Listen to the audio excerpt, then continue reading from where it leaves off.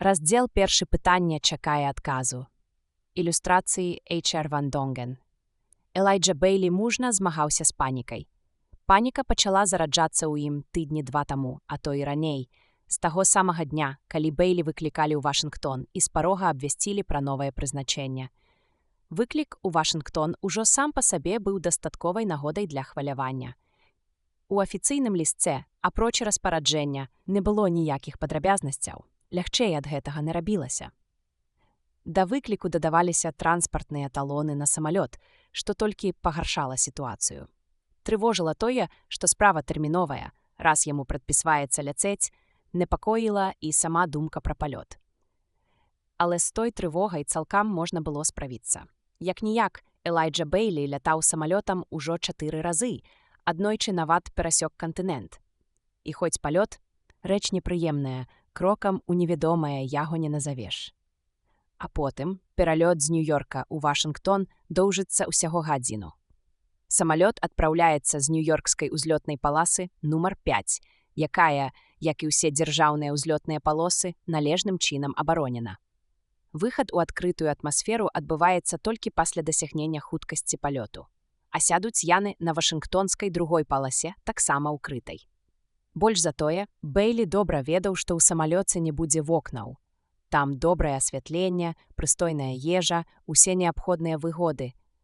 Палёт, кіраваны па радыё, пройдзе гладка. Наўрад ці рух будзе наогул адчувацца, калі самалёт падымецца ў паветра. Бейлі пераконваў у гэтым сябе і сваю жонку Джесі, якая ніколі яшчэ не лятала, а таму думка пра палёт прыводзіла яе ў жах. «Не падабаецца мне, што ты ляціш, Элайджа», — сказала Яна. «Гэта неяк ненатуральна. Чаму б табе не паехаць экспрэсам? Таму, што тады дарога зойме 10 гадзін», — Бейлі кісла ўсміхнуўся. «А яшчэ таму, што я служу ў паліцыі і мушу выконваць указанні начальства, калі, вядома, хачу захаваць свой клас С6». Зразумела, апошні довад аспрэчыць было немагчыма. Заняўшы месца ў самалёце, Бейлі ўтаропіўся ў вузкі газетны рулон, які бесперапынна разматваўся з катушкі на ўзроўні яго вачэй. Горад ганарыўся гэтай паслугай. У тэксце змяшчаліся навіны, нарысы, гумарэскі, пазнавальныя артыкулы, крыху белетрыстыкі. Казалі, што рулоны неўзабаве замяніць відэастужка. Калі пасажыр глядзіць у свой візор, ён яшчэ лепш адцягваецца ад навакольнага. Бейлі не зводзіў вачэй з рулона не толькі таму, што гэта адцягвала, але і таму, што таго патрабаваў этыкет. У самалёце апроч яго было 5 пасажыраў. Гэтага Бейлі проста не мог не заўважыць, і кожны меў права на свае асабістыя страх і трывогу ў залежнасці ад характару і выхавання. Бейлі, зразумела, і самому не спадабалася б, калі б хтосьці ўварваўся ў ягоныя ўласныя перажыванні. Ён не хацеў, каб староннія бачылі, як пабялелі касцяшкі ягоных пальцаў, што ўчапіліся ў ручкі крэсла, і не жадаў нікому паказваць вільготны след, які пакінуць там ягоныя рукі. «Я ў бяспецы», — цвердзіў ён сабе. «Самалёт — гэта маленькі горад, але сябе не падманеш». Злева ад яго была сталёвая сцэнка ў цалю таўшчынёй. Ён адчуваў яе локцем. А за ёю — нічога. Ну хай сабе паветра. Усё роўна, нічога. 1000 міль пусткі ў адзін бок, 1000 ў другі, і пара міль пад імі. Бейлі так і карцэла зірнуць уніз на верхавіны закапаных у зямлю гарадоў, паўз якія яны праляталі — Нью-Йорка, Філадельфіі, Балтымора, Вашынгтона. Ён уяўляў сабе гронкі купалаў, падобныя на нізкія гурбы пагоркаў. Ён ніколі іх не бачыў, але ведаў, што яны там, унізе. А пад купаламі на мілю ўглыб і на дзясяткі міль ва ўсе бакі працягнуліся гарады. Бейлі думаў пра бясконцыя мурашыныя пераходы гарадоў, дзе столькі народу, пра кватэры, сталовыя, фабрыкі, экспрэс-дарогі, там утульна і цёпла, там людзі. А ён сядзіць у металічнай шкарлупіне, што імчыцца скрозь пустэчу. У яго дрыжалі рукі. Бейлі прымусіў сябе засяродзіцца на палосцы тэксту і пачаў чытаць. Яму трапіўся апавяданнік пра падарожжа па галактыцы, героем якога, як відаць, быў зямлянін. Бейлі прабурчаў штосьці ў голас, але тут жа злавіў сябе на тым, што забыўся і парушыў цішыню. Але ж гэта проста смешна. Што за дзіцячыя гульні прыкідвацца, быццам зямляне здольныя заваяваць космас? Галактыка. Галактыка для зямлян зачыненая. Яе захапілі касміты, чые продкі стагоддзі таму нарадзіліся на зямлі. Ураджэнцы зямлі першымі дасягнулі знешніх светаў і прыстасавалі іх для жыцця, а іхнія нашчадкі паставілі заслон эміграцыі, не выпускаючы сваіх стрыечнікаў з зямлі. Гарадская цывілізацыя зямлі завяршыла справу, замкнуўшы зямлян у гарадах, за сцэнамі страху перад адкрытай прасторай, адрэзаўшы іх ад робатызаваных фермаў і руднікоў сваёй жа ўласнай планеты. «Іасафат», горка падумаў Бэйлі, «калі нас гэта не задавальняе, давайце штосьці рабіць, а не марнаваць час на складанне казак». Але рабіць не было чаго, і Бэйлі гэта ведаў. Потым самалёт здзейсніў пасадку, і ўсе пасажыры, у тым ліку Бэйлі, выйшлі і разышліся ў розныя бакі, так і не паглядзеўшы адзін на аднаго. Бэйлі зірнуў на гадзіннік і вырашыў, што паспее асвяжыцца перад тым, як з'явіцца ў міністэрства юстыцыі. Гэта добра. Шум і мітусня, велізарная скляпяністая зала аэрапорта, ад якой на ўсіх узроўнях разыходзіліся гарадскія калідоры. Усё, што Бэйлі бачыў і чуў, усяляла ў яго пачуццё бяспекі, утульнасці, апускання ў нетры горада, у яго чарава. Трывога прайшла, і для паўнаты шчасця не хапала толькі душа. Каб наведаць прыбіральню, патрэбны быў часовы дазвол, але камандзіровачнае пасведчанне Бэйлі адразу ўладзіла справу. Яму паставілі патрэбны штамп з прадастаўленнем асобнай кабіны, пазначыўшы дзеля пазбягання непаразуменняў дакладную дату, і ўручылі лісток з адрасам. Бэйлі быў рады адчуць пад нагамі бягучую дарожку. Ён проста атрымліваў асалоду, пераступаючы з адной на другую і са ўзрастаючай хуткасцю набліжаючыся да экспрэс-дарогі. Ён лёгка ўскочыў на палатно і заняў месца, належнае яму паводле класа. Гадзіна пік яшчэ не настала, таму вольныя месцы былі.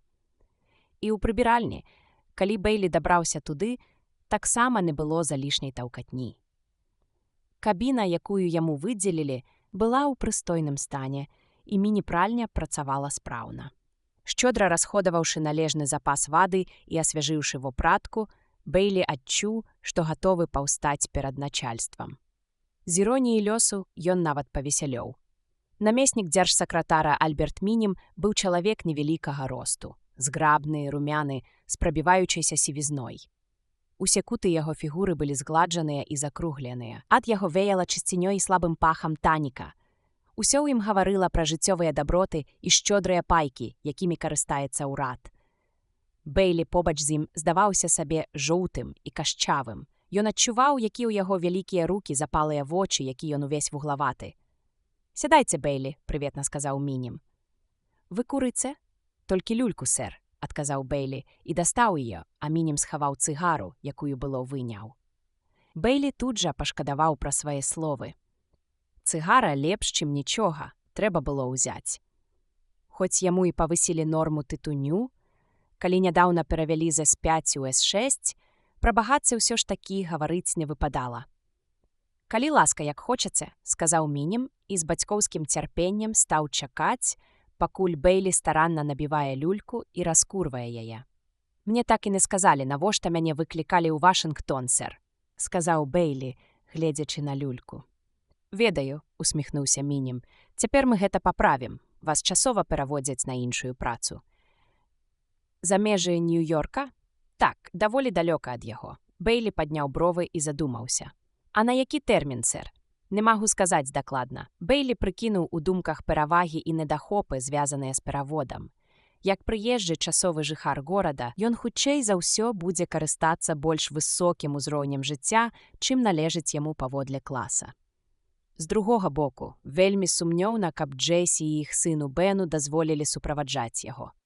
Вядома, у Нью-Йорку пра іх паклапоцяцца, але Бэйлі быў чалавек сямейны, і думка пра разлуку са сваімі захаплення не выклікала. Далей, новае прызначэнне азначала працу асаблівага роду. Гэта добра, і адказнасць вышэйшую за тую, што звычайна ўскладаецца на радавога дэтэктыва, гэта магло быць складана. Бэйлі не так даўно зведаў, што такое адказнасць, расследуючы забойства Ка Сміта паблізу Нью-Йорка, і яго не надта цэшыла перспектыва зноў сутыкнуцца з чым-небудзь падобным. «Можа быць, вы скажаце, сэр, куды мяне накіроўваюць?» — спытаў ён. У чым сутнасць майго задання? Пра што уласна гаворка? Узважваючы ў думках словы намесніка дзяржсакратара даволі далёка, Бэйлі закладаў сам з сабой заклад адносна месца камандзіроўкі. Даволі далёка гучала загадкава, і ён прыкідваў: Калькута? Сідней? Тут ён заўважыў, што Мінім дастаў такі цыгару і, не спяшаючыся, закурвае. І Асафат, падумаў Бэйлі. Не наважваецца сказаць. Час цягне. Мінім выняў цыгару з рота і сказаў, гледзячы на дымок: Міністэрства юстыцыі часова камандзіруе вас на Саларыю. Нейкі міг Бэйлі яшчэ чапляўся за падманлівыя асацыяцыі. Здаецца, Саларыя ў Азіі ці ў Аўстраліі. Потым устаў і рэзка спытаў: То бок на адзін са знешніх светаў. Слушна, пацвердзіў Мінім, не гледзячы на яго. Але гэта ж немагчыма. Хто пусціць зямляніна ў знешні свет? Абставіны часам вымушаюць перагляданне правілаў, дэтэктыў Бэйлі. На Саларыі здзейснена забойства. Вусны Бэйлі дрыгнулі ў міжвольнай усмешцы. Некалькі за межамі нашай юрысдыкцыі, ці не так? Яны звярнуліся па дапамогу. Па дапамогу? Да нас? На зямлю? Бэйлі не верыў сваім вушам. Жыхары знешніх светаў ставіліся да былой радзімы з пагардай або, ў лепшым выпадку, паблажліва. Каб яны і раптам звярнуліся па дапамогу. На зямлю, паўтарыў ён. Неверагодна, прызнаў Мінім. А ўсё ж так.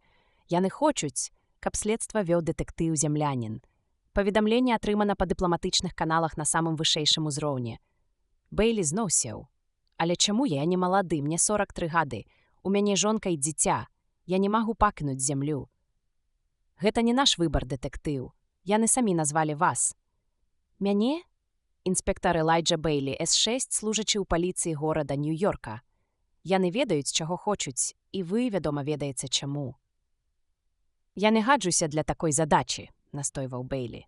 Яны лічаць, што гадзіцеся. Да іх, відавочна, дайшлі звесткі пра тое, як вы расследавалі забойства касміта. Мала што яны маглі чуць. Я думаю, што ісціну моцна прыхарошылі. У любым выпадку, паціснуў плячыма Мінім, яны запыталі вас, а мы далі сваю згоду. Усе паперы гатовы, так што можаце адпраўляцца. Падчас вашай адсутнасці ваша жонка і дзіця будуць атрымліваць даволля па класе С7. Такі разрад прысвоены вам на час камандзіроўкі. Мінім шматзначна памаўчаў. У выпадку паспяховага выканання задання разрад можа стаць пастаянным. Усё адбывалася занадта хутка для Бэйлі. Як жа так, ён проста не можа пакінуць зямлю. Што яны не разумеюць? Ён пачуў свой роўны голас, які самому здаўся ненатуральным. Што за забойства? Пры якіх абставінах яно адбылося? Чаму яны не могуць разабрацца самі? Мінім перасунуў дагледжанымі пальцамі некалькі прадметаў у сябе на стале і паківаў галавой. Пра забойства і яго абставіны мне нічога не вядома. А каму вядома, сэр? Не магу ж я адправіцца туды поўным боўдзілам. А ўнутраны голас у роспачы паўтараў: не магу ж я пакнуць зямлю. Ніхто не ведае, на зямлі ніхто. Саларыяне нас не пасвяцілі. У тым і будзе заключацца ваша праца, высветліць, што гэта за забойства, для расследавання якога спатрэбіўся зямлянін. Дакладнай, гэта толькі частка вашай працы. А калі я адмоўлюся, адважыўся вымавіць Бэйлі, загадзя ведаючы адказ і выдатна разумеючы, чым пагражае дэкласіфікацыя яму і галоўная сям'і. Мінім не згадаў пра дэкласіфікацыю, а сказаў мякка: вы не можаце адмовіцца, інспектар, давядзецца папрацаваць. На Саларыян, ды прападзі яны прападам. На нас, Бэйлі, на нас. Мінім памаўчаў. Вы ж ведаеце, у якім становішчы знаходзіцца зямля. Ведаеце не горш за мяне. Так, Бэйлі ведаў, як і любы жыхар зямлі. Насельніцтва ўсіх 50 знешніх светаў, разам узятых, значна меншае за зямное, аднак ваенны патэнцыял касмітаў вышэйшы разоў у 100. У гэтых малазаселеных рабатызаваных светах вытворчасць энергіі на душу насельніцтва ў 1000 разоў перавышае зямныя паказчыкі, а менавіта колькасць энергіі на душу насельніцтва вызначае ваенны патэнцыял, узровень жыцця, дабрабыт і ўсё астатняе. Адным з фактараў, які дазваляе захоўваць гэтае становішча, сказаў Мінім, з'яўляецца наша невуцтва. Так, невуцтва. Касміты ведаюць пра нас усё. Бачыць Бог, яны пасылалі на зямлю дастаткова місій. Мы ж не ведаем пра іх нічога, а калі і ведаем, то толькі з іх слоў. Земляне яшчэ не бывалі ні на адным са знешніх светаў. Вы першы. Я не змагу, пачаў Бейлі. Зможаце. Вам даецца унікальная магчымасць. Яны самі запрасілі вас на Саларыю, самі даручаюць вам працу. Вы вернецеся з каштоўнай для зямлі інфармацыяй. Бейлі змрочна паглядзеў на намесніка міністра.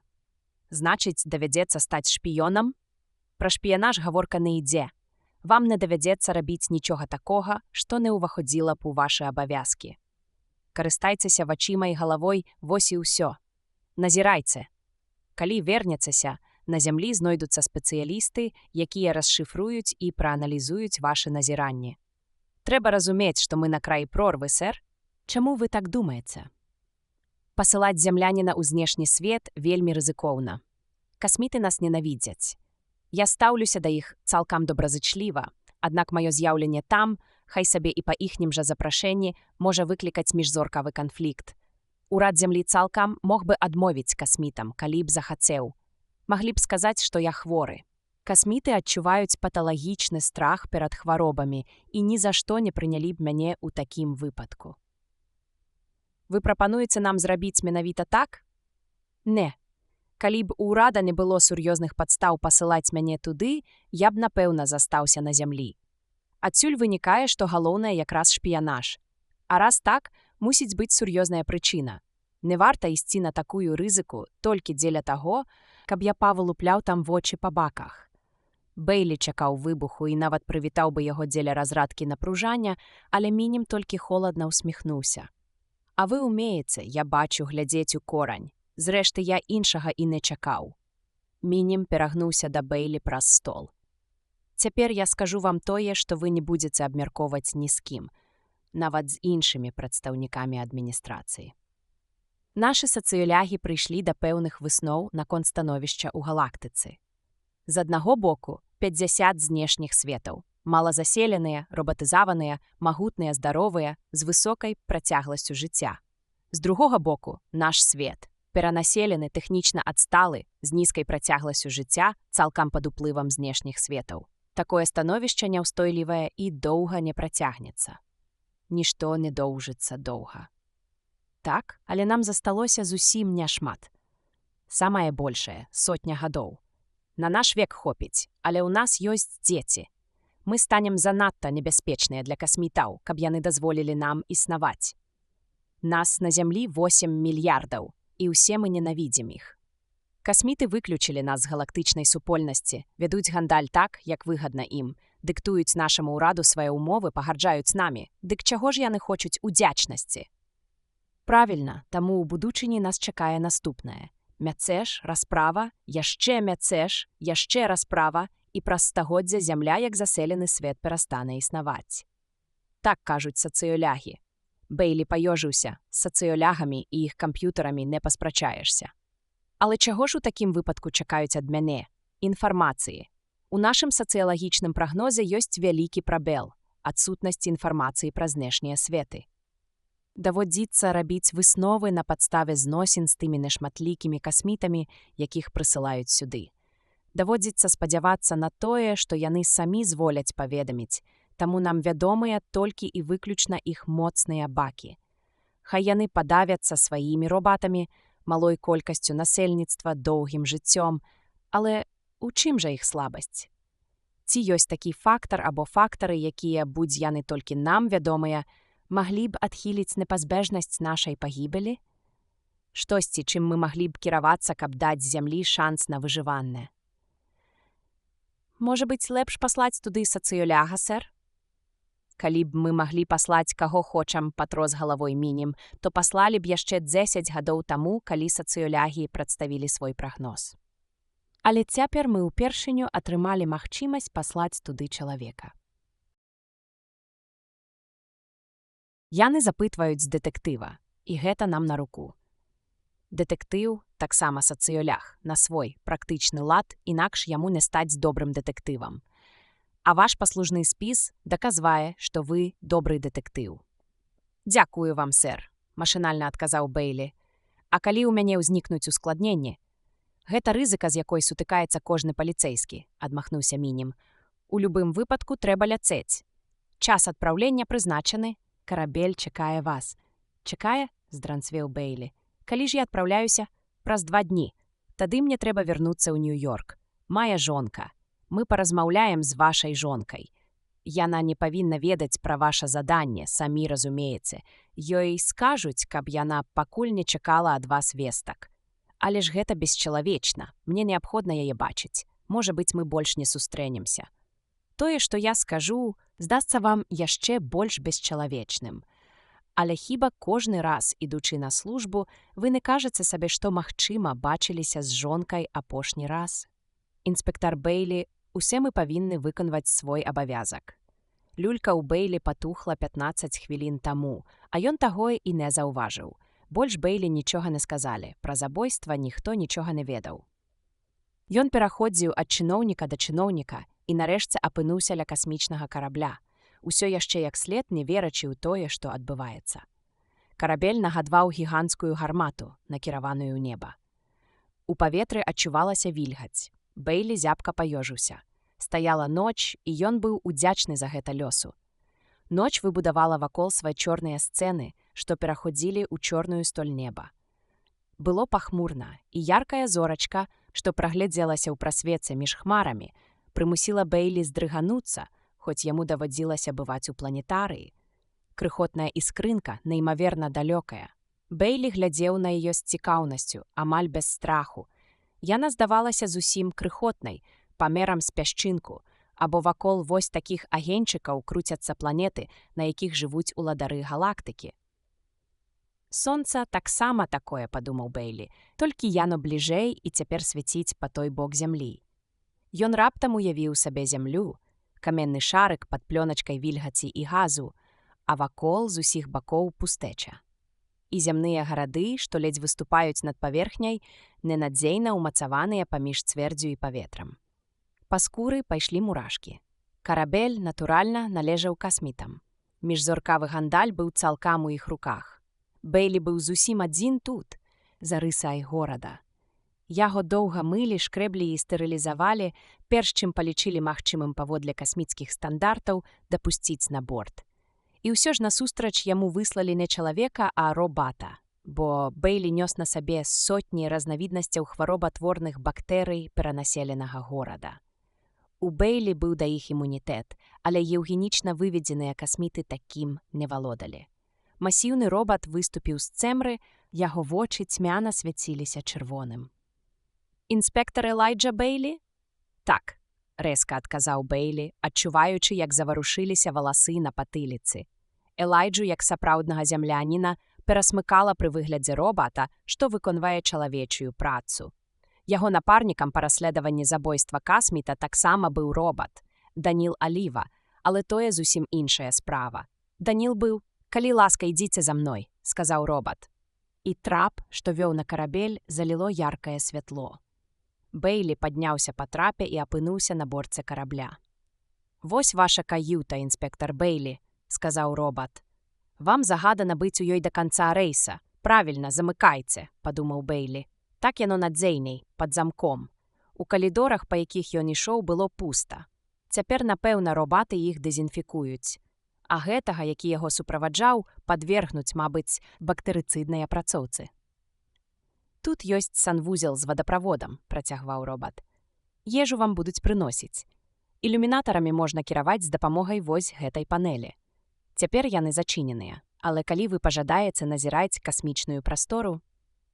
«Не трэба, бой», – з некаторай паспешлівасцю сказаў Бэйлі. «Хай застаюцца зачыненыя». Як было прынята ў зямлян, ён звярнуўся да робата бой, але той не пярэчыў. Ды і як ён мог запярэчыць? Яго паводзіны рэгуляваліся законамі робататэхнікі. Робат сагнуў свой масіўны корпус у пародыі на пачсівы паклон і выйшаў. Бэйлі застаўся адзін і мог цяпер агледзецца. Ва ўсякім разе, тут было лепш, чым у самалёце. Самалёт праглядаўся з канца ў канец. Бэйлі бачыў яго межы, а карабель быў вялікі. У ім былі калідоры, розныя ўзроўні, адсекі, проста як маленькі горад. Бэйлі ўздыхнуў амаль з палёгкай. Святло мігнула, і металічны голас з рэпрадуктара праінструктаваў Бэйлі, як павозіць сябе падчас паскарэння. Бэйлі прыціснула да перагародкі, аснашчанай гідраўлічным амартызатарам, раздаўся рокат рухавіка, запаленага пратонным мікрарэактарам. Пачуўся свіст разрываемай атмасферы, які рабіўся ўсё танчэй і вышэй, і праз гадзіну зусім заціх. Карабель узняўся ў космас. Усе адчуванні ў Бэйлі неяк прытупіліся, і ён не адчуваў сувязі з рэальнасцю.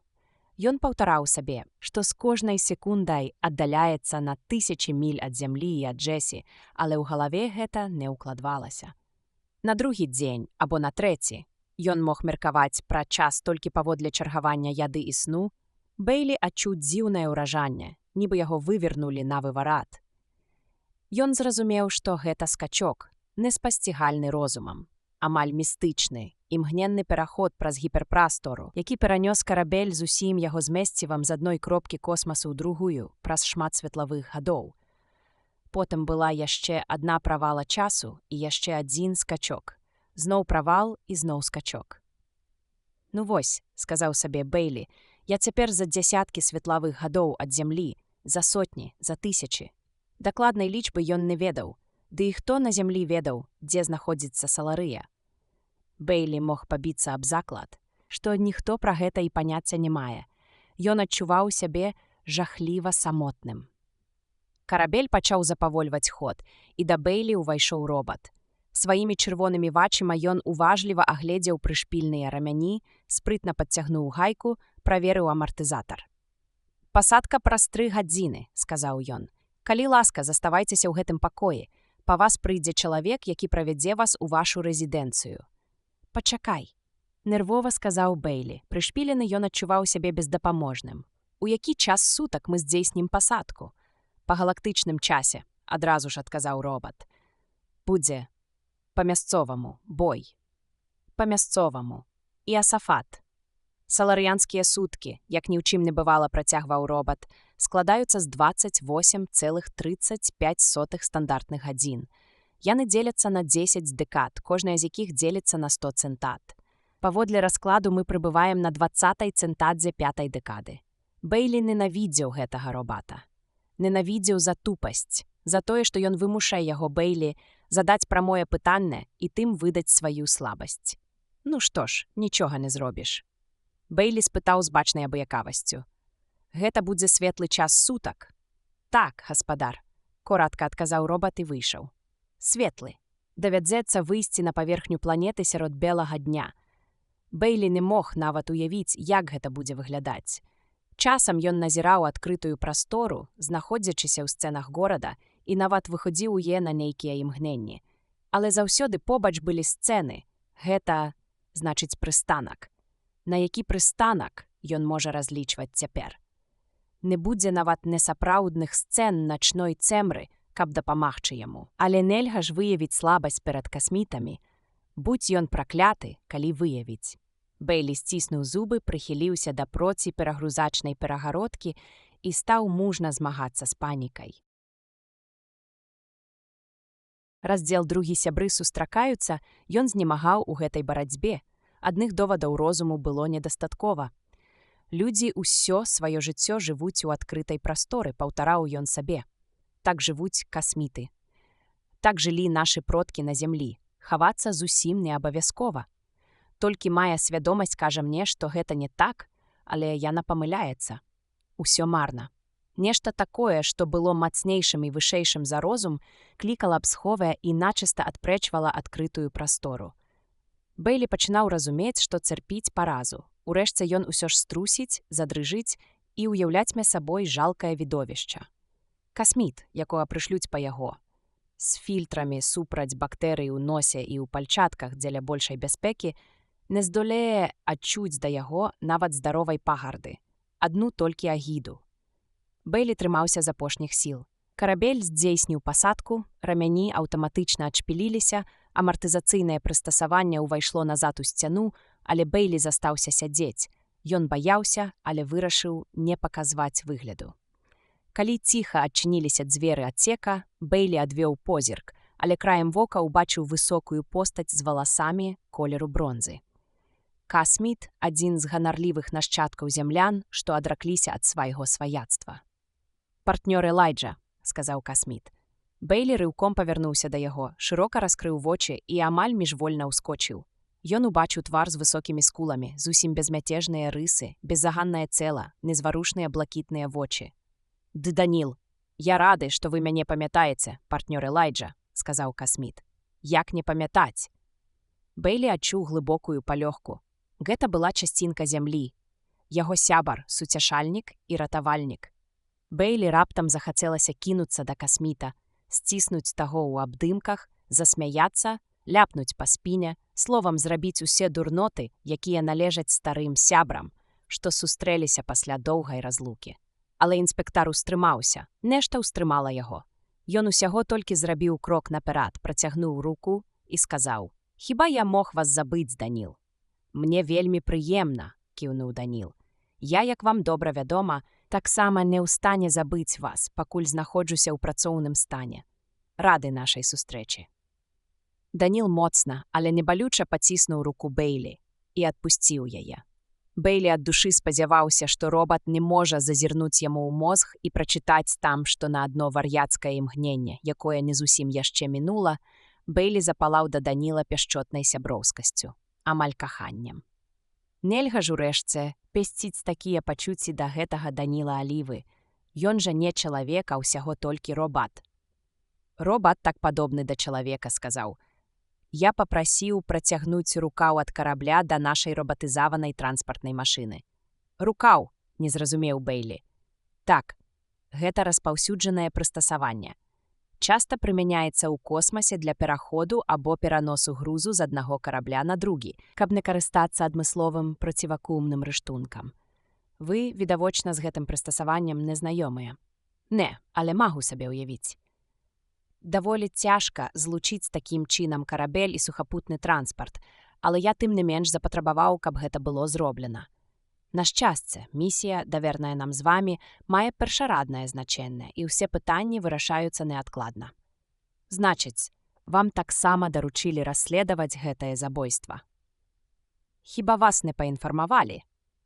Шкада, што я не сказаў вам адразу ж. Аднак шкадаванне, як і іншыя пачуцці, не адбіваліся на абыякавым твапы робата. Доктар Ханфастолф, з якім вы сустракаліся на зямлі падчас нашай агульнай працы і якога, спадзяюся, вы памятаеце, першы прапанаваў вас у якасці следчага. І паставіў умовай, што я зноў буду працаваць з вамі. Бейлі міжволі усміхнуўся. Доктар Фастолф з'яўляўся грамадзянінам Аўроры, а Аўрора была самым магутным са знешніх светаў. Відавочна, парады аўрарыянца мелі тут вагу. «Нельга разбіваць каманду, якая добра спрацавалася, а?» – сказаў Бейлі. Захапленне, выкліканае з'яўленнем Даніла, пачынала праходзіць, і трывога зноў сціскала грузі. «Не ручаюся, што доктар Фастолф меў на ўвазе менавіта гэта, партнёр Элайджа. Мяркуючы па распараджэннях, я хутчэй заключыў бы, што ў яго інтарэсы ўваходзіла прызначыць працаваць з вамі таго, хто знаёмы з вашым светам і, адпаведна, з вашымі невялікімі дзівацтвамі». «Дзівацтвамі?» – нахмурыўся пакрыўджаны Бейлі. Прымяняльна да сябе гэтае слова яму не падабалася. «Так, напрыклад, я адразу падумаў пра тое, што трэба працягнуць рукаў. Мне добра вядома ваша непрыманне адкрытай прасторы, паколькі вы раслі ў зямным горадзе». Бейлі рэзка змяніў тэму. Ці таму, што яго назвалі чалавекам з дзівацтвамі, і трэба было адыграцца, ці таму, што жыццё навучыла яго адразу распутваць усе лагічныя навязкі. На караблі пра мяне клапаціўся робат. «Робат», не без з'едлівасці ўставіў Бейлі, які выглядае як робат. «Вы яго ведаеце?» Я гаварыў з ім перад тым, як падняцца на борт. Як яго завуць і як яго можна выклікаць. РХ-2475. На Саларыі робатаў называюць толькі па серыйных нумарах. Даніл перавёў позірк на кантрольную панель каля дзвярэй. Вось кнопка яго выкліку. Бейлі зірнуў туды ж. Кнопка, на якую паказаў Даніл, была пазначана РА, так што яе функцыя не выклікала сумневаў. Бейлі націснуў яе, і хвіліны не прайшло, як з'явіўся робат, які выглядаў так, як належыць робату. «Ты РХ-2475?» – спытаў Бейлі. «Так, гаспадар». Ты нядаўна казаў мне, што па мяне мусіць нехта прыйсці. Гэта ён? Бэйлі паказаў на Даніла. Робаты сустрэліся позіркамі, і РХ 2475 сказаў: «Паводле дакументаў так. Больш табе нічога пра яго не гаварылі? Табе апісалі яго знешнасць?» «Не, гаспадар, толькі назвалі імя». «Хто назваў? Капітан карабля, гаспадар». «Ён саларыянін?» «Так, гаспадар». Бэйлі аблізнуў вусны. «Наступнае пытанне будзе вырашальным. Якое ж імя табе назвалі? Даніл Аліва, гаспадар». «Добра, бой, можаш ісці». Робат зрабіў паклон, павярнуўся кругом і пайшоў. Бэйлі задуменна паглядзеў на свайго партнёра. «Вы сказалі мне не ўсю праўду, Даніл». «У якім сэнсе, партнёр Элайджа? Размаўляючы з вамі, я сёе-тое ўспомніў. РХ 2475 казаў мне, што па мяне прыйдзе чалавек. Я выразна гэта памятаю». Даніл спакойна выслухаў яго і нічога не адказаў. «Я падумаў, што робат мог памыліцца», – працягваў Бэйлі. «Ці мусіў сапраўды прыйсці чалавек, а потым яго замянілі вамі, а РХ 2475 пра тое не паведамілі. Але, як вы самі чулі, высветлілася, што гэта не так. Робат правяраў у вас дакументы, яму назвалі ваша імя. Толькі назвалі не поўнасцю. Ці не так, Даніл?» «Так, маё імя робату назвалі не поўнасцю», – згадзіўся Даніл. «Вас жа завуць не Даніл Аліва, а Даніл Аліва, праўда? Гэта значыць робат Даніл Аліва». «Цалкам слушна, партнёр Элайджа». «Адсюль вынікае, што РХ 2475 не паведамілі, што вы робат. Маецца на ўвазе, што вы чалавек. З вашай знешнасцю такі маскарад магчымы. Не магу аспрэчваць ход вашых разважанняў. Тады працягнем». Бэйлі ахапіла лютая радасць. Ён ішоў па следзе. Хай гэта быў і не такі ўжо важны след, але цяпер Бэйлі рабіў тое, што ўмеў рабіць добра. Настолькі добра, што яго варта было цягнуць сюды праз увесь космас. Дык навошта трэба было падманваць няшчаснага робата? Яму ўсё роўна. Робат вы ці чалавек. Ён у любым выпадку падпарадкаваўся б загаду. Таму разумна будзе выказаць меркаванне, што саларыянскі капітан, які інфармаваў робата, і саларыянскія чыноўнікі, якія інфармавалі капітана, таксама не ведалі, што вы робат. Як я ўжо сказаў, гэта разумнае меркаванне, але, магчыма, не адзінае. Што скажаце? Маю рацыю ці не? Мяркую, што вы маеце рацыю». «Добра, значыць, адгадаў. Але ў чым жа тады справа? Доктар Хан Фастолф, рэкамендуючы вас саларыянам як майго партнёра, змаўчаў пра тое, што вы робат. Хіба гэта не небяспечна? Саларыяне будуць вельмі незадаволеныя, калі даведаюцца праўду. Навошта было гэта рабіць?» «Мне растлумачылі так, партнёр Элайджа», – адказаў андроід. «Супрацоўніцтва з чалавекам са знешняга свету падыме вас у вачах саларыян, а супрацоўніцтва з робатам прынізіць. Паколькі я ведаю вашы звычаі і лёгка магу спрацавацца з вамі, было прызнана разумным дазволіць саларыянам лічыць мяне чалавекам. Прычым прамога падману, значыць заявы, што я чалавек, не было». Бэйлі неяк не верылася ў гэта. Такая ўвага да пачуццяў зямляніна неўласцівая касмітам. Нават такім асвечаным, як Фастолф. «Ці няма тут іншага тлумачэння?» – падумаў ён і спытаў. «Здаецца, саларыя славіцца ў знешніх светах сваімі робатамі?» «Я рады, што вас увялі ў асновы саларыянскай эканомікі», – сказаў Даніл. «Ніхто мяне не ўвадзіў. Я ведаю, як пішацца слова «саларыя», і тым мае веды пра е абмяжоўваюцца». «Тады я не разумею, партнёр Элайджа, што прымусіла вас задаць гэтае пытанне, бо яно надзвычай трапнае. Вы патрапілі ў цэль. У маёй памяці запісана, што ва ўсіх 50 знешніх светах саларыя шырока вядомая разнастайнасцю і дасканаласцю выпускаемых ёю робатаў. Яна пастаўляе мадэлі розных мадыфікацый ва ўсе знешнія светы». Бэйлі кіўнуў з панурым задавальненнем. Даніл, зразумела, не зразумее яго інтуітыўнага заключэння, што зыходзіць з таго, што чалавек слабы, а тлумачыць Бэйлі не збіраўся. Калі саларыя, вытворца робатаў, вядомы на ўсю галактыку, у доктара Хана Фастолфа і яго супрацоўнікаў маглі быць чыста асабістыя і цалкам людскія матывы прадэманстраваць уласнага робата экстра-класа. Пра тое, каб шкадаваць пачуцці зямляніна, ніхто і не думаў.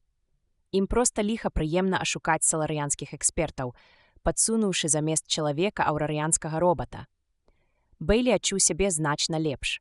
Дзіўная справа. Уся моц яго інтэлекту была бяссільная перамагчы паніку, а саступка ўласнаму славалюбству зрабіла гэта імгненна. Дапамагло і ўсведамленне таго, што касміты таксама грашаць славалюбствам. «Іасафат, усе мы людзі», – падумаў ён. «Нават і касміты». Услых ён вымавіў амаль весела. «Доўга яшчэ чакаць машыну? Я гатовы». Рукаў, працягнуты па просьбе Даніла, не вельмі падыходзіў для сваёй цяперашняй задачы. Чалавек і андроід ішлі па гнуткай кішцы, якая разгойдвалася і прагіналася пад іх вагой. У космасе, як цьмяна здагадваўся Бэйлі, па ёй было б лёгка пераляцець з карабля на карабель. Дастаткова адзін раз адштурхнуцца. На другім канцы рукаў зморшчыўся, быццам сціснуты рукой волата. Даніл, у якога быў ліхтарык, устаў на карачкі, і Бэйлі давялося пайсці за яго прыкладам. Такім чынам яны пераадолелі апошнія 20 футаў і нарэшце дабраліся да свайго транспарту. Даніл зачыніў дзверы, шчыльна засунуў іх. Нешта моцна пстрыкнула, напэўна, ад'ядналі рукаў. Бэйлі з цікаўнасцю агледзеў машыну. Нічога экзатычнага ў ёй не было. 2 сядзенні, адно за адным, кожнае разлічанае на 3. З абодвух канцоў кожнага сядзення дзверцы. Глянцавітыя прамавугольнікі, мабыць, вокны, чорныя і непразрыстыя, зразумела палярызаваныя. Бэйлі ведаў, як гэта робіцца. Кабіну асвятлялі 2 круглыя жоўтыя свяцільнікі на столі. Адзінае, што кінулася ў вочы Бэйлі, рэпрадуктар на панелі перад першым сядзеннем і адсутнасць якога-небудзь кіравання. «Кіроўца, напэўна, сядзіць за перагародкай?» – спытаў ён. «Цалкам дакладна. Партнёр Элайджа. А каманды падаюцца такім чынам». Ён пстрыкнуў рычажком, чырвоны агеньчык побач замігцеў, і Даніл вымавіў: «Можна адпраўляцца. Мы гатовыя». Машына злёгку зашумела, іх ледзь-ледзь прыціснула да спінкі сядзення, але тут жа шум і ціск спыніліся, і за імі нічога не рушыла ўслед. «Мы што, ўжо едзем?» – здзівіўся Бэйлі. «Так, гэтая машына рухаецца не на колах, а на дыямагнітнай сілавой падушцы. Адчуваецца толькі тармажэнне ці паскарэнне. А павароты? Машына аўтаматычна ўраўнаважвае крэн. Тое самае адбываецца на пад'ёмах і спусках». «Складанае, мусіць, кіраванне», – суха заўважыў Бэйлі. «Цалкам аўтаматызаванае. Машыну вядзе робат». «Угу». Бэйлі ўжо даведаўся ўсё, што хацеў. «Нам доўга ехаць? Каля гадзіны. Па паветры было б хутчэй, але я паклапаціўся пра тое, каб змясціць вас у сховішча. А саларыянскі аэраплан нельга ізаляваць настолькі шчыльна, як гэтую машыну, у якой мы едзем». Бэйлі такая клапатлівасць прывяла ў раздражненне. Ён адчуў сябе дзіцем пад апекай мамкі. Амаль гэтак жа раздражняла яго, як гэта не дзіўна, гаворка Даніла. Яму здавалася, што гэтыя бездакорна правільныя фразы хутка выдадуць, хто ён такі. Бэйлі скіраваў дапытлівы позірк на «Р» Даніла Аліву. Робат, сядзячы нерухома, глядзеў проста перад сабой, і пільная ўвага Бэйлі яго, як відаць, не бянтэжыла. Скура Даніла была зроблена бездакорна. Кожны валасок на галаве і на цэле з любою і майстэрствам пасаджаны на месца. Пад скурай цалкам натуральна рухаліся мускулы. Намаганняў не пашкадавалі, не ўпусцілі нічога, нават самай драбніцы. Але Бэйлі ведаў з досведу, што на канечнасцях і грудной клетцы Даніла ёсць нябачныя швы, па якіх робата можна ўскрыць і паправіць у выпадку патрэбы. Ён ведаў, што пад гэтай гэтак натуральнай скурай знаходзіцца метал і сіліцый, што ў чарапной каробцы змяшчаецца пазітронны мозг. Магутны, але ўсё ж пазітронны, што думкі Даніла усяго толькі кароткія імпульсы пазітронаў, што бягуць па старанна прадуманых і сабраных электронных схемах. Але што можа выкрыць яго ў вачах спецыяліста, які загадзя не ведае, хто ён? Лёгкая ненатуральнасць мовы, поўная незварушнасць, адсутнасць эмоцый, самая яго дасканаласць. Аднак час ідзе. Бэйлі сказаў: «Давайце пагаворым, Даніл. Думаю, вы перад адпраўкай сюды атрымалі нейкую інфармацыю пра Саларыю». «Так, партнёр Элайджа». «Добра. А вось мне даць не пастараліся. Якія памеры планеты? Дыяметр 9500 міль. Гэта самая вялікая з 3 планет сістэмы і адзіная населеная. Па клімаце і атмасферы нагадвае зямлю. Працэнт урадлівых зямель вышэйшы, чым на зямлі, а змест карысных выкапняў ніжэйшы, але распрацоўваюцца яны менш інтэнсіўна. Саларыя эканамічна самастойная і, дзякуючы экспарту робатаў, забяспечвае сабе высокі ўзровень жыцця. Насельніцтва – 20 000, партнёр Элайджа. Бейлі зрабіў прыкідку і мякка сказаў: «Вы, напэўна, хацелі сказаць 20 мільёнаў». Валодаючы толькі прыблізнымі звесткамі пра знешнія светы, Бейлі тым не менш ведаў, што як бы мала яны не былі населеныя, колькасць іх жыхароў вылічваецца ўсё ж мільёнамі. 20 000, партнёр Элайджа, паўтарыў робат. Значыць, планета заселена нядаўна? Зусім не. Саларыя абвясціла аб сваёй незалежнасці 2 стагоддзі таму, а заселена была за стагоддзе да гэтага. Колькасць насельніцтва наўмысна падтрымліваецца ў межах 20 000. Падобную лічбу палічылі аптымальнай самі саларыяне. Якую ж частку планеты яны займаюць? Усю ўрадлівую зону. Колькі гэта будзе ў квадратных мілях? 30 мільёнаў квадратных міль, уключаючы памежныя раёны. І гэта на 20 000 чалавек. Тут працуе таксама каля 200 мільёнаў пазітронных робатаў, партнёр Элайджа. І Асафат. Што ж атрымліваецца? 10 000 робатаў на чалавека. Самы высокі паказчык у знешніх светах, партнёр Элайджа. Другое месца займае Аўрора, а там на чалавека прыпадае ўсяго 50 робатаў. Навошта ім столькі робатаў? Куды дзяваць такую колькасць прадуктаў? Вытворчасць прадуктаў харчавання не самае галоўнае ў эканоміцы саларыі. Важнейшыя горныя працы, а самае важнае – вытворчасць энергіі. У Бейлі галава закружылася пры думцы пра такую колькасць робатаў. 200 мільёнаў. І так мала людзей. Мабыць, гэтыя робаты проста такі кішаць усюды. Старонні назіральнік мог бы падумаць, што саларыя населена выключна робатамі.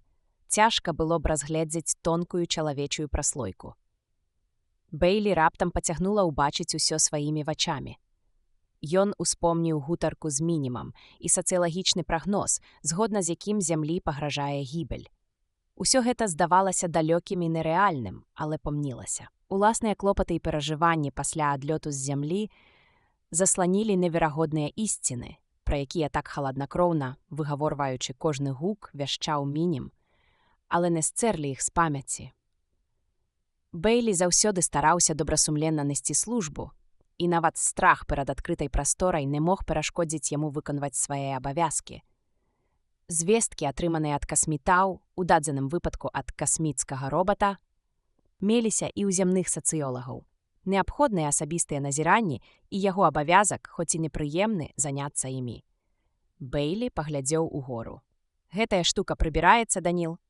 «Прабачце, партнёр Элайджа, я не зусім зразумеў вас. Верх машыны здымны? Можна прыбраць яго так, каб мы апынуліся пад адкрытым небам?» Ён ледзь не сказаў па звычцы пад купалам. «Так, можна. Тады зрабіце гэта, Даніл. Я хачу паглядзець». «Прабачце, але я не магу гэтага дапусціць», — сур'ёзна адказаў робат. «Паслухайце, эр, Даніл», — здзіўлена ўсклікнуў Бейлі, падкрэсліўшы гэтае «эр». «Скажу інакш. Я загадваю вам апусціць верх. Ён жа робат, хоць і чалавекападобны. Ён абавязаны падпарадкоўвацца загадам». Але Даніл, не зрушыўшыся з месца, сказаў: «Я вымушаны спаслацца на тое, што мой першы абавязак не шкодзіць вам. З маіх інструкцый і асабістага вопыту вынікае, што знаходзіцца ў адкрытай прасторы для вас шкодна. Таму я не магу выканаць вашага загаду». Бейлі адчуў, як кроў кінулася яму ў твар, і ў той жа час зразумеў, што злавацца бескарысна. Так, Даніл робат, а Бейлі добра ведаў першы закон робататэхнікі. Той абвяшчаў: робат не можа шкодзіць чалавеку або сваім бяздзеяннем дапусціць, каб чалавеку была прычынена шкода. Мозг пазітроннага робата, з якога б свету робат не паходзіў, цалкам падпарадкоўваецца гэтай асноватворнай формуле. Робат, зразумела, абавязаны выконваць загады, але толькі пры адной першачарговай умове. Падпарадкаванне загадам – толькі другі закон робататэхнікі. Ён абвяшчае, робат мусіць слухацца загадаў чалавека, калі гэтыя загады не супярэчаць першаму закону. Бэйлі прымусіў сябе гаварыць спакойна і разважліва. «Мне здаецца, я мог бы крыху вытрымаць, Даніл». «Мне так не здаецца, партнёр Элайджа». «Дазвольце мне меркаваць самому, Даніл. Калі гэта загад партнёр Элайджа, я не магу яму падпарадкавацца». Бэйлі зноў адкінуўся на спінку мяккага сядзення. Пра тое, каб ужыць сілу, і гаворкі быць не магло. Даніл разоў у 100 мацнейшы за чалавека з плоці і крыві і цалкам здольны спыніць Бэйлі, не прычыніўшы яму ані найменшай шкоды. Бэйлі быў узброены і мог бы наставіць на Даніла бластер, але, дасягнуўшы хвіліннай перавагі, пацярпеў бы потым поўны правал. Робату пагражаць бескарысна. Закон самазахавання – толькі трэці закон робататэхнікі. І ён абвяшчае. Робат мусіць клапаціцца пра сваю бяспеку настолькі, наколькі гэта не супярэчыць першаму і другому законам. Даніл не зможа парушыць першы закон нават пад пагрозай гібелі, а Бэйлі зусім не хацелася знішчаць напарніка. А з машыны выглянуць усё ж такі карцэла. Ім быццам авалодала неадчэпная ідэя. Нельга дапусціць, каб паміж ім і Данілам усталяваліся адносіны дзіцяці і няні. На міг Бэйлі задумаўся, ці не прыставіць бластер да ўласнай скроні. «Адчыні верх, або я заб'ю сябе». Проціпаставіць першаму закону больш грозную небяспеку. Але ён ведаў, што не зробіць гэтага. Надта ўжо подла. Агідна было нават уявіць сабе такую карціну. «Калі ласка, спытайцеся ў вадзіцеля, колькі міль нам яшчэ засталося ехаць», – стомлена сказаў ён. «Калі ласка, партнёр Элайджа». Даніл нахіліўся і пстрыкнуў рычажком. У гэты час Бэйлі таксама нахіліўся і крыкнуў: «Вадзіцель, апусці верх машыны». Чалавечая рука вярнула рычажок у ранейшае становішча і засталася на ім. Бэйлі, часта дыхаючы, зірнуў у вочы Данілу. Той застыў на міг, нібы яго электронныя звіліны не маглі адразу ацаніць новую сітуацыю. Зрэшты, слупняк мінуў, і робат працягнуў руку да рычажка. Бэйлі прадбачыў гэта. Зараз Даніл прыбярэ яго руку, асцярожна, не прычыняючы шкоды, уключыць дынамік і адменіць загад. «Вы не зможаце прыбраць маю руку, не пашкодзіўшы яе», – сказаў Бэйлі. «Папярэджваю вас, вы рызыкуеце зламаць мне палец». Ён казаў няпраўду і сам гэта ведаў. Але Даніл нічога не стаў рабіць. Шкода супраць шкоды. Пазітроннаму мозгу трэба было ўзважыць абодва варыянты і перавесці іх у электрычныя імпульсы, што азначала дадатковую затрымку. «Спазніліся», – сказаў Бэйлі. Ён выйграў. Верх машыны слізнуў уніз, і салон заліло рэзкае белае святло саларыянскага сонца. У першым прыступе жаху Бэйлі хацеў заплюшчыць вочы, але пераадолеў сябе. На яго хлынула неверагодна вялізная блакітна-зялёная прастора. Бэйлі адчуваў, як твар абдзімае накіраванае паветра, але нічога не мог як след разгледзець. Нешта прамільгнула міма, ці то робат, ці то жывёла, ці то нежывы прадмет, падхоплены плынню паветра. Бэйлі не заўважыў, яны ехалі надта хутка. Сінява, зеляніна, паветра, шум, рух, а над усім лютае бязлітаснае, страшнае аблічча белага свяціла. Бэйлі адкінуў галаву і ўтаропіўся проста ў саларыянскае сонца. Вачыма, якія цяпер не бараніла рассейвальнае шкло верхняга яруса горада, ён глядзеў на аголенае сонца. У той жа міг ён адчуў у сябе на плячах рукі Даніла. У замяшанні Бэйлі ліхаманкава паўтараў сабе: «Трэба глядзець, трэба ўбачыць усё, што можна», а Даніл, здаецца, збіраўся яму перашкодзіць. Але ж не адважыцца робат спыніць чалавека сілай. Гэтая думка пераважала над астатнімі. Даніл не можа перашкодзіць яму, і ўсё ж рукі Даніла цягнуць уніз. Бэйлі паспрабаваў вырвацца са стальных абдымкаў і страціў прытомнасць. Раздзел 3 імя вымаўляецца. Калі ён апрытомніў, ён зноў быў пад укрыццём у бяспецы. Перад вачыма скакаў твар Даніла, увесь у чорных мушках. А калі Бэйлі міргаў, яны рабіліся чырвонымі. «Што здарылася?» – сказаў Бэйлі. «Мне шкада», – сказаў Даніл, – «што вы пацярпелі, нягледзячы на маю прысутнасць. Прамыя праменні сонца шкодныя для чалавечага зроку, Але я спадзяюся, што кароткае апрамяненне, якому вы падвергліся, не прычыніла вам вялікай шкоды і ваша нядужасць неўзабаве пройдзе. Калі верх адкрыўся, я быў вымушаны вярнуць вас на месца, і вы страцілі прытомнасць. Бэйлі скрывіў грымасу. Заставалася няясным, ці то ён самлеў ад хвалявання, ці страху, ці то яго аглушылі. Памацаўшы сківіцу і лоб, Бэйлі пераканаўся, што болю няма, але ўстрымаўся ад прамога пытання. Яму неяк не вельмі хацелася ведаць праўду. «Гэта было не так ужо і страшна», — сказаў ён. «Па вашай рэакцыі, партнёр Элайджа, я схільны быў думаць, што вы зведалі непрыемныя адчуванні». «Зусім не», — заўпарціўся Бэйлі. Мушкі перад вачыма спадалі, і вочы ўжо не так слязіліся. «Шкада толькі, што так мала ўдалося разгледзець. Мы занадта хутка едзем. Праехалі мы робата, ці мне падалося?» «Мы праехалі некалькіх робатаў. Мы едзем па землях Кінбальда, занятых пад фруктовыя сады. Давядзецца паспрабаваць яшчэ раз. Пакуль я побач, у вас нічога не атрымаецца. Дарэчы, я выканаў ваша распараджэнне». «Распараджэнне?» «Калі вы памятаеце, партнёр Элайджа, перад тым, як загадаць вадзіцелю апусціць верх, вы загадалі мне даведацца ў яго, колькі міль нам засталося ехаць. 10 міль, і мы будзем на месцы хвілін праз 6. Бэйлі хацеў быў спытаць у Даніла, ці не злуецца той, што партнёр перахітрыў яго.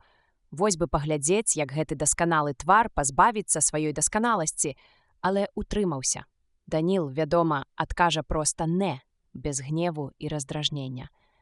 Застанецца такім жа спакойным і сур'ёзным, як заўсёды, яго незварушнасць нічым не праймеш. «Усё роўна мне давядзецца прывыкаць, Даніл. Самі ведаеце». «Да чаго адносяцца вашы словы?» – спытаў рабат. «І Асафат. Ды ўсё да яго ж, да свежага паветра. З яго ж складаецца ўся планета». «Вам не давядзецца выходзіць на адкрытае паветра», – сказаў Даніл, і нібы гэтым было ўсё сказана працягваў. «Машына запавольвае ход, партнёр Элайджа. Мяркую, мы прыбылі. Цяпер трэба будзе пачакаць, пакуль працягнуць рукаў да памяшкання, якое будзе служыць нам штаб-кватэрай». «Не трэба рукава, Даніл. Калі мне давядзецца працаваць звонку, няма чаго адкладаць навучанне». «Вам не давядзецца працаваць звонку, партнёр Элайджа». Робат хацеў працягнуць, але Бэйлі адмахнуўся. Ён цяпер быў не ў настроі выслухоўваць суцяшэнні Даніла і запэўніванні, што ўсё будзе добра і пра яго паклапоцяцца. Чаго яму не хапала, дык гэта шчырай перакананасці ў тым, што ён здолее сам паклапаціцца пра сябе і выканаць сваю задачу. Выгляд і адчуванне адкрытай прасторы цяжка было вынесці. Можа здарыцца так, што, калі прыйдзе час, Бэйлі не хопіць смеласці. Яму гэта будзе каштаваць самапавагі, а зямлі – шансу на выжыванне. І ўсё з-за нейкай пустой прасторы. Бэйлі сцяў зубы. Зноў выйсці на паветра, на сонца, у пустэчу. Элайджа Бэйлі адчуваў сябе жыхаром якога-небудзь невялікага горада, накшталт Хельсінкі, які прыехаў у Нью-Йорк і з трапятаннем лічыць яго гарызонты. Са слоў Даніла, ён паспеў скласці ўражанне пра памяшканне, якое яго чакала. Аднак рэчаіснасць перакуліла ўсе меркаванні. Ён ішоў па бясконцых пакоях. Панарамныя вокны былі старанна занавешаны, так што ўсярэдзіну не пранікаў ніводзін водбліск трывожнага дзённага святла. Схаваныя свяцільні бязгучна загараліся, калі Бэйлі з Данілам уваходзілі ў пакой, і гэтак жа ціха гаслі, калі яны выходзілі. «Да чаго шмат пакояў?» – здзівіўся Бэйлі. «Да чаго шмат? Проста як маленькі гарадок, Даніл». «Так, можа падацца і так, партнёр Элайджа», – хладнакроўна адказваў робат. На погляд зямляніна гэта было дзіўна.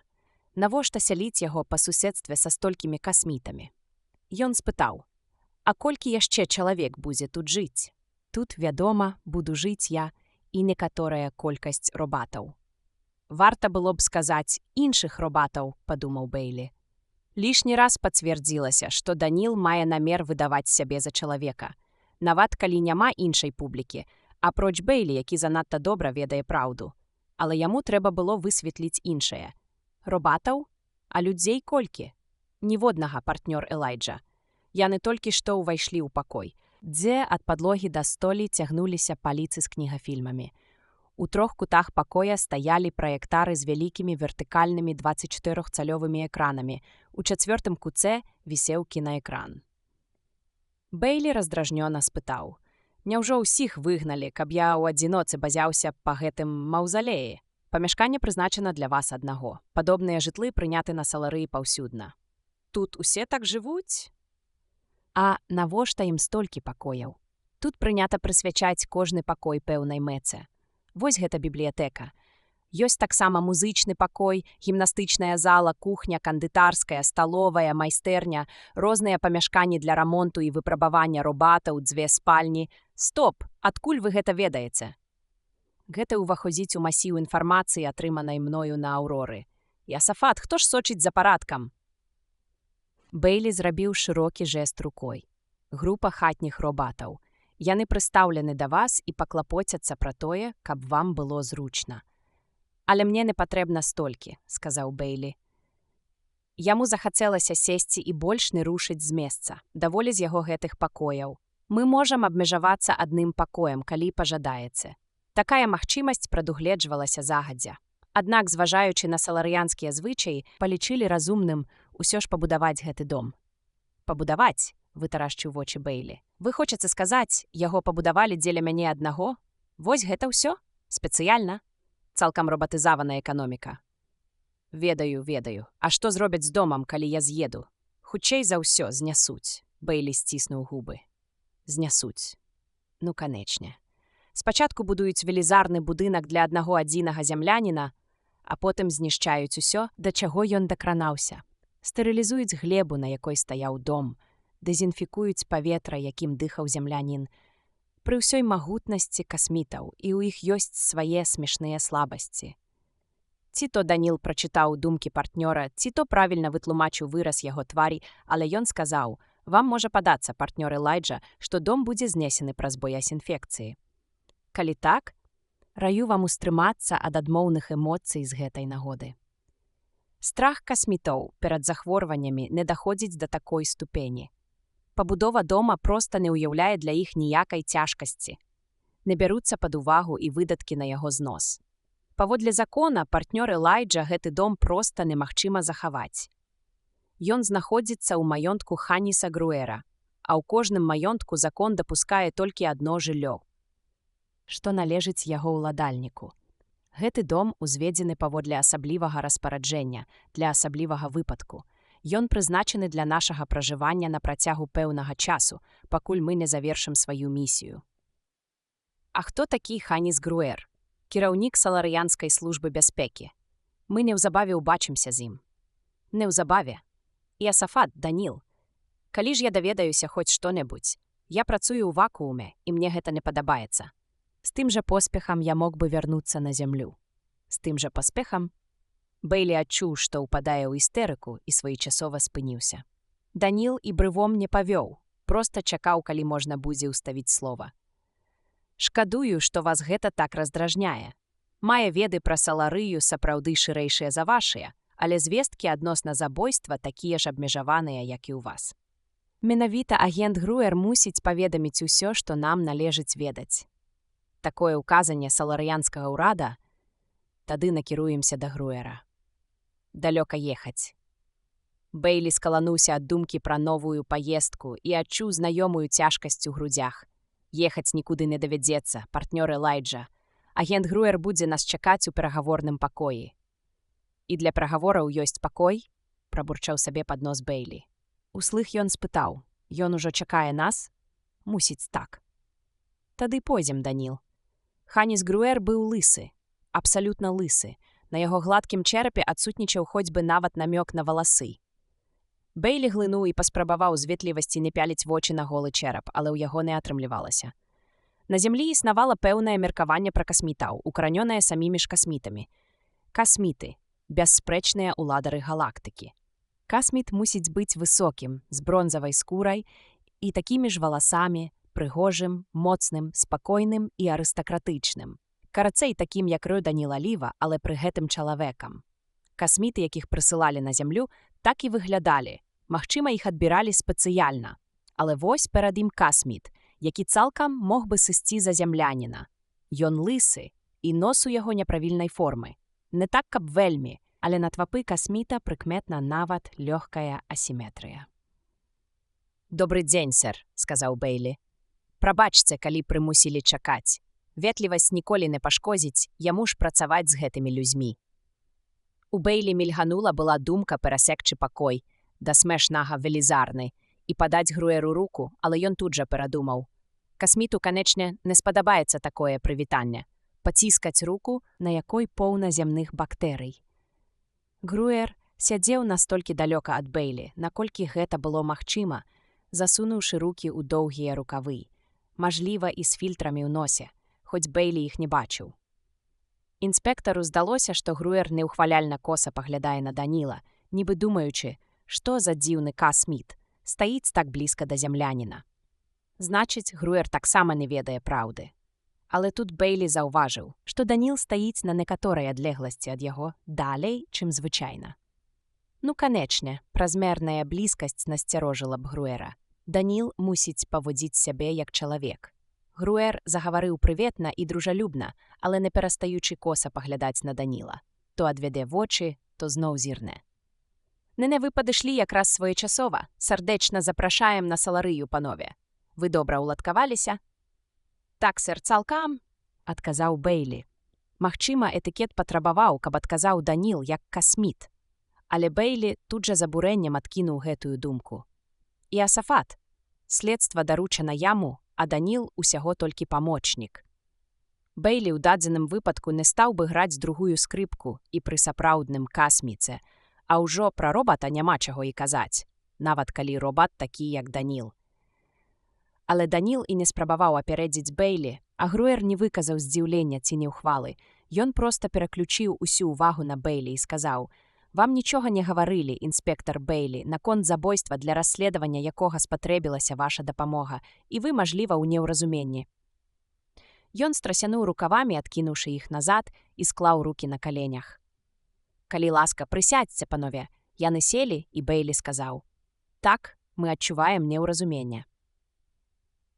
Ён адзначыў, што Груер без пальчатак. «Гэта ўвахадзіла ў нашы намеры, інспектар», – працягваў Груер. «Было жадана, каб вы прыбылі сюды са свежай галавой, не робячы прадузятых высноў. Вам зараз жа прадставяць справаздачу пра злачынства і пра меры, якія мы здолелі прыняць. Баюся, інспектар, што вы з вашым вопытам палічыце нашы дзеянні да смеху непрафесійнымі.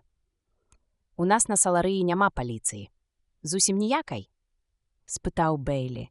Груер усміхнуўся і паціснуў плячыма. «Разумееце, у нас і злачыннасці няма. Насельніцтва вельмі маленькае і раскідана па ўсёй планеце. Няма глебы для злачыннасці, няма і паліцыі».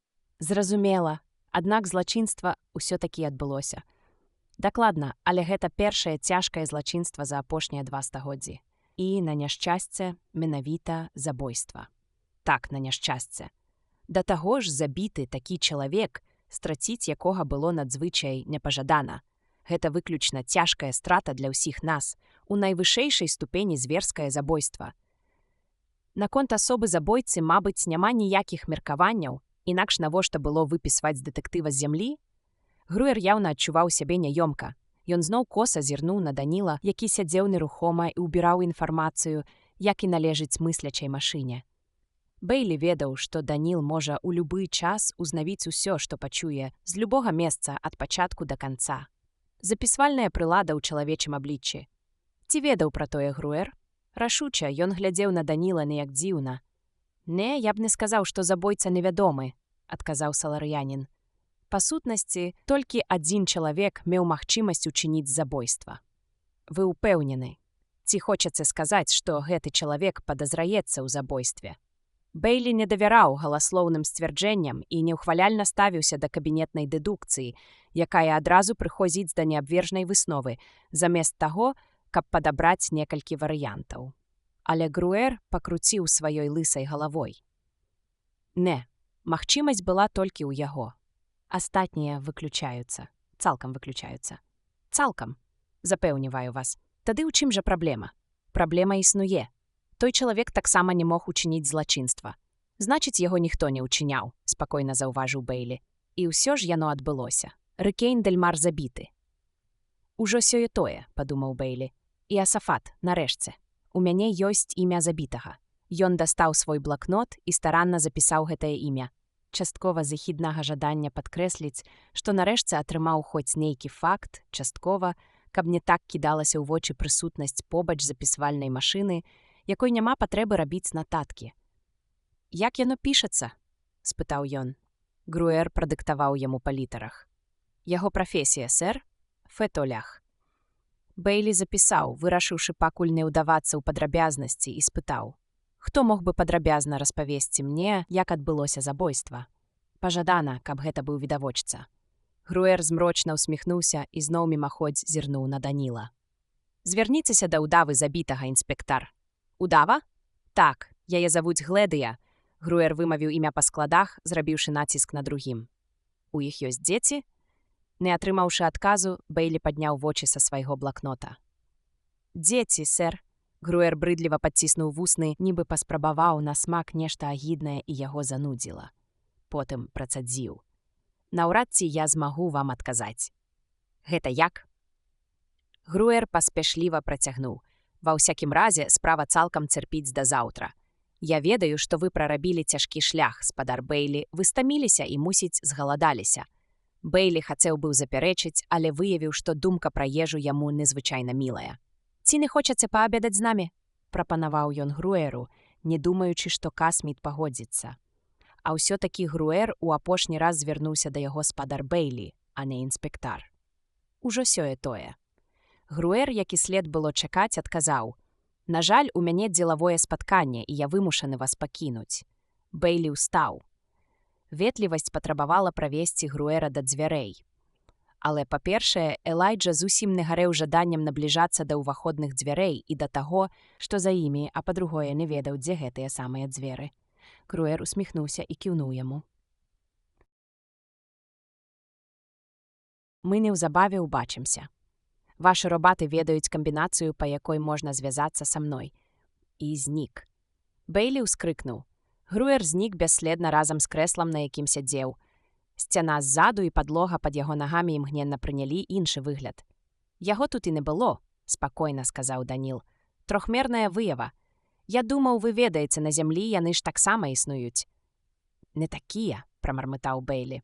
«Трохмерная выява на зямлі заключена ў куб сілавога поля, якое мігціць на навакольным фоне, ды і сама выява злёгку пералівацца. На зямлі яе не зблытаеш з рэальнасцю. Але тут...» Не дзіўна, што Груэр быў без пальчатак. Насавыя фільтры яму ў такім выпадку таксама ні да чаго. «Ці не хочаце паесці, партнёр Элайджа?» – спытаў Даніл. За абедам Бэйлі чакала выпрабаванне. З'явіліся робаты. Адзін накрываў на стол, другі падаваў. «Колькі іх тут, Даніл?» – спытаў Бэйлі. «Каля 50, партнёр Элайджа. Ім абавязкова заставацца тут, пакуль мы ямо».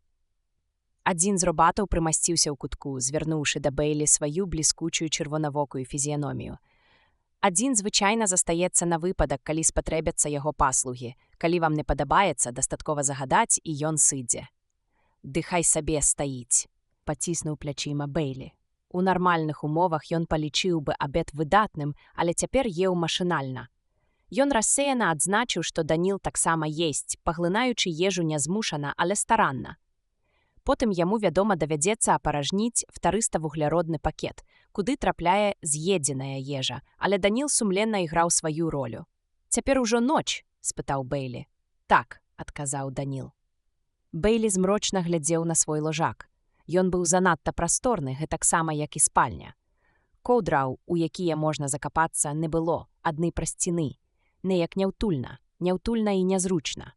Бэйлі толькі што, скрыпячы сэрца, прыняў душ у кабінцы па суседстве са спальняй. Гэта, вядома, вяршыня раскошы, але ўсё ж не гігіенічна. «Як выключаецца святло?» – буркнуў ён. Узгалое ложка мякка свяцілася. Мусіць, для чытання кніг перад сном, але Бэйлі цяпер не быў у настроі.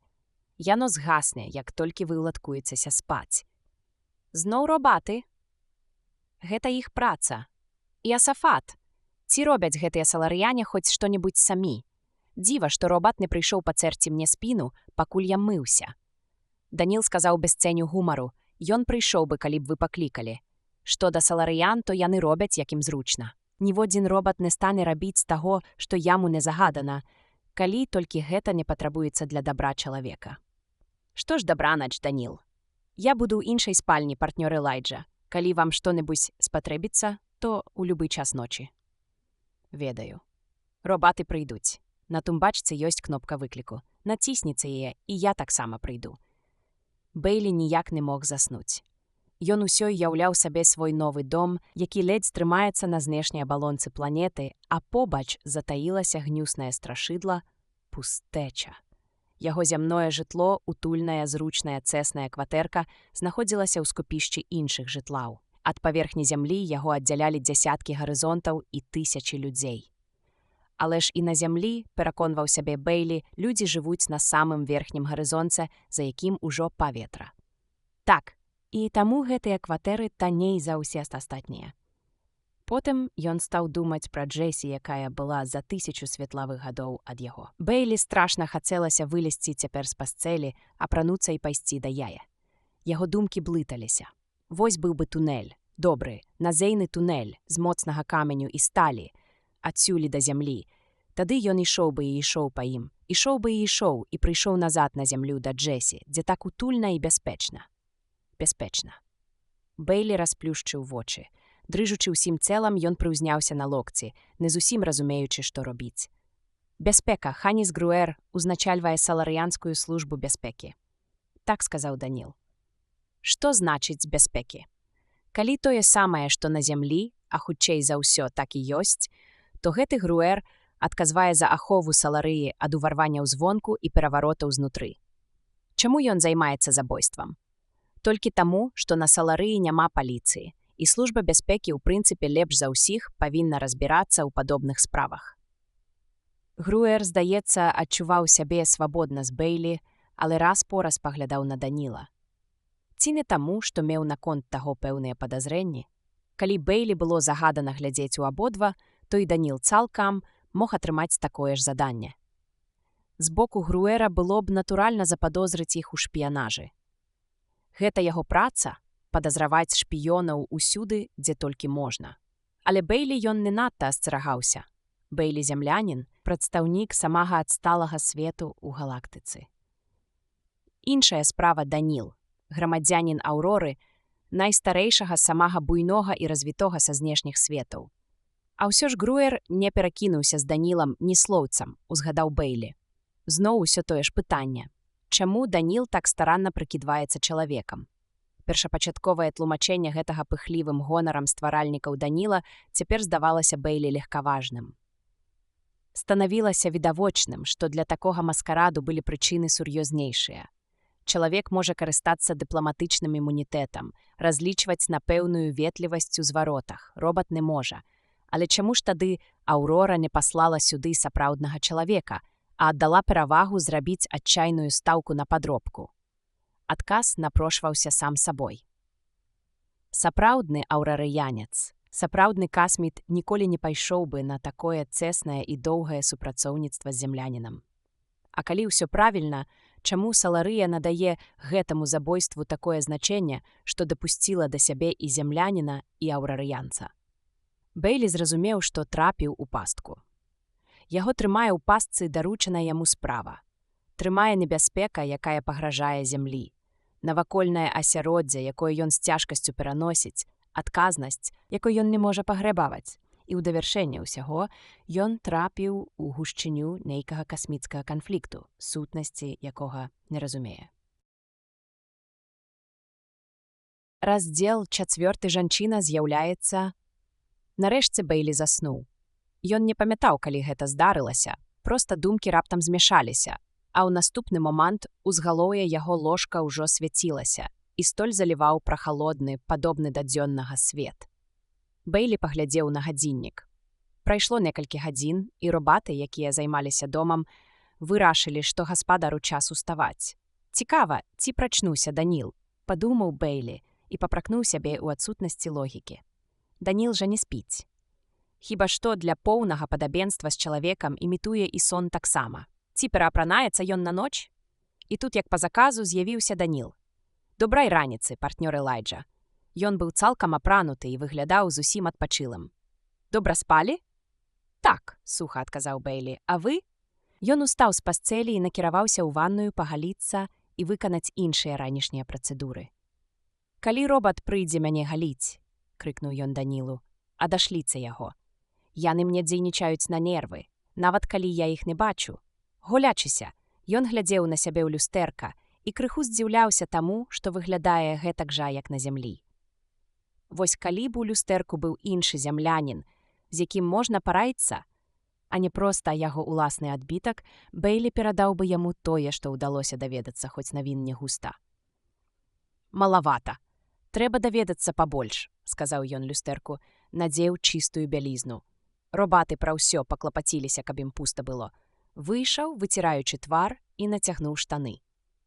«Даніл, вы можаце адказаць мне на пару пытанняў?»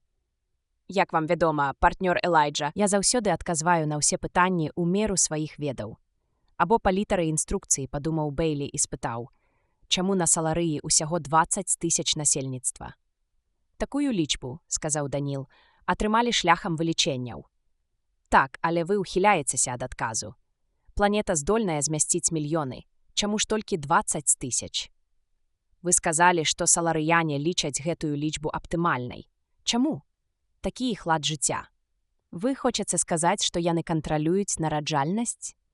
Так, і пакідаюць планету пуставаць?»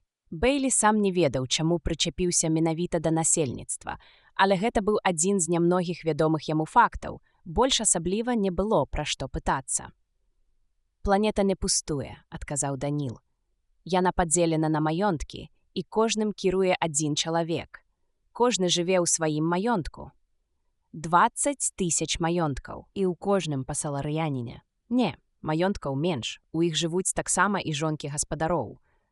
А гарадоў няма», – Бэйлі пахаладзеў. «Ніводнага, партнёр Элайджа. Яны жывуць зусім асобна і ніколі не сустракаюцца адно з адным, толькі ў самых надзвычайных абставінах. Яны што, пустэльнікі?» «І так і не. Што гэта значыць? Агент Груэр наведаў вас учора, карыстаючыся трохмернай сувяззю. Саларыяне наносяць адзін аднаму візіты менавіта так і не інакш. Гэта і да нас адносіцца. Ад нас таксама чакаюць падобных паводзінаў. Так тут прынята. Як жа я буду весці следства, калі я захачу з кім-небудзь пабачыцца? Вы можаце звязацца з любым чалавекам на планеце, не выходзячы з дома, партнёр Элайджа. З гэтым не будзе ніякіх праблем. Не давядзецца турбаваць сябе і пакідаць памяшканне. Таму я і казаў пры прыбыцці сюды, што вам няма патрэбы прызвычайвацца да адкрытай прасторы. І гэта налепшае. Іншы парадак рэчаў быў бы для вас надзвычай нязручным. Я сам буду меркаваць, што мне зручна, а што не, сказаў Бэйлі. Сёння перш за ўсё, Даніл, я звяжуся з Гледыяй, удавой забітага, і калі відэакантакту будзе недастаткова, паеду да яе асабіста. Мне вырашаць. Пабачым, што апынецца найбольш прымальным і магчымым, ухілліва сказаў Даніл. Пайду распараджуся наконт сняданку. Гледзячы ў шырокую спіну робата, Бэйлі пра сябе пасмяяўся. Даніл аліва разыгрывае камандзіра. Але калі яму загадана не даваць Бэйлі даведацца больш, чым абсалютна неабходна, то ў Бэйлі таксама ёсць свой козыр. Ягоны партнёр усяго толькі Даніл Аліва. Усё, што трэба, гэта сказаць Груэру ці каму-небудзь яшчэ, што Даніл робат, а не чалавек. А з другога боку, легенда Даніла таксама можа спатрэбіцца. Козыр не абавязкова прад'яўляць адразу. Часам ён каштоўнейшы, калі ў рукаве. Пажывём. Пабачым, падумаў Бэйлі і пайшоў следам за Данілам у сталовую. Як тут выклікаюць на трохмерную сувязь? Спытаў інспектар. Цяпер зробім, партнёр Элайджа, адказаў Даніл і націснуў адну з клавіш выкліку. Тут жа ўвайшоў робат. І адкуль яны бяруцца, падумаў Бэйлі. Калі бадзяешся па гэтым бязлюдным лабірынце, які завецца домам, ніводнага робата не відаць. Што яны хаваюцца, калі набліжаюцца людзі? Падаюць адзін аднаму сігнал і прыбіраюцца з дарогі, а па выкліку з'яўляюцца без адкладу. Бэйлі прыгледзеўся да ўвайшоўшага робата. Ён быў гладкі, але не бліскучы, а матавы, шэрага колеру, і толькі на правым плячы вылучалася каляровая пляма. Маркіроўка ў выглядзе шахматнай дошкі. Белые и желтые клетки, докладней, золотые и серебряные, так блищаў метал, размяшчаліся ці то ў пэўным, ці то ў адвольным парадку. «Правядзі нас у перагаворную», – сказаў яму Даніл. Робат моўчкі пакланіўся і хацеў ісці. «Пачакай, хлопча», – сказаў Бейлі. «Як цябе завуць?» Робат павярнуўся да Бейлі тварам і выразна вымавіў: «У мяне няма імя, гаспадар. Мой серыйны нумар». Робат паказаў металічным пальцам сабе на плячо АСХ 2745. Даніл і Бейлі пайшлі за ім у вялікі пакой, які Бейлі пазнаў. Учора тут сядзеў на крэсле Груэр. Там іх чакаў іншы робат з бясконцай цярплівасцю машыны, якая не ведае, што такое нуда. Першы робат пакланіўся і сышоў. Пакуль той раскланьваўся, Бейлі параўноўваў наплечныя знакі абодвух робатаў. Залатыя і сярэбраныя квадрацікі на іх размяшчаліся па-рознаму. 6 на 6 квадратаў, якія складаюць шахматную дошку. Даюць 236 розных камбінацый. Гэта, значыць, 70 мільярдаў. Больш, чым дастаткова. «Відаць, на ўсё ёсць свой робат», – сказаў Бейлі. «Адзін праводзіць сюды, другі адказвае за сувязь. У саларыянскіх робатаў вельмі вузкая спецыялізацыя, партнёр Элайджа. Зразумела, чаму, раз іх так шмат. Другі робат, калі не лічыць наплечнага знака і нейкіх пазітронных адрозненняў у порыстым плаціна-ірыдыевым мозгу, быў блізнюком першага». Бейлі спытаўся ў яго: «Твой серыйны нумар?» «АСС 1129, гаспадар. Я буду зваць цябе проста Бой. Я хачу пагаварыць з гаспадыняй Гледыяй Дельмар, удавой Рыкейна Дельмара. Даніл, як даведацца яе адрас, каб лягчэй было знайсці?» «Не думаю, што патрэбна яшчэ якая-небудзь інфармацыя», – мякка адказаў Даніл. «Калі дазволіцца, я спытаюся ў робата. Лепш я сам. Дык вось, Бой, ты ведаеш, як выклікаць гэтую даму?» «Так, гаспадар. У мяне ёсць нумары ўсіх гаспадароў». Робат не ўкладваў гонару ў свой адказ. Ён проста канстатаваў факт, як калі б сказаў: «Я зроблены з металу, гаспадар». «Не дзіўна, партнёр Элайджа», – уставіў Даніл. «У памяць трэба закласці ўсяго каля 10 000 нумароў, а гэта няшмат». Бейлі кіўнуў. «А другой Гледыі Дельмар выпадкова няма, каб не памыліцца». «Гаспадар?» – неўразуменна перапытаў робат. «Я думаю, робат не зразумеў вашага пытання», – сказаў Даніл. «Мне здаецца, на саларыі не сустракаюцца аднолькавыя імёны. Яны рэгіструюцца пры нараджэнні, і чалавеку не даюць імя, якое ў дадзены час занята іншым». «Што ж, век жыві, век вучыся», – сказаў Бейлі. «Тады, Бой, скажы мне, што трэба рабіць, дай нумар, ці як там гэта называецца, і можаш ісці». Пасля прыкметнай паўзы робат спытаўся: «Гаспадар сам жадае зрабіць выклік?» «Ну так». Даніл лёгенька крануў Бейлі за рукаў. «Адну хвіліну, партнёр Элайджа. Ну што яшчэ? Мне здаецца, робату будзе прасцэй. Гэта яго спецыялізацыя». «Ужо ж, напэўна, у яго гэта атрымаецца лепш, чым у мяне», – прабурчаў Бейлі. «Я магу і наблытаць». І ўсё ж, Бейлі цвёрда паглядзеў на непранікальнага Даніла. «Я аддаю перавагу зрабіць выклік сам. Я тут загадваю ці не?» «Загадваеце вы, партнёр Элайджа, і вашы загады будуць выконвацца, калі дазволіць першы закон. І ўсё ж з вашага дазволу я хацеў бы падзяліцца з вамі тым, што мне вядома пра саларыянскіх робатаў. Робаты тут спецыялізаваныя больш вузка, чым у іншых светах. І хоць фізічна саларыянскі робат здольны на многае, разумова ён прыдатны для работ таго ці іншага тыпу. Работа па-за яго спецыяльнасцю патрабуе павышэння патэнцыялу. Гэта значыць прамой спасылкі на адзін з 3 законаў. І наадварот, невыкананне работы па сваёй спецыяльнасці для робата таксама немагчымае без прамой спасылкі на адзін з законаў. Ну добра, бо мой прамы загад прыводзіць у дзеянне другі закон. Так ці не? Слушна, але спадарожнае павышэнне патэнцыялу выклікае ў робата непрыемныя адчуванні. Гэта рэдкі выпадак. Саларыяне амаль ніколі не ўмешваюцца ў штодзённую дзейнасць робатаў. Па-першае, ніхто не захоча выконваць абавязкі робата, па-другое, у гэтым няма патрэбы. Вы што, Даніл, хочаце сказаць, што робат крыўзіцца, калі я раблю работу за яго?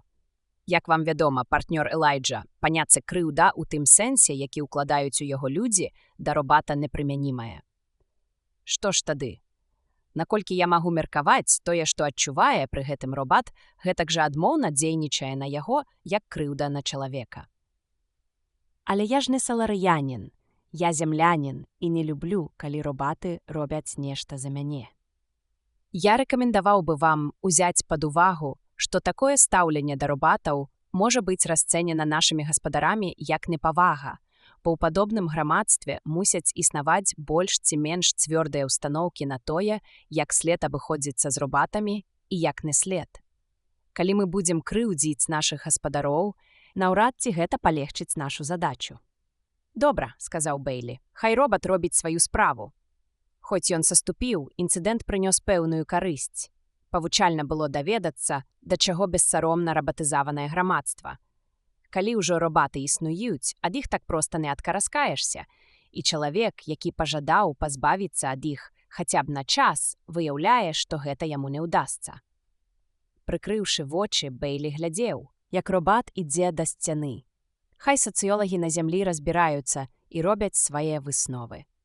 Ён таксама сёе-тое высветліў для сябе. Палова сцяны слізганула ў бок, і адкрылася кантрольная панель, якая была б да месца электрастанцыі шырокага гарадскога сектара. Бейлі пакутаваў па сваёй люльцы. Яго папярэдзілі, што паленне на саларыі – крыклівае парушэнне прыстойнасці. І нават не дазволілі ўзяць люльку з сабой. Бейлі ўздыхнуў. Часам бывае так прыемна сціснуць у зубах цыбук і адчуць у руцэ цёплую чашачку. Робат арудаваў хутка, спрытна пераключаючы розныя рэле і падбіраючы патрэбныя сілавыя палі. Спачатку ў абанента запытваюць, ці будзе ён адказваць на выклік, растлумачыў Даніл.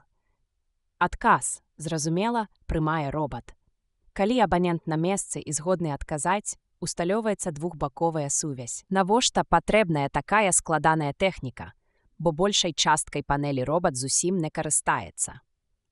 Я не маю поўнай інфармацыі, партнёр Элайджа, але часам праводзяцца групавыя сеансы, часам сеансы ў руху. Гэтыя віды сувязі патрабуюць ускладнёных аперацый, асабліва апошні. Спадары, згода на сеанс атрыманая, абвясціў робат. Можна пачынаць, калі вы будзеце гатовыя. Мы гатовыя, прабурчаў Бейлі, і не паспеў ён дагаварыць, як далёкая частка пакоя асвяцілася. Даніл спахапіўся. Я забыўся папярэдзіць робата, каб ён зацяніў выяву адкрытай прасторы. Вельмі шкадую. Я мушу. Нічога, уздрыгнуўшы, сказаў Бейлі. Вытрымаю. Не ўмешвайцеся. Перад ім была ванная, прынамсі, ён так вырашыў. У адным куце змяшчаўся, наколькі ён мог меркаваць, маленькі касметычны кабінет. І Бейлі ўявіў сабе, як робат ці робаты сваімі дакладнымі рухамі ствараюць прычоску і макіяж, у якіх гаспадыні не сорамна паказацца на людзях. Прызначэння некаторых прадметаў ён проста не ведаў. Марна было і ўгадваць. Аблямоўка сцэн складвалася ў мудрагелісты ўзор, што ашукваў вока. Здавалася, там намалявана нешта рэальнае. Але потым рабілася зразумела, што гэта толькі абстракцыя. Эфект быў супакаяльны і амаль гіпнатычны. Так паглынаў увагу роспіс. Прасторную душавую кабіну Бейлі рассудзіў, што бачыць менавіта яе засланяла нейкая перашкода, але нематэрыяльная. Хутчэй гэта быў відэаэфект. Мігатлівая, непразрыстая сцяна. У полі зроку нікога не было. Бейлі паглядзеў на падлогу. Вызначыць, дзе канчаецца яго пакой і пачынаецца іншы, было няцяжка, бо ясна віднелася рыса, за якой мянялася асвятленне. Бейлі падышоў да гэтай рысы і на імгненне замяўшыся сунуў за яе руку. Ён нічога не адчуў, быццам апусціў руку ў адну з недасканалых зямных галаграм. Але там ён працягваў бы бачыць далонь. Можа быць, невыразна, з накладзеным на яе відарысам, але бачыў бы, а тут яна знікла, нібы кісць адсеклі па запясцы. А калі ступіць за рысу? Напэўна, там наогул нічога не відаць. Суцэльная чарната. Думка пра такое надзейнае сховішча амаль радавала. Але тут пачуўся голас. Бейлі паглядзеў уверх і няўклюдна адскочыў. Гаварыла, трэба меркаваць, Глэдыя дель Мар. Верхняя частка мігатлівай перашкоды знікла і паказалася галава. Галава усміхнулася Бейлі. Я кажу: «Добрый дзень, прабачце, што прымусіла вас чакаць. Я хутка высахну». У яе быў выцягнуты твар, даволі шырокі ў скулах, якія выступалі, калі яна ўсміхалася і плаўна звужаўся да поўных вуснаў і маленькага падбародка. Галава была невысока ад падлогі. Бэйлі вызначыў, што рост жанчыны прыкладна 5 футаў 2 цалі. Гэта было нетыпава, прынамсі на погляд Бэйлі. Касмітцы належала быць высокай і стройнай. І валасы ў яе не адлівалі бронзай, светла-каштанавыя з жаўцізной сярэдняй даўжыні. Цяпер яны развяваліся. Мусіць, пад струменам цёплага паветра. Карціна атрымлівалася вельмі прыемная. «Калі хочаце, мы перарвем сеанс і пачакаем, пакуль вы», – збянтэжыўся Бэйлі. «Не-не, я амаль скончыла, і мы цалкам можам пагаварыць. Ханіс Груэр казаў мне, што вы збіраецеся мяне наведаць. Вы ж прыляцелі з зямлі?» Яна літаральна пажырала яго вачыма. Бэйлі кіўнуў і сеў. «А мой партнёр з Аўроры». Яна ўсміхнулася і працягвала глядзець на Бэйлі, нібы дзівоцтвам быў менавіта ён. «Зрэшты, так і ёсць», – падумаў Бэйлі. Падняўшы рукі, яна прапускала валасы паміж пальцаў, напэўна, каб хутчэй высушыць. Рукі ў яе былі тонкія і зграбныя. «Вельмі прывабная жанчына», – падумаў Бэйлі. Потым у збянтэжанасці вырашыў, што Джесі гэта не спадабалася б. «Ці нельга, спадарыня Дэльмар», – загаварыў Даніл, – «завесіць ці палярызаваць акно, якое мы бачым. Майго партнёра турбуе дзённае святло. Магчыма, вы чулі, што на зямлі?» Маладая жанчына, на погляд Бэйлі, ёй было гадоў 25, аднак уздыхнуў ён, знешнасць касмітаў вельмі падманлівая, прыклала далоні да шчок і ўсклікнула: «Ну, канечне ж, я ведаю, як смешна і дурна з майго боку. Прабачце мяне, я зараз, адну хвілінку. Тут побач робат». Яна выйшла з сушылкі, каб націснуць кнопку выкліку, працягваючы разважаць. «Я заўсёды казала, што ў пакоі павінна быць некалькі кнопак. Што гэта за дом, у якім нельга дацягнуцца да кнопкі з любога месца, яна павінна быць хаця б футах у 5. Проста у чым справа?» Яна ўтаропілася на Бэйлі, які ўскочыў, перакуліў свой крэсел, пачырванеў да каранёў валасоў і паспешна вярнуўся. «Ці не маглі б вы, спадарыня Дэльмар, – спакойна сказаў Даніл, – вярнуцца ў кабіну, калі выклічаце робата? Ці надзець што-небудзь на сябе, калі вам не цяжка?» Глэдыя здзіўлена аглядзела сваю галізну і сказала: «Ах так, канечне». Раздзел 5. Паказанні даюцца. «Гэта ж толькі відэасеанс, разумееце?» – з раскаяннем гаварыла Глэдыя. Яна захінулася ў пакрывала, пакінуўшы адкрытымі рукі і плечы. Адна нага віднелася да паловы сцягна, але Бэйлі, які цалкам ачуняў і адчуваў сябе поўным дурнем, стаічна пераносіў гэтае відовішча. «Уся справа ў нечаканасці, спадарыня Дэльмар», – сказаў ён. «Калі ласка, называйце мяне Глэдыяй, калі гэта не супярэчыць вашым звычаям». «Добра, Глэдыя. Нічога страшнага не здарылася. Хачу вас запэўніць, што нічога адштурхваючага ў гэтым не было, разумееце? Проста нечакана. Мала таго, што я зваляў дурня», – думаў ён, дык бедная дзяўчынка яшчэ палічыць, што на яе глядзець агідна. Хоць якраз. Ён не стаў дадумваць да канца, але цвёрда зразумеў, што ніколі не зможа расказаць пра гэта Джесі. «Я ведаю, што абразіла вас», – сказала Глэдыя, «але, паверце, незнарок, проста я не падумала. Вядома, я ведаю, што трэба паважаць чужыя звычаі, але яны бываюць такія дзіўныя. Гэта, значыць, не тое, каб дзіўныя», – паспешліва паправілася яна.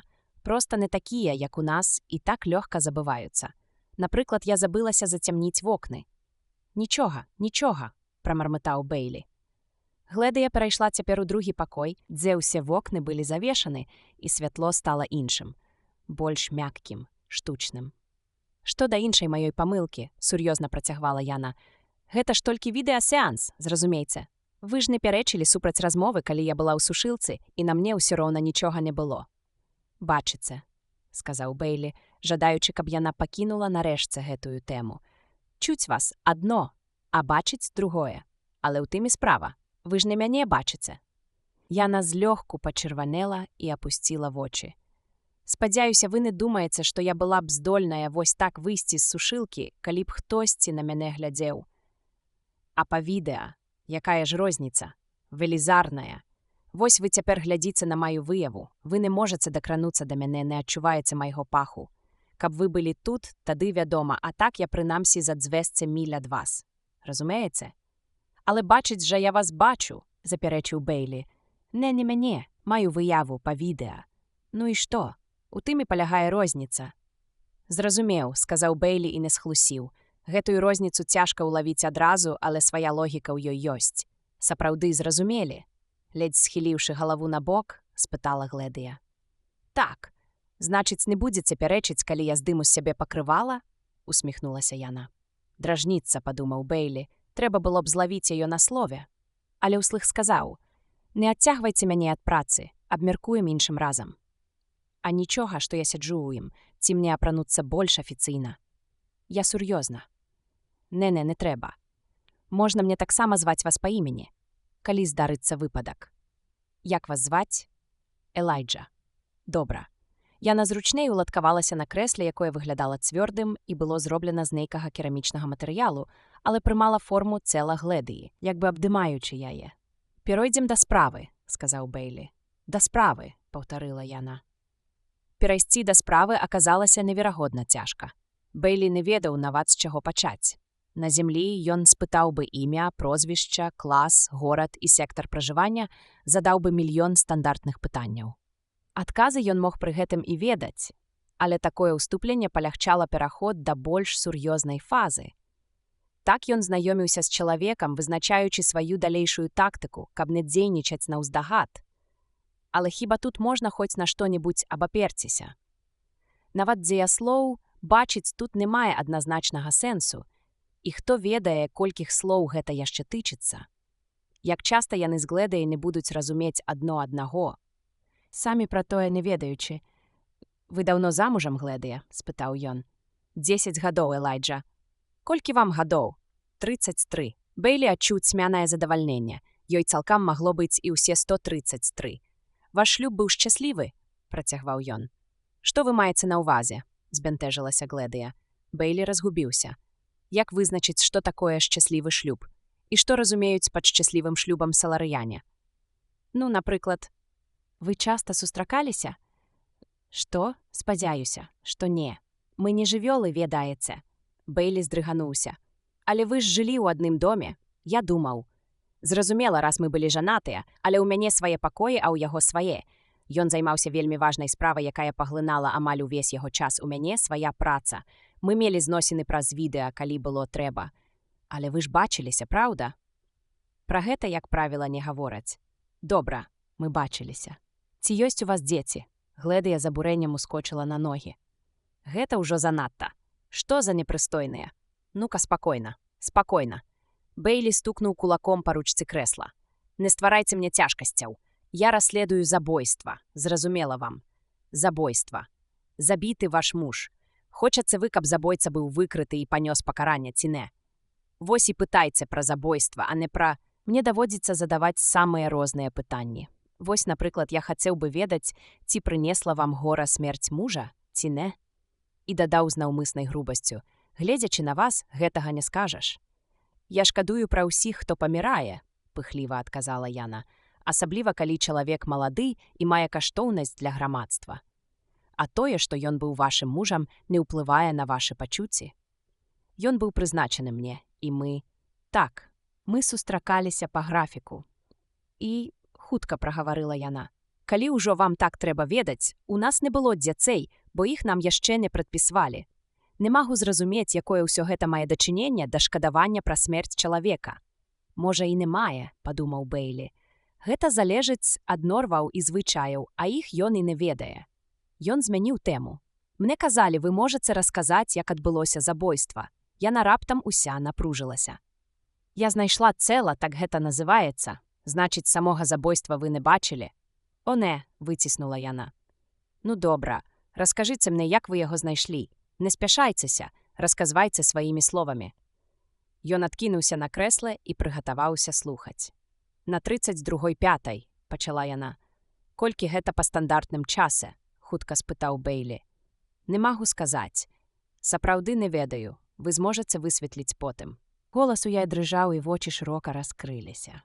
Занадта шэрыя, каб называць іх блакітнымі, вырашыў Бэйлі.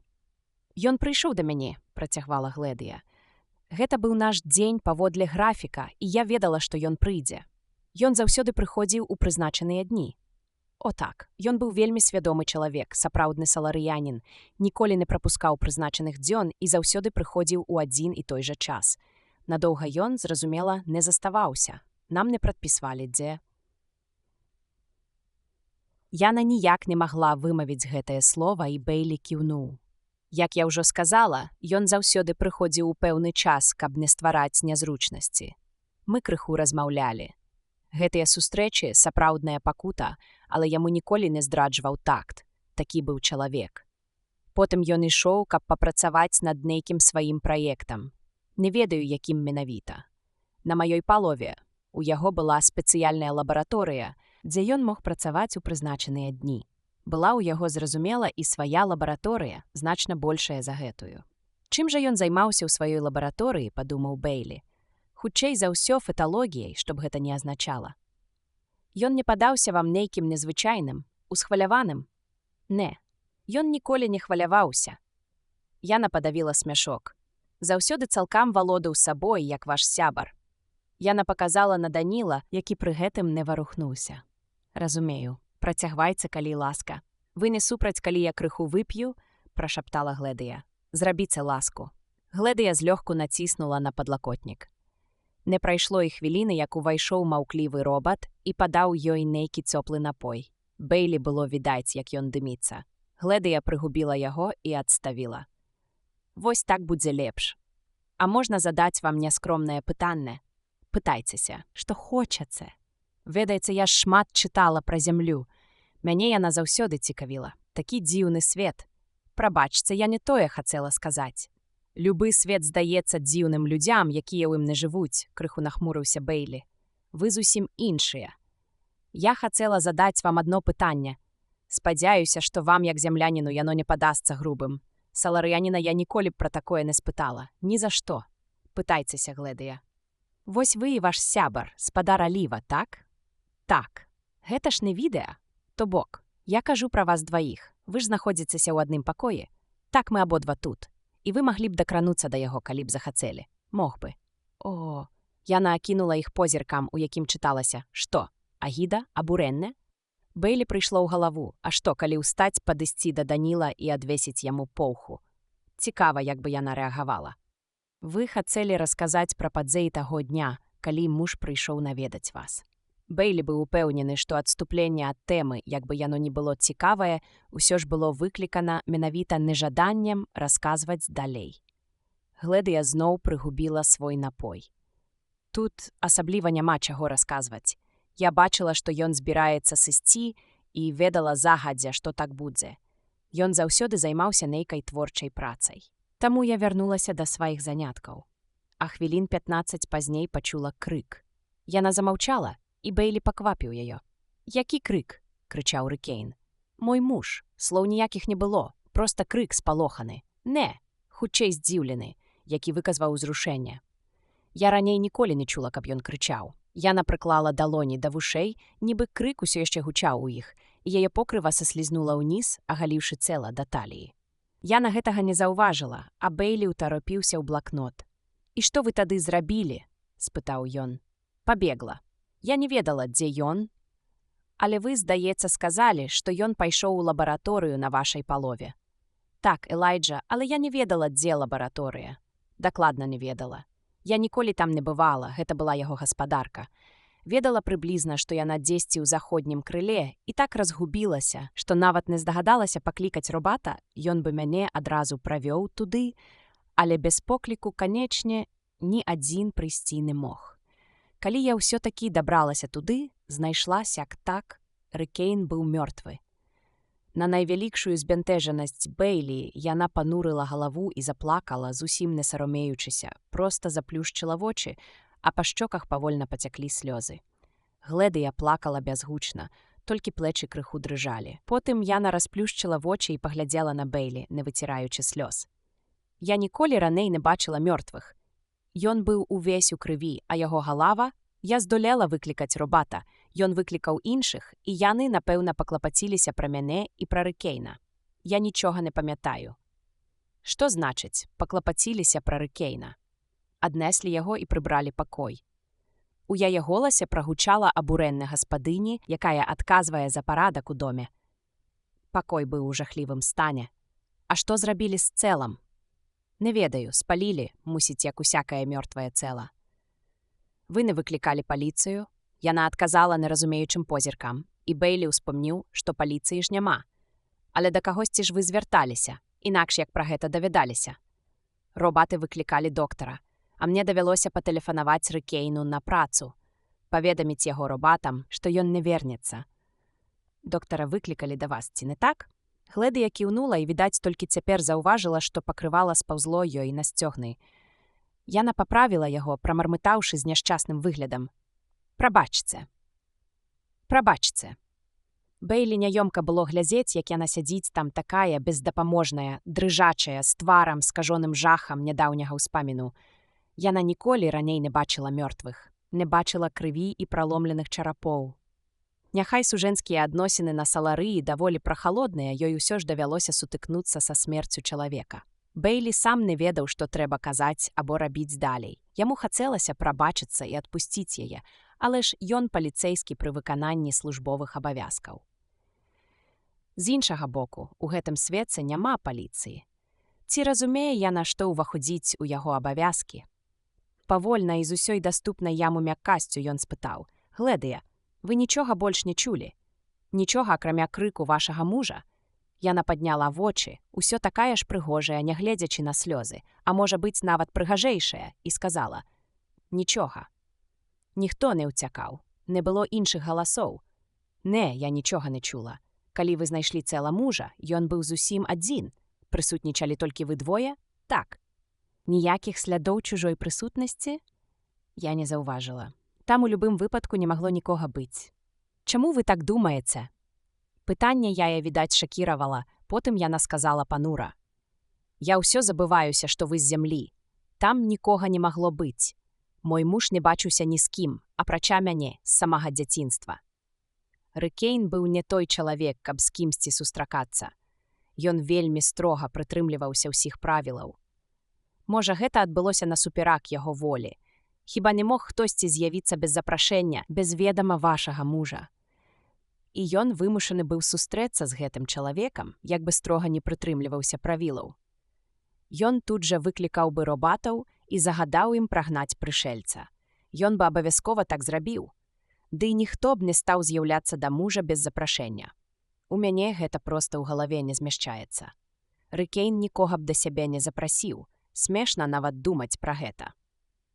«Ваш муж забіты ударам па галаве, праўда?» – мякка спытаў Бэйлі. «Вы ж не станеце гэтага адмаўляць». Здаецца, так. Ён быў увесь... Не будзем удавацца ў падрабязнасці. Ці было ў пакоі якое-небудзь механічнае прыстасаванне, якім можна было разбіць яму галаву з дапамогай дыстанцыйнага кіравання? Вядома, не. Я прынамсі не бачыла. Думаю, вы б заўважылі, калі б там было што-небудзь падобнае. Адсюль вынікае, што існавала рука, а ў ёй быў прадмет, здольны сакрушыць мужчынскі чэрап. І гэтая рука апусцілася. Значыць, нехта мусіў знаходзіцца за 4 футы ад вашага мужа. І нехта ўсё ж такі яго наведаў. «Ніхто не мог гэтага зрабіць», – сур'ёзна сказала Глэдыя. «Ніводзін саларыянін». «Саларыянін, здольны на забойства, не спыніўся б і перад асабістым візітам, вам не здаецца?» Зрэшты, як сказаць, падумаў сам сабе Бэйлі.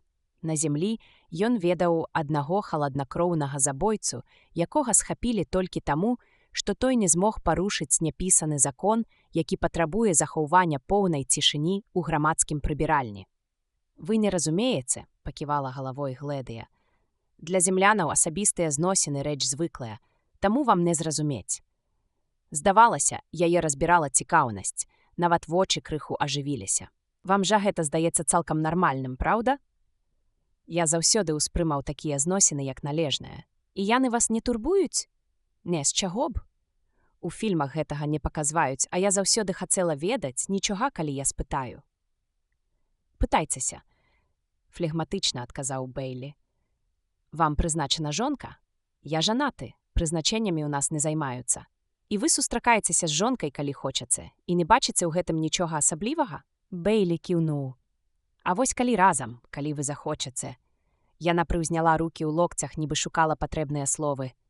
Вы можаце у любы час. Яна не адважвалася, а Бэйлі не рабіў спробы ёй дапамагчы. Ды не, нічога, і навошта толькі я прыстаю да вас? Вы ўсё даведаліся, што хацелі. Выгляд у яе быў такі, быццам яна вось-вось расплачацца зноў. Яшчэ адно, Гледыя, забудзьцеся, што ніхто не мог наведаць вашага мужа. Дапусцім, нехта ўсё ж такі яго наведаў. Хто гэта мог быць? Угадваць бескарысна. Ніхто. Не, вы не маеце рацыі. Агент Груэр казаў, што яны кагосьці падазраюць. Значыць, нехта мусіць быць. Гледыя невясёла ўсміхнулася куточкам рота. Я ведаю, каго ён мае на ўвазе. Так, каго ж? Яна прыклала сваю маленькую руку да грудзей. Мяне. Раздзел 6. Гіпотэза адхіляецца. Я б сказаў, партнёр Элайджа, раптам загаварыў Даніл, што падобная выснова напрашваецца сама сабой. Чаму? Здзіўлена спытаў Бэйлі. Дама сцвярджае, сказаў Даніл, што была адзінай, з кім сустракаўся альбо згадзіўся б сустрэцца яе муж. Саларыянскія норавы не дапускаюць іншай імавернасці. Агент Груэр мусіў прыйсці да разумнай і нават непазбежнай высновы, што саларыянін мог сустракацца толькі са сваёй жонкай. А калі побач мог знаходзіцца толькі адзін чалавек, толькі ён здольны нанесці удар, і толькі ён, дакладнай яна, магла быць забойцам. Агент Груэр, як вы памятаеце, сказаў, што ў яго на прыкмеце адзін-адзіны чалавек. Іншай магчымасці ён не бачыў. Дык вось, ён сказаў таксама. Заўважыў Бэйлі, што той чалавек таксама не мог гэтага зрабіць. Ён, мусіць, меў на ўвазе, што на месцы злачынства не знайшлі прылады забойства. Магчыма, спадарыня Дэльмар магла б разгадаць гэтую загадку. Даніл ветліва павярнуўся да Гледыі, якая ўсё яшчэ сядзела ў кадры, апусціўшы вочы і шчыльна сціснуўшы губкі. І Асафат, падумаў Бэйлі, пра лэдзі ж мы і забыліся. А ўсё таму, што я не ў сабе. Яго выводзіў з цярпення Даніл, які да ўсяго падыходзіў без эмоцый і бударажыў уласныя пачуцці. Бэйлі не стаў паглыбляцца ў свае адчуванні і сказаў: «На сёння ўсё, Гледыя. Як у вас там перарываюць сувязь да пабачення? Звычайна кажуць, сеанс скончаны, але да пабачення мне падабаецца больш. Вы, здаецца, засмучаныя, Элайджа. Не трэба, я ўжо прывыкла да таго, што ўсе лічаць, быццам злачынства ўчыніла я. Дык не засмучайцеся. А вы не ўчынялі яго, Гледыя? Не, сярдзіта адказала яна. У такім разе да пабачення. Сярдзітая Гледыя знікла, але Бэйлі яшчэ нейкі час адчуваў на сабе позірк яе незвычайных шэрых вачэй. Хоць яна і сказала, што прывыкла да размоў, гэта была відавочная хлусня. Яе гнеў гаварыў пра гэта ясней за ўсякія словы. Цікава, на якую яшчэ хлусню яна здольная. Застаўшыся сам на сам з Данілам, Бэйлі сказаў: «Даніл, не такі ўжо я дурань. Ніколі не лічыў вас дурнем, партнёр Элайджа. Тады скажыце, з чаго вы ўзялі, што на месцы злачынства не знайшлі зброі? Такіх сведчанняў ніхто не даваў. Я не чуў нічога, што дазволіла б прыйсці да такой высновы. Вы маеце рацыю. Я атрымаў дадатковую інфармацыю, якая вам пакуль невядомая. Я так і ведаў. Што за інфармацыя? Агент Груэр сказаў, што дашле нам справаздачу пра расследаванне. Гэтая справаздача ў мяне, яна прыйшла ранкам. Чаму вы не паказалі яе мне? Я палічыў, што ваша расследаванне будзе больш прадуктыўным, калі вы, хаця б на першых часах, будзеце весці яго на свой розум, не абапіраючыся на высновы іншых, якія, паводле іх уласнага прызнання, не дасягнулі здавальняючых вынікаў. Я ўсведамляў, што на мой уласны лагічны працэс згаданыя высновы паўплывалі, з-за чаго і не браў удзелу ў размове. Лагічны працэс. Бэйлі неспадзявана прыгадаў сваю гутарку з адным робататэхнікам. Той сказаў, што робат кіруецца логікай, але нездаровым сэнсам. Аднак пад канец вы ўключыліся, заўважыў ён. Так, партнёр Элайджа, але толькі таму, што атрымаў інфармацыю, якая пацвярджае падазрэнні агента Груэра. Якую менавіта? Яна была закладзена ў павозінах спадарыні Дэльмар. Удакладніце, калі ласка, Даніл. Пагадзіцеся, калі б гэтая дама была вінаватая і спрабавала абяліць сябе, яна перш за ўсё пастаралася б пераканаць у сваёй невінаватасці следчага. І што ж? Калі б яна змагла сыграць на слабасцях следчага, яна б зрабіла гэта, ці не так? Вельмі гіпатетычна. Зусім не, спакойна запярэчыў Даніл. Думаю, вы заўважылі, што яна цалкам засяродзілася на вас. Таму, што размаўляў з ёй я. Яна звярталася да вас аднаго ў самым пачатку сустрэчы, калі яшчэ не здагадвалася, што гаварыць з ёй будзеце вы. Па логіцы, яна хутчэй магла б чакаць, што следства буду весці я, аўраранец. І ўсё ж звярталася да вас. Што ж адсюль вынікае? Тое, што яна ўсклала свае надзеі на вас, як на зямляніна партнёр Элайджа. Чаму на мяне? Яна вывучыла ўсё, што датычыцца зямлі. Сама некалькі разоў згадала пра гэта. Яна ведала, пра што я гавару, калі я папрасіў зачыніць крыніцы дзённага асвятлення ў пачатку нашай гутаркі. Не выказала здзіўлення ці неразумення, якія цалкам прыстасаваліся б чалавеку, незнаёмаму з зямнымі звычаямі. Ну-ну, калі яна цікавілася зямлёй, разумна меркаваць, што ёй вядома адна са слабасцей землянаў. Яна не магла не ведаць, што аголенае цела на зямлі, табу, не магла не разумець, як падзейнічае падобнае відовішча на зямляніна. Яна растлумачыла, што гэта відэасеанс. Так растлумачыла. І вы лічыце яе тлумачэнне пераканаўчым?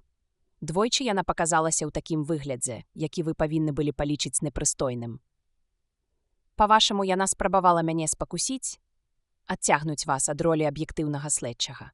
Мне так падалося. І хоць я не магу рэагаваць на падобныя стымулы, як чалавек, але паводле сваіх інструкцый магу меркаваць, што дама цалкам адпавядае любым стандартам фізічнай прывабнасці.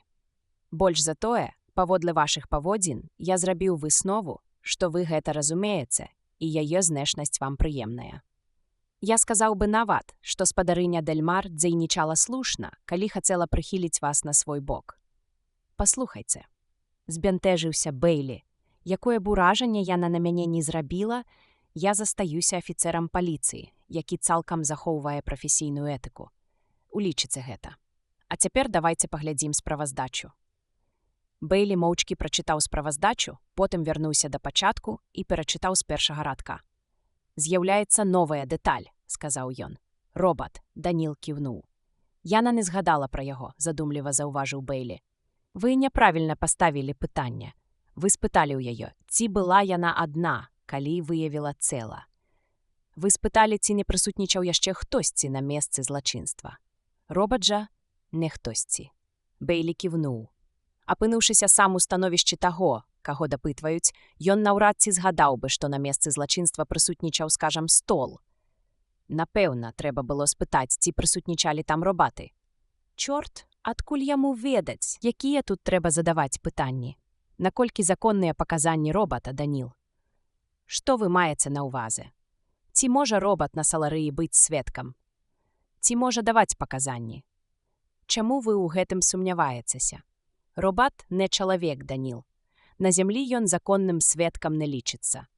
А след нагі лічыцца, хоць у ім яшчэ менш чалавечага, чым у робаце. Ваша планета нелагічна падыходзіць да дадзенага пытання. На саларыі паказанні робатаў дапускаюцца пры ўмове кампетэнтнасці апошніх. Бэйлі не стаў спрачацца, абапёр падбародак на кулак і зноў перабраў у думках усё, што датычылася таго робата. Ахопленая жахам Гледыя Дэльмар, стоячы над целам мужа, выклікала робатаў. Калі тыя з'явіліся, яна ляжала без прытомнасці. Робаты далажылі, што знайшлі яе побач з мёртвым целам. Але там быў яшчэ нехта, ці нешта. Робат. Гэты робат не прыйшоў разам з астатнімі. Ён ужо быў на месцы, і ён не належаў да хатняй абслугі. Ніводзін з робатаў яго раней не бачыў і не ведаў яго прызначэння. Не ўдалося нічога высветліць і ў самога робата. Ён выйшаў са строю. Каардынацыя рухаў была парушана, як відаць і функцыі пазітроннага мозгу. Робат не мог даць ніводнага правільнага адказу і зрабіць ніводнага правільнага дзеяння, і пасля дбайнага агляду быў прызнаны экспертам, робататэхнікам, абсалютна непрыдатным. Адзінымі звязнымі словамі, якія без перастанку паўтараў робат, былі «Ты хочаш забіць мяне». Ты хочаш забіць мяне. Ты хочаш забіць мяне. Ніякай зброі, якая магла быць выкарыстана для нанясення смяротнага ўдару, выяўлена не было. «Цяпер я паем, Даніл», – сказаў раптам Бейлі, «а потым мы зноў пагаворым з агентам Груэрам. Па відэа, само сабой». Ханніс Груэр, калі Бейлі звязаўся з ім, яшчэ сядзеў за сталом. Ён еў павольна, старанна адбіраючы стравы з розных талерак і уважліва ўглядаючыся ў кожны кавалак, нібы ў пошуках новага, лепшага спалучэння.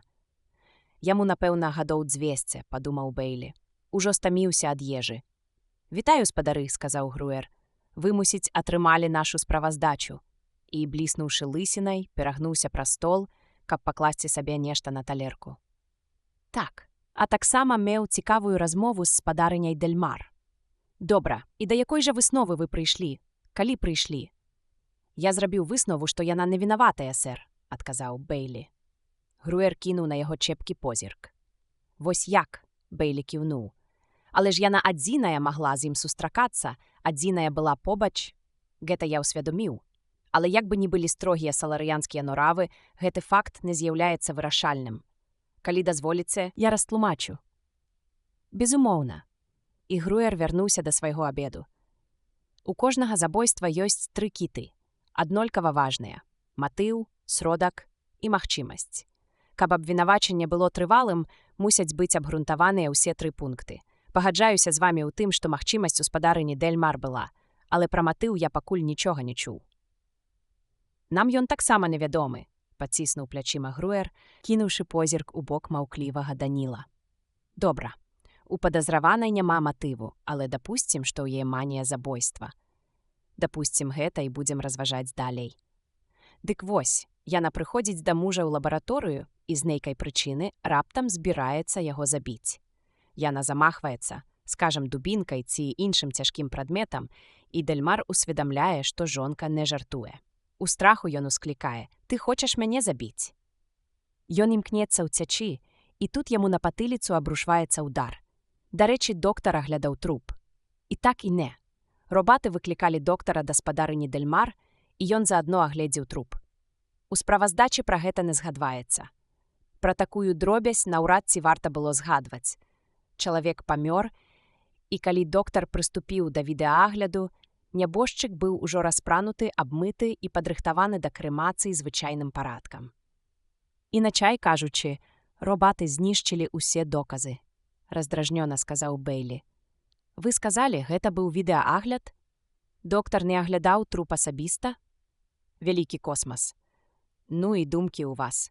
Я ўпэўнены, што доктар агледзеў труп у розных ракурсах і буйным планам.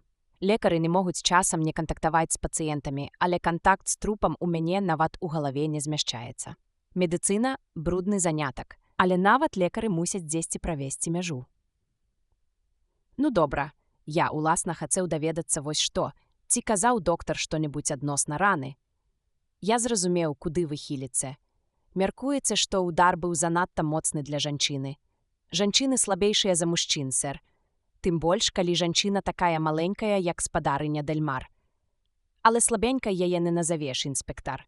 Каб у яе была прыдатная зброя, сіла цяжару, і прынцып рычага зрабілі палову справы. І потым жанчына, калі яна ў шаленстве, здольная на самыя ўражальныя рэчы». «Вы згадалі пра зброю», – паціснуў плячыма Бейлі. «Дзе яна?» Груэр працягнуў руку да пустой шклянкі. У полі зроку з'явіўся робат і напоўніў шклянку бясколернай вадкасцю. Можа быць, вадой. Груэр узяў шклянку і зноў паставіў, быццам раздумаў піць. У справаздачы сказана, мы не змаглі яе знайсці.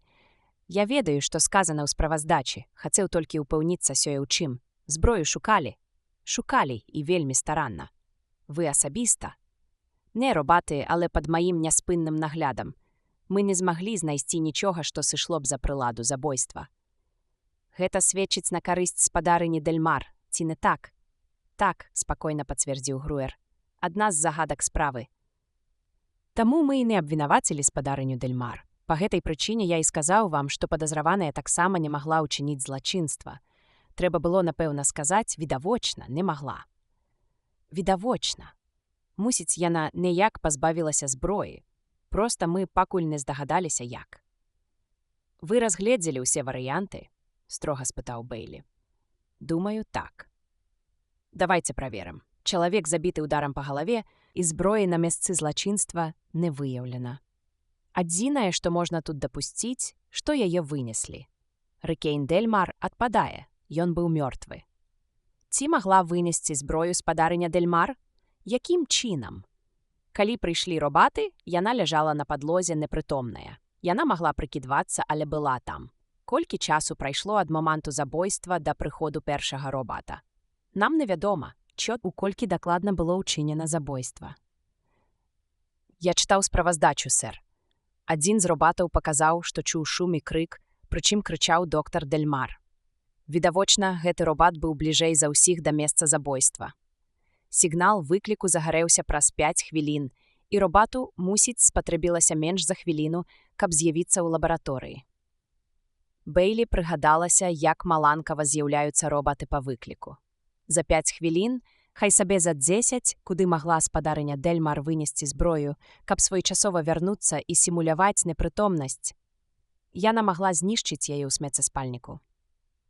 Мяркуючы са справаздачы, смеццаспальнік таксама даследавалі, і гама-аналіз асадку паказаў, што за апошнія суткі там не знішчалася ніякіх буйных прадметаў. Ведаю, я проста прыводжу прыклады магчымых варыянтаў. Так, але існуе адно вельмі простае тлумачэнне. Мяркую, усе хатнія робаты Дэльмараў былі агледжаныя і апытаныя. О так, яны былі ў нармальным стане? Так. Ці не мог адзін з іх вынесці зброю, не разумеючы, што нясе? Ніхто з іх нічога не выносіў з месца злачынства і нічога не чапаў. Няўжо? А хто тады падрыхтаваў цела да крэмацыі? Гэта не ўлік, такі звычайны парадак. «Іасафат», – прамовіў Бэйлі, з цяжкасцю захоўваючы спакой. Цяпер дапусцім, што на месцы злачынства быў яшчэ хтосьці. Гэта немагчыма. Як мог хтосьці ўварвацца да доктара Дэльмара? «Дапусцім», – крыкнуў Бэйлі. Робатам жа і ў галаву не прыйшло, што там мог быць пабочны. Не думаю, каб яны адразу ж абшукалі мясцовасць вакол дома. У справаздачы пра гэта не гаворыцца. Ніякага вобшуку не рабілі, пакуль мы не пачалі шукаць зброю, але да таго часу прайшло даволі шмат часу. І вакол дома не шукалі слядоў наземнага ці паветранага транспарту. Не, значыць, калі б хтосьці меў дзёрзкасць уварвацца, як вы кажаце, да доктара Дэльмара, гэты хтосьці мог забіць яго, а потым спакойна сысці. Ніхто б яго не спыніў і нават не заўважыў. Больш за тое, забойца знаходзіўся б у перакананні, што ўсе палічаць падобны візіт немагчымым. Так яно і ёсць, ён немагчымы. «Яшчэ адно», – сказаў Бэйлі. «Толькі адно. Тут замешаны робат. Ён прысутнічаў на месцы злачынства». «Робат не прысутнічаў на месцы злачынства», – упершыню загаварыў Даніл. «Інакш нічога б не адбылося». Бэйлі рэзка абярнуўся да калегі, а Груэр, які зноў падняў сваю шклянку, паставіў яе на месца. «Хіба не так?» – спытаў Даніл. «Так слушна», – пацвердзіў Груэр. «Робат не дазволіў бы чалавеку прычыніць шкоду другому чалавеку. Першы закон». «Добра», – сказаў Бэйлі. «Згодзен. Але ён мусіў знаходзіцца непадалёк, раз быў ужо на месцы, калі прыйшлі астатнія робаты. Дапусцім, ён быў у суседнім пакоі. Забойца набліжаецца да Дэльмара, той крычыць: «Ты хочаш забіць мяне». Хатнія робаты гэтых слоў не чулі. Чулі толькі крык, таму і не з'яўляліся без выкліку. Але той робат чуў і прыйшоў незваны, падпарадкоўваючыся першаму закону. І спазніўся. Магчыма, ён бачыў, як адбылося забойства. Апошнюю стадыю ён мог назіраць, згадзіўся Груэр. Таму і выйшаў са строю. Бачыць, як чалавеку наносяць шкоду і не перашкодзіць, грубае парушэнне першага закону. А ад гэтага пазітронны мозг у большай ці меншай ступені расстройваецца. У дадзеным выпадку ступень расстройства была асабліва вялікая. Груэр круціў у пальцах сваю шклянку з вадой, не зводзячы з яе вачэй. Значыць, робат быў сведкам забойства. Яго дапытвалі? А што з таго? Ён жа выйшаў са строю. Знай, цвярдзіў сабе, ты хочаш забіць мяне. Мне здаецца, вы правільна аднавілі карціну злачынства. Хутчэй за ўсё, гэта былі апошнія словы Дэльмара, што адбіліся ў свядомасці робата, які потым цалкам разладзіўся. Але мне сказалі, што Саларыя спецыялізуецца на робатах. Няўжо сведку ніяк нельга было адрамантаваць, залатаць яго схемы? Нельга, адрэзаў Груер. А дзе гэты робат цяпер? Яго здалі ў металалом. Дзіўна атрымліваецца, падняў бровы Бэйлі. Ні матыву, ні прылады, ні сведкаў, ні доказаў. А калі доказы і былі, дык іх знішчылі. У вас толькі адна падазраваная, і ўсе, здаецца, перакананы ў яе віне. Прынамсі перакананы ў тым, што ніхто іншы вінаватым быць не можа. Відавочна, што і вы прытрымліваецеся гэтага меркавання. У такім разе я вас пытаю, навошта вы пасылалі па мяне? Нешта вы расхваляваліся, спадар Бэйлі, нахмурыўся Груер. Спадар Аліва, звярнуўся ён да Даніла. Так, агент Груер, ці не прайшліся б вы па доме, каб праверыць, ці ўсе вокны зачыненыя і зацэмненыя? Напэўна, на інспектара Бэйлі ўплывае адкрытая прастора. Бэйлі надзвычай здзівіўся. Ён хацеў быў запярэчыць і загадаць Данілу сядзець на месцы, але своечасова ўлавіў адчай у голасе Груэра і нямую мальбу ў яго позірку. Ён прамаўчаў і дазволіў Данілу пайсці. З тварі Груэра нібы ўпала маска, агаліўшы страх. «Гэта аказалася лягчэй, чым я думаў», — прызнаўся ён. «Ведаеце, я ўвесь час падшукваў падставу застацца з вамі сам на сам, але нават марыць не мог, што гэты аўрарыянец згодзіцца выйсці проста так, па маёй просьбе. Нічога іншага ў галаву не прыйшло». «Ну вось мы і адны», — сказаў Бэйлі. «Я не мог свабодна гаварыць у яго прысутнасці. Гэты аўрарыянец тут толькі таму, што нам навязалі яго ў дадатак да вас». Груер падаўся наперад. Справа не толькі ў забойстве, не толькі ў тым, хто забойца. На Саларыі існуюць партыі, тайныя арганізацыі. «Ну, у гэтым я вам дапамагчы не магу», — здзівіўся Бэйлі. «Не можаце, зразумейце. Доктар Дэльмар быў традыцыяналам. Ён верыў у добры стары лад, але ў нас хапае людзей, якія стаяць за перамены, і Дэльмару заткнулі рот. Хто спадарыня Дэльмар? Магчыма, яна паслужыла прыладай. Справа не ў ёй. Важна, хто за ёй стаіць. Вы ўпэўнены ў тым, што кажаце, у вас ёсць доказы, толькі ўскосныя, на жаль». Рыкейн Дэльмар натрапіў на нейкі след. Ён запэўніваў мяне, што ў яго доказы ёсць, і я яму верыў. Я дастаткова добра яго ведаў, ён не дурань і не дзіця. На няшчасце ён амаль нічога не расказваў, але гэта было натуральна, ён хацеў давесці сваё расследаванне да канца, перш чым падаць справу ўладам. І, мусіць, да чагосьці дакапаўся, інакш яго б не пасмелі прыбраць так, у адкрытую. Дэльмар сказаў мне толькі адно. Небяспека пагражае ўсяму чалавечаму роду. Бэйлі як громам паразіла. Ён нібы зноў пачуў мініма, але на гэты раз справа стаяла яшчэ горш. Да яго што ўсе цяпер будуць звяртацца з бедамі касмічнага маштабу. «А чаму вы лічыце, што я магу вам дапамагчы? Таму што вы зямлянін. Разумееце? У нас, саларыян, няма вопыту ў падобных справах. Мы, так бы мовіць, не разбіраемся ў людзях. Нас тут занадта мала. Не вельмі прыемна казаць вам гэта, спадар Бэйлі. Калегі смяюцца з мяне, а некаторыя злуюцца. Але ў мяне, пэўна, ёсць такое пачуццё. Мне здаецца, што вы, зямляне, проста абавязаны разбірацца ў людзях значна лепей за нас, раз жывяце такой кучай. Тым больш дэтэктывы. Так?» Бэйлі злёгку кіўнуў, але прытрымаў язык. «Не было б шчасця, ды няшчасце дапамагло», — працягваў Груер. «Я не смеў гаварыць з іншымі пра расследаванне, якое вёў Дэльмар, таму што не ведаў, хто менавіта замешаны ў змове, а Дэльмар не хацеў пасвячаць мяне ў дэталі, пакуль не ўсталюю ўсё дакладна. Але нават калі б Дэльмар дамогся поспеху, што б мы рабілі потым? Як след паступаць з варожымі элементамі? Я не ведаю. Я з самага пачатку адчуваў, што нам патрэбны землянін. А калі я пачуў, як вы расследавалі забойства касміта на зямлі, дык зразумеў, што нам патрэбныя вы. Я звязаўся з аўрарыянцамі, якія так цесна супрацоўнічалі з вамі ў той справе, і праз іх выйшаў на ўрад зямлі. Толькі сваіх калегаў ніяк не мог пераканаць.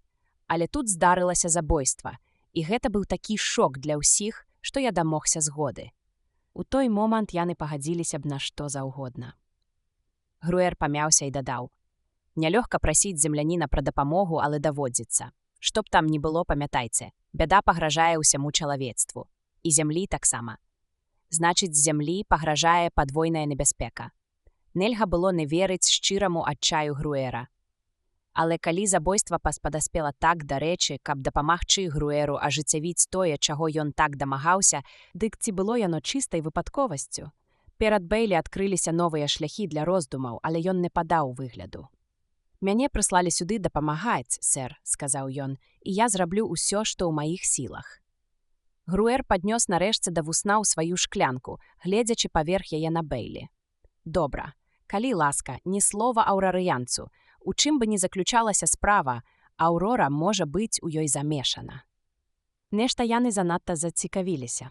Напрыклад, настаялі на тым, каб даць вам у партнёры спадара Аліву. «Аўрора — планета магутная», давялося пагадзіцца. Яны сказалі, што пасылаюць спадара Аліву толькі таму, што ён ужо працаваў з вамі, але можа быць і так, што ім патрэбны тут свой чалавек. А? Ён адпіў са шклянкі, не спускаючы вачэй з Бэйлі. Бэйлі задумліва пацёр костачкамі пальцаў шчаку. «Ну, калі?» Не дагаварыўшы, ён ускочыў са стула і кінуўся да свайго суразмоўцы, забыўшыся, што бачыць усяго толькі выяву. Груэр, вылупіўшы вочы і трымаючыся за горла, хрыпеў: «Пячэ? Пячэ?» Клянка выпала з яго рукі, змясціва разлілося па падлозе, упаў і сам Груэр з перакрыўленым болем тварам. Раздзел 7. Доктар недаўмявае. На парозе з'явіўся Даніл. Што здарылася, партнёр Элайджа? Але ўсё было зразумела і без тлумачэнняў. Даніл закрычаў звонкім голасам: «Робаты Ханіса Груэра! Вашаму гаспадару блага! Робаты!» У сталовай адразу з'явіўся металічны слуга, а праз пару хвілін да яго далучылася тузін іншых. Трое асцярожна паднялі і вынеслі Груэра. Астатнія ўзяліся наводзіць парадак і падбіраць з падлогі асколкі. Даніл крыкнуў ім: «Слухайце, робаты, не чапайце асколкаў. Абшукайце дом, шукайце чужога чалавека. Папярэдзьце ўсіх робатаў, якія працуюць у маёнтку. Хай прачешуць кожны акр. Калі знойдзеце чужога спадара, затрымайце яго. Не рабіце яму шкоды, залішняя парада, але не дазваляйце пайсці. Калі не знойдзеце нікога, дайце мне знаць, я застаюся на сувязі». Калі робаты разышліся, Бэйлі сказаў Данілу: «Пачынаецца, гэта, вядома, была атрута». «Так, мабыць, вы маеце рацыю, партнёр Элайджа». Даніл неяк дзіўна, нібы ў яго аслаблі калені, апусціўся на крэсла. Бэйлі раней ніколі не заўважаў за ім такіх чалавечых рысачак. «Мой механізм не вытрымлівае падобных выпрабаванняў», — сказаў Даніл. «Вы ж нічым не маглі яму дапамагчы». «Я разумею і ўсё ж адчуваю нешта накшталт блакіроўкі ў мазгавых схемах. Так, мусіць, здараецца з чалавекам, які перажыў шок. Што ж, давядзецца сябе перасіліць». Бэйлі не адчуваў ніякай жалю да занядужаўшага робата. «Трэба разабрацца, хто прыклаў да гэтага руку. Няма атруты без атручальніка. Гэта магло быць і харчовае атручэнне. Выпадковае харчовае атручэнне. У такім чыстаплотным свеце ніколі. Апрача таго, атрута была дададзена ў напой, і сімптомы былі раптоўныя, так што сумнявацца не выпадае. Гэта была атрута, прычым вялікая доза. Вось што, Даніл, я пайду ў іншы пакой і ўсё абдумаю. А вы звяжыцеся са спадарыняй Дэльмар. Праверце, ці дома яна, і даведайцеся, на якой адлегласці яе маёнтак ад маёнтка Груэра. Значыць, вы думаеце, што яна...» Бэйлі спыніў яго жэстам. «Проста даведайцеся, добра?» І выйшаў з пакоя, яму неабходна было застацца аднаму. Ясна, што два так цесна звязаныя па часе злачынствы ў такім грамадстве, як саларыянскае, не маглі адбыцца незалежна адно ад аднаго.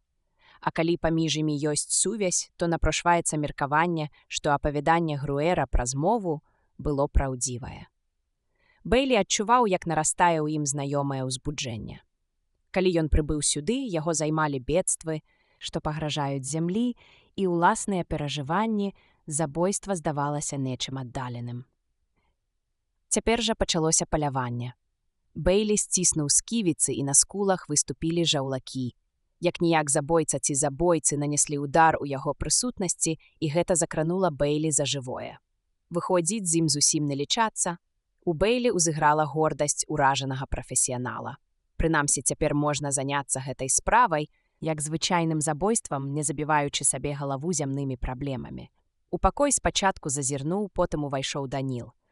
«Я зрабіў, як вы прасілі, партнёр Элайджа. Звязаўся са спадарыняй Дэльмар. Яна дома. Яе маёнтак больш, чым за 1000 міль ад маёнтка агента Груэра. Я сам потым з ёй пагавару». «Як вы думаеце?» – задуменна спытаў Бэйлі. «Яна мае дачыненне да гэтага злачынства». «Хутчэй за ўсё непрамое, партнёр Элайджа. Значыць, ускоснае. Яна магла даручыць камусьці забіць Груэра». «Камусьці? Але каму?» «Гэтага я сказаць не магу, партнёр Элайджа. Калі нехта дзейнічаў па яе даручэнні, ён мусіў прысутнічаць на месцы злачынства. Так, нехта мусіў там з'явіцца, каб атруціць напой. Але хіба нельга было атруціць напой загадзя? Значна раней». «Я думаў пра гэта, партнёр Элайджа», – спакойна сказаў Даніл. Таму і скарыстаўся выразам «хутчэй за ўсё», гаворачы пра дачыненне спадарыні Дэльмар да злачынства. Цалкам верагодна, што яна пабывала ў Груэра раней. Было б карысна праверыць яе перамяшчэнне. Праверым і высветлім, ці бывала яна там наогул. Бэйлі скрывіў вусны. Ён так і ведаў, што калі-небудзь логіка падвядзе робата. Як казаў той робататэхнік, логіка, пазбаўленая здаровага сэнсу. Пойдзем назад у перамону і паглядзім, што там у Груэра. Пакой Груэра ззяў чысцінёй і свежасцю. Ніхто не сказаў бы, што менш чым гадзіну таму на падлозе курчыўся ў агоніі чалавек. Ля сцяны стаялі 3 робатаў у звычайнай позе пачцівага чакання. «Што чутно пра вашага гаспадара?» – спытаў Бэйлі. «Пры ім доктар, спадар», – адказаў сярэдні робат. «Доктар лечыць яго па відэа ці прысутнічае асабіста». «Па відэа, спадар». «Што кажа доктар? Гаспадар будзе жыць?» «Пакуль невядома, спадар. Вы абшукалі дом?» «Вельмі старанна, спадар». «Не выявілі старонняга спадара?» «Не, спадар». «Ці ёсць якія-небудзь сляды нядаўняй прысутнасці старонняга?» «Ніякіх, спадар». «Маёнтак абшукваецца?» «Так, спадар». «Ці ёсць вынікі?» «Не, спадар». Бэйлі кіўнуў і сказаў: «Я хачу пагаварыць з робатам, які сёння прыслугоўваў за сталом. Ён на праверцы, спадар. Функцыі парушаныя. Але гаварыць ён можа?» «Так, спадар. Тады давайце яго сюды неадкладна». Але неадкладна не атрымалася, і Бэйлі пачаў раздражнёна: «Я ж сказаў». «Саларыянскія робаты кантактуюць паміж сабой па радыё», – уставіў Даніл, «і робат, якога вы хацелі бачыць, ужо выкліканы. Калі ён затрымліваецца, то прычынай таму няспраўнасці, выкліканыя нядаўнім здарэннем».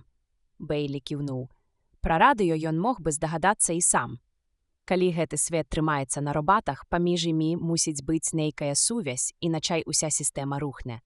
Стала зразумела, якім чынам, услед за выклікам аднаго робата, адразу з'яўляецца тузін іншых, але толькі калі ў іх ёсць патрэба, і не інакш. З'явіўся патрэбны Бэйлі робат. Ён кульгаў, прывалакваючы нагу.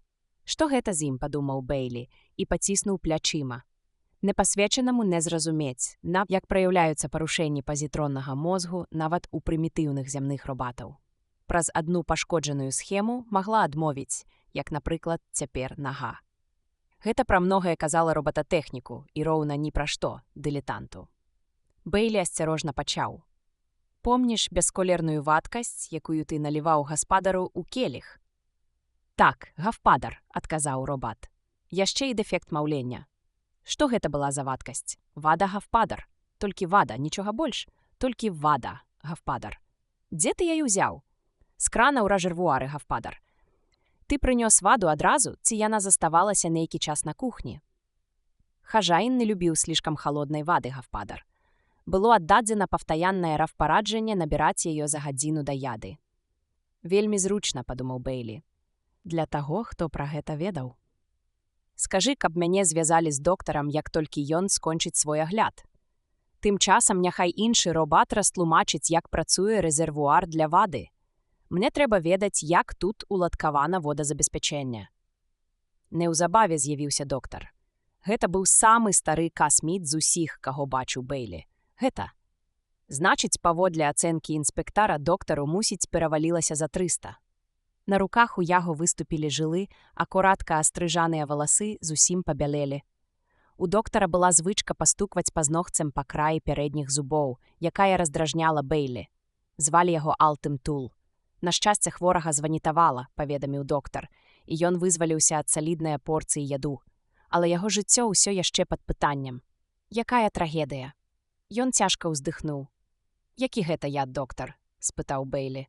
Баюся, што не ведаю. Тук-тук-тук. Што? Як жа вы яго лечыце? Стымулюю нервова-мышачную сістэму, каб пазбегнуць паралічу, а ў астатнім спадзяюся на прыроду.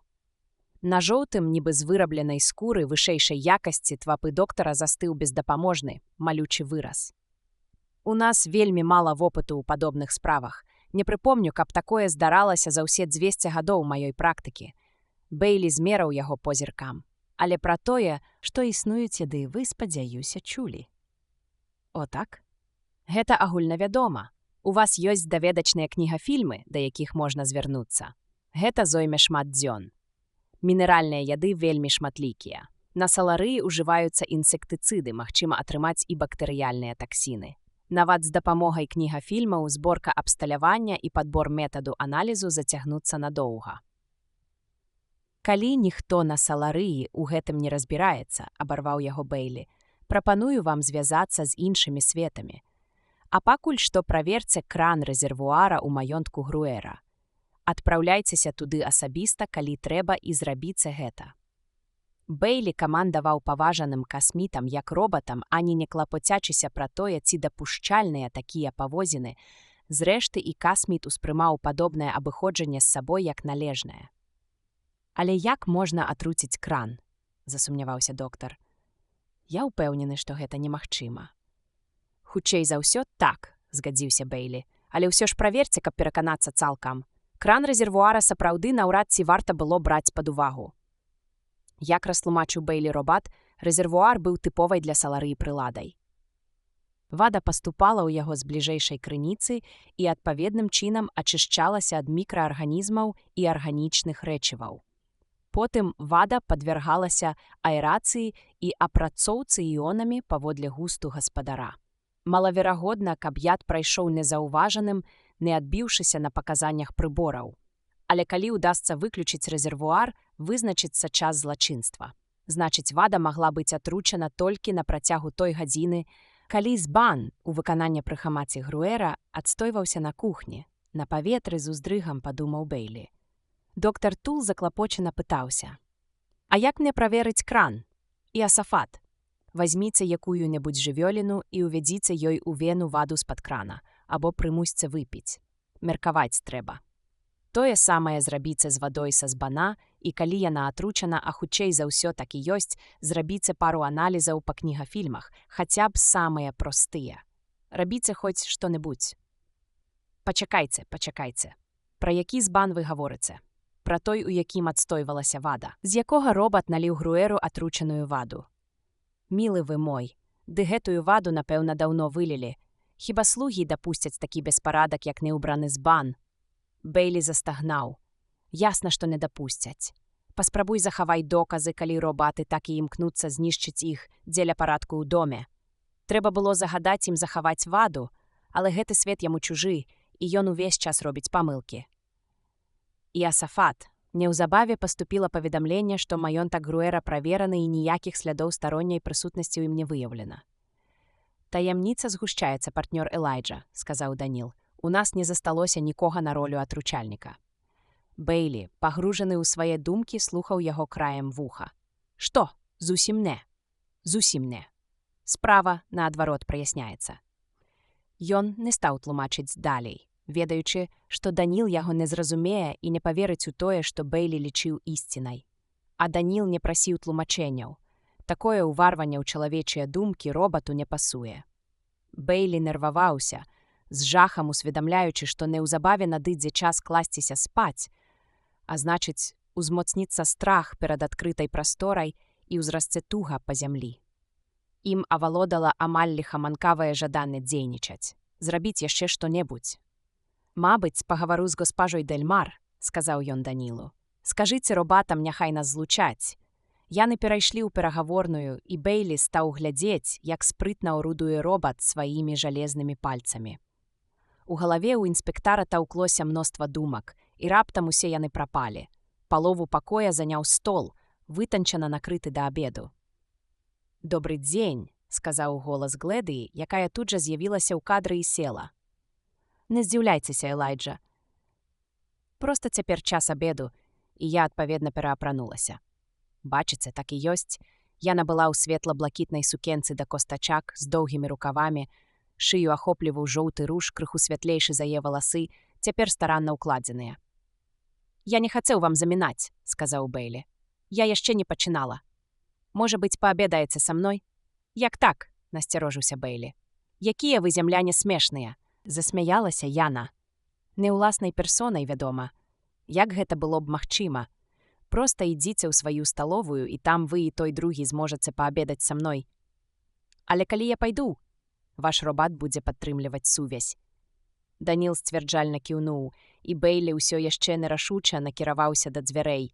Гледыя разам з накрытым сталом рушыла ўслед за ім. «Бачыце?» — падбадзёрліва ўсміхнулася Яна. «Ваш сувязіст трымае кантакт».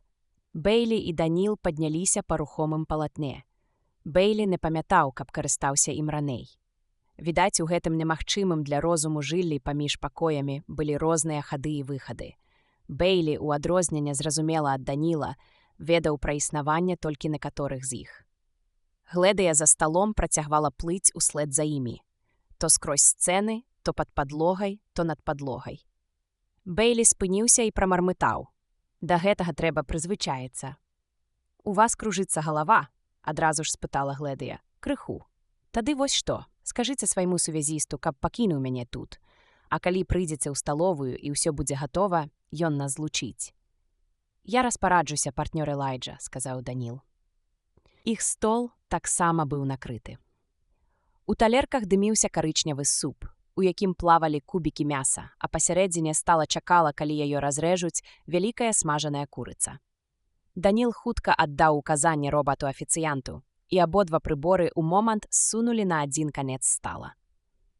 Як па сігнале, сцяна насупраць знікла.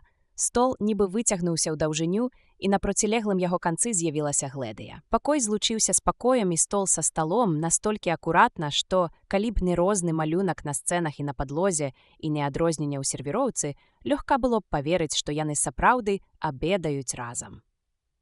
«Ну вось», — задаволена сказала Гледыя. «Праўда, зручна?» «Вельмі», — сказаў Бэйлі.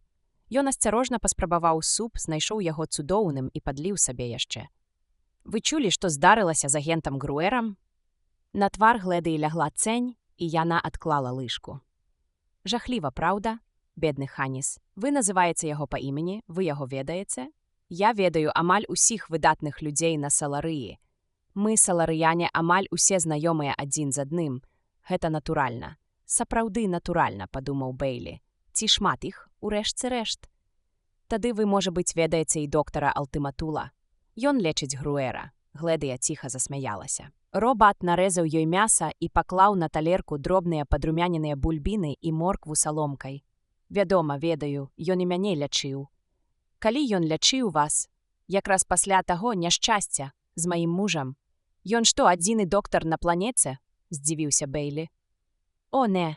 Гледыя заварушыла вуснамі, нібы падлічваючы. Іх па меншай меры 10, і яшчэ адзін малады чалавек вывучае медыцыну. Але доктар Тул з найлепшых. У яго самы вялікі вопыт. Бедны доктар Тул. Чаму бедны? Ну вы ж ведаеце, у доктара такая брыдкая праца. Даводзіцца наведваць людзей, а часам нават і кранаць іх рукамі. Але доктар Тул вельмі адказна ставіцца да сваёй справы і наведвае хворага, калі лічыць гэта неабходным. Ён лячыў мяне з самага дзяцінства і заўсёды быў такі добры і мілы, што я, шчыра кажучы, амаль не пярэчыла б супраць яго візіту. Напрыклад, ён быў у мяне ў той апошні раз. Вы хочаце сказаць, калі загінуў ваш муж, так, можаце сабе ўявіць, што адчуў доктар, калі ўбачыў, як я ляжу побач з мёртвым мужам. Мне сказалі, што цела ён аглядаў па відэафоне. Цела так. Але са мной было інакш. Пераканаўшыся, што я жывая і сур'ёзнай небяспекі няма, ён загадаў робатам падкласці мне пад галаву падушку, зрабіць мне ўкол і пакінуць адну. А сам прыляцеў самалётам. Так, самалётам. Гэта заняло ў яго менш за паўгадзіны. Потым ён заняўся мной, і ўсё стала добра. Я была ў такім тумане, калі я прытомніла, што думала, перада мной яго выява, пакуль ён не крануў мяне. Тады я зразумела, што гэта ён сам, і закрычала. Бедны доктар Тул страшна збянтэжыўся, але я ведаю, ён хацеў зрабіць як лепш. Бейлі кіўнуў. Пэўна, у дактароў на Саларыі не так ужо шмат працы. Спадзяюся, што так. Я ведаю, што пра інфекцыйныя хваробы і гаварыць не варта. Але парушэнне абмену рэчываў, атэрасклероз, дыябет і таму падобнае. Такое здараецца, і гэта заўсёды жахліва непрыемна. Дактары могуць, вядома, фізічна палегчыць жыццё такім хворым, але і толькі. Вось як. Вядома, калі чалавек захварэў, значыць, яго генетычны аналіз быў недакладны. Не думаеце ж вы, што мы свядома дапускаем такія рэчы, як дыябет? Усе, у каго знаходзяць падобныя захворванні, падвяргаюцца дбайнаму паўторнаму аналізу. Шлюбнае прызначэнне адмяняецца, і гэта жахліва нязручна для другога спадружжа. А яшчэ нельга, каб у іх былі, яна панізіла голас, дзеці. Нельга мець дзяцей? Звычайным голасам перапытаў Бейлі. Гледыя ўспыхнула. Якія жахлівыя рэчы мы кажам? Што за словы, дзеці? З часам прывыкаеш, суха заважыў Бейлі. Так, але калі гэта ператворыцца ў мяне ў звычку, я калі-небудзь скажу такое пры саларыяніне і проста згару ад сораму. А калі ў такой пары ўжо былі дзеці, бачыце, вось зноў, гэтых дзяцей трэба таксама расшукаць і абследаваць. Дарэчы, адзін з абавязкаў Рыкейна. Увогуле, клопату не абярэшся. Тула можна выкінуць з галавы, падумаў Бейлі. Некампетэнтнасць доктара – вынік саларыянскага ладу жыцця. І нічога злачыннага ў ёй няма.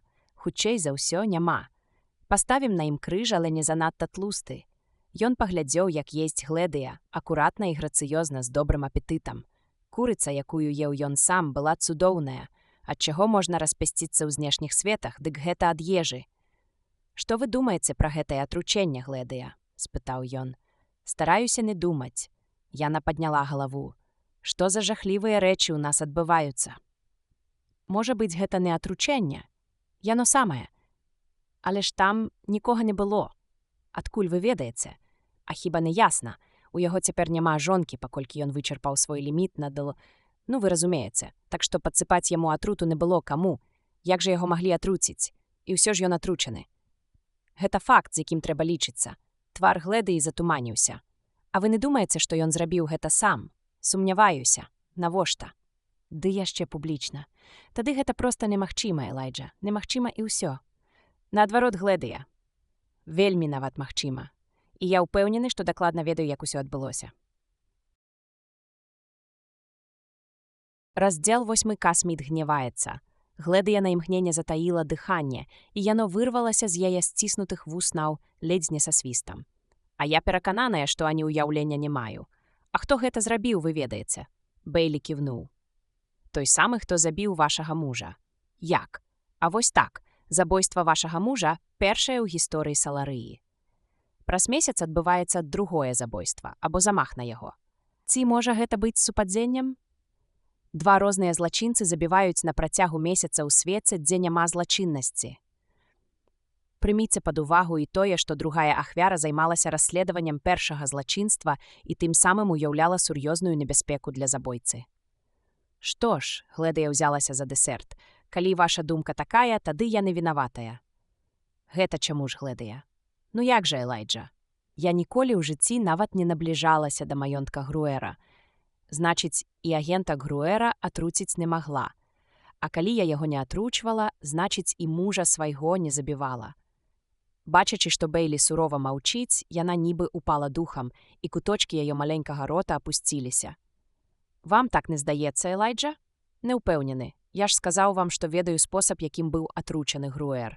Спосаб дасціпны, і любы жыхар Саларыі мог ім скарыстацца. Быў ён у маёнтку Груэра ці не. Бываў ён там калі-небудзь ці не. Гледыя сціснула кулакі. Вы хочаце сказаць, што я злачынка? Нічога такога я не сцвярджаў, але мелі на ўвазе.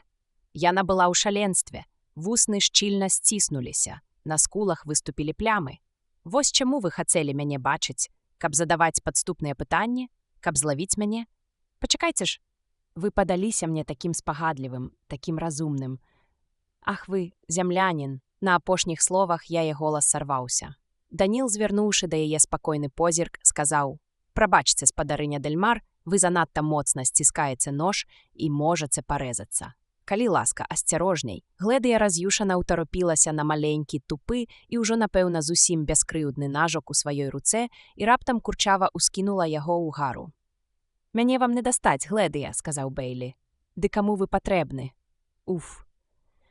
Яна перадзёрнулася ад перабольшанай агіды і крыкнула: «Спыніць сеанс». Апошнія словы прызначаліся, відавочна, робату за кадрам. Гледыя і яе стол тут жа зніклі, і сцяна сталовай вярнулася на месца. «Калі я правільна зразумеў, – сказаў Даніл, – вы лічыце гэтую жанчыну вінаватай?» «Не», – абыякава адказаў Бейлі. «Ёй на бараку бракуе вельмі многіх якасцяў, што патрэбныя забойцу. Яна ўспыльчывая.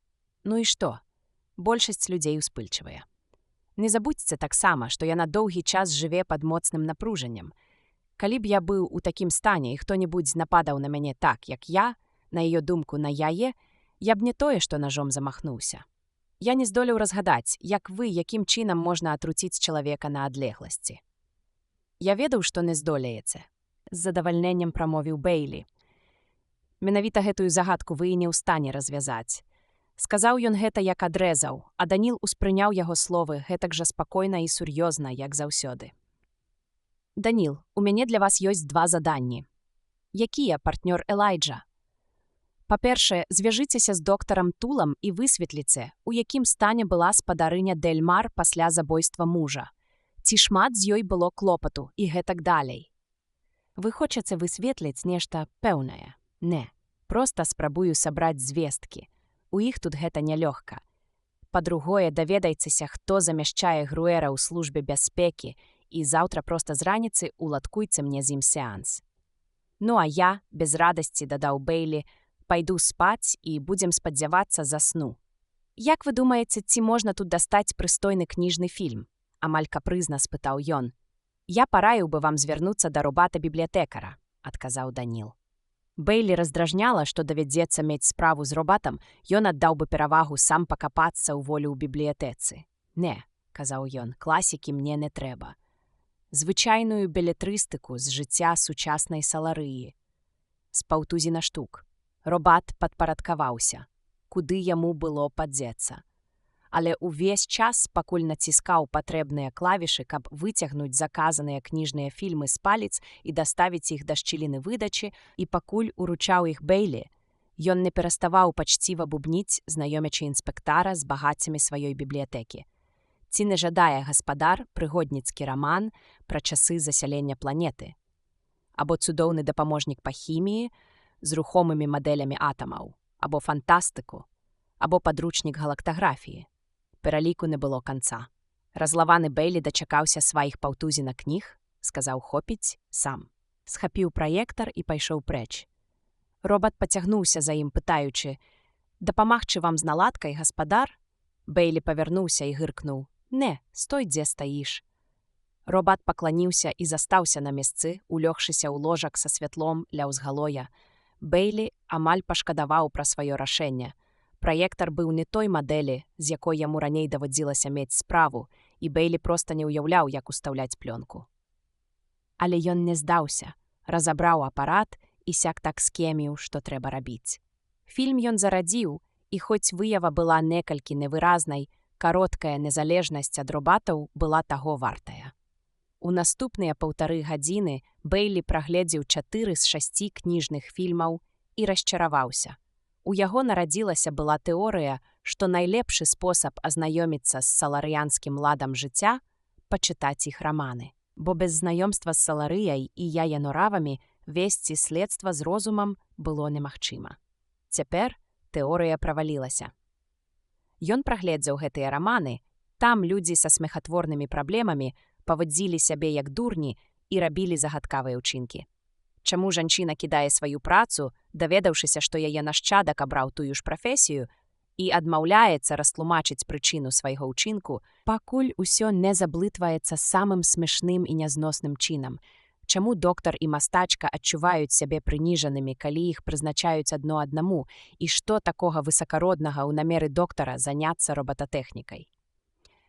Бэйлі зарадзіў у праектар 5-ты фільм і адрэгуляваў выяву. Стаміўся ён, як сабака. Так стаміўся, што пасля ніяк не мог успомніць, пра што быў 5-ты раман, які абяцаў быць вострасюжэтным. Памятаў толькі пачатак, дзе новы гаспадар уступае ва ўладанне маёнткам і праглядае лікавыя фільмы, прадстаўленыя яму пачцівым робатам. Ён, мусіць, так і заснуў, з праектарам на галаве і пры поўным святле. Потым, відаць, ціхенька ўвайшоў робат, асцярожна зняў з Бэйлі праектар і выключыў святло. У кожным разе Элайджа спаў, і яму снілася Джесі. Усё было як раней. Ён нікуды не адлятаў з зямлі, і яны збіраліся ў сталовую, а потым на субэфірнае шоу з сябрамі. Паедуць на экспрэсе, там будзе шмат народу, усё добра, ніякіх клопатаў. Элайджа быў шчаслівы, і Джесі была такой прыгожай, яна неяк здолела схуднець. Чаму яна такая стройная і прыгожая? І яшчэ адна дзіўнасць, чамусьці на іх свяціла сонца. Элайджа глядзеў угору, там было толькі скляпяністае перакрыцце верхняга гарызонту. І ўсё ж сонца свяціла, ярка азараючы ўсё вакол, і ніхто не баяўся. Бэйлі прачнуўся ў трывозе і сеў снедаць, не звяртаючы ўвагі на робатаў, якія прыслугоўвалі за сталом. Ён не размаўляў з Данілам, не задаваў пытанняў і паглынаў выдатную каву, не разбіраючы смаку. Чаму яму прысніўся свет нябачнага сонца? Можна зразумець, калі сняцца зямля і Джесі, але пры чым тут сонца? І чаму гэты сон працягвае яго непакоіць? «Партнёр Элайджа», – асцярожна сказаў Даніл. «Корвін Атлбіш выйдзе на сувязь праз паўгадзіны. Я дамовіўся». «Які такі Корвін?» – буркнуў Бэйлі, падліваючы ў кубак кавы. Ён першы намеснік агента Груера і цяпер выконвае яго абавязкі. «Тады давайце яго. Я ж казаў, што сеанс прызначаны праз паўгадзіны. Мне ўсё роўна, калі ён прызначаны. Злучыцца мяне з ім неадкладна. Гэта загад. Я паспрабую, партнёр Элайджа, але ён можа не даць згоды на сеанс. А вы паспрабуйце, Даніл, і жывей». Намеснік дырэктара службы бяспекі адказаў на выклік, і Бэйлі ўпершыню на саларыі убачыў касміта, які адпавядаў зямным уяўленням.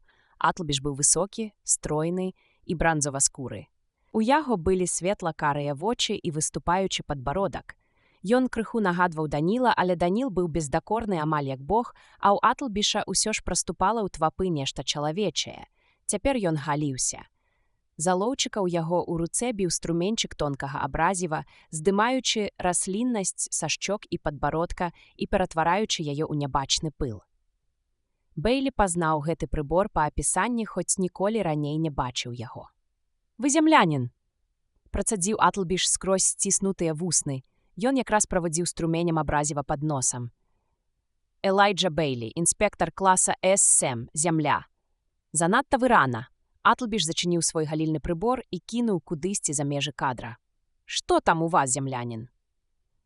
Бэйлі і ў лепшыя часы быў бы не ў захапленні ад такога тону, а цяпер ён проста ўскіпеў. «Як сябе адчувае агент Груер?» – спытаў ён. «Жывы пакуль. Можа, і выжыве. Вашы саларыянскія атрутнікі не разбіраюцца ў дозах», – кіўнуў Бэйлі. «Вопыту не хапае. Груеру падсыпалі занадта многа, і яго званітавала. Палова гэтай дозы забіла б яго. Атрутнікі? Ніякіх слядоў атруты не выяўлена. І Асафат, вам што, мала доказаў? Усялякае бывае». Атлбіш пацёр твар, правяраючы, ці гладка паголены. «Хто ведае, якія парушэнні абмену могуць быць у чалавека старэйшага за 250. І ў вас ёсць аўтарытэтнае медыцынскае заключэнне». Доктар Тул дакладвае. Гэта дадало апошнюю кроплю. Гнеў, які кіпеў у Бэйлі з моманту абуджэння, прарваўся вонкі, і зямлянін гаркнуў. «Пляваў я на доктара Тула. Я сказаў, аўтарытэтнае заключэнне. Вашы дактары нічога не цямяць, як не цямілі б дэтэктывы, будзь яны ў вас. Дэтэктыва давялося выпісваць з зямлі, выпішыце заадно і доктара. Ці не вы мне будзеце паказваць?» – холадна спытаў саларыянін. «Так, і прытым бясплатна, карыстайцеся на здароўе. Груер быў атручаны. Я сведка». Ён выпіў, папярхнуўся і стаў крычаць, што яму пячэ горла. Чаго ж было чакаць, калі ён расследаваў? «Што расследаваў?» – незварушна спытаў Атлбіш. Бейлі скоўвала прысутнасць Даніла, які, як заўсёды, сядзеў наводдаль футах у 10, бо Груэр не хацеў, каб прадстаўнік Аўроры ведаў пра яго расследаванне. Таму Бейлі прамармытаў нешта звязанае з палітыкай. Атлбіш скрыжаваў рукі і прыняў адхілены, сумуючы і даволі варожы выгляд. «У нас на Саларыі не існуе палітыкі ў тым сэнсе, як яе разумеюць у іншых светах. Ханіс Груэр – добры грамадзянін, але ў яго занадта развітае ўяўленне. Гэта ён настаяў, каб мы вас запрасілі, наслухаўшыся пра вас нейкіх гісторый. Нават прыняў умову, каб вам у партнёры далі аўраранца. Я асабіста не бачу ў тым патрэбы. Ніякай таямніцы не існуе. Рыкейна Дэльмара забіла жонка, і мы разбярэмся, як і чаму. А калі і не разбярэмся, ёй зробяць генетычны аналіз і прымуць патрэбныя меры. Што да Груэра, то вашы фантазіі пра атручэнне нікога не хвалююць. Вы намякаеце на тое, што я тут больш не патрэбны? Недаверліва спытаў Бейлі. Думаю, што не патрэбныя. Калі хочаце вярнуцца на зямлю, вяртайцеся. Я б нават сказаў, зрабіце ласку. Бейлі сам сабе дзівячыся выкрыкнуў. Не, сэр. Я з месца не скрануся. Мы вас нанялі, спадар сышчык. Мы можам і звольніць, вы вернецеся на родную планету. Ну не. Паслухайце мяне, вельмі вам раю.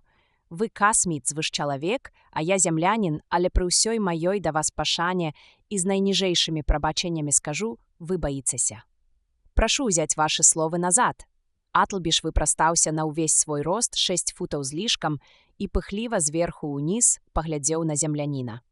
Баіцеся ды яшчэ як. Вы думаеце, што калі возьмецеся за гэтую справу, будзеце наступным. І здаяцеся, каб яны пакінулі вас у спакоі, пакінулі вам ваша нікчэмнае жыццё. Бейлі не меў уяўлення, хто такія гэтыя яны і ці існуюць яны ўвогуле. Ён уедаў наўздагад і асалоджваўся тым, як яго словы б'юць па самалюбстве пыхлівага касміта. «Праз гадзіну вас тут не будзе», – сказаў Атлбіш, у халодным гневе паказваючы пальцам на Бейлі, «і клянуся, вам не адкруціцца ніякімі дыпламатычнымі хітрыкамі. Зберажыце свае пагрозы, касміт. Зямля для вас нічога не значыць, згодны, але я тут не адзін. Дазвольце прадставіць вам майго партнёра Даніла Аліву. Ён аўрарыянец, і калі маўчыць, то таму, што размовы не яго справа. Следства ўзначальваю я, але слухаць ён слухае, ні слова не прапусціць. Я вам проста скажу Атлбіш, Бейлі за салодаю назваў яго проста па прозвішчы. Аўрору і астатнія 40 з лішкам знешніх светаў вельмі цікавіць тое, што вы тут на Саларыі вырабляеце. Калі вы нас вышпурніце, Саларыю акружаць баявыя караблі. Я зямлянін і ведаю парадак. За ўшчамленнем правоў ідзе прымяненне сілы. Атлбіш з некаторым непакоем перавёў позірк на Даніла і збавіў тон. Тут не адбываецца нічога такога, што магло б цікавіць іншыя планеты.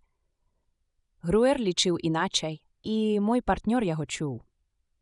Не той быў момант, каб спыняцца перад хлуснёй. Даніл пры апошніх словах Бейлі павярнуў галаву, але інспектар прыкінуўся, быццам не бачыць, і працягваў. Я маю намер і далей весці следства, хоць аддаў бы ўсё, каб вярнуцца на зямлю. Адна толькі мара пра яе пазбаўляе мяне спакою. Калі б гэты кішачы робатамі палац, у якім я жыву, быў мой, я б аддаў і яго, і вас, і ўвесь ваш паганы свет за білет дадому. Але не вам мяне выганяць. Ніхто не выжане мяне адсюль, пакуль справа, якую мне даручылі, не будзе раскрытая. Паспрабуйце толькі выдаліць мяне супраць волі і апынецеся перад стваламі касмічных гармат. Больш за тое, з гэтага моманту я буду весці следства па-свойму. Я за яго адказваю і буду гаварыць з тымі людзьмі, з якімі захачу, і не па відэа, а асабіста. Я звыклы мець зносіны з жывымі людзьмі, так яно і будзе. І мне патрэбны афіцыйны дазвол на гэта ад вашай установы. Гэта немагчыма, немысліма. Скажыце яму, Даніл. Як вас ужо інфармаваў мой партнёр, агент Атлбіш, бесстаронна загаварыў андроід, прыслалі сюды весці следства. Нам неабходна яго завяршыць. Мы не хочам, зразумела, парушаць вашы звычаі, і, магчыма, у асабістых візітах не будзе неабходнасці, хоць ваш дазвол на іх у выпадку патрэбы быў бы карысны, як ужо сказаў інспектар Бейлі. Гвалтоўнае выдаленне нас з планеты мы разглядаем як непажаданае, хоць і шкадуем пра тое, што наша знаходжанне можа быць непрыемным вам ці іншым саларыянам. Бэйлі выслухаў гэтую высакапарную прамову, скрывіўшы вусны ў грымасе, якую ніяк нельга было назваць усмешкай. Таму, хто ведаў, што Даніл Робат, было ясна, што ён стараецца не пакрыўдзіць ні аднаго, ні другога з людзей. Таму ж, хто лічыў Даніла аўрарыянцам, грамадзянінам найстарэйшага і найбольш магутнага ў вайсковых адносінах знешняга свету, яго прамова здавалася, напэўна, наборам пагроз, злёгку прыкрытых ветлівасцю. Атлбіш дакрануўся кончыкамі пальцаў да ілба. «Я падумаю. Толькі не занадта доўга», – сказаў Бэйлі, «таму што мне трэба наведаць сёе каго ў найбліжэйшую гадзіну. Асабіста. Канец сеансу». Бэйлі з дзівам і адначасова задавальненнем утаропіўся на тое месца, дзе толькі што быў Атлбіш. Нічога гэтага ён не абдумваў загадзя. Усё адбылося раптоўна, пад уплывам сну і неапраўданай пыхлівасці Атлбіша. Але Бэйлі быў рады, што так атрымалася. Яму даўно хацелася ўзяць справу ў свае рукі. Так яго касміта паганага, падумаў ён. Ён хацеў бы, каб пры гэтай сцэне прысутнічала ўсё насельніцтва зямлі. Тым больш, што Атлбіш увасоблены вобраз касміта. Тым лепш. Толькі з чаго ён, Бэйлі, так распаліўся, патрабуючы права на асабістыя візіты. Ён і сам не мог зразумець. Так, ён склаў для сябе план дзеянняў, і асабістыя кантакты былі часткай гэтага плана. Хай так. Але калі гаворка зайшла пра візіты, Бэйлі адчуў раптам душэўны ўздым і гатоўнасць без усялякай на тое патрэбы крышыць навакольныя сцэны. Чаму? Гэтае пачуццё не мела дачынення да забойства і нават да небяспекі, што пагражала зямлі. Што ж яно такое? Як ні дзіўна, Бэйлі зноў успомніўся нядаўні сон. Сонца, якое свяціла скрозь святланепранікальныя ярусы падземнага зямнога горада. Даніл прамовіў задумліва, у той ступені, у якой яго голас быў здольны выражаць эмоцыі. «Не ўпэўнены, што ўхваляю вашы паводзіны, партнёр Элайджа. Тое, як я блефаваў з гэтым тыпам. Затое спрацавала. І гэта не зусім блеф. Я думаю, што Аўрора і сапраўды цікавіцца тым, што адбываецца на Саларыі, і Атлбіш гэта ведае. Дарэчы, дзякуй вам за тое, што не выкрылі мяне. Гэта было натуральнае рашэнне. Тое, што я падтрымаў вас, нанесла агенту Атлбішу вельмі нязначную шкоду. Калі б я вылечыў вас у хлусні, вы пацярпелі б значна мацней. Пры параўнанні патэнцыялу перамог больш высокі, ага, Даніл. Так і было, партнёр Элайджа. На мой погляд, той жа працэс, толькі менш дакладны. Адбываецца і ў чалавечым мозгу. Але я паўтараю, ваша новая ідэя небяспечная. Што за новая ідэя? Я не ўхваляю вашага намеру наконт асабістых наведванняў. Разумею, толькі я ў вашым ухваленні не маю патрэбы. Мне былі дадзены пэўныя інструкцыі, партнёр Элайджа. Што сказаў вам учора агент Груэр у маю адсутнасць? Я ведаць не магу. Але штосьці ён сказаў. Гэта відаць з таго, як змянілася ваша стаўленне да справы. У святле маіх інструкцый я магу здагадацца, што менавіта было сказана. Ён, мусіць, папярэдзіў вас, што сітуацыя на Саларыі пагражае бяспецы іншых планет. Бэйлі паволі палез за люлькай. Такое здаралася з ім увесь час, і ён кожны раз прыходзіў у благі настрой, успамінаючы, што тут курыць нельга. Але ж саларыян усяго 20 000. Чым жа яны могуць пагражаць каму-небудзь? Маіх гаспадароў на Аўроры Саларыя з некаторага часу пачала непакоіць. Я не валодаю ўсёй паўнатой інфармацыі. А тое нямногае, што вы ведаеце, вам не загадана казаць. Праўда? Перш чым адкрыта абмяркоўваць, трэба старанна ва ўсім разабрацца. Што ж такое затыялі саларыяне? Ствараюць новую зброю? Ці рыхтуюць пераварот? Ці заняліся індывідуальным тэрорам? Што могуць 20 000 чалавек супраць сотняў мільёнаў касмітаў? Даніл маўчаў. «Я ўсё роўна гэта высветлю, так і ведайце», – сказаў Бэйлі. «Але не такім шляхам, як збіраліся партнёр Элайджа. Я атрымаў самыя строгія прадпісанні берагчы вас». Ну, зразумела, першы закон. Узмоцненая клопат. Калі давядзецца выбіраць паміж вашай бяспекай і бяспекай іншага чалавека, я мушу захаваць вас. Вядома.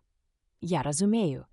Калі са мной што-небудзь здарыцца, у вас не будзе больш падставы заставацца на саларыі, не выклікаючы пры гэтым ускладненняў, да якіх Аўрора яшчэ не гатовая. Пакуль жывы, я знаходжуся на саларыі па яе ж запрашэнні, так што мы можам пры неабходнасці націскаць там і сям і даводзіцца нас цярпець. А памру я, сітуацыя зменіцца. Таму вам і загадалі берагчы Бэйлі больш за вока. Я маю рацыю, Даніл. Я не магу ручацца за тое, што стаіць за дадзенымі мне загадамі. Добра, не хвалюйцеся. Адкрытая прастора не заб'е мяне, калі мне і спатрэбіцца з кім-небудзь сустрэцца. Перажыву. Магчыма, нават прывыкну. Справа не ў адной толькі адкрытай прасторы, партнёр Элайджа. Гаворка ідзе пра сустрэчы з саларыянамі. Я іх не ўхваляю. З-за таго, што гэта не спадабаецца касмітам. Што ж зробіш? Няхай устаўляюць фільтры ў нос і назяваюць пальчаткі. Няхай распырскваюць аэразоль, а калі іх вытанчаныя норавы не дазваляюць ім сутыкацца са мной нос у нос, няхай ежацца і чырванеюць. Але я буду з імі сустракацца. Я лічу нашы сустрэчы надзённай неабходнасцю. Але я не магу гэтага дапусціць. Вы не можаце дазволіць мне. Вы ж ведаеце чаму, партнёр Элайджа? Не ведаю. Але зразумейце, агента Груэра, які ўзначальваў следства з боку саларыі, атруцілі.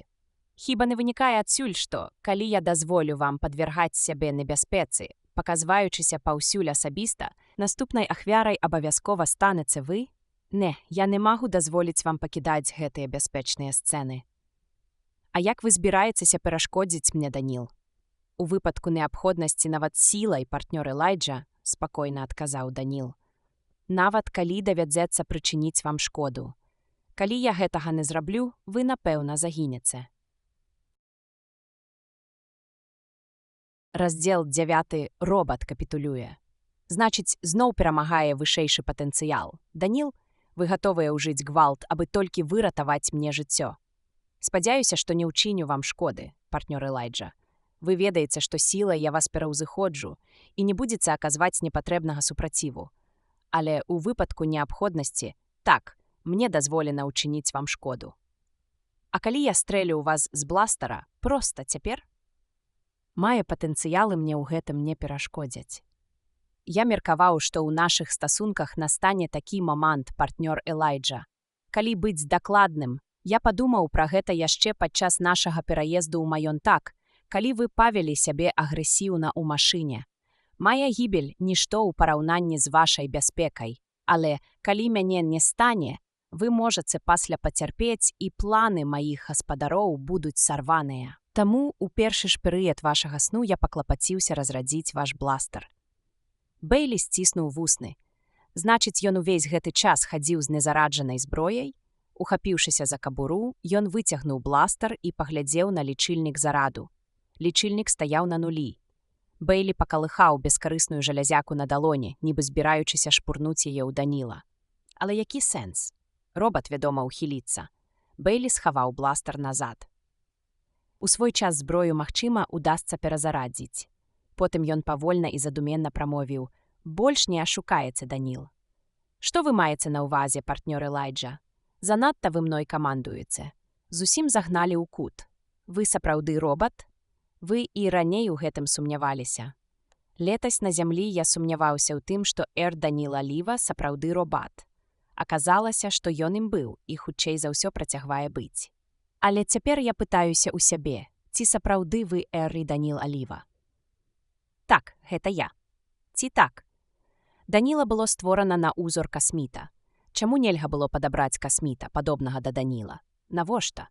Каб ён вёў тут следства з ініцыятывай і выдумкай, недаступнымі робату. І каб вы, іграючы ролю Даніла, маглі спакойна кіраваць мною, для выгляду перадаючы кіраўніцтва мне. Вунь, як вы мной круціце, і мне даводзіцца падпарадкоўвацца.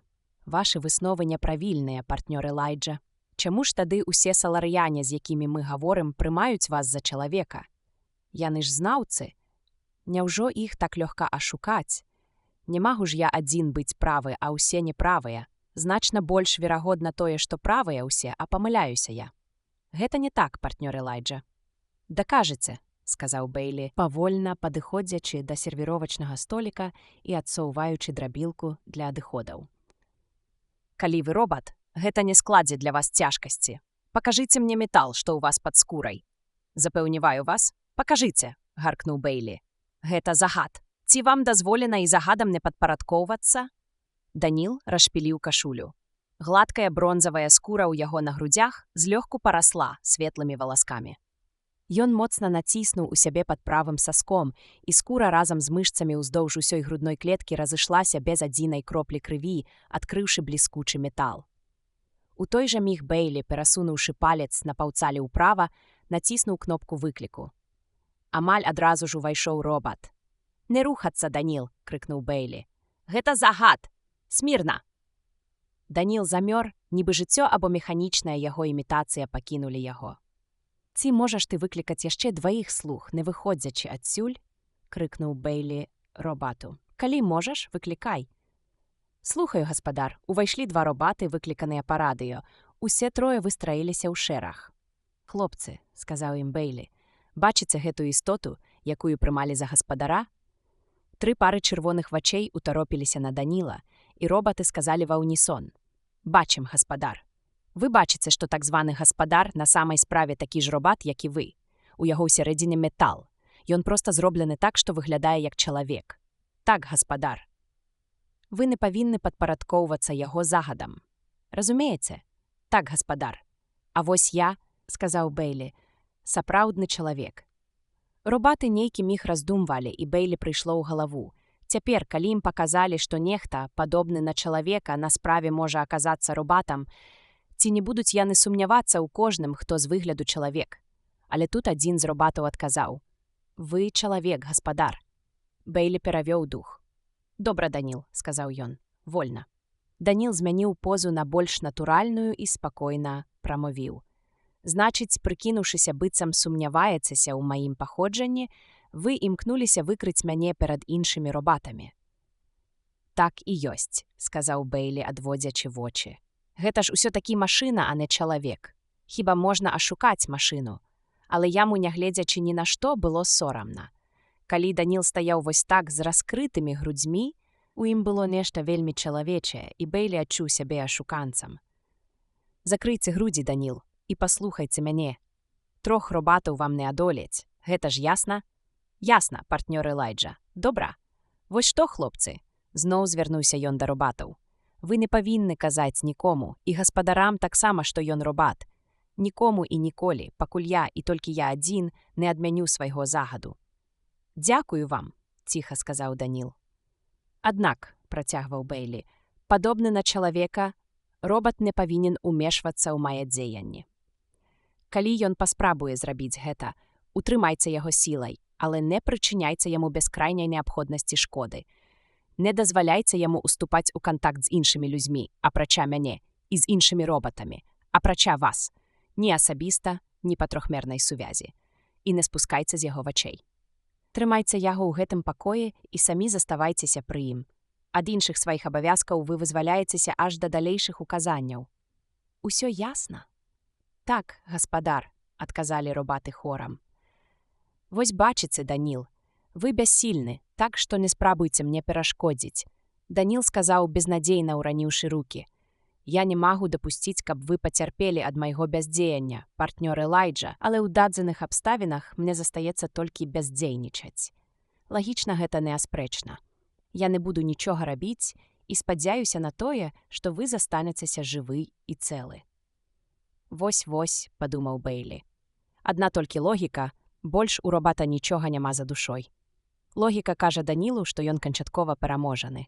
Розум мог бы падказаць яму, што ўсе выпадковасці прадугадаць немагчыма, і супрацьлеглы бок таксама можа зрабіць памылку.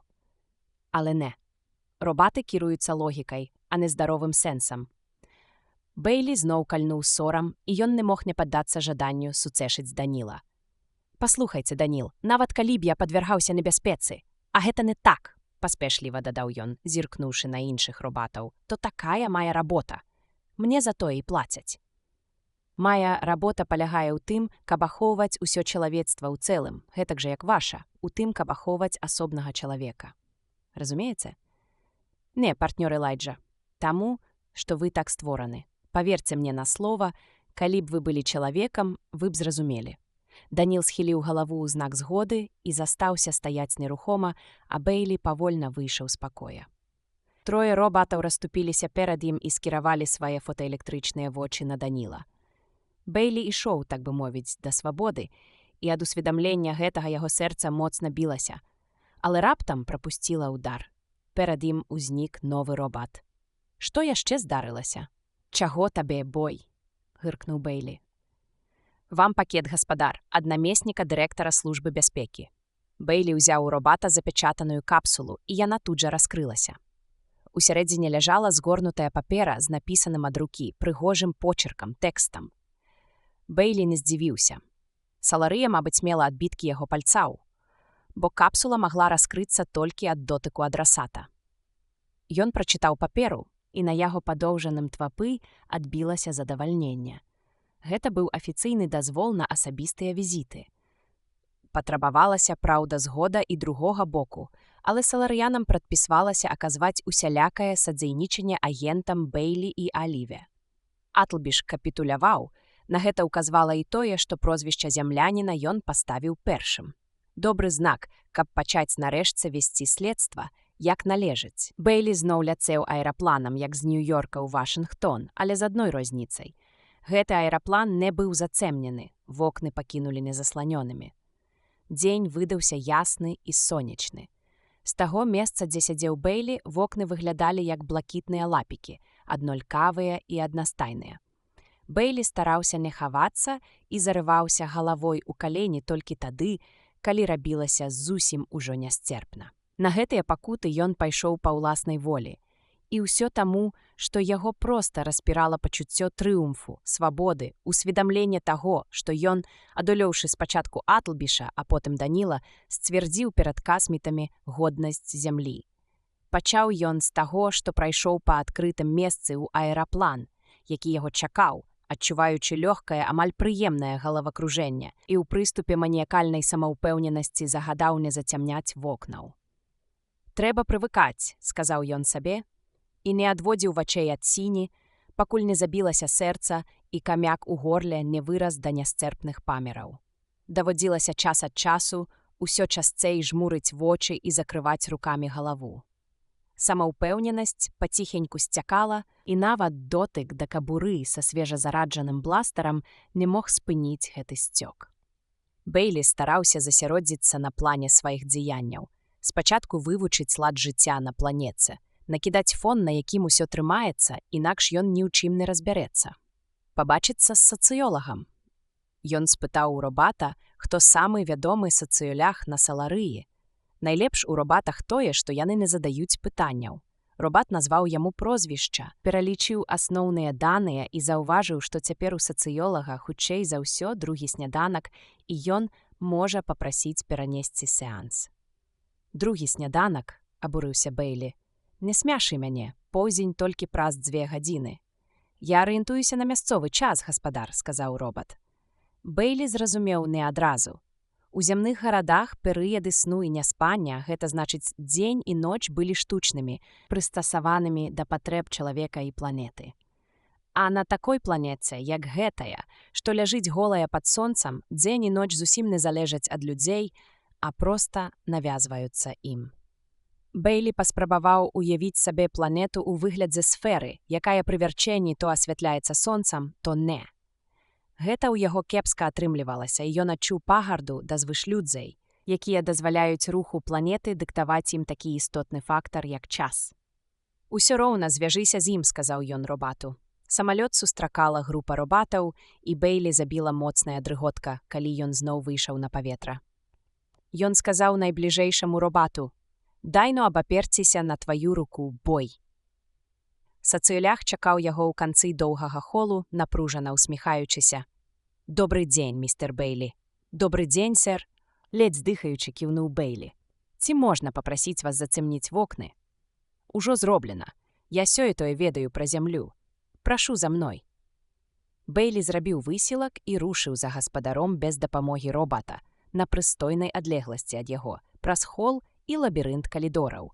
Нарэшце ён усеўся ў вялікім і прыгожа абстаўленым пакоі і ўзрадаваўся, што можна адпачыць. Уздоўж сцэн ішлі неглыбокія закругленыя нішы, у якіх стаялі ружовыя з золатам скульптуры. Абстрактныя зваянні цэшылі вока, хоць з першага погляду нічога не азначалі. Прадмет, падобны на вялікую скрыню, абвешаны белымі цыліндрамі і з мноствам педаляў, быў хутчэй за ўсё музычным інструментам. Бэйлі паглядзеў на сацыёляга. Той выглядаў дакладна так жа, як уласная выява. Пелуэліс маўляў удзень, высокі, худы, з беласнежнымі валасамі. Яго твар дзіўна нагадваў клін, нос выдаваўся, жывыя вочы сядзелі глыбока ў вачніцах. Звалі яго Ансельма Квемот. Нейкі час яны моўчкі глядзелі адзін на аднаго, пакуль Бэйлі не палічыў, што больш-менш авалодаў сваім голасам. Першыя ягоныя словы не мелі ніякага дачынення да следства і вылецелі неяк міжвольна. Ці можна мне чаго-небудзь выпіць? Чаго, напрыклад? Голас у сацыёляга быў занадта высокі, каб лічыцца прыемным. Хочаце вады? Аддаў бы перавагу чаму-небудзь мацнейшаму, сацыёлях надзвычай разгубіўся. Як відаць, абавязкі гасціннасці былі яму незнаёмыя. А так яно і ёсць, падумаў Бэйлі. У свеце, дзе людзі кантактуюць на адлегласці, ніхто нікога не частуе. Робат прынёс глазураваны кубачак са светла-ружовым напоем. Бэйлі асцярожна панюхаў яго і з куды большай асцярогай пакаштаваў на смак. Вадкасць сагрэла рот і не без прыемнасці прайшла ўніз па страваводзе. Бэйлі адпіў глыток. «Калі жадаецца яшчэ», – сказаў Квемот. «Не, дзякуй, пакуль не.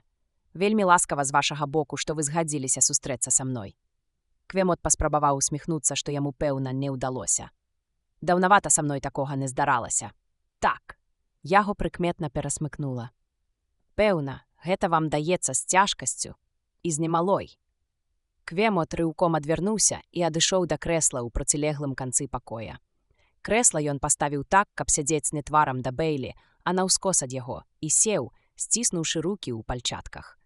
Ноздры ў яго паторгваліся. Бэйлі дапіў свой кубачак, адчуваючы цяпло ва ўсім целе і нават некалькі аднавіўшы былую ўпэўненасць. «А што менавіта вы адчуваеце, калі я тут доктар Квемот?» «У вышэйшай ступені няскромнае пытанне», – прамармытаў сацыёлях. «Ведаю. Але я ж, здаецца, тлумачу вам па відэа, што расследую забойства, і мне давядзецца задаваць вельмі многа пытанняў, сярод якіх непазбежна будуць і няскромныя. Дапамагу, чым магу. Спадзяюся, пытанні не будуць выходзіць за рамкі прыстойнасці». Квемот працягваў глядзець у бок, а калі сустракаўся позіркам з Бэйлі, то адразу ж адводзіў вочы. «Я пытаюся пра вашы пачуцці не проста з цікаўнасці. Гэта надзвычай важна для следства. Не бачу сувязі. Я недастаткова добра ведаю ваш свет, і мне трэба зразумець саларыян, іх думкі і пачуцці. Цяпер улоўліваецца». Квемот зусім перастаў глядзець на Бэйлі і павольна загаварыў. 10 гадоў таму памерла мая жонка. Сустракацца і з ёй было нялёгка, але з часам пачынаеш прывыкаць, і потым яна не была назойлівай. Новую жонку мне не прызначылі, бо я выйшаў з узросту. Ён паглядзеў на Бэйлі, нібы чакаючы, што той дагаворыць за яго, але Бэйлі маўчаў, і Квемот скончыў, паніжаючы голас. «З узросту ад тварэння. А без жонкі я зусім адвык ад такога віду зносін, як асабістыя сустрэчы». «Але што вы ўсё-такі адчуваеце?» Настойваў Бэйлі. «Паніку?» Ён успомніў сябе ў самалёце. Не паніку». Квемот ледзь-ледзь павярнуў галаву да Бэйлі і адразу ж адвярнуўся. «Буду адкрытым, містер Бэйлі. Мне здаецца, што ад вас пахне». «Пахне?» Бэйлі, закрануты за жывое, машынальна адкінуўся на спінку крэсла. «Гэта, вядома, толькі ўяўленне», – сказаў Квемот. «Адкуль мне ведаць, ці пахне ад вас і наколькі моцна? Нават самы моцны пах не можа пранікнуць скрозь насавыя фільтры. Аднак уяўленне...» Ён паціснуў плячыма. «Разумею. І горш за тое. Прабачце мне, містер Бэйлі, але ў прысутнасці чалавека я адчуваю сябе так, нібы вось-вось дакрануся да чагосьці слізкага, і мяне ўсяго перасмыквае. Непрыемнейшае адчуванне». Бэйлі задуменна пацёр вуха, змагаючыся з раздражненнем. «Што ж зробіш, калі чалавек так бурна рэагуе па дробязях?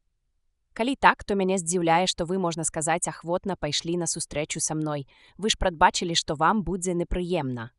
«Так, прадбачу. Але цікаўнасць перамагла. Вы ж землянін. Гэта якраз і павінна было ўтрымаць цябе ад сустрэчы, сарданічна падумаў Бэйлі, але ўголас сказаў: «Ну і што ж?» Квемот загаварыў з раптоўным энтузіязмам. Не так лёгка растлумачыць, нават самому сабе. Але я вось ужо 10 гадоў займаюся сацыялогіяй, прычым прафесійна. Распрацаваў некаторыя новыя канцэпцыі, якія на першы погляд уражваюць, але ў аснове сваёй правільныя. Адна з маіх канцэпцый выклікала ва мне надзвычайную цікавасць да зямлі і землян. Бачыце, калі глыбока вывучыць саларыянскае грамадства і лад жыцця, становіцца відавочным, што мадэль і таго і другога цалкам і поўнасцю запазычана з зямлі. Раздзел 10. Аналогія прасочваецца. «Што?» – міжволі ўскрыкнуў Бэйлі. Квемот зірнуў на яго праз плячо, памаўчаў і сказаў: «Я гавару не пра сучасную зямную цывілізацыю. А, мадэль запазычана з мінулага, са старажытнай гісторыі зямлі. Як землянін вы павінны яе ведаць». «Сякія такія кнігі праглядаў», – асцярожна сказаў Бэйлі. «Тады вы мяне зразумееце». Бэйлі, які не разумеў роўным лікам нічога, сказаў: «Дазвольце патлумачыць вам, што менавіта мне патрэбна.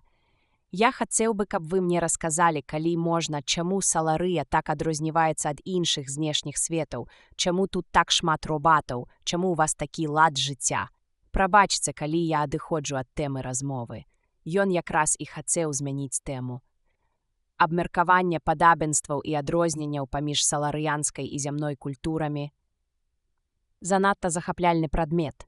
Можна праторчаць тут увесь дзень і сысці, так і не атрымаўшы патрэбных звестак. Вы хочаце параўнаць Саларыю з іншымі знешнімі светамі, але не хочаце параўноўваць яе з зямлёй, усміхнуўся Квемот. Зямлю я ведаю, сэр. Як хочаце. Саларыянін кашлянуў. Вы не супраць, калі я яшчэ крыху паверну крэсла і сяду да вас спінай. Так будзе. Зручней. Як вам будзе заўгодна, доктар Квемот, холадна сказаў Бэйлі. Добра.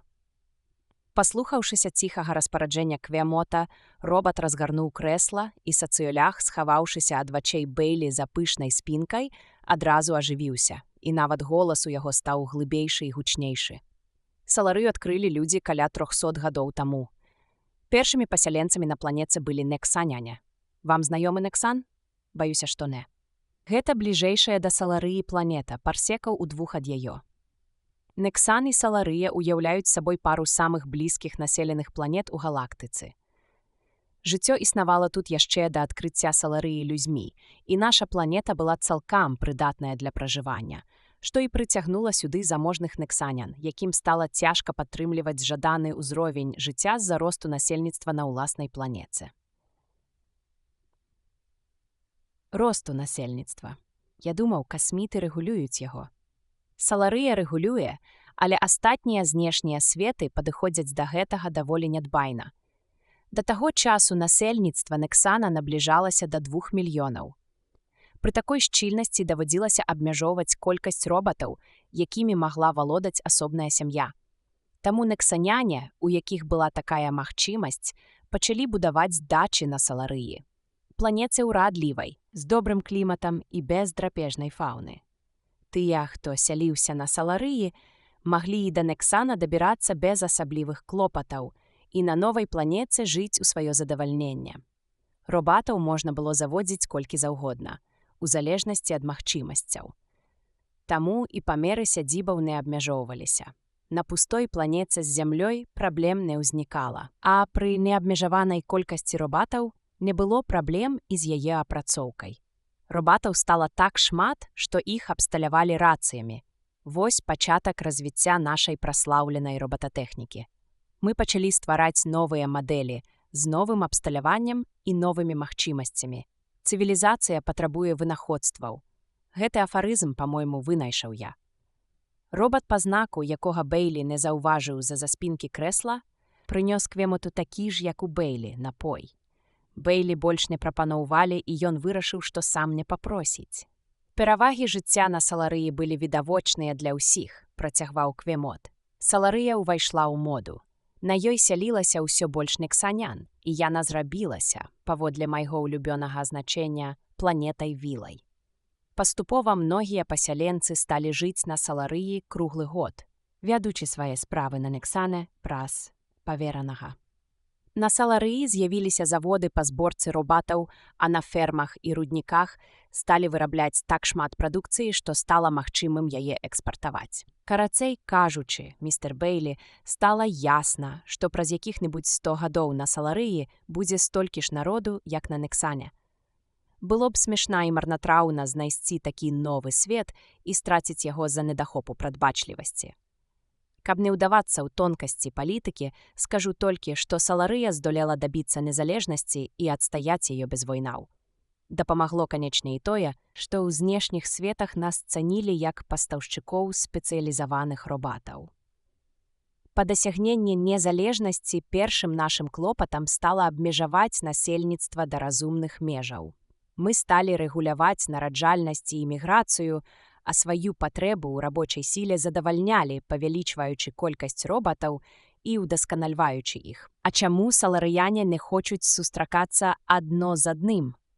Спытаў Бейлі, раздражнёны некалькі паблажлівай манерай Квемота. Квемот выглянуў з-за спінкі крэсла і адразу схаваўся назад. Непазбежныя наступствы. У нас тут велізарныя маёнткі. Нярэдкія ўладанні плошчай 10 000 квадратных міль, хоць у іх уваходзяць і нязручныя землі. Плошча майго маёнтка 950 квадратных міль, затое гэта суцэльна добрая зямля.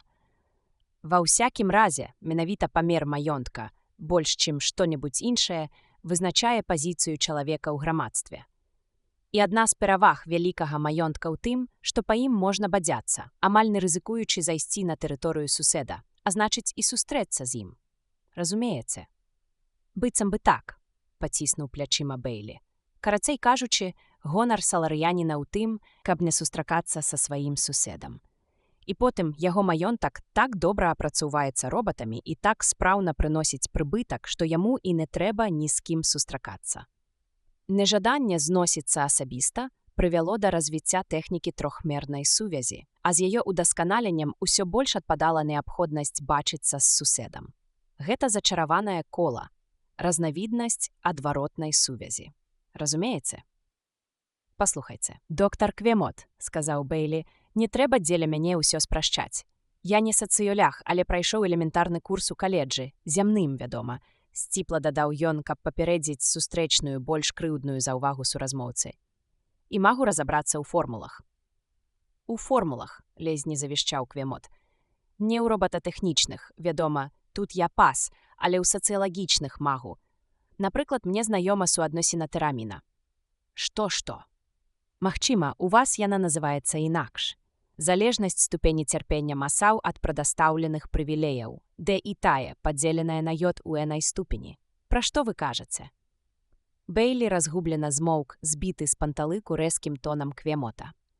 У чым справа? Бо ж залежнасць цярпення ад прывілеяў – гэта аснова навукі кіраваць масамі без выбуху.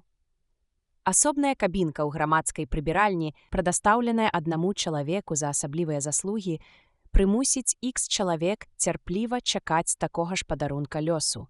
Прычым велічыня X залежыць ад розных катэгорый асяроддзя і тэмпераменту, што і вылічваецца па формуле тэраміна. Але з другога боку, у свеце, дзе адны прывілеі і ніхто не цярпіць нягод, каэфіцыент тэраміна імкнецца да нуля. Мабыць, ён няўдала выбраў прыклад. Бейлі зрабіў новую спробу. Бачыце, сэр, адна справа – якасны аналіз росту прадузятасці супраць асабістых сустрэч. Мне ад яго ніякай карысці. Мне патрэбна дакладная формула гэтай прадузятасці, каб я мог з ёй змагацца. Я хачу пераканаць людзей згадзіцца сустракацца са мной, як згадзіліся вы. Містер Бейлі, нельга ж абыходзіцца з чалавечымі эмоцыямі, як з рэфлексамі пазітроннага мозгу. Я і не кажу, што можна. Робататэхніка – дэдуктыўная навука, а сацыялогія – індуктыўная. Але матэматыкай можна карыстацца і ў той, і ў другой. Квемот памаўчаў і сказаў дрыготкім голасам. Вы ж самі сказалі, што вы не сацыёлях. Так, але вы ж сацыёлях. Як сцвярджаюць найлепшы на планеце. Я тут адзіны. Можна сказаць, я і стварыў гэтую навуку. Вось як. Бейлі замяўся, бо наступнае пытанне здавалася дзёрзкім нават яму самому. А вы знаёмы з працамі па сацыялогіі? Аўрарыянскія працы я чытаў. А зямныя? Зямныя. Квемот засмяяўся штучным смехам. Мне б і ў галаву не прыйшло знаёміцца з зямной навукай. Прабачце, не хацеў вас пакрыўдзіць. Ну тады прабачце. Я думаў атрымаць ад вас канкрэтныя звесткі, якія дапамаглі б мне пры сустрэчах з іншымі людзьмі, так бы мовіць, тварам да твару. Квемот выдаў нейкі дзіўны гук. Яго крэсла адляцела ў бок і з грукатам перакулілася. Бейлі пачуў здушанае «прабачце», і Квемот з непадобнай хуткасцю выскачыў з пакоя. Бейлі ускінуў бровы. Што ён смаразіў на гэты раз? І Асафат зноў націснуў не на тую кнопку. Ён нерашуча падняўся з месца, але тут увайшоў робат. «Гаспадар, мне даручана перадаць, што мой гаспадар звяжацца з вамі праз некалькі хвілін». «Звяжаць з сабой?» «Так, гаспадар. Ці не жадаеце тым часам перакусіць?» Ён зноў паставіў побач з Бейлі кубачак ружовага напою і дадаў талерачку з нейкім печывам яшчэ цёплым. Бейлі зноў сеў і адпіў з кубачка. Печыва на дотык было цвёрдым, але ў роце раставала, а ўнутры было мяккім і больш цёплым, чым звонку. Бейлі не здолеў вызначыць, з чаго яно складаецца, і падумаў, напэўна, з мясцовых саларыянскіх прадуктаў.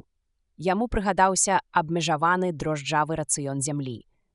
Цікава, ці знайшлі б там збыт дрожджавыя штамы, якія імітуюць стравы знешніх светаў.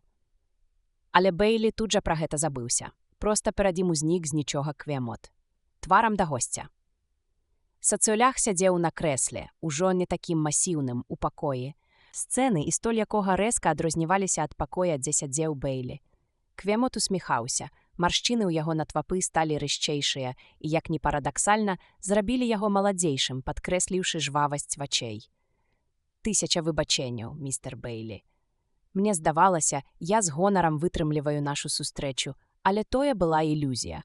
Ваша апошняя фраза мяне проста дабіла». «А што я такога сказаў, сэр?» «Штосьці пра сустрэчы тварам да...» Ён патрос галавой і правёў языком па вуснах.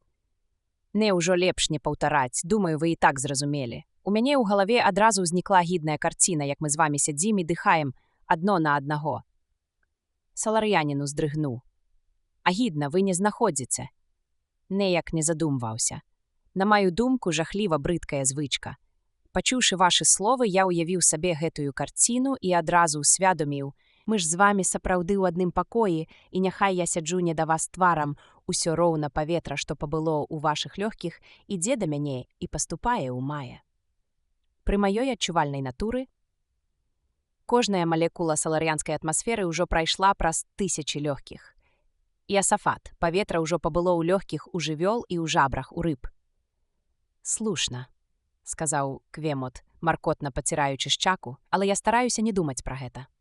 Мяне вывела з раўнавагі тое, што вы тут, і мы абодва дыхаем. Проста дзіўна, якая гэта палёгка, размова праз відэа. А я ж застаюся пад адным дахам з вамі, доктар Квемот. Дзіўна, ці не праўда? Вы са мной пад адным дахам, але выява зусім іншая справа.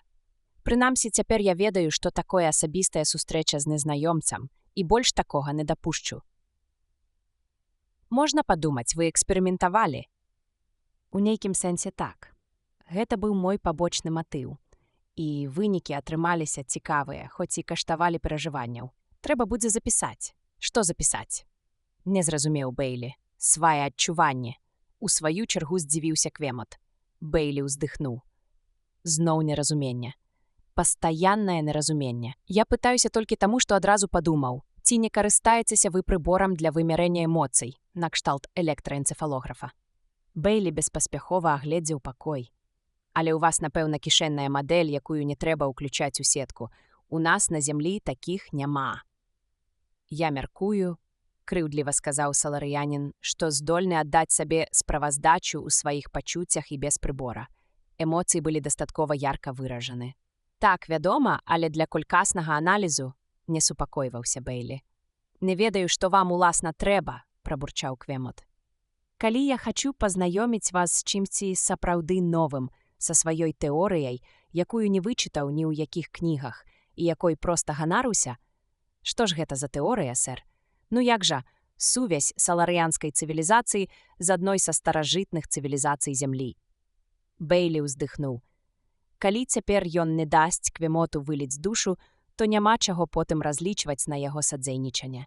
З якой менавіта? Спарта! Квемот ускінуў галаву, і яго белыя валасы на міг зазялі, як німб. Я ўпэўнены, што вы чулі пра Спарту. Бейлі адчуў палёгку. У маладосці, як і многія зямляне, ён цікавіўся старажытнай гісторыяй зямлі. Бо тады зямля была вялікай, таму што была адзінай, і зямляне валодалі светам, таму што не было касмітаў. Але гісторыя зямлі паняцце расцяжнае. Раптам Квемот спашлецца на перыяд незнаёмы Бейлі і паставіць зямляніна ў няёмкае становішча. Цяпер Элайджа мог сказаць, хоць і з асцярожнасцю. Так, я бачыў сёе-тое з фільмаў. Вось і добра. Дык вось у Спарце ў дні яе росквіту жыло параўнальна нямнога спартыятаў. Паўнапраўных грамадзян, больш шматлікія грамадзяне другога гатунку, перыекі і вялікая колькасць бяспраўных рабоў і лотаў. На аднаго спартыета прыходзілася 20 лотаў. Або ілоты былі людзьмі, з чалавечымі пачуццямі і чалавечымі слабасцямі. Каб паспяхова душыць паўстанні сваіх рабоў, нягледзячы на колькасную перавагу апошніх, спартыяты сталі воінамі-прафесіяналамі. Кожны з іх ператварыў сябе ў салдата, і мэта, да якой імкнулася грамадства, была дасягнутая. Усе паўстанні ілотаў заканчваліся паразай паўсталых. Дык вось, мы людзі, якія жывуць на Саларыі, у нейкай ступені нагадваем спартанцаў.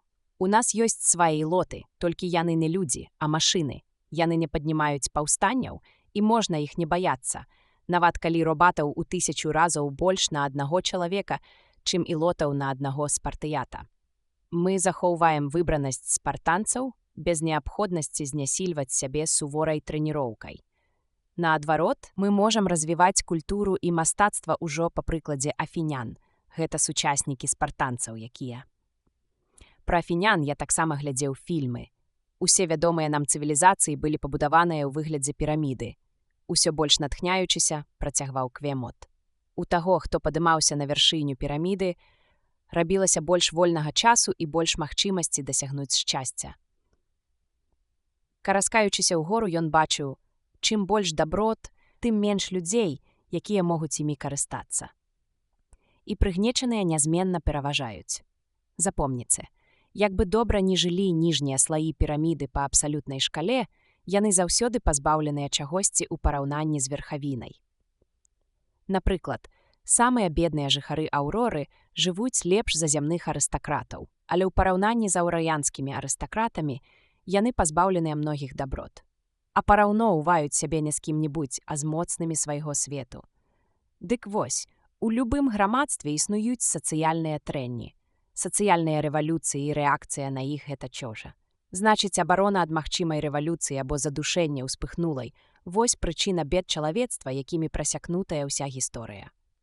Але ў нас на Саларыі верхавіна піраміды ўпершыню пастаўлена асобна. Месца прыгнечаных занялі робаты. Мы стварылі першае новае, па-сапраўднаму новае грамадства, здзейснілі найвялікшае сацыяльнае адкрыццё, роўнае па значнасці таму, якое зрабілі сяляне Егіпта і Шумера, вынайшыўшы гарады. Квемот з усмешкай адкінуўся назад. Бейлі кіўнуў. Ваша тэорыя была апублікаваная? Калі-небудзь, магчыма, я яе апублікую, з наігранай бесклапотнасцю, сказаў Квемот. Пакуль не. Гэта мой трэці ўклад у саларыянскую культуру. Першыя два былі гэтак жа значныя. Яны не адносіліся да сацыялогіі. У свой час я быў скульптарам. Усё, што вас акружае, ён паказаў на статуі ў нішах, мае працы. Быў я і кампазітарам. Але я старею, а Рыкейн Дэльмар заўсёды сцвярджаў, што навукі і рамёствы важнейшыя за прыгожыя мастацтвы, вось я і вырашыў заняцца сацыялогіяй. Значыць, Дэльмар быў вашым блізкім сябрам, я ведаў яго. Да майго ўзросту ведаеш ужо ўсіх дарослых саларыян. Так, не магу не пагадзіцца з тым, што мы з Дэльмарам былі добрымі знаёмымі. Што ён быў за чалавек? Як ні дзіўна, пры згадцы пра Дэльмара Бейлі ўспомнілася Гледыя, такая, якой ён бачыў яе ў апошні раз, з тварам, скажоным гневам, разлаваная яго Элайджы Бейлі паводзінамі і выказваннямі. Квемот задумаўся. Годны, адданы Саларыі і нашаму ладу жыцця. Іншымі словамі, ідэаліст. Закончаны. Гэта відаць хоць бы па тым, што за сваю працу фотоінжынера ён узяўся добраахвотна. Вырашыў заняцца прыкладной навукай. Я ўжо казаў, якой думкі ён быў наконт гэтага. Гэта быў неардынарны ўчынак? А вы б самі. Увесь час забываю, што вы зямлянін. Так, неардынарны. Феталогія з тых работ, якія выконваць неабходна, але паляўнічых на іх не знаходзіцца. Звычайна работнікаў прызначаюць на пэўную колькасць гадоў, і атрымаць такое прызначэнне не вельмі прыемна. Дэльмар жа выклікаўся добраахвотна і на ўсё жыццё. Ён лічыў, што гэта праца занадта важная, каб рабіць яе з-пад палкі, і пераканаў у тым мяне. Але сам я ніколі не стаў бы добраахвотна займацца гэтым, проста не здольны ахвяраваць сабой. Тым большая яго самаахвярнасць, бо ён быў такі фанатык асабістай гігіены. Я, прызнацца, не зусім разумею, у чым заключалася яго праца. Маршчыністыя шчокі Квемота злёгку зачырванеліся. Можа быць, вам лепш пагаварыць з яго асістэнткай. Я б даўно гэта зрабіў, калі б хто-небудзь удастоіў сказаць мне, што ў яго была асістэнтка. Вельмі шкада, што вам не сказалі. Наяўнасць асістэнткі яшчэ адзін паказчык адказнасці Дэльмара перад грамадствам. Раней такой пасады не было. Але Дэльмар палічыў неабходным выхаваць маладую змену, каб пакінуць сабе пераемніка на выпадак сваёй адстаўкі або смерці. Стары саларыянін цяжка ўздыхнуў. І вось я перажыў яго, а ён быў нашмат маладзейшы за мяне. Я з ім гуляў у шахматы шмат разоў. Якім чынам? Звычайным, узняў бровы Квемот. Вы што, сустракаліся? Што за думка? Жахнуўся Квемот. Нават калі б у мяне атрымалася перанесці блізкасць, Дэльмар ніколі б не пайшоў на такое. Праца фетоляга не прытупіла ў ім чуласці. Ён быў шчыпятлівы чалавек. Тады як жа? На дзвюх дошках, як гуляюць усе, Квемот паблажліва паціснуў плячыма. Ну так, вы ж зямлянін. Ён рабіў мой ход на сваёй дошцы, я яго ход на сваёй. Вельмі проста. А спадарыню Дэльмар вы ведаеце. Мы мелі зносіны. Яна ж палявая каларыстка, і я глядзеў пару яе выстаў. Па-свойму цудоўна, але гэта хутчэй дзівоцтвы, чым творы мастацтва, а ўсё-такі займальна і сведчыць пра праніклівасць розуму. Як, па-вашаму, здольная яна забіць мужа? Не задумваўся. Жанчыны істоты загадкавыя. Але тут выпадак бясспрэчны, ці не так? Толькі спадарыня Дэльмар магла дастаткова блізка падысці да Рыкейна, каб забіць яго. Рыкейн ніколі, ні пры якіх абставінах, не дапусціў бы да сябе нікога іншага. Ён быў надзвычай шчыпятлівы наконт гэтага. Хоць бадай шчыпятлівы, не тое слова. У ім проста не было ані следу якой-небудзь ненармальнасці, збачення. Сапраўдны саларыянін. Хіба тое, што вы дапусцілі мяне да сябе, паказвае на ваша збачанне? Бадай так. Я сказаў бы, тут ёсць нешта ад скатафіліі. А не маглі Дэльмара забіць па палітычных матывах? Што? Я чуў, ён быў традыцыяналіст. О, мы тут усе традыцыяналісты. Значыць, на Саларыі няма такой групы людзей, якія не з'яўляліся б традыцыяналістамі? Ну, скажам, ёсць такія, якія лічаць, што празмерная руплівасць у захаванні звычаяў продкаў небяспечная. Ім не дае спакою наша малалікасць. У іншых светах, маўляў, насельніцтва значна больш. Увогуле, усё гэта глупства, і такіх людзей няшмат. Не думаю, што яны могуць лічыцца сілай. Чаму глупства? Хіба на Саларыі ёсць нешта такое, што ўтрымлівае ваенную раўнавагу, нягледзячы на вялікую колькасную перавагу астатніх знешніх светаў. Нейкая новая зброя. Зброя, безумоўна, ёсць, толькі не новая. Людзі, пра якіх я казаў, хутчэй сляпыя, чым дурныя, калі не бачаць, што яна ўвесь час у дзеянні і супраціўляцца ёй бескарысна. Вы гэта сур'ёзна? Звузіў вочы Бэйлі. Зразумела. І вы ведаеце, што гэта за зброя. Хто ж не ведае? І вы ведаеце. Варта толькі падумаць. Я разумею крышачку ясней за іншых, магчыма таму, што я сацыёлях. Вядома, гэтая зброя ў баі не выкарыстоўваецца. Яна не забівае, не раніць і ўсё-такі непераможная. Тым больш непераможная, што яе ніхто не заўважае. Дык пра якую ж цуда зброю вы кажаце? Раздражнёна спытаў Бэйлі. Пра пазітроннага робата. Раздзел 11 ферма аглядаецца. Бэйлі на імгненне пахаладзеў. Пазітронны робат? сімвал перавагі касмітаў над землянамі. Так, гэта сапраўды зброя. «Робаты хутчэй эканамічная зброя», – сказаў ён нездрыгнуўшым голасам. «Саларыя цэніцца ў знешніх светах як пастаўшчык удасканаленых мадэляў, таму ёй не прычыняць шкоды. Само сабой зразумела. Гэта і дапамагло нам адстаяць незалежнасць. Я меў на ўвазе нешта іншае, больш тонкую матэрыю, касмічны пункт погляду». Квемот скіраваў позірк на свае складзеныя пальцы, а розумам, мабыць, скіраваўся да нейкіх абстрактных паняццяў. «Яшчэ адна ваша тэорыя?» – спытаў Бейлі, і марная спроба Квемота ўтрымаць губы, што расплываліся ў самазадаволенай усмешцы, ледзь не выклікала ў яго усмешку. «Сапраўды, мая. Наколькі я ведаю, яна арыгінальная, але пры уважлівым вывучэнні дэмаграфічнай статыстыкі знешніх светаў становіцца відавочнай для ўсіх. Пачнём з таго, што з часоў свайго вынаходства пазітронны робат выкарыстоўваецца паўсюль усё больш і больш інтэнсіўна. Толькі не на зямлі. Даволі, інспектар. Я не вельмі добра ведаю зямлю, але мне ўсё-такі вядома, што робаты выкарыстоўваюцца і ў вашай эканоміцы. Вы, людзі, жывяце ў буйных гарадах, а большая частка планеты пустуе. Хто ж працуе на вашых фермах і рудніках? «Робаты», – прызнаўся Бейлі. «Але калі разабрацца, доктар, то і пазітроннага робата таксама вынайшлі земляне. Праўда? Вы ўпэўнены? Можаце праверыць, гэта факт. Цікава, а па выкарыстанні робатаў вы на апошнім месцы. Магчыма, гэта вынік вялікай колькасці зямнога насельніцтва. Спатрэбіцца больш працяглы час, вось і ўсё. Аднак і ў вас ёсць робаты, нават у гарадах. Так, і больш, чым, скажам, 50 гадоў таму». «Так», – нецярпліва кіўнуў Бейлі. «Тады ўсё сыходзіцца. Розніца толькі ў часе. Робаты выцясняюць чалавечую працу. Робатызаваная эканоміка рухаецца толькі ў адным кірунку. Больш робатаў і менш людзей. Я вывучыў дэмаграфічную статыстыку вельмі ўважліва, склаў графік і зрабіў некалькі экстрапаляцый. Вось вам і ўжыў матэматыку, праўда?» Сам здзівіўся Квемот. «Так, а ў гэтым нешта ёсць. Трэба будзе падумаць. Увогуле я прыйшоў да высноў, слушнасць якіх не пакідае сумневаў.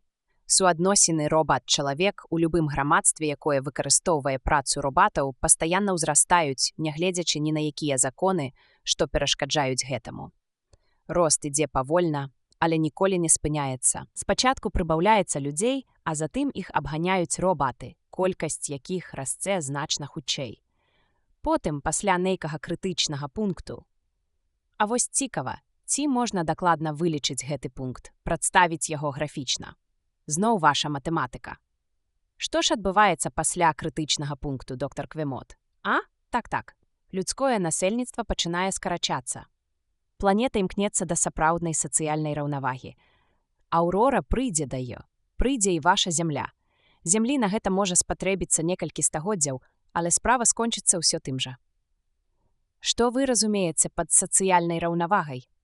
Сітуацыю, якая існуе ў нас. На Саларыі. Свет, дзе людзі складаюць непрацуючы клас. Так што нам няма чаго баяцца знешніх светаў. Варта пачакаць якіх-небудзь 100 гадоў, і яны ўсе стануць такімі ж саларыямі. Тады і скончыцца, я мяркую, гісторыя чалавецтва. Прынамсі, яна прыйдзе да свайго завяршэння. Нарэшце чалавек здолее дасягнуць таго, да чаго імкнуўся і чаго жадаў. Ведаеце, аднойчы я вычытаў адну фразу, не памятаю дзе, нешта пра імкненне да шчасця. «Усе людзі надзелены творцам некаторымі неад'емнымі правамі», працытаваў Бейлі, «на жыццё, на свабоду і на імкненне да шчасця». Вось, адкуль гэта? З аднаго старога дакумента. І паглядзіце, як усё змянілася на Саларыі, а неўзабаве так будзе і па ўсёй галактыцы. Імкненне дасягне сваёй мэты. Чалавецтва атрымае права на жыццё, на свабоду і на шчасце. Проста на шчасце.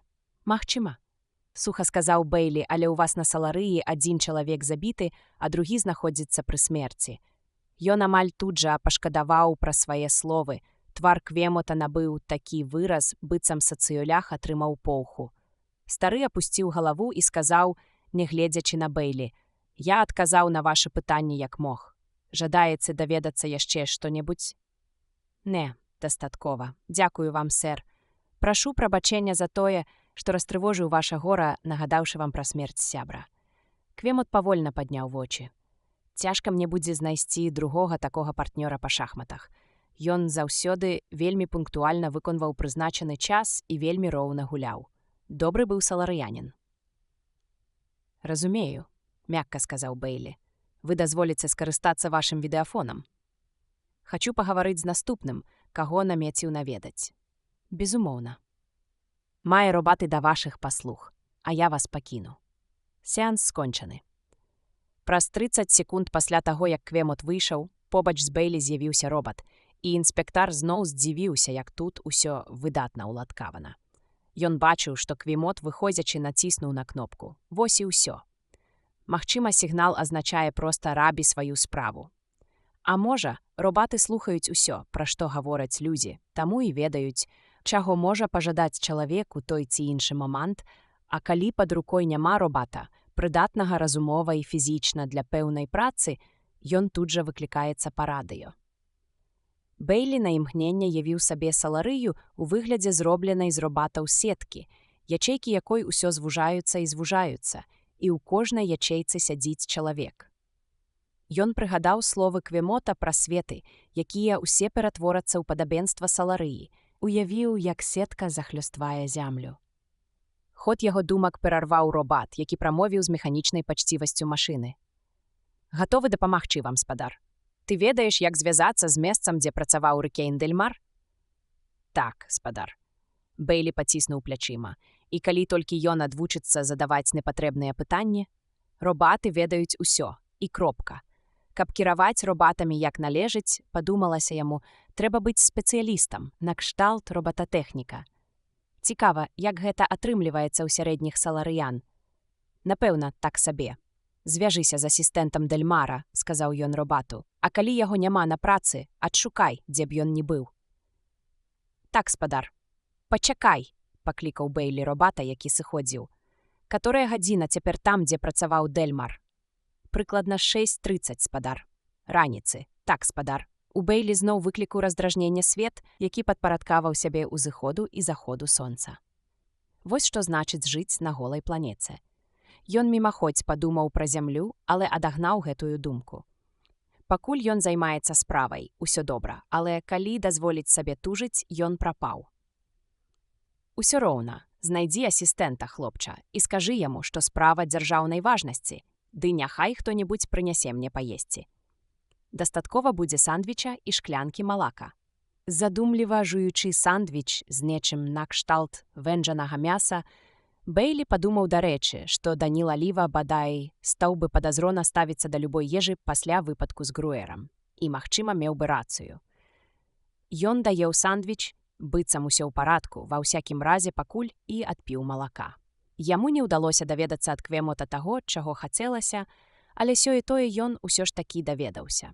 Паразважаўшы, Бэйлі стала здавацца, што даведаўся ён шмат. Амаль нічога пра забойства, гэта праўда, але затое сёе-тое больш важнае. Вярнуўся робат. «Асістэнт гатовы да сеансу, спадар». «Добра, былі цяжкасці, асістэнт спаў, спадар». «Але цяпер жа прачнуўся?» «Так, спадар». І перад Бэйлі паўстаў асістэнт, які сядзеў у пасцелі, надзьмуты і незадаволены. Бэйлі адступіў, быццам раптоўна натрапіў на сілавы бар'ер. Зноў ад яго ўтаілі нешта вельмі важнае. Зноў ён няправільна задаў пытанне. Ніхто не патурбаваўся сказаць яму, што асістэнт Рыкейна Дэльмара – жанчына. Валасы ў яе былі крыху цямнейшыя за касміцкую бронзу, пышныя і ў дадзены момант растрапаныя. Падоўжаны твар, нос крыху бульбінай, буйное падбароддзе. Яна пачесвала сабе бок крыху вышэй за талію, і Бэйлі спадзяваўся, што яна не стане адкідваць прасціну. У памяці было яшчэ жывое вольнае паваджанне Гледыі падчас сеансу. Бэйлі сарданічна усміхнуўся сам сабе, развітваючыся з чарговай ілюзіяй. На зямлі чамусьці лічылася, што ўсе касміткі красуні, і Гледыя пацвярджала правіла. Але асістэнтка Груэра была непрыгожая нават і паводле зямных мерак. Таму, калі яна загаварыла, інспектар здзівіўся прыемнаму кантральта. «Паслухайце, вы ведаеце, каторая гадзіна?» – спытала яна.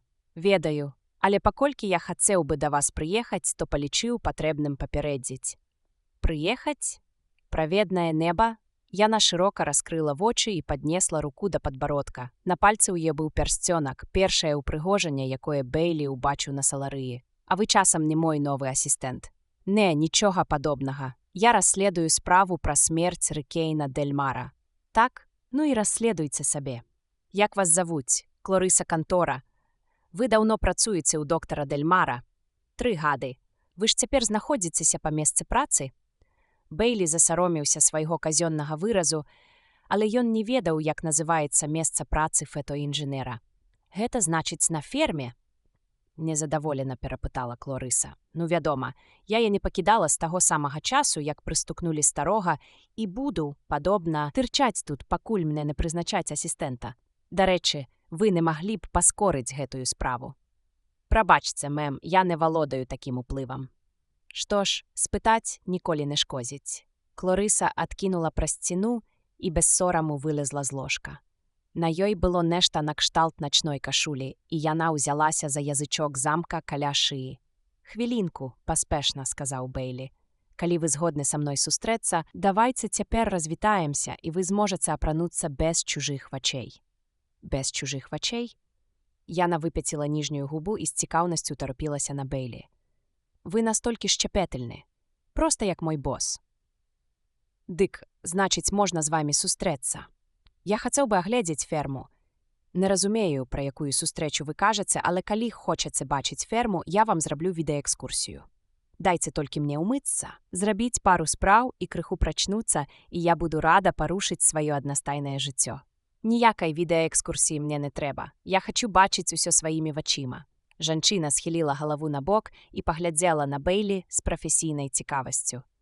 «Вы вычварынец, ці што? Даўно праходзілі геноаналіз? І Асафат, ды я ж з зямлі. Элайджа Бэйлі». «З зямлі?» – усклікнула Яна. «Праведнае неба. А што вы тут робіце? Ці гэта нейкі складаны розыгрыш?» «Ніякага розыгрышу. Мяне запрасілі расследаваць забойства Дель Мара. Я дэтэктыў-сышчык. А, вось вы пра якое расследаванне. Ды ўсе ж і так ведаюць, што яго прыкончыла жонка. Не, мэм, мне гэта пакуль яшчэ не ясна. Вы дазволіце ўбачыць вашу ферму і вас? Разумееце, будучы зямлянінам, я не звыклы кантактаваць па відэа. Адчуваю сябе няёмка. У мяне ёсць дазвол ад службы бяспекі на сустрэчы з людзьмі, якія маглі б мне дапамагчы. Я пакажу вам гэты дакумент, калі хочаце. Пакажыце». Бэйлі паказаў паперку яе выяве. «Сустракацца!» – патрэсла яна галавой. «Трэба ж, гадасць якая. А зрэшты, што такое яшчэ крыху брыдоты ў дадатак да маёй брыдкай працы? Толькі глядзіце, не набліжайцеся да мяне. Трымайцеся на адлегласці. Можам крычаць або перадаваць праз робата, калі трэба. Зразумела?» «Зразумела». Зашпілька начной кашулі разышлася. Выява згасла, і апошнім словам, якое пачуў Бэйлі, было «Зямлянін!» «Дастаткова бліжэй не трэба», – сказала Клорыса. Бэйлі, стоячы за 25 футаў ад яе, сказаў: «Я не супраць, але хацеў бы хутчэй прайсці ў дом». На гэты раз чамусьці ўсё абышлося не так ужо кепска. Ён перанёс палёт амаль спакойна, але перагінаць палку не варта было. Бэйлі ледзь стрымліваўся, каб не адцягваць каўнер, так яму было душна. «Што гэта з вамі?» – рэзка спытала Клорыса. «Выгляд у вас нікуды не варты. Я не прывык знаходзіцца на паветры. Ну, вядома, вы ж землянін, усё жыццё пад замком. Праведнае неба!» Яна скрывіла вусны, быццам з'ела нешта неапетытнае.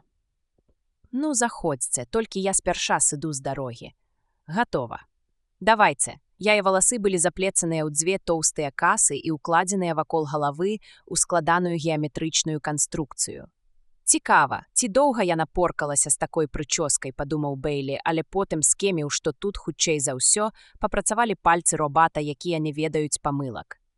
Прычоска скрашвала прадаўгаваты твар Клорысы, надавала яму нейкую сіметрыю і рабіла яго прывабным, калі не прыгожым. Яна не карысталася касметыкай, а ў вопрацы, відаць, імкнулася толькі да зручнасці. У яе ўбранні пераважалі глухія цёмна-сінія тоны, з якімі зусім не гарманіравалі ліловыя пальчаткі да локця. Яны відавочна не ўваходзілі ў штодзённы касцюм Клорысы. Бэйлі заўважыў патаўшэнне на пальцы пад пальчаткай, дзе быў пярсцёнак. Яны стаялі ў розных канцах пакоя, гледзячы адно на аднаго. «Вам непрыемная гэтая сустрэча, мэм?» – спытаў Бэйлі. «А што тут прыемнага?» – паціснула плячыма Клорыса. «Я не жывёліна, але цярпець можна. Мімаволі загартоўваешся, калі маеш справу з...» Яна замоўкла, потым узняла падбародак, рашыўшыся гаварыць без манернасці. «З дзецьмі». Яна выразна вымавіла забароненае слова. «Вы гаворыце так, быццам вам не падабаецца ваша праца. Гэта праца важная, і хтосьці мусіць яе рабіць. Але не, яна мне не падабаецца». Арыкейну Дельмару падабалася. Думаю, што не, але ён ніколі гэтага не паказваў. Ён быў добры саларыянін. І далікатны. Клорыса здзівілася. «Вы самі сказалі. Калі мы гаварылі па відэа, і я прапанаваў разысціся, каб вы маглі апрануцца без старонніх вачэй, вы заявілі, што я такі ж далікатны, як ваш бос». Так, ён такім і быў. Нават па відэа ніколі не дазваляў сабе ніякіх вольнасцей. Заўсёды павадзіў сябе узорна. Гэта не зусім звычайна. Ну чаму ж? У прынцыпе, усе павінны павадзіць сябе узорна, толькі ніхто гэтага не робіць. Асабліва па відэа. Раз чалавека тут няма, навошта саромецца? Відаецца, я ніколі не стрымліваю сябе падчас сеансаў, толькі з босам было інакш. З ім даводзілася трымацца ў рамках. Вы захапляліся доктарам Дельмарам. Ён быў сапраўдны саларыянін. Вы назвалі гэтае месца фермай і згадалі пра дзяцей. Вы тут гадуеце дзяцей? З месячнага ўзросту. Сюды паступаюць эмбрыёны з усёй саларыі. Эмбрыёны? Так, эмбрыёны зародкі, нахмурылася яна. Мы атрымліваем іх праз месяц пасля зачацця. Вас гэта не бянтэжыць? Не, коратка адказаў Бэйлі. Вы пакажаце мне вашу гаспадарку? Пакажу. Толькі трымайце дыстанцыю. Бэйлі закамянелым тварам глядзеў у доўгую залу, над якой яны стаялі. Паміж імі і залай была шкляная перагародка, і па той бок Бэйлі быў у гэтым упэўнены. Падтрымліваліся ідэальная тэмпература, ідэальная вільготнасць, ідэальная асептыка. Паўсюль цягнуліся рады пасудзін, у кожнай з якіх у вадзяністым растворы, у пажыўнай сумесі, падабранай у ідэальных прапорцыях, плавала малюпасенькае стварэнне. Яны жылі, яны раслі. Малюпасенькія стварэнні, некаторыя менш за яго кулак, скурчаныя, з выпуклымі галоўкамі, з канечнасцямі, падобнымі на бутоны, і з хвосцікамі, якія хутка знікнуць. Клорыса за 20 футаў ад яго спытала. «Ну як, падабаецца, інспектар? Колькі іх у вас тут?» «На сённяшнюю раніцу 152. Мы кожны месяц атрымліваем ад 15 да 20 і столькі ж выпускаем у свет. Ваша установа адзіная на планеце?» «Так, адной дастаткова для захавання папуляцыі пры сярэдняй працягласці жыцця 300 гадоў і 20 тысячах насельніцтва. Гэты будынак зусім новы. Доктар Дельмар сам кіраваў будаўніцтвам і ўнёс шмат новага ў нашу тэхналогію. Цяпер эмбрыянальная смяротнасць практычна роўная нулю. Між пасудзінамі снавалі робаты, нястомна і старанна счытваючы паказанні прыбораў каля кожнай пасудзіны. «А хто аперыруе матку?» – спытаў Бэйлі. «Гэта значыць, вы мае малятаў. Дактары. Доктар Дельмар таксама. Невядома, медыкі. Няўжо вы думаеце, што доктар Дельмар прынізіўся б да... Ну, няважна. А чаму б не выкарыстоўваць робатаў? Робаты ў хірургіі. Першы закон стварае вельмі вялікія складанасці, інспектар. Робат мог бы выдаліць апендыкс, каб выратаваць жыццё чалавеку, але сумняваюся, каб потым гэтым робатам можна было карыстацца без капітальнага рамонту.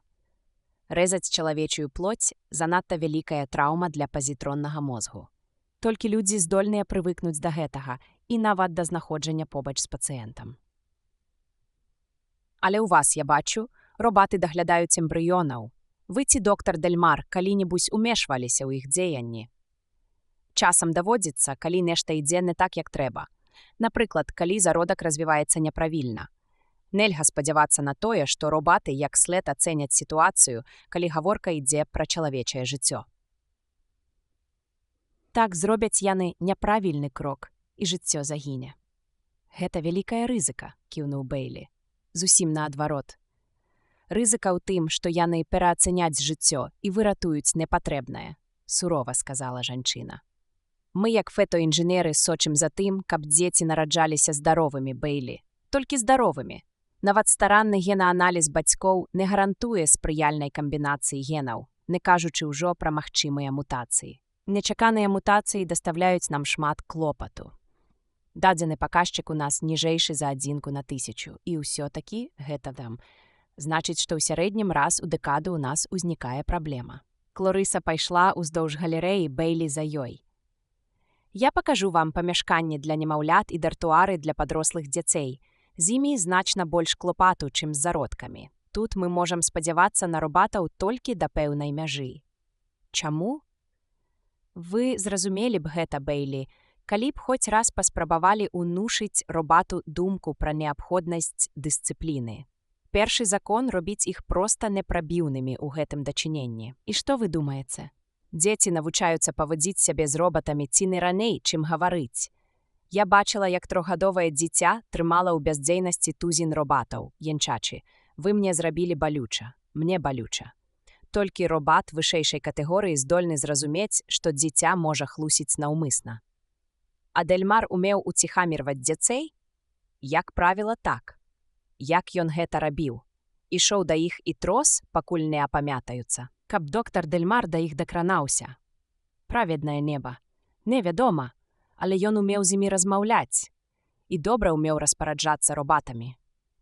Я бачыла, як ён пратрымаў дзіця ў кадры 15 хвілін, а робата ўвесь гэты час прымушаў яго ляпаць раз за разам, ляп-ляп-ляп.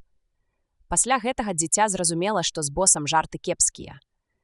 Бос быў вялікі спецыяліст, і робат, выконваючы такія яго каманды, звычайна меў патрэбу потым толькі ў звычайнай наладцы. А вы? Вы ходзіце да дзяцей. На жаль, часам даводзіцца.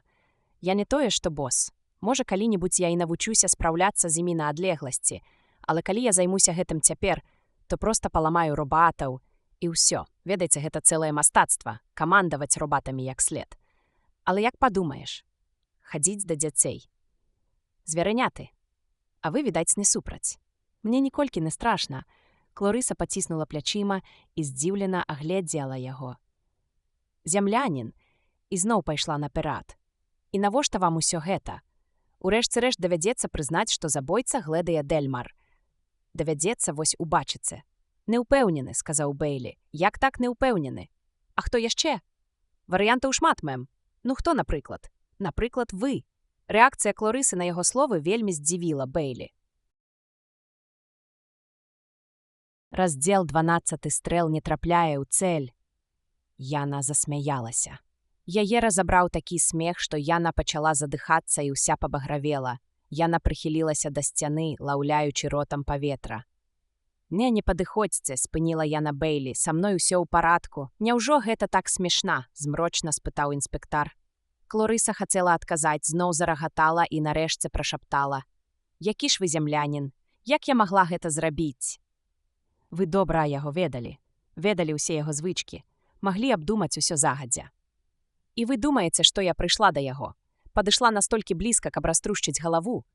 Нічога вы не разумееце, Бэйлі. Бэйлі адчуў, што чырванее. А чаму б і не? Вы ж прызвычаіліся да асабістых кантактаў. З дзецьмі. Адно вынікае з другога. Вы і маю прысутнасць нібы нядрэнна пераносіце. За 20 футаў ад вас, кінула Яна. Я толькі што быў чалавека, які ледзь не самлеў падчас майго візіту. Розніца толькі ў ступені вытрымкі, пасур'ёзніла Клорыса. Па-мойму, гэтая розніца якраз усё і вырашае. Прызвычаіўшыся мець зносіны з дзецьмі, вы маглі б дастаткова доўга трываць і прысутнасць Дэльмара.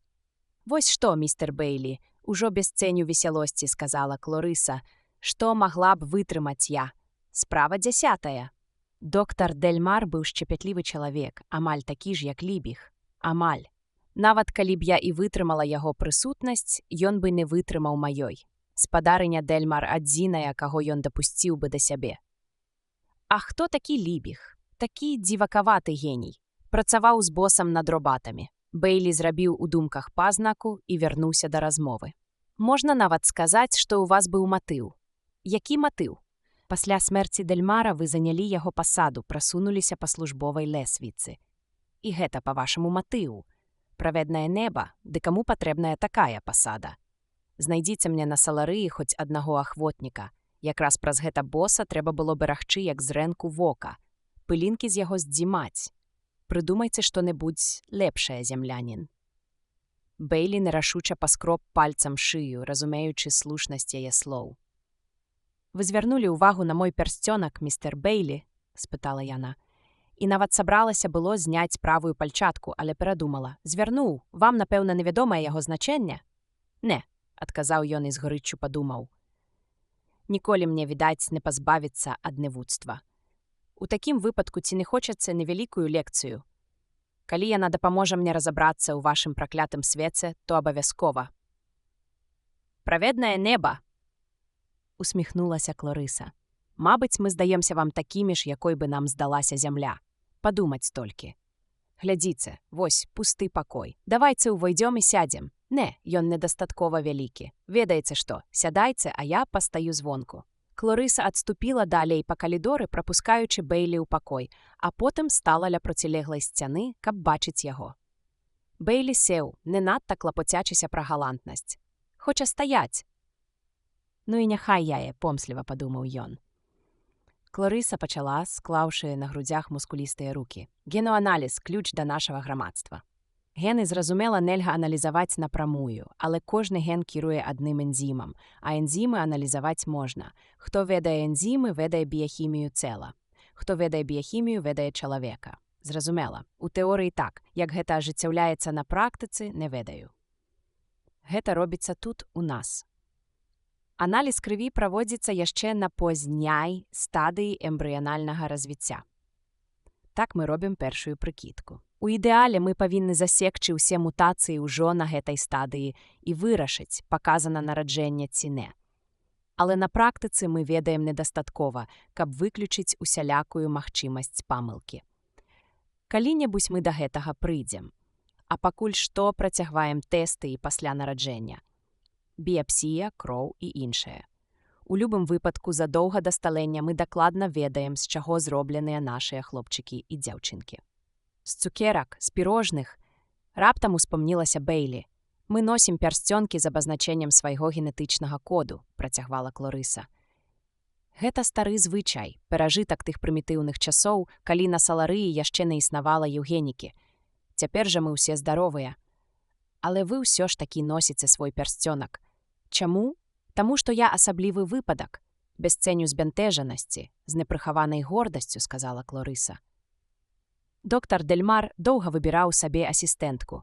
Яму якраз і патрэбны быў асаблівы чалавек. Мазгі, вынаходлівасць, працавітасць, надзейнасць. Галоўная надзейнасць. Каб чалавек мог доўга знаходзіцца сярод дзяцей і не сарвацца. А сам ён быў на гэта нездольны, праўда? Значыць, быў ненадзейны. У нейкай ступені, але такая ступень нават жаданая. Вось вы рукі мыеце. Бейлі скасіў вочы на свае рукі. Яны былі цалкам чыстыя і сказаў: «Так, ну так вось, вы лічыліся б надзвычай ненадзейным чалавекам, калі б агіда да ўсялякага бруду дахадзіла ў вас да такой ступені, што вы не змаглі б вычысціць замаслены механізм нават у надзвычайнай сітуацыі. Але ў штодзённым жыцці пэўная ступень брыдлівасці прымушае вас мыць рукі, і гэта нармальна. Зразумела? Працягвайце. Гэта ўсё. Па генетычным здароўі я займаю 3-е месца на саларыі з таго часу, як пачалі весці запісы, таму і нашу пярсцёнак. Мне падабаецца насіць мой знак адрознення. Віншую вас. Няма чаго ехідзіць. Можа, гэта і не мае заслуга, а сляпая камбінацыя бацькоўскіх генаў, але ўсё ж ёсць чым ганарыцца. Ніхто не паверыць, што я здольная на такі псіхапатычны ўчынак, як забойства. Толькі не з маёй генетычнай будовай. Так што не старайцеся абвінавачваць мяне. Бейлі моўчкі паціснуў плячыма. Здаецца, гэтая жанчына блытае генетычную будову з доказамі, як, напэўна, і ўся саларыя. Хочаце цяпер паглядзець моладзь? Так, дзякую вам. Калідоры цягнуліся бясконца. Будынак, мусіць, быў велізарны. Не такі, вядома, як кватэрныя блокі ў зямных гарадах, але для асобнага будынка, які стаіць на паверхні планеты, ён быў проста каласальны. Кларыса паказала Бейлі сотні ложачкаў, дзе пішчалі, спалі або карміліся ружовыя немаўляты.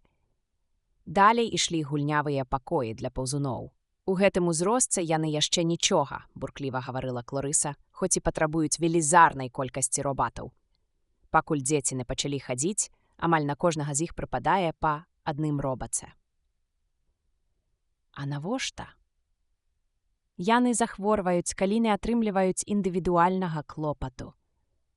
Так, патрэба ў ласцы застаецца, нічога тут не зробіш. Я сказала клопат, нахмурылася Клорыса. Проста дзіўна, няўжо робаты могуць задаволіць патрэбу ў ласцы? Клорыса рэзка азірнулася, і нават на адлегласці было відаць, як яна незадаволеная. Вось што, Бэйлі, калі вы хочаце шакіраваць мяне непрыстойнымі словамі, то вам гэта не ўдасца. Што вы як дзіця, праведнае неба? Шакіраваць. Я і сама магу вымавіць гэтае слова. Ласка, хочацца яшчэ і слова з 6 літар? Таксама магу, каханне, каханне. А цяпер, калі вам палягчэла, паводзьце сябе прыстойна. Бэйлі, не ўдаючыся ў пытанні прыстойнасці, сказаў: «Спытаю па-іншаму, хіба робаты могуць клапаціцца пра дзяцей як след?» Відавочна, могуць, інакш наша ферма не дасягнула б такіх поспехаў. Яны песцяць дзяцей, нянчацца, носяцца з імі. Дзеці ж не разумеюць, што гэта ўсяго толькі робаты, але ад 3 до 10 з дзецьмі становіцца цяжка. Так, у гэтыя гады яны абавязкова хочуць гуляць адно з адным, усе пагалоўна. І вы ім, значыць, дазваляеце, даводзіцца? Але мы заўсёды памятаем пра тое, што абавязаны рыхтаваць іх да дарослага жыцця. Кожнае дзіця жыве ў асобным пакоі, дзе можна замыкацца. Яны з самых ранніх гадоў спяць адны. Мы настойваем. У распарадак дня ўваходзяць гадзіны адзіноты, якія з узростам павялічваюцца. Калі дзіцяці спаўняецца 10 гадоў, яно ўжо можа задавальняцца відэакантактамі цэлы тыдзень. Зразумела, і відэатэхніка ў нас выдатная. Сувязь можна падтрымліваць у паветры, у руху, хоць цэлы дзень. Дзіўна, што вам удаецца справіцца з інстынктам. Я бачу, вы змагаецеся з ім, і на здзіўленне паспяхова. Пра які інстынкт вы гаворыце? Пра статкавы. Ён жа наяўны. Вы самі сказалі, што дзеці хочуць гуляць адно з адным. Вы называеце гэта інстынктам? Хай будзе так. Праведнае неба, дзіця інстынктыўна баіцца ўпасці, а дарослых можна прывучыць працаваць на вышыні, дзе ўвесь час існуе небяспека падзення. Вы ж бачылі выступленні паветраных гімнастаў. Ёсць такія светы, дзе людзі і жывуць у высотных дамах. Яшчэ дзеці інстынктыўна баяцца гучных гукаў, а вы хіба баіцеся? У межах разумнага. Магу паспрачацца, што землянам не ўдалося б заснуць у поўнай цішыні. Праведнае неба. Няма такога інстынкту, які б не паддаўся добраму настойліваму выхаванню. Асабліва ў чалавека, інстынкты якога слабыя. А пры правільным падыходзе кожнае новае пакаленне будзе ўсё лягчэй выхоўваць. Пытанне эвалюцыі. То бок як, а вы не разумееце. Кожная асобіна паўтарае ў сваім развіцці працэс эвалюцыі. У нашых зародкаў у пэўны перыяд былі і жабры, і хвост. Гэтыя стадыі нельга мінуць. Вось так жа і дзіця павінна прайсці стадыю грамадскай жывёліны. Але калі зародак за 1 месяц праходзіць стадыю эвалюцыі, на якую пайшло 100 мільёнаў гадоў, то і дзеці могуць паскорана прайсці стадыю грамадскай жывёліны. Доктар Дельмар прытрымліваўся меркавання, што паступова са зменай пакаленняў мы будзем праходзіць яе ўсё хутчэй. Сапраўды. Ён падлічыў, што пры цяперашніх тэмпах праз 3000 гадоў нашы дзеці змогуць адразу пераходзіць на відэакантакт адно з адным. У боса былі і іншыя ідэі. Ён імкнуўся стварыць такіх робатаў, якія маглі б прымушаць дзяцей слухацца без шкоды для іх разумовага здароўя. А чаму б і не? Дысцыпліна сёння, каб лепш жыць заўтра, сапраўдная сутнасць першага закона. Шкада, што робатам гэта пакуль не ў галаве. І такія робаты былі створаны? Баюся, што не. Доктар Дельмар і Лібік напружана працавалі над доследнымі мадэлямі.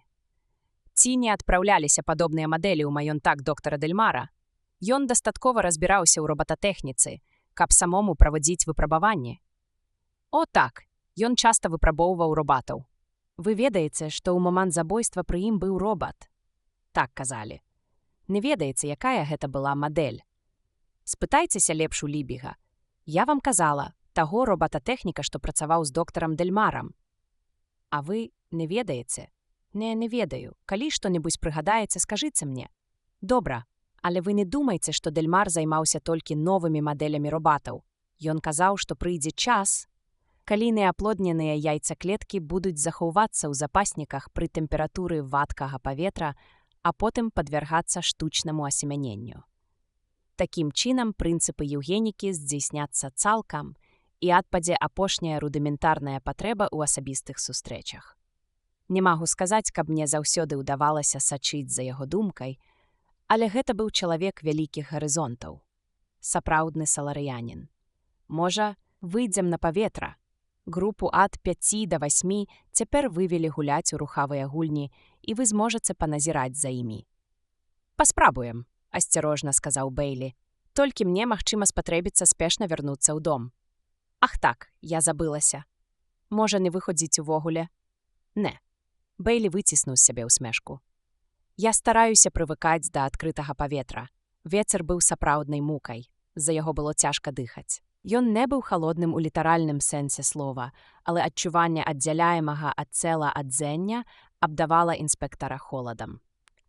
У Бейлі стукалі зубы, так што прыходзілася не выгаворваць, а цадзіць словы. Вачам было балюча глядзець на далёкі, размыты блакітна-зялёны гарызонт. Крыху лягчэй рабілася, калі перавесці позірк на сцяжынку пад нагамі.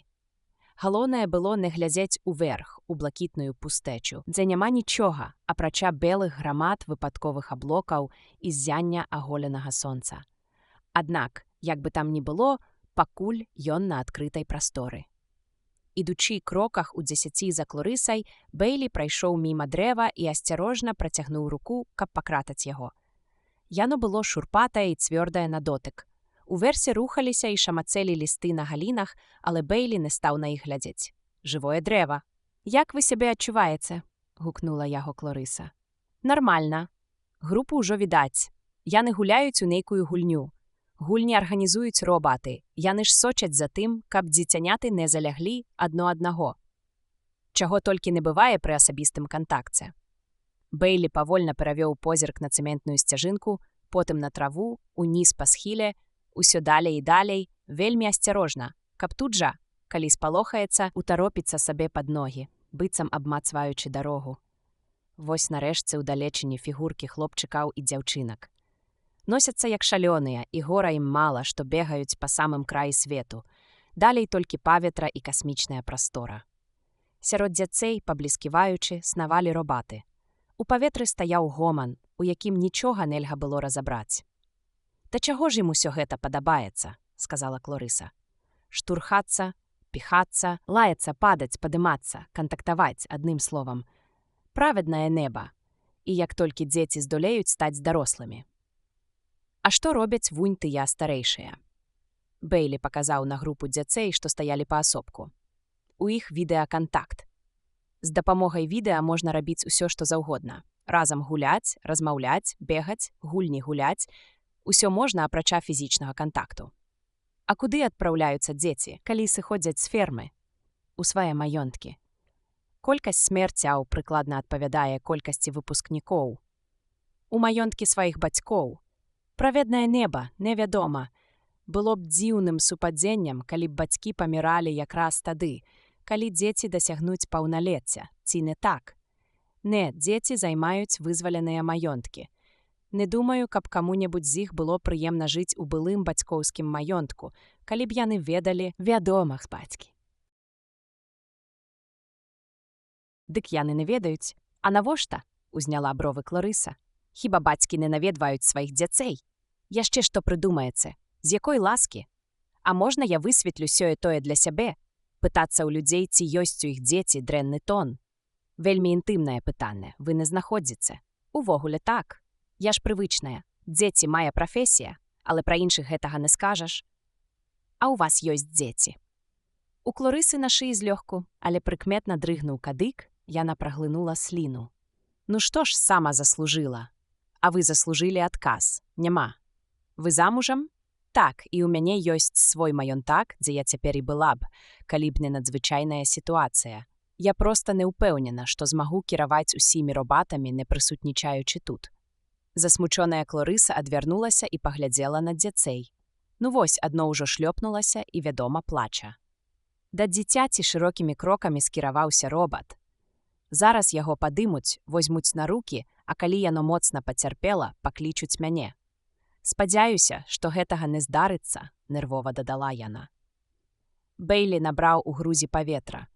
Футаў за 50 улева ад сябе ён заўважыў 3 дрэвы, якія ўтваралі невялікі трохкутнік, і пайшоў да іх па агіднай мяккай траве, мяккай да агіды.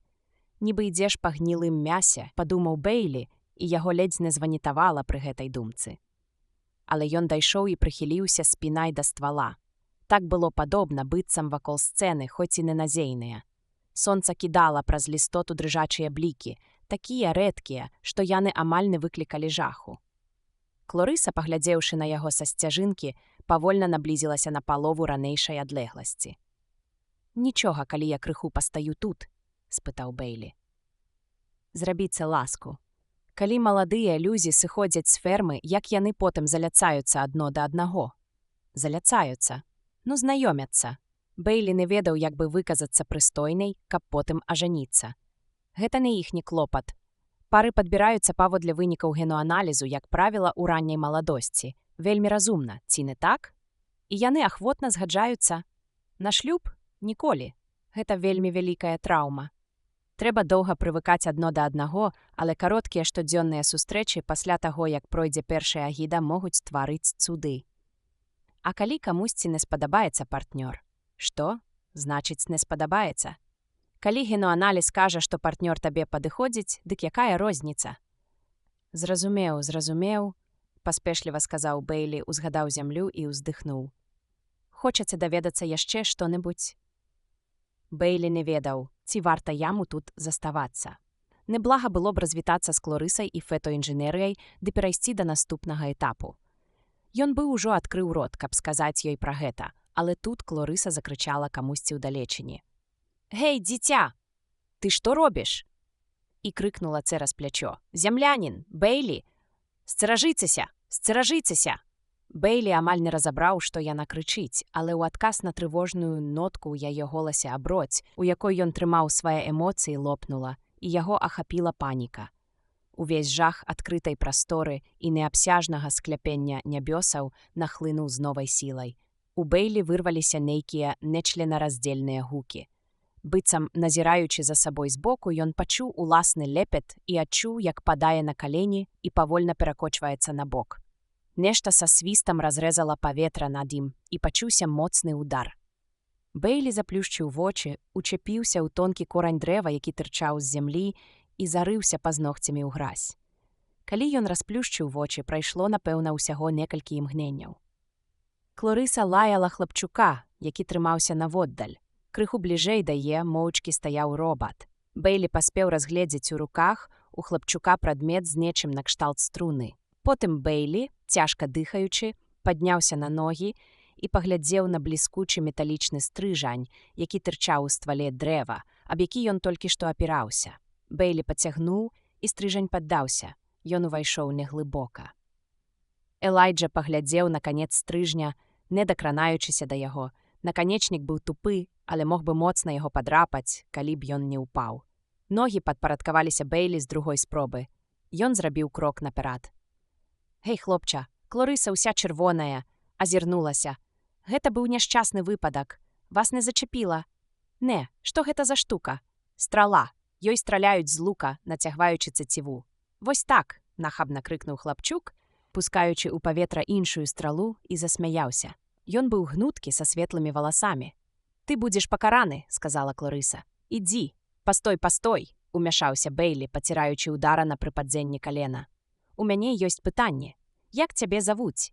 «Бік», бесклапотна кінуў хлопчык. «Дык гэта ты страляў у мяне з лука, Бік?» «Ага.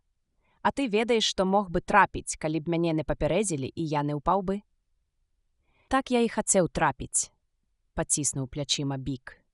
«Тут трэба сёе-тое растлумачыць», паспешліва ўмяшалася Клорыса. «Стральба з лука ў нас заахвочваецца. Гэты від спорту дапускае спаборніцтва без асабістага кантакту. Мы ладзім сярод хлопчыка ў відэаспаборніцтвы. Цяпер я пачынаю баяцца, што яны часам страляюць у робатаў. Ім весела, а робатам ніякай шкоды. Я адзіны дарослы чалавек у маёнтку. Можа быць, хлопчык прыняў вас за робата. Пакуль Бэйлі слухаў яе, у галаве ў яго паступова праяснялася, і суровы выраз, уласцівы яго выцягнутаму тварі, узмацняўся. «Бік, ты думаў, што я робат?» «Не, вы зямлянін». «Добра, цяпер ідзі». Бік павярнуўся і збег, насвістваючы, а Бэйлі звярнуўся да робата. «Гэй, ты! Адкуль хлапчук ведае, што я зямлянін? Ці цябе не было побач, калі ён страляў?» «Я быў побач, гаспадар». Гэта я яму сказаў, што вы зямлянін. І сказаў, хто такі зямлянін? «Так, гаспадар». «Хто ж ён такі?» «Чалавек ніжэйшай катэгорыі, якога не варта дапускаць на саларыю, бо ён распаўсюджвае інфекцыю, гаспадар». «А ты ад каго даведаўся?» «Робат не адказаў». «Не ведаеш?» «Не, гаспадар, гэта закладзена ў маёй памяці». «Значыць, ты сказаў хлопчыку, што я недачалавек, распаўсюджваю інфекцыі, і ён тут жа ў мяне стрэліў. Чаму ты яго не спыніў?» «Я хацеў, гаспадар. Я не дапусціў бы, каб чалавеку прычынілі шкоду, нават зямляніну.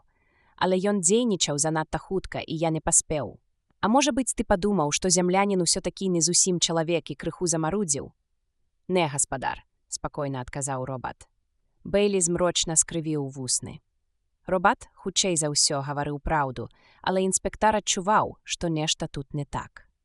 «Што ты рабіў побач з хлопчыкам?» – спытаў ён у робата. «Я насіў за ім стрэлы, гаспадар. Можна паглядзець». Бэйлі працягнуў руку, робат падышоў і падаў яму стузін стрэл. Бэйлі асцярожна паклаў стралу, якая ўпілася ў дрэва, каля сваіх ног, і па чарзе агледзеў усе астатнія. Потым вярнуў іх робату і зноў узяў у рукі першую стралу. «Чаму ты падаў хлопчыку менавіта гэтую?» «Асаблівай прычыны не было, гаспадар. Хлопчык папрасіў стралу, і я ўзяў яе наўздагад. Ён пачаў шукаць мэту, потым убачыў вас і спытаў, хто гэты незнаёмец. Я растлумачыў, я ўжо чуў, як ты яму растлумачыў. У стралы, якую ты падаў, шырае апярэнне, толькі ў яе адной. У астатніх стрэл яно чорнае». Робат глядзеў на яго неразумеючым позіркам. «Гэта ты прывёў сюды хлапчука?» – спытаў Бэйлі. «Мы проста гулялі, гаспадар». Бэйлі паглядзеў у прасвет паміж дрэвамі, з якога прыляцела страла. «Бік у вас часам не найлепшы стралок з лука?» «Найлепшы, гаспадар», – схіліў галаву робат. «Як вы здагадаліся?» – ахнула Клорыса. «Адно вынікае з другога», – суха сказаў Бэйлі. «Будьце ласкавы, параўнайце шэрую стралу з астатнімі. Толькі ў шэрай стралы наканечнік пакрыты нечым масляністым. Рызыкую упасці ў меладраму, мэм, але ўсё ж скажу. Ваш вокрык уратаваў мне жыццё. Страла, якою цэлілі ў мяне, атручана». Раздзел 13. Робататэхнік уціхамірваецца. «Немагчыма», – усклікнула Клорыса. «Праведнае неба – гэта проста немагчыма. Праведнае там ці няправеднае, ці ёсць у вас на ферме жывёліна, якой не шкада. Драпніце яе гэтай стралей і паглядзіце, што атрымаецца». «Але навошта камусьці?» «Навошта я ведаю», – адрэзаў Бэйлі. «Пытанне ў тым, хто?» «Ніхто». У Бэйлі зноў усё паплыло перад вачыма. Ён са злосцю шпурнуў стралу ў бок Клорысы, тая правяла яе позіркам. «Падыміце», – крыкнуў Бэйлі, – «і знішчыце, калі не хочаце правяраць. А то на ёй натыкнуцца дзеці і здарыцца няшчасце». Клорыса паспешліва ўзяла стралу, заціснула паміж вялікімі і указальным пальцамі. Бэйлі кінуўся да дома і нырнуў у бліжэйшыя дзверы, Клорыса рушыла ўслед за ім са стралой у руцэ. Крыху аднавіўшы душэўную раўнавагу ў 4 сцэнах, Бэйлі спытаў: «Хто атруціў стралу? Не маю ўяўлення. Не сам жа хлопчык. Ці не маглі б вы ўстанавіць, хто яго бацькі?» «Можна даведацца ў картатэцы», – буркнула Клорыса. «Значыць, вы захоўваеце запісы пра сваяцтва?» «Так, для генааналізу». «А хлопец не мог ведаць, хто яго бацькі?» «Выключана. А раптам ён неяк высветліў. Яму давялося б узламаць дзверы ў пакой, дзе захоўваюцца запісы. Выключана. А калі б у маёнтак з'явіўся дарослы чалавек і пажадаў даведацца, хто яго дзіця?» «Вельмі малаверагодна», – успыхнула Клорыса. «І ўсё ж дапусцім. Яму б адказалі? Не ведаю. Уласна, законам гэта не забараняецца, проста не прынята. Вось вы б адказалі?» Пастаралася б ухіліцца. Доктар Дельмар не адказаў бы, я ведаю. Ён быў перакананы там, што сваяцкія сувязі патрэбныя толькі для генааналізу. Да яго, магчыма, парадкі былі мякчэйшыя. А чаму вы пра ўсё гэта пытаецеся? Мне незразумела, які матыў мог быць у самога хлапца. Можа, ён дзейнічаў па падгаворы бацькоў. Жах які. Клорыса ў засмучаных пачуццях падышла да Бэйлі на нябачана блізкую адлегласць і нават працягнула інспектару руку. Як гэта ўсё магло адбыцца? Бос мёртвы, вас ледзь не забілі. Або на Саларыі няма прычын для гвалту. Ва ўсіх ёсць усё, чаго хочацца. Значыць, няма зайздрасці. Няма сваяцкіх сувязяў. Значыць, няма і сямейных звадак.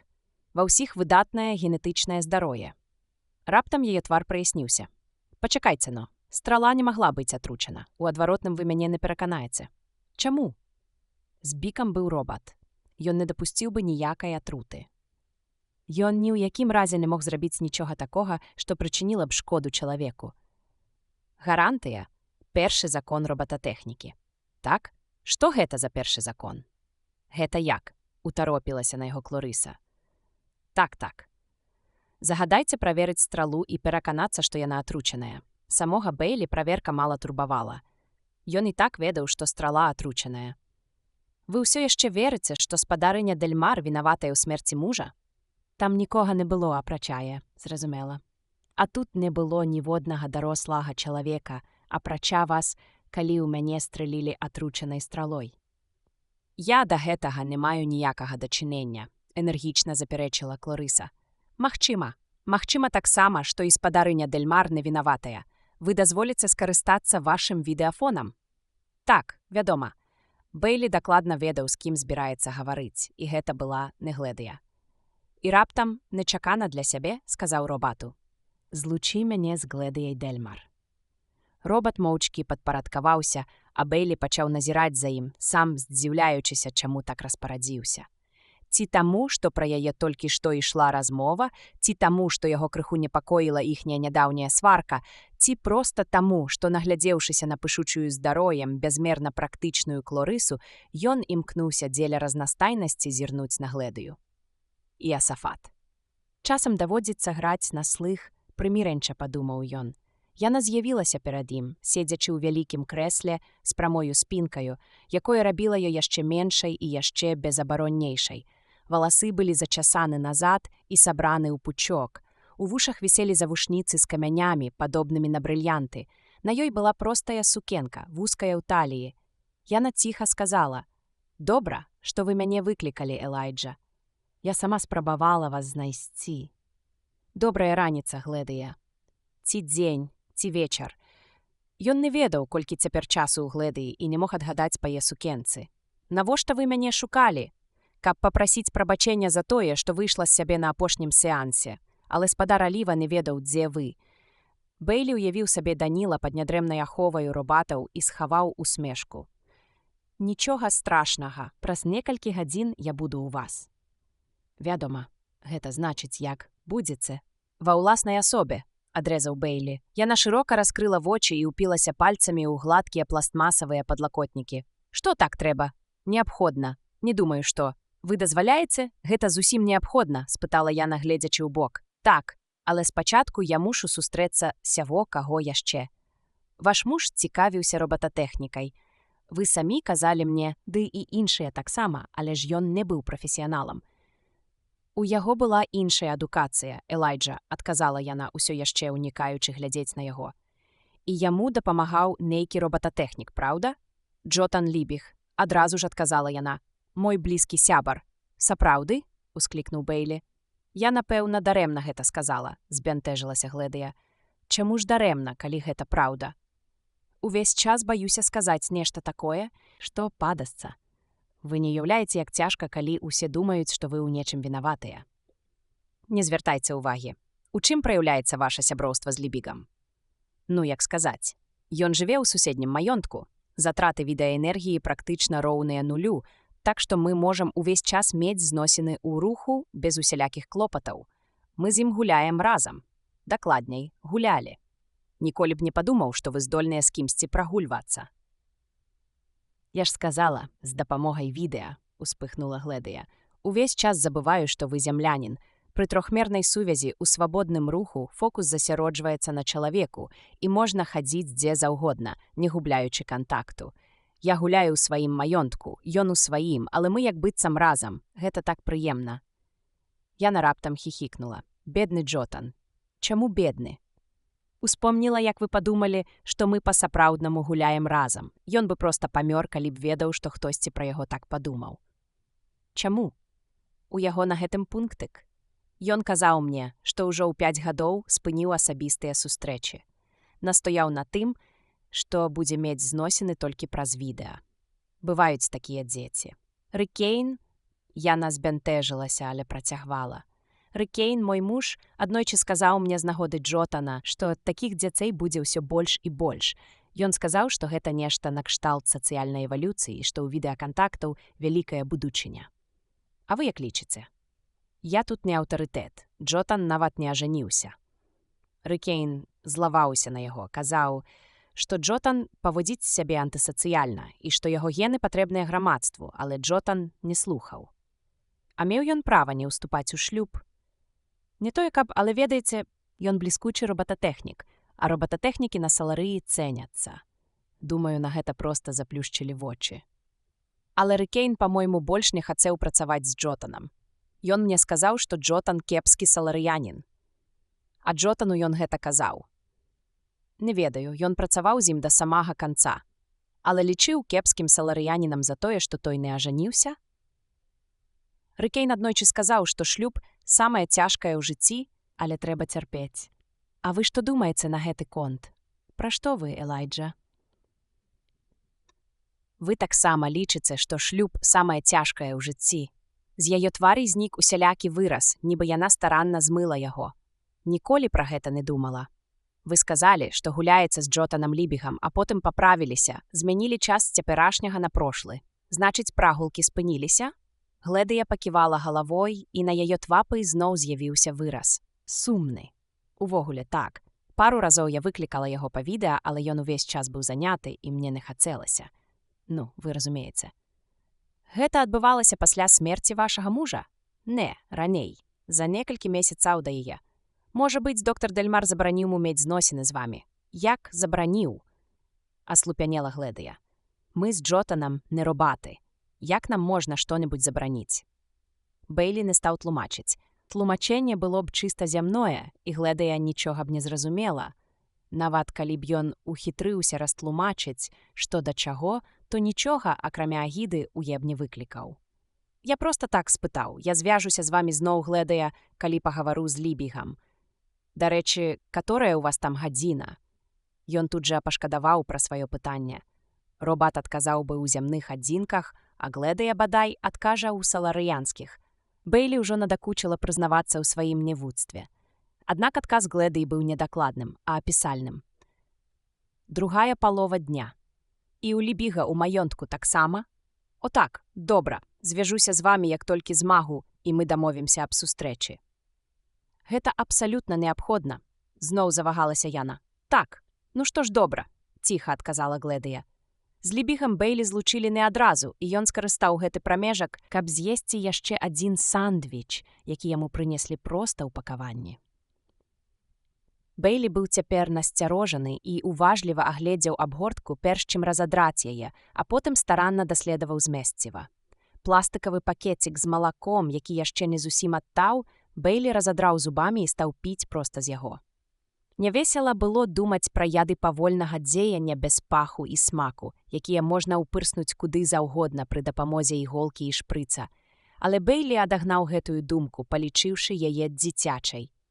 Пакуль што і забойства, і абодва замахі здзяйсняліся да немагчымасці адкрыта. Удар па галаве, доза яду, якою можна атруціць тузін чалавек, страла, пушчаная проста ў ахвяру.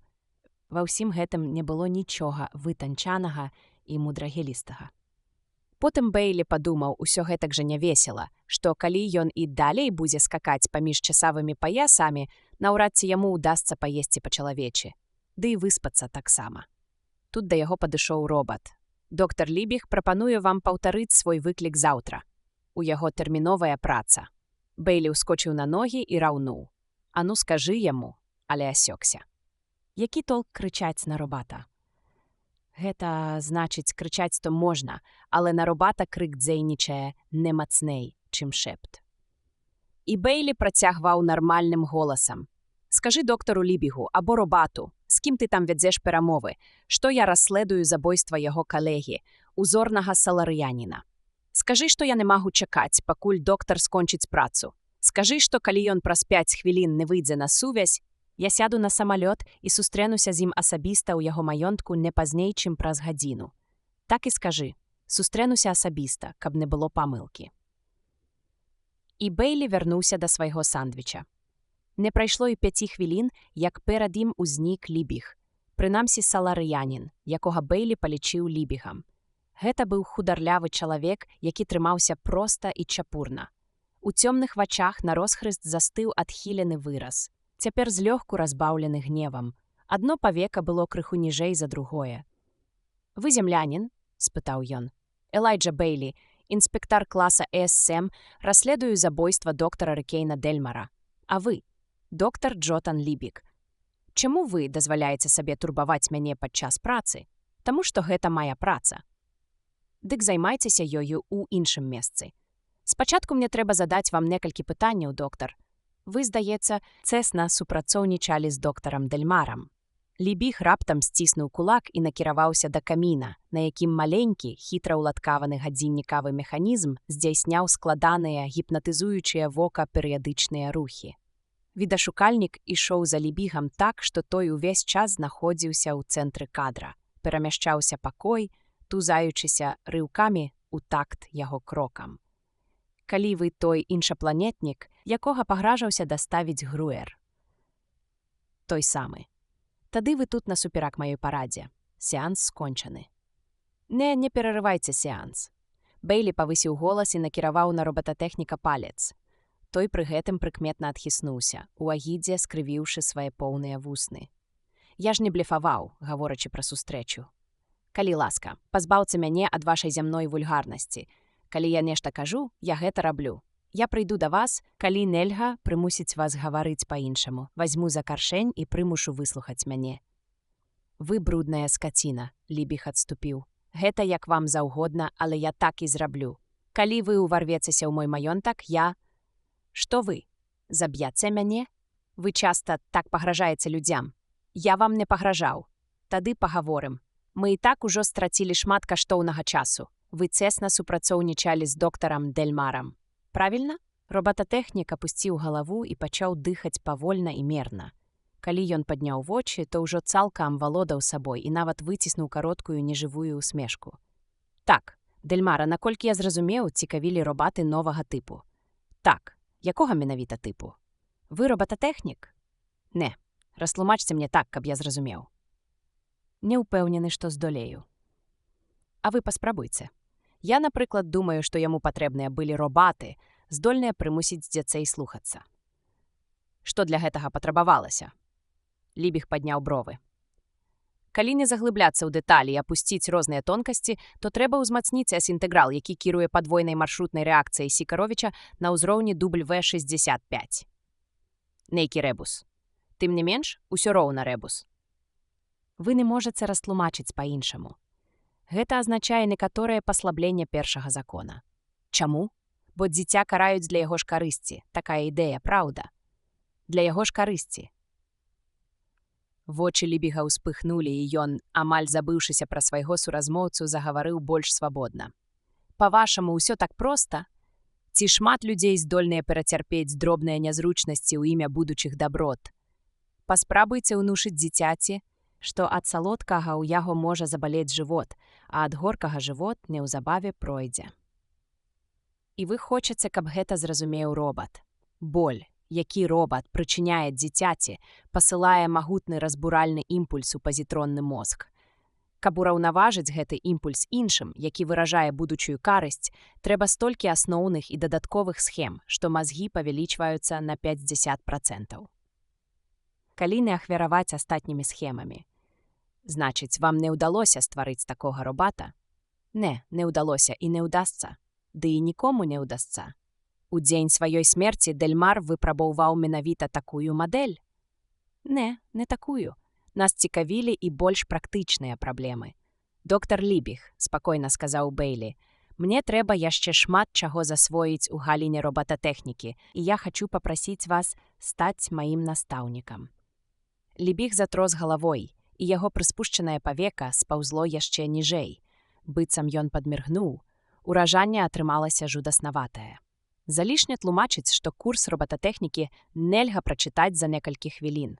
У мяне няма часу. І ўсё ж такі вам давядзецца пазаймацца са мной. Тут у вас на саларыі ўсё прапахла робатамі. Калі пытанне толькі ў часе, я тым больш мушу да вас прыехаць. Я зямлянін і не магу здавальняюча працаваць ці думаць з дапамогай відэа. Здавалася б, Лібігу больш няма куды выпраставацца, але ён выпраставаўся. Вашы зямныя фобіі мяне не хвалююць. Візіт немагчымы. Думаю, вы пераменіце сваё меркаванне, калі я скажу тое галоўнае, пра што хацеў параіцца з вамі. Што б вы ні сказалі, гэта нічога не зменіць. Так? Тады слухайце. Я перакананы, што на працягу ўсёй гісторыі існавання пазітроннага робата першы закон робататэхнікі наўмысна чытаўся няправільна. Як няправільна? Торгнуўся Лібіг. Дурань, вар'ят, чаму? Каб схаваць той факт, незварушна сказаў Бейлі, што робат здольны здзейсніць забойства.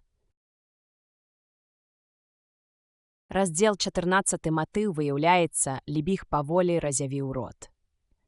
Бейлі падумаў, што той зараз зарычыць, але потым з вялікім здзіўленнем упэўніўся, што гэта самая няўдалая спроба ўсміхнуцца, якую яму даводзілася бачыць. «Не кажыце так», – прамовіў Лібіг. «Нідзе і ніколі». Чаму? Таму, што небяспечна заахвочваць недавер да робатаў хаця б у самай малой ступені. Недавер да робатаў – хвароба чалавецтва. Ён гаварыў так, быццам утлумачваў нешта малому дзіцяці. Гаварыў мякка, хоць яму, мусіць, хацелася крычаць на ўвесь голас. Гаварыў, стараючыся пераканаць, хоць з большай ахвотай, відавочна, прачытаў бы Бейлі смяротны прысуд. «Вы ведаеце гісторыю робататэхнікі?» – спытаў ён. «Крыху. Мусіце ведаць, раз вы зямлянін. Дык вось, вы ведаеце, што робатаў з самага пачатку сустрэў комплекс Франкенштэйна. Іх падазравалі. Людзі не давяралі ім, баяліся іх. У выніку робататэхніка стала ці не падпольнай навукай. 3 законы робататэхнікі былі прынятыя дзеля таго, каб пераадолець гэтую варожасць, але нават і тады зямля не дапусціла робатаў у чалавечае грамадства. Адной з прычын, па якой першыя перасяленцы пакінулі зямлю і адправіліся каланізаваць космас, было стварэнне сацыяльных структур, дзе робаты маглі б пазбавіць чалавека ад галечы і цяжкай працы. І нават там падазрэнне працягвала тлець, гатовае ў любы момант вырвацца вонкі. А вам даводзілася сутыкацца з недаверам да робатаў? Шмат разоў, змрочна адказаў Лібіг. І таму вы і іншыя робататэхнікі змовіліся крыху сказіць факты, абы прыспаць агульнае падазрэнне? Ніхто нічога не скажаў. І ўсе 3 законы сфармуляваныя правільна? Так. А я магу вам давесці, што няправільна. І калі вы не пераканаеце мяне ў адваротным, я па магчымасці паўтару гэта перад усёй галактыкай. Вы не пры сваім розуме. Якім бы доказам вы там не прыдумалі, ён ілжывы, запэўніваю вас. Абмяркуем? Калі гэта не зойме шмат часу. Сустрэнемся. Тварам да тварі? Худы твар Лібіга перасмыкнуўся. Не. Да пабачення, доктар Лібіг, знойдуцца людзі, якія мяне выслухаюць. Пачакайце.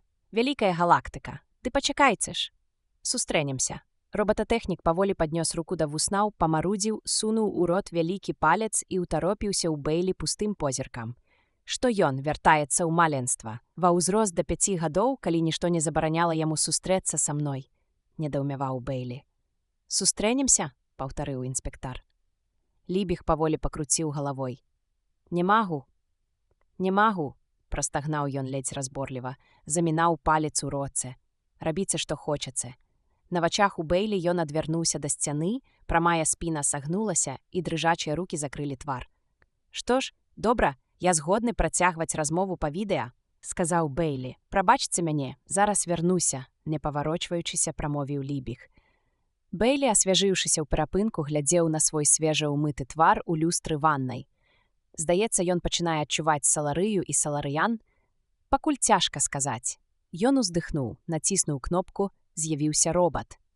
Бейлі, не паварочваючыся, спытаў: «Ці ёсць на ферме іншы відэафон, апроч таго, якім я карыстаюся?» «Яшчэ 3 пульты, гаспадар». «Тады скажы Клорысе Кантора, скажы сваёй гаспадыні, што я пакуль буду займаць гэты і прашу мяне не турбаваць». «Так, гаспадар». Бейлі вярнуўся туды, дзе ў кадры так і заставаўся пусты кут пакоя Лібіга. Робататэхнік яшчэ не вярнуўся, і Бейлі наладзіўся чакаць, але чакаў нядоўга. Увайшоў Лібіг, і яго пакой зноў паехаў услед за ім. Відавочна, фокус тут жа перамясціўся з пакоя на чалавека. Бейлі ўспомніў, як складана зроблены відэафон, і не мог не падзівіцца дасканаласці апарата. Лібіг, здаецца, цалкам авалодаў сабой. Ён зачасаў валасы назад і пераапрануўся. Цяпер на ім быў свабодны касцюм з бліскучага, адбівальнага святло матэрыялу. Ён апусціўся на лёгкі крысельчык, адкінуўшы яго ад сцяны, і спытаў роўным голасам: «Дык што вы збіраліся мне сказаць наконт першага закона? Нас ніхто не падслухае?» «Не, я прыняў меры», — Бейлі кіўнуў. «З вашага дазволу я працытую першы закон». «Наўрад ці ў гэтым ёсць неабходнасць. Усё ж дазвольце, робат не можа прычыніць шкоду чалавеку або сваім бяздзеяннем дапусціць, каб чалавеку была прычынена шкода». «І што ж? Калі я высадзіўся на саларыі, мяне даставілі ў прызначаны мне маёнтак на машыне. Гэтая машына была закрыта з усіх бакоў, каб абараніць мяне ад паветранай прасторы. Як землянін, я ведаю, нецярпліва перапыніў Лібіг. Якое гэта мае дачыненне да справы? Робаты, якія вялі машыну, не ведалі таго, што вядома вам. Я папрасіў адкрыць верх, і яны адразу падпарадкаваліся». Другі закон. Яны абавязаны падпарадкоўвацца загадам. Мне, вядома, стала нядобра, і я ледзь не страціў прытомнасць, пакуль машыну зноў не закрылі. Хіба гэтыя робаты не прычынілі мне шкоды? Па вашым жа загадзе, адрэзаў Лібіг. Цытую другі закон. Робат мусіць слухацца загадаў чалавека, апрача тых, што супярэчаць першаму закону. Як бачыце, яны не павінны былі падпарадкоўвацца мне. Лухта, бо робаты не ведалі. Бейлі падаўся наперад. «Ага, вось яно. Прачытаем жа першы закон так, як яго варта чытаць. Робат не мусіць рабіць нічога, што, наколькі яму вядома, прычыніла б шкоду чалавеку або сваім бяздзеяннем наўмысна дапусціць, каб чалавеку была прычынена шкода. Само сабой зразумела. Не думаю, каб гэта разумеў сярэдні чалавек. Інакш сярэдні чалавек усведамляў бы, што робат здольны на забойства. Вар'яцтва. Трызненне. З твары Лібіга спаўзла ўсякая фарба. Бейлі уважліва разглядаў свае пальцы. Але ж робат можа выканаць нявіннае заданне. Нічога такога, што прычыніла б шкоду чалавеку, калі яму загадаюць. Так вядома. Калі яму загадаюць. І другі робат таксама можа выканаць нявіннае заданне. Нічога такога, што прычыніла б шкоду чалавеку. Калі яму загадаюць? Так. А што, калі гэтыя два нявінныя заданні самі па сабе цалкам бясшкодныя, разам узятыя прывядуць да забойства? Што? Люта нахмурыўся Лібіг. Мне патрэбна ваша меркаванне як эксперта. Прывяду вам умоўны прыклад. Дапусцім, чалавек кажа робату: «Улі крыху гэтай вадкасці ў шклянку з малаком, якую ты знойдзеш там-та і там-та. Гэтая вадкасць бясшкодная. Я хачу толькі даведацца, у якую рэакцыю яна ўступае з малаком. Калі я гэта даведаюся, малако будзе вылітае. Выканаўшы заданне, забудзься пра яго». Лібіг, усё яшчэ сярдзіты, маўчаў. Калі б я загадаў робату уліць таямнічую вадкасць у малако, а потым падаць малако чалавеку, першы закон прымусіў бы яго спытаць: «Што гэта за вадкасць? Ці не пашкодзіць яна чалавеку?» Нават калі б робата запэўнілі, што вадкасць бясшкодная, першы закон усё ж прымусіў бы яго засумнявацца ў тым, і ён адмовіўся б падаць малако. Але яму сказалі, што малако выльюць. Першы закон не ўключаецца. Хіба робат не выканаў бы падобны загад? Лібіг моўчкі злосна глядзеў на Бейлі. Другі ж робат, які наліваў малако, працягваў той, не ведае, што ў яго нешта дадалі. У поўным няведанні ён падае малако чалавеку, і чалавек памірае. Не. выкрыкнуў Лібіг. Чаму ж не? Абодва заданні самі па сабе бяскрыўдныя, толькі разам узятыя яны вядуць да забойства. Вы ж не станеце адмаўляць, што нешта падобнае магчыма. Тады забойцам будзе чалавек, які аддаў гэтыя загады, крыкнуў Лібіг. З філасофскага пункту гледжання так, але забойцамі-выканаўцамі прыладамі забойства будуць робаты. Ніводзін чалавек не стане аддаваць такіх загадаў. Стане. Ужо аддаў. Менавіта такім чынам мусіў здзейсніцца замах на забойства Груэра. Вы ж чулі пра яго. На Саларыі чуеш усё і пра ўсіх. Значыць, ведаецца, што Груэр быў атручаны за абедам на вачах у мяне і майго партнёра аўрарыянца-спадара Алівы. Вы можаце прапанаваць іншы спосаб падаць яму атруту? Нікога з людзей у маёнтку не было, вам, як саларыяніну, не трэба тлумачыць чаму. Я не дэтэктыў і не вылучаю гіпотэзаў. Вось я вам і прапануваю гіпотэзу. І хачу ведаць, наколькі яна рэальная. Хачу ведаць, ці могуць два робаты выканаць два асобныя дзеянні, якія самі па сабе бяскрыўдныя, але разам вядуць да забойства. Вы эксперт, доктар Лібіг. Ці магчыма такое? Так, адказаў загнаны ў кут Лібіг так ціха, што Бэйлі з цяжкасцю расчуў адказ. Вельмі добра. Вось вам ваш першы закон. Прыспушчаная павека Лібіга пару разоў тузануў тык. Ён расчапіў свае сціснутыя рукі, але пальцы засталіся сагнутымі, быццам кожная рука працягвала сціскаць другую прывідную. Лібіг апусціў рукі на калені, і толькі тады пальцы выпрасталіся. Бэйлі рассеяна назіраў за яго дзеяннямі. «Тэарэтычна магчыма», — сказаў Лібіг. «Тэарэтычна. Вам так лёгка не разабрацца з першым законам, зямлянін. Трэба вельмі умела фармуляваць загады, каб абысці першы закон». «Згодны», — сказаў Бэйлі. «Я ўсяго толькі зямлянін і ў робатах нічога не разумею, а загады, якія прыводзіў у прыклад, сфармуляваў умоўна. У саларыяніна, я ўпэўнены, гэта атрымалася б куды лепш». Лібіг, быццам не чуючы, гучна сказаў: «Калі робата можна хітрасцю прымусіць нашкодзіць чалавеку, гэта азначае толькі тое, што пазітронны мозг трэба ўдасканальваць. Варта было б, уласна кажучы, удасканаліць чалавека, але гэта не ў нашай уладзе. Значыць, трэба павышаць дуракаўстойлівасць робата. Мы прагрэсуем. Нашы робаты сталі больш разнастайнымі, прафесійнымі, здольнымі і бяспечнымі, чым былі стагоддзя таму. А праз 100 гадоў мы даб'ёмся яшчэ большага. Навошта прымушаць робата кіраваць машынай, калі можна забяспечыць пазітронным мозгам саму машыну? Гэта спецыялізацыя, а магчымая і універсалізацыя. Чаму б не стварыць робата са здымнымі і зменнымі канечнасцямі? Калі б вы адзіны робататэхнік на Саларыі, перапыніў яго Бэйлі. Не кажыце глупстваў. Я толькі пытаюся. Доктар Дельмар, напрыклад, быў адзіны фэта-інжынер, не лічачы яго асістэнткі. На Саларыі каля 20 робататэхнікаў. І вы найлепшы. Найлепшы, адказаў Лібіг без фальшывай сціпласці. І Дельмар працаваў з вамі. Так. Наколькі я разумею, перад смерцю ён збіраўся перапыніць вашае супрацоўніцтва. Нічога падобнага. Хто падаў вам гэтую думку? Здаецца мне, ён не ўхваляў вашага халасцяцкага ладу жыцця. Напэўна, ён быў сапраўдны саларыянін, але гэта не ўплывала на нашы дзелавыя адносіны. Каб змяніць тэму, вы ж не толькі распрацоўваеце новыя мадэлі, але таксама выпускаеце робатаў і рамантуеце іх. Вы творчасцю і рамонтам займаюцца ў асноўным самі робаты. У маім маёнтку ёсць вялікі зборачны завод і рамонтная майстэрня. Рамантаваць робатаў вельмі складана.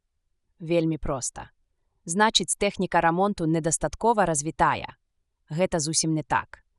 А як жа той робат, што прысутнічаў пры забойстве доктара Дельмара? Лібіг адвёў вочы і зрушыў бровы, нібы ў глыбокім смутку. З ім нічога нельга было зрабіць. Так-такі нічога. Ён зусім не мог адказваць на пытанні. Ні на адно. Марна было і спрабаваць. Пазітронны мозг замкнула незваротна. Не засталося ніводнай непашкоджанай схемы. Зразумейце, ён быў сведкам забойства, якому не мог перашкодзіць. А чаму, дарэчы? Хто ведае? З ім эксперыментаваў доктар Дельмар. Я не ведаю, у якім разумовым стане знаходзіўся робат. Дельмар, напрыклад, мог яму загадаць прыпыніць усе аперацыі, пакуль даследавалася адна пэўная схема.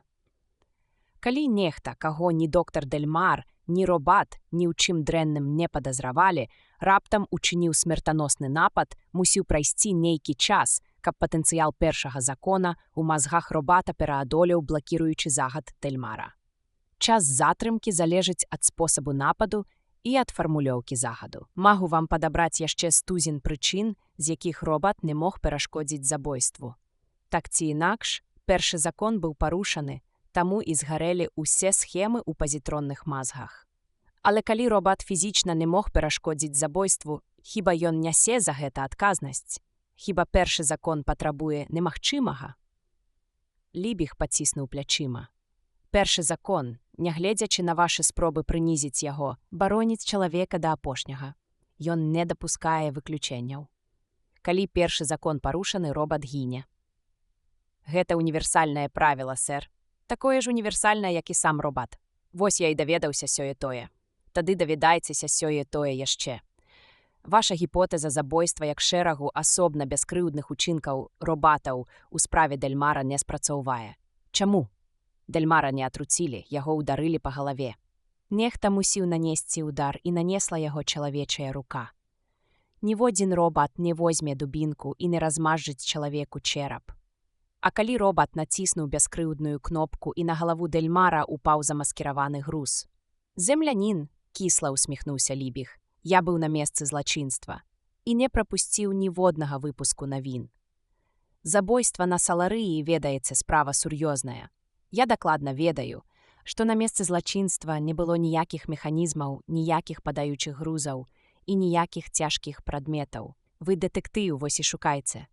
Калі выключыць прычыннасць робатаў да смерці Дельмара, хто ж тады вінаваты? Вядома, хто, крыкнуў Лібіг. Яго жонка, Гледыя. Тут, прынамсі, назіраецца поўная аднадуша, падумаў Бейлі. Услых ён сказаў, а хто ж тады з такім майстэрствам прымусіў робатаў атруціць Груэра? Ну, напэўна, пачаў Лібіг і асёкся. Не думаеце ж вы, што забойцаў было двое? Калі Гледыя вінаватая ў адным злачынстве, яна вінаватая і ў другім. Так, мабыць, вы маеце рацыю. Лібіг зноў здабыў упэўненасць. Без сумневу, так яно і ёсць. Без сумневу?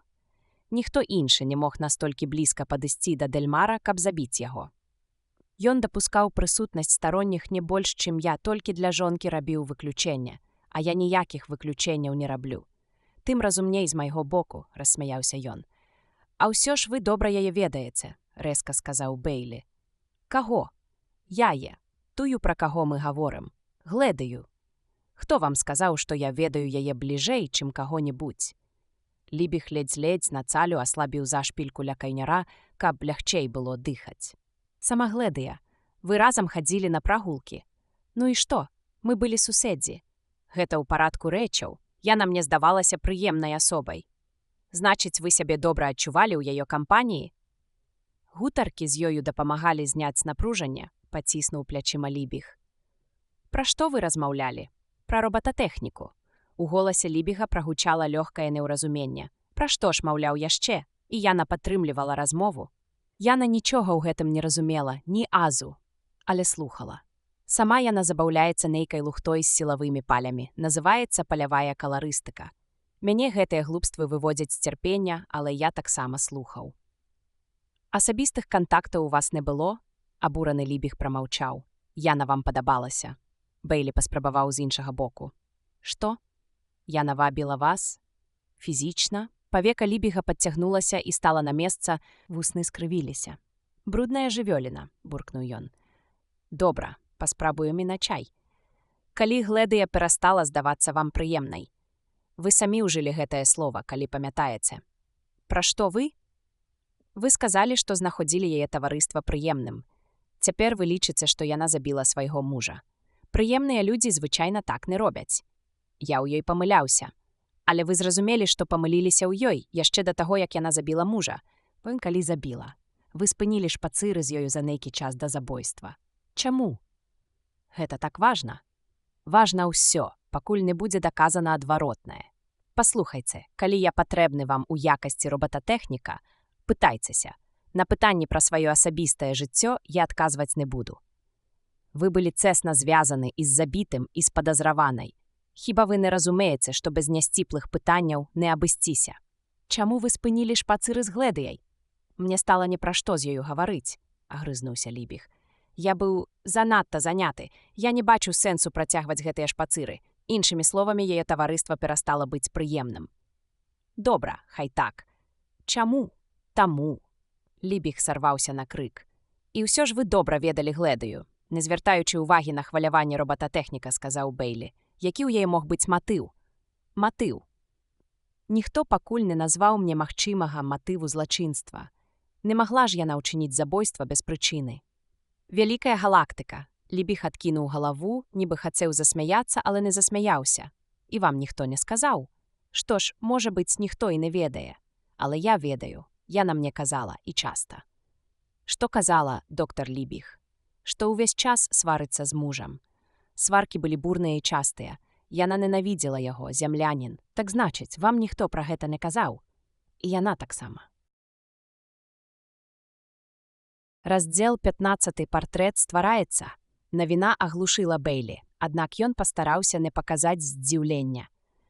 Мабыць, мясцовыя звычаі прывучылі саларыян успрымаць прыватнае жыццё ва ўсіх яго праявах як нешта святое. Пытанні пра шлюб і дзяцей лічыліся дрэнным тонам. Верагодна, хранічныя сямейныя сваркі таксама не падлягалі абмеркаванню. Але калі было здзейснена забойства? Няўжо не адважыліся парушыць свецкія прыстойнасці і спытаць у падазраванай, ці не сварылася яна з мужам? Не адважыліся нават загаварыць на гэтую тэму, калі ведалі пра сваркі. Лібіг, напрыклад, ведаў. «За чаго яны сварыліся?» – спытаў Бейлі. «Думаю, вам лепш спытаць пра гэта ў яё. І праўда лепш». Бейлі цырымонна ўстаў. «Дзякую вам, доктар Лібіг, за садзейнічанне следству. Мне можа зноў спатрэбіцца ваша дапамога. Спадзяюся, я змагу тады з вамі пагаварыць». «Сеанс скончаны», – сказаў Лібіг і знік з вачэй разам са сваім пакоем. Бейлі ўпершыню заўважыў, што палёт у адкрытай прасторы яго не хвалюе. Зусім не хвалюе. Ён адчуваў сябе амаль што ў сваёй стыхіі. Яму больш не думалася ні пра зямлю, ні пра Джесі. Ён паляцеў з зямлі якіх-небудзь некалькі тыдняў таму, а прайшлі быццам гады. Правёў на саларыі няпоўных 3 дні, а нібы пражыў тут цэлую вечнасць. Няўжо можна так хутка прыстасавацца жыць у кашмары? Ці ўся справа ў Гледыі? Хутка ён убачыць яе жывую, а не вобраз. Ці не гэта надавала яму упэўненасці і ўсяляла ў яго дзіўнае пачуццё трывожнага нецярпення? Як яна перанясе гэтую сустрэчу? Ці не збяжыць праз пару хвілін, молячы аб літасці, як квемот? Калі ён увайшоў, яна стаяла на другім канцы доўгай залы. Гледыю можна было прыняць за яе ж імпрэсіянісцкі партрэт. 2-3 маскі, 2-3 фарбы, вусны злёгку падфарбаваныя, бровы ледзь падведзеныя, мочкі вушэй крыху блакітнаватыя і больш ніякай касметыкі. Яна была бледная і здавалася крыху напалоханай і вельмі юнай. Пшанічныя валасы зачасаны назад у шэра-блакітных вачах. Нясмеласць. Сукенка з доўгімі рукавамі цёмна-сіняя, амаль чорная з вузкай белай аздобай па баках. Белыя пальчаткі і туфлі без абцаса. Не відаць ніводнага кавалачка скуры за выключэннем тварый. Нават шыю прыкрывае сціпленькі рюш. «Так будзе не вельмі блізка, Гледыя?» – спытаў Бейлі, спыняючыся на месцы. Дыхаючы часта і неглыбока, яна сказала: «Я ўжо і забылася, як гэта бывае. Усё роўна, што відэасеанс, праўда? Калі не думаць пра тое, што мы сустракаемся па праўзе». «Я ж адчуваю сябе нармальна», – сказаў Бейлі. «Ну так, у вас на зямлі?» Яна заплюшчыла вочы. «Часам я стараюся ўявіць сабе паўсюль натоўпы людзей, ідзеш куды-небудзь, а побач з табою людзі, і насустрач ідуць людзі». «Дзясяткамі, сотнямі», – паправіў Бейлі. «Хіба вы ніколі не бачылі зямлю ў кнігафільмах, не глядзелі зямных раманаў? У нас іх не так шмат. Але я глядзела раманы пра іншыя знешнія светы, дзе людзі пастаянна сустракаюцца. У рамане ўсё па-іншаму, падобна на групавы відэасеанс. Вось і ўсё. А хіба ў раманах не цалуюцца?» Гледыя пачырванела да вушэй. «Я такіх кніг не чытаю». «Зусім. Ну, трапляюцца, вядома, брудныя фільмы і часам проста з цікаўнасці, але гэта такая мярзота. Праўда? Але на зямлі ўсё па-іншаму, раптоўна ажывіўшыся, загаварыла яна. Так шмат народу. У такім натоўпе, Элайджа, можна, па-мойму, нават прыкрануцца да каго-небудзь. Выпадкова, вядома. Можна і з ног выпадкова збіць, усміхнуўся Бэйлі. Ён успомніў перапоўненыя экспрэс-дарогі, дзе ўсе ціснуцца, штурхаюцца, скачуць з паласы на паласу і міжволі адчуў укол настальгіі. «Вам не абавязкова там стаяць?» – сказала Гледыя. «Значыць, можна падысці бліжэй. Гэта нічога?» «Мне здаецца, так. Я вам скажу, калі хопіць». Бэйлі асцярожна ступіў наперад, а Гледыя сачыла за ім шырока раскрытымі вачыма. «Хочаце паглядзець мае каляровыя палі?» – спытала раптам яна. Бэйлі спыніўся ў 6 футах ад яе. Яна здавалася маленькай і кволай. Інспектар паспрабаваў уявіць сабе, як яна ў шаленстве б'е з размаху нечым. Але чым? Мужа па галаве. Паспрабаваў уявіць яе абезумленай ад гневу, поўнай нянавісці, палымянай прагай забойства. Варта было прызнацца, што такое магчыма. Няхай жанчына амаль невагавая, яна здольная праламаць чэрап, калі яе добра ўзброіць і калі яна дастаткова азвярэе. Бэйлі ведаў жанчын-забойцаў на зямлі, вядома, якія ў спакойным стане былі рахманымі як авечкі. Што такое каляровыя палі, Гледыя? Від мастацтва. Бэйлі прыгадаў, як адгукаўся Лібіг пра занятак Гледыі і кіўнуў. З задавальненнем пагляджу. Тады хадзем. Бэйлі строга трымаўся дыстанцыі ў 6 футаў. Яна і так была меншая за 1/3 той, якую патрабавала Клорыса. Яны ўвайшлі ў пакой, перапоўнены святлом. Кожны кут ззяў агнямі ўсіх колераў вясёлкі. Гледыя з задаволеным выглядам уласніцы выжыдальна зірнула на Бэйлі. Мабыць, яго рэакцыя задаволіла яе, хоць ён не сказаў ні слова, толькі павольна аглядаўся, стараючыся ўсвядоміць тое, што бачыць. Гэта ж было толькі святло, нічога матэрыяльнага. У паглыбленнях п'едэсталаў хаваліся згусткі святла. Жывыя, ломаныя і крывыя лініі розных колераў зрасталіся ў адзінае цэлае, захоўваючы пры гэтым выразную індывідуальнасць. Тут не было і дзвюх работ, якія хаця б аддалена нагадвалі адна адну. Бэйлі, старанна падбіраючы словы, спытаў. Гэта, відавочна, павінна нешта азначаць. Гледыя засмяялася сваім прыемным грудным смехам. Гэта азначае ўсё, што вам заўгодна. Проста каляровыя формы, якія выклікаюць гнеў, шчасце, цікаўнасць, адным словам тое, што адчувала я, ствараючы іх. Магу зрабіць адну для вас, нешта накшталт партрэта. Толькі хутчэй за ўсё, нічога добрага не атрымаецца, я ж буду імправізаваць. Праўда, можаце, мне было б вельмі цікава. Добра. Яна пырхнула да светлавой фігуры ў кутку, праслізнула за некалькі цаляў ад Бэйлі і, здаецца, не заўважыла гэтага. Кранула нешта на п'едэстале і зіхоткі мірок бязгучна памёр. «Навошта ж?» – ахнуў Бэйлі. «Нічога, яна мне ўсё роўна надакучыла. Цяпер прыцямлю астатнія, каб не адцягвалі». Гледыя адчыніла дзверцы ў сцяне і перасунула рэастат. Фарбы паблеклі, зрабіўшыся амаль нябачнымі. «Хіба на гэта няма робата?» Каб стрыкаў выключальнікам. «Ну-ка, ціха», – нецярпліва абарвала Гледыя. «Я сюды робатаў не пускаю, тут толькі я». І хмура паглядзела на яго. «Я вас недастаткова добра ведаю, вось у чым справа». Яна паклала рукі на гладкую паверхню п'едэстала, гледзячы кудысьці ў прастору. Усе 10 пальцаў напружана застылі ў чаканні. Вось адзін палец варухнуўся, апісаў паўкола над плоскасцю. У паветры запалілася ярка-жоўтая лінія. Палец адступіў на цалю, і колер стаў крыху менш насычаным. «Вось так бадай!» – прыкінула Гледыя. «Сіла, якая не ціскае. І асафат!» – сказаў Бэйлі.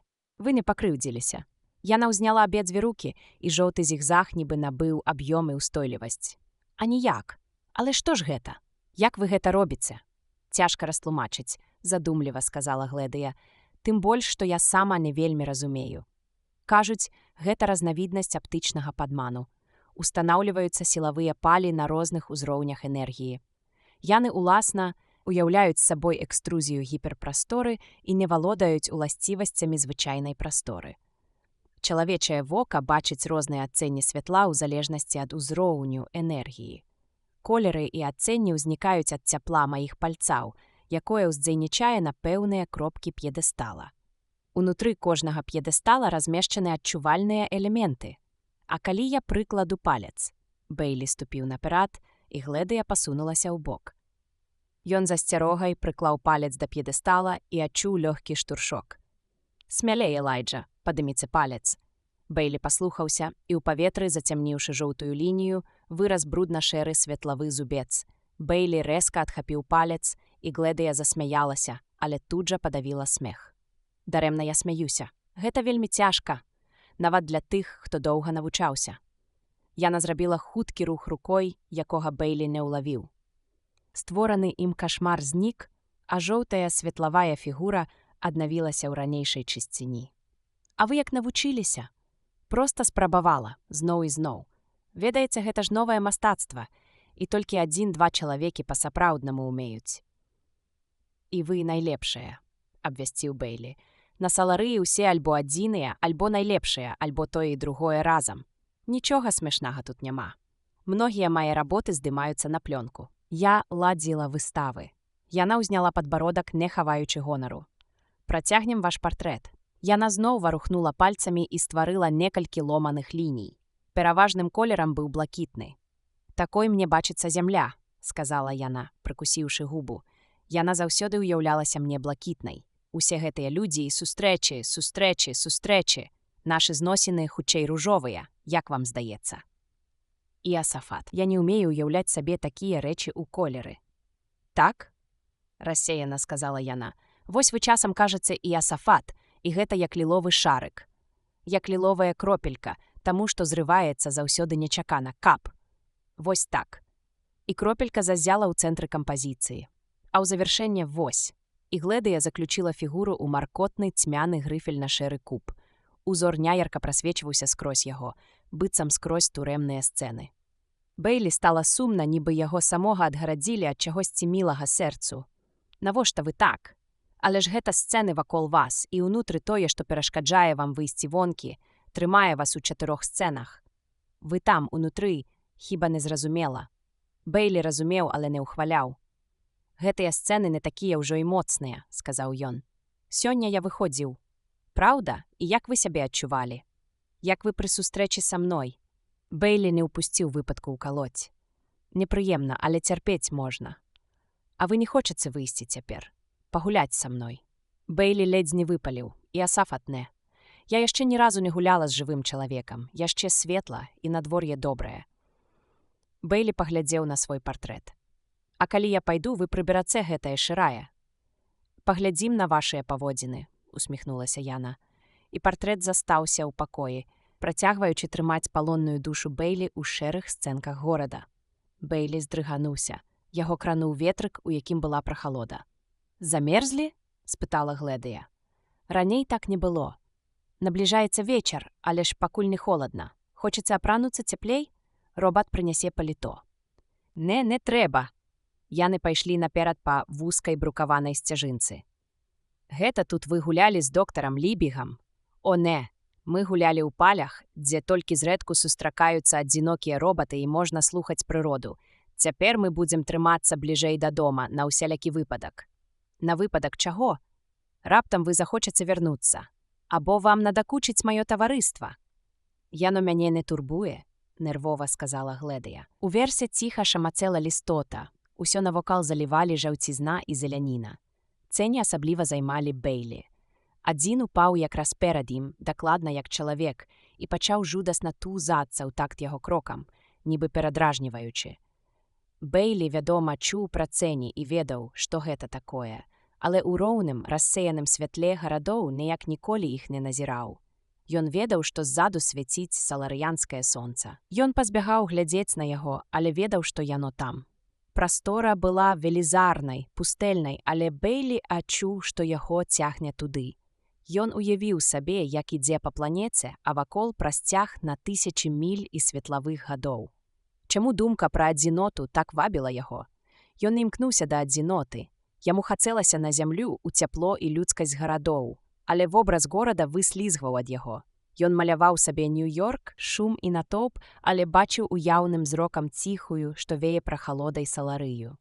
Бэйлі міжвольна зрабіў некалькі крокаў да Гледыі і апынуўся ў 2 футах ад яе, але спалох жанчыны прымусіў яго апамятацца.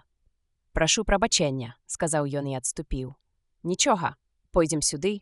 Думаю, вам спадабаецца наш кветнік».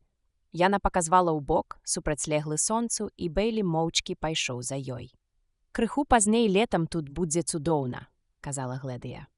«Калі цёпла, я купаюся ў возеры або проста бегаю па палях так хутка, як толькі магу, а потым валюся ў траву і ляжу ў ёй. Праўда, цяпер я не так апранутая. У гэтай сукенцы толькі і застаецца, што гуляць памяркоўным крокам. А як вы звычайна апранаецеся для прагулак? Самае большае, што на мне бывае надзета, гэта купальны касцюм». Гледыя развяла рукі, нібы прадчуваючы свабоду. «А то і таго няма. Часам я толькі надзяваю сандалі, каб адчуваць паветра кожным цалым. Ох, прабачце, я вас шакірую. Не, зусім не, вы так апраналіся і для прагулак з доктарам Лібігам. Калі як, гледзячы, якое было надвор'е. Часам на мне не было надзета зусім нічога, але ж гэта відэасеансы. Спадзяюся, вы разумееце». «Я разумею. А доктар Лібіг?» «Ён таксама лёгка апранаўся». «Хто Джотан?» — усміхнулася Гледыя. «О, не, ён заўсёды такі манерны». Яна зрабіла сур'ёзны твар і апусціла адно павека, дакладна як Лібіг. Бэйлі ўхвальна хмыкнуў. Вось як ён гаворыць: «Дарагая Гледыя, што тычыцца ўплыву першараднага патэнцыялу ў патоку пазітронаў?» «Ён пра гэта з вамі гутарыў? Пра робататэхніку?» «У асноўным так, ён жа так сур'ёзна да ёй ставіцца». «Усё спрабаваў мяне асвятляць да апошняга». «І як вы засвоілі хоць нешта?» «Нічога. Роўным лікам нічога. Для мяне гэта цёмны лес. Часам ён злаваўся на мяне, але як толькі ён пачынаў лаяцца, я нырала ў ваду, калі была ля возера, і пырскала на яго». «Пырскалі? Але ж яго там не было». «Які ж вы ўсё такі землянін?» — засмяялася Яна. «Я пырскала на выяву. Ён быў у сваім уласным маёнтку. І вада не магла на яго трапіць, але ён усё роўна адскокваў. Паглядзіце сюды».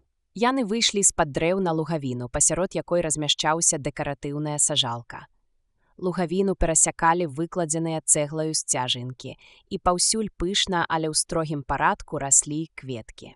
Пра тое, што такое кветкі, Бэйлі ведаў з кнігафільмаў. Кветкі чымці нагадвалі светлавыя карціны, якія стварала Гледыя. І Бэйлі падумала, што не бере кіроўвайзер.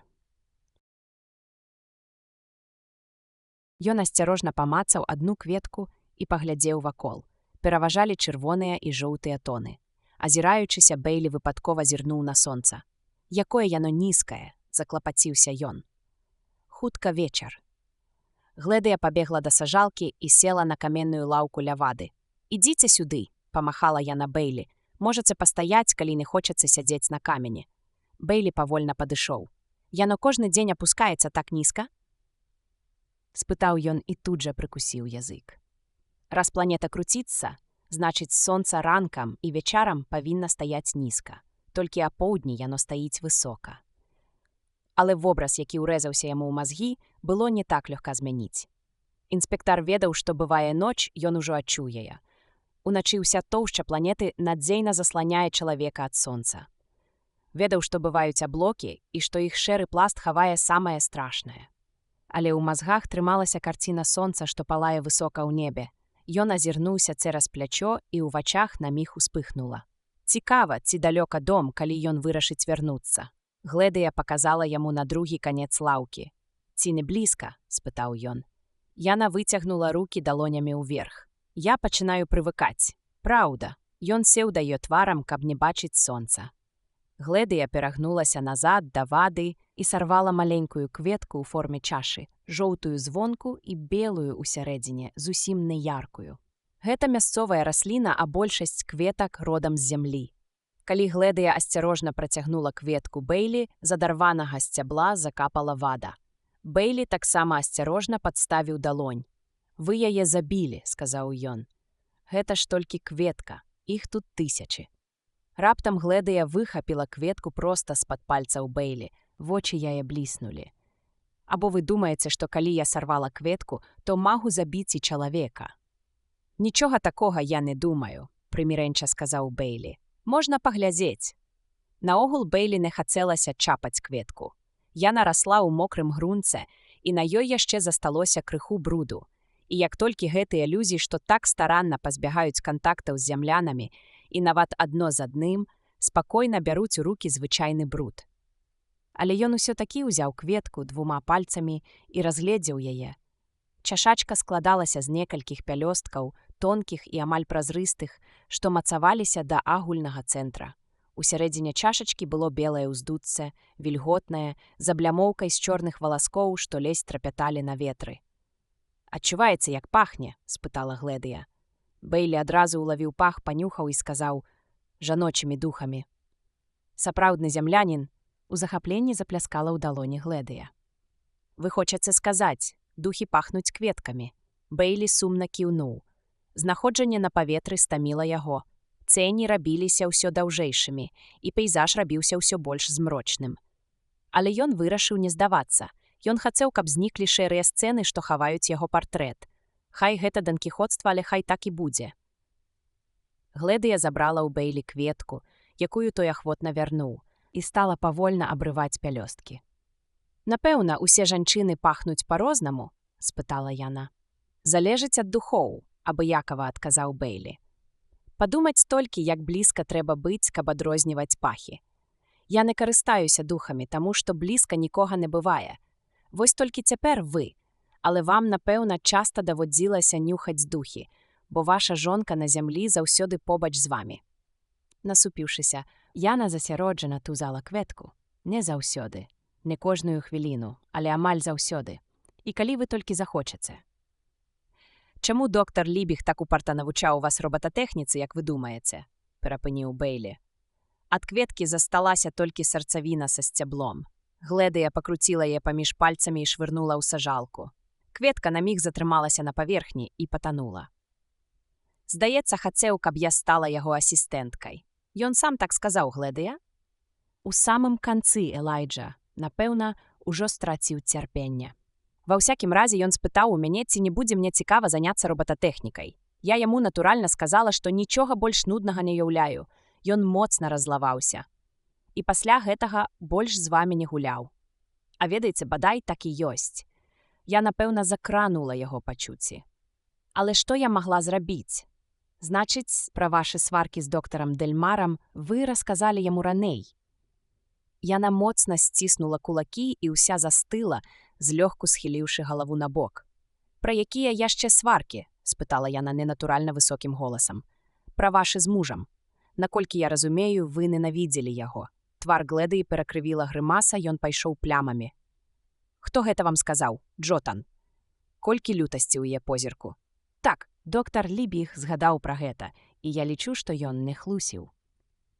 «Вы па-ранейшаму хочаце давесці, што мужа забіла я», – сказала ўзрушаная Гледыя. «Я ж лічыла вас сваім сябрам, а вы толькі сышчык». Яна замахнулася кулаком. «Вы ж усё роўна не зможаце мяне крануць». Гледыя апусціла рукі і бязгучна зарыдала, адвярнуўшыся ад інспектара. Бэйлі апусціў галаву і заплюшчыў вочы, адгароджваючыся ад доўгіх трывожных ценяў. «Доктар Дэльмар не выяўляў да вас пяшчоты, праўда?» – спытаў ён. «Ён быў вельмі заняты чалавек», – здушана адказала Гледыя. «А вось у вас сэрца пяшчотнае, і вы неабыякавыя да мужчын, разумееце? Я нічога не магу з сабой зрабіць. Ведаю, што гэта агідна, але нічога не магу зрабіць. Агідна нават гаварыць пра гэта. Але з доктарам Лібігам вы гаварылі. Трэба ж было хоць нешта зрабіць. Джотан быў пад рукой і слухаў нібы ахвотна, а мне рабілася лягчэй. Вы таму сварыліся з мужам. Таму, што ён быў халодны з вамі, абыякавы, а вас гэта абурала. Часам я яго проста ненавідзела». Яна бездапаможна перасмыкнула плячыма. «Ён быў добры саларыянін, і толькі і нам не прадпісвалі Слёзы хлынулі зноў. Бэйлі чакаў. У яго пахаладзела ў страўніку, паветра цяжка ціснула на плечы. Калі рыданні Гледыі пачалі сціхаць, ён спытаў як мага мякчэй. «Вы забілі яго, Гледыя?» «Не». І раптам дадала, быццам уся воля да супраціву вычарпалася ў ёй. «Я вам не ўсё расказала. Тады раскажыце цяпер, калі ласка». Мы сварыліся і ў той дзень, калі ён загінуў. Усё па той жа прычыне. Я крычала на яго, а ён ніколі не крычаў у адказ. Ён увогуле амаль не адказваў мне, і гэта было яшчэ горш. Я так раззлавалася, а потым я нічога не памятаю. І Асафат.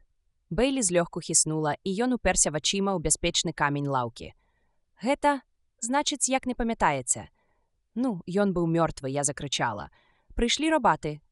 Вы забілі яго. Я не памятаю, Элайджа, а калі б забіла, то памятала б праўда. Толькі я ўвогуле нічога не памятаю. Я так спалохалася. Калі ласка, дапамажыце мне, Элайджа. Не хвалюйцеся, Гледыя, я дапамагу вам. Хісткі розум Бэйлі ўчапіўся за прыладу злачынства. Што з ёй сталася? Яе нехта панёс. Але калі так, панесці яе мог толькі забойца. Паколькі Гледыю знайшлі непрытомнай адразу пасля забойства, яна гэтага зрабіць не магла. Значыць, забойца – нехта іншы. Хай уся Саларыя упэўнена ў адваротным, гэта быў нехта іншы. Трэба вярнуцца ў дом, скрозь млоснасць, падумаў Бэйлі. Гледыя, сказаў ён, і раптам зразумеў, што глядзіць проста на сонца. Яно ўжо апусцілася да самага гарызонту. Мабыць, Бэйлі павярнуўся да яго міжвольна і ўжо не мог адарвацца, як зачараваны. Такога сонца ён яшчэ не бачыў. Яно набрыняла, пачырванела і паблякла. Можна было глядзець на яго не жмурачыся. Пад ім адрозніваліся тонкія лініі крывацэчных аблокаў, а адно воблака перасекла дыск чорнай рысай. «Якое чырвонае сонца?» – выціснуў Бэйлі. «Яно заўсёды чырвонае на захадзе, чырвонае і паміраючае», – глуха і сумна адказаў голас Гледыі. Бэйлі з'явілася прывід. Сонца апускаецца да гарызонту з-за таго, што планета ўцякае ад яго са хуткасцю 1000 міль у гадзіну. Круціцца пад аголеным сонцам, і ёй няма чым прыкрыць мікробаў, якіх завуць людзьмі і якія снуюць на паверхні шара, што круціцца вечна, як вар'яцкі. Круціцца. Цяпер ужо круцілася ўсё. Галава і каменная лаўка, якая нахілілася пад ім, і гнятлівае сіняе, зусім цёмнае неба. Сонца знікла з вачэй, верхавіны дрэў і зямля ірванулі ўгару, тонка ўскрыкнула Гледыя, і ўзнік яшчэ нейкі гук. Раздзел 16. Загадка разгадваецца. Спачатку Бэйлі ўсвядоміў, што ён у сховішчы, у памяшканні, потым убачыў над сабой чыйсьці твар. Некалькі імгненняў ён глядзеў, не пазнаючы, потым усклікнуў. «Даніл!» Робат не выказаў ні палёгкі, ні чагосьці падобнага, калі Бэйлі загаварыў. «Добра, што вы прыйшлі ў сябе, партнёр Элайджа. Не думаю, што вы пацярпелі фізічна». «Усё ў парадку?» – няўпэўнена прамовіў Бэйлі, прыпадымаючыся на локцях. «І Асафат, я што ў ложку? Навошта? Вы сёння некалькі разоў падвяргаліся ўздзеянню адкрытай прасторы. Гэта выклікала кумулятыўны эфект, і цяпер вам трэба адпачыць. Спачатку мне патрэбны адказ на некалькі пытанняў». Бэйлі азірнуўся па баках, стараючыся адмаўляць той факт, што галава ў яго ўсё-такі трохі кружыцца. Пакой ён не пазнаваў. Шторы былі зашморгнутыя. Святло штучнае, супакойлівае. Адчуваў ён сябе значна лепш. Напрыклад, дзе я? У доме спадарыні Дэльмар. Цяпер высветлім сёе-тое яшчэ. Як вы тут апынуліся? Як пайшлі ад робатаў, якіх я да вас прыставіў? Я так і думаў, што вам будзе непрыемны такі паварот пад дзей. Але з увагі на вашу бяспеку і мае інструкцыі я адчуваў, што ў мяне няма выбару. І Асафат. І што ж вы зрабілі? Спадарыня Дэльмар хацела звязацца з вамі некалькі гадзін таму. Так. Бэйлі ўспомніў, што Гледыя казала яму пра гэта. Ведаю. Вы загадалі робатам, якія мяне ахоўвалі, літаральна наступнае. Не дазваляйце яму, то бок мне, уступаць у кантакт з іншымі людзьмі ці іншымі робатамі ні асабіста, ні праз трохмерную сувязь. Але вы не сказалі, партнёр Элайджа, што людзям ці робатам забараняецца кантактаваць са мной. Уловліваеце розніцу? Бэйлі застагнаў. Не трэба засмучацца, партнёр Элайджа. Прабел ва ўказаннях паслужыў для выратавання вашага жыцця, бо прывёў мяне сюды. Такім чынам, робаты, якія мяне ахоўвалі, дазволілі спадарыні Дэльмар пагаварыць са мной. Яна спытала пра вас, і я цалкам шчыра адказаў, што не ведаю, дзе вы, але магу высветліць. Ёй было надзвычай пажадана, каб я гэта зрабіў. Я сказаў, што вы, магчыма, часова пакінулі дом, і я магу праверыць, Ці не загадае яна тым часам вось гэтым робатам пашукаць вас у маёнтку? Яе не здзівіла, што вы самі не можаце загадаць. Мабыць, яна палічыла, што я, будучы аўраранцам, не ўмею абыходзіцца з робатамі так, як яна, што яе загад будзе мець большую вагу і выканаюць яго значна хутчэй за мой. Відавочна. Саларыяне ганарацца сваім умельствам кіраваць робатамі і не вельмі вераць у адпаведныя здольнасці іншапланетянаў. Здаецца, вы той жа думкі? Значыць, яна адаслала іх? З цяжкасцю. Яны спасылаліся на папярэдні загад, але не маглі натуральна сказаць, у чым ён палягае, бо вы загадалі ім не выдаваць майго паходжання. Яна накрычала на іх, і толькі тады яны падпарадкаваліся. І вы пайшлі. Так, партнёр Элайджа. Шкада, падумаў Бейлі, што Гледыя не надала значэння размове з Данілам і не згадала пра яе. Доўга ж вам давялося мяне шукаць, Даніл. У робатаў існуе сетка субэфірнай сувязі. Дасведчаны саларыянін можа атрымаць па ёй інфармацыю. Але паколькі яна перадаецца праз мільёны машын, і адной з машын быў я, які не мае належнага вопыту, спатрэбіўся час, каб здабыць патрэбныя звесткі.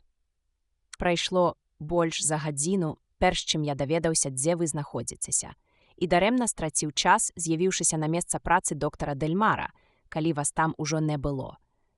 Што ж вы там рабілі? Праводзіў уласнае расследаванне. Шкадую, што займаўся ім у вашу адсутнасць, але мяне вымусілі да таго надзвычайныя абставіны. З Клорысай канторай вы мелі зносіны праз відэа ці асабіста. Праз відэа, але з яе ж дома, не з нашага маёнтка. Мне трэба было праверыць сёе-тое запісаў на ферме.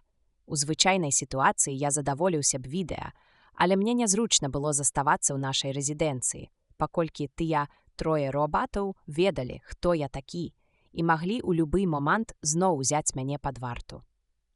Бейлі, адчуваючы сябе амаль зусім добра, скінуў ногі з ложка і ўбачыў, што на ім надзета нешта накшталт піжамы. «Прынясіце мне вопратку», — незадаволена сказаў ён. Даніл падпарадкаваўся, і Бейлі, апранаючыся, спытаў: «Дзе спадарыня Дельмар?» «Пад хатнім арыштам, партнёр Элайджа». «Што? Хто распарадзіўся?» «Я. Яна ў сябе ў спальні пад аховай робатаў, і ёй не дазваляецца аддаваць ім загады, апроч тых, што тычацца яе асабістых патрэб. І ўсё гэта уладкавалі вы. Робаты ў маёнтку не ведаюць пра маё паходжанне». Бейлі апрануўся. «Я ведаю, што абставіны супраць Гледыі», — сказаў ён. «У яе была магчымасць і нават больш, чым мы думалі. Яна не прыбягала ў лабараторыю на крык мужа, як казала раней, яна ўвесь час прысутнічала там. І сцвярджае, што была сведкам забойства і бачыла забойцу. Не, яна нічога не памятае. Такое часам бывае. Меўся ў яе, аказваецца, і матыў. Які партнёр Элайджа? Той, які я падазраваў з самага пачатку. Я сказаў сабе, адбывайся справа на зямлі і будзь доктар Дельмар такім, якім яго апісваюць, а Гледыя такой, якой здаецца, то я вырашыў бы, што яна кахала яго, а ён кахаў толькі сябе. Няясна было толькі, ці могуць саларыяне зазнаваць каханне або адказваць на каханне ў тым сэнсе, як гэта разумеюць на зямлі. Я не мог спадзявацца на ўласнае меркаванне адносна іх эмоцый і рэакцый, таму і вырашыў сустрэцца сёе з кім. Не праз відэа, асабіста. Я не ўлавіў сэнсу, партнёр Элайджа. Не ведаю, як вам і растлумачыць. Гены гэтых людзей старанна падбіраюцца яшчэ да нараджэння, а пасля нараджэння правяраецца правільнасць падбору. Я ведаю, але гены яшчэ не ўсё. Навакольнае асяроддзе таксама мае значэнне і можа прывесці чалавека да псіхозу у той час, як у генах закладзена толькі схільнасць да пэўнага тыпу псіхозу. Вы заўважылі, што Гледыю цікавіць зямля? Заўважыў партнёр Элайджа, але палічыў, што гэта ўяўная цікавасць, якая разыгрываецца з мэтай аказаць на вас уплыў. Дапусцім, што цікавасць непадробная, якая пераходзіць амаль у навязлівую ідэю. Дапусцім, што яе ўзбуджае адна толькі думка пра зямныя натоўпы. Дапусцім, што яна супраць волі цягнецца да таго, што яе прывучылі лічыць брудным. Гэта ўжо псіхічнае разладжанне. Мне трэба было праверыць, як будуць рэагаваць саларыяне на маю прысутнасць і як будзе рэагаваць яна. Вось чаму я мусіў любой цаной пазбавіцца ад вас, Даніл. Вось чаму я адмовіўся ад відэасувязі як метаду вядзення следства. Чаму вы не растлумачылі мне раней, партнёр Элайджа? Хіба маё тлумачэнне перашкодзіла б вам выконваць свой абавязак, як прадпісвае першы закон? Даніл прамаўчаў. Эксперымент удаўся, працягваў Бэйлі. Я сустракаўся або спрабаваў сустрэцца з рознымі людзьмі. Стары сацыёляк трымаўся стойка, але схібіў у разгар размовы. Робататэхнік адмовіўся сустрэцца са мной, нягледзячы на моцны націск. Пры адной толькі думцы аб сустрэчы ён перапалохаўся зусім па-дзіцячы, пачаў смактаць палец і плакаць. Асістэнтка доктара Дельмара, прывучаная сваёй прафесіяй да чалавечай прысутнасці, цярпела мяне, але не бліжэй, чым за 20 футаў. А гледаеш? Так, партнёр Элайджа. Гледыя пагадзілася на сустрэчу амаль без супраціву. Добра пераносіла маю прысутнасць і з цягам часу пачувалася ўсё больш свабодна. Усё гэта ўпісваецца ў карціну псіхозу. Яна не супраць асабістых сустрэч. Цікавіцца зямлёй, магла мець нездаровую цікавасць да свайго мужа. Тлумачэнне такое, моцнае, для гэтага свету паталагічнае, імкненне да асабістых кантактаў з асобамі другога полу. Доктар Дельмар быў зусім не той чалавек, каб заахвочваць падобнае пачуццё ці падзяляць яго. Яе гэта, мусіць, надзвычай прыгнятала. Дастаткова, каб забіць у міг шаленства, кіўнуў Даніл. І ўсё ж, Даніле, я думаю інакш. Магчыма, не без уплыву з яе боку, партнёр Элайджа. Спадарыня Дельмар – прывабная жанчына, а вы зямлянін, і ў вас цікавасць да таварыства прыгожай жанчыны не з'яўляецца паталагічнай. Не таму, збянтэжана адказаў Бэйлі. Халодны позірк Даніла ўжо занадта глыбока пранікаў у душу. І Асафат. Гэты хлопец усяго толькі машына. Калі яна забіла мужа, то і на Груэра замахвалася таксама яна. Ён хацеў быў расказаць Данілу, як мог быць арганізаваны замах з дапамогай робатаў, але стрымаўся. Ён не быў упэўнены, як успрыме Даніл гіпотэзу, паводле якой робаты міжволі становяцца забойцамі. «Яна ж замахвалася і на ваша жыццё», – сказаў Даніл. Бэйлі нахмурыўся. Ён не збіраўся казаць Данілу пра атручаную стралу, якая ледзь не трапіла ў цэль. Не было чаго даваць робату лішнюю нагоду для трыумфу. Маўляў, я вас папярэджваў. «Што вам нагаварыла Клорыса?» – сярдзіта спытаў ён. Трэба было папярэдзіць жанчыну, каб маўчала, але хто ж ведаў, што дае з'явіцца Даніл са сваімі пытаннямі? «Спадарыня кантора не мае да гэтага ніякага дачынення», – спакойна адказаў Даніл. «Я сам быў сведкам замаху».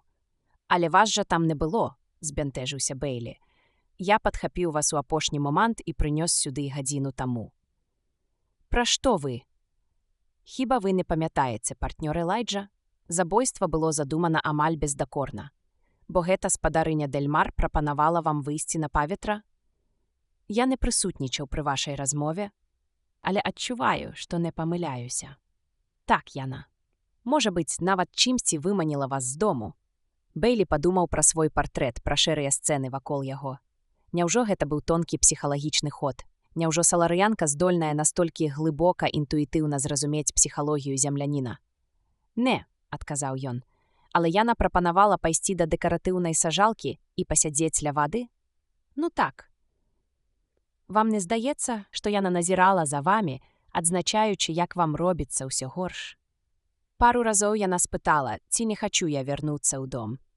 Думаю, што яна пыталася не ўсур'ёз. Думаю, яна бачыла, што вам робіцца дрэнна. Думаю, яна магла б нават штурхнуць вас, хоць гэта было лішне. Калі я падаспеў і падхапіў вас на рукі, вы павольна падалі з каменнай лаўкі назад, у сажалку, на глыбіню 3 футаў, дзе абавязкова б утапіліся. Бэйлі ўпершыню пасля непрытомнасці прыгадаў свае адчуванні.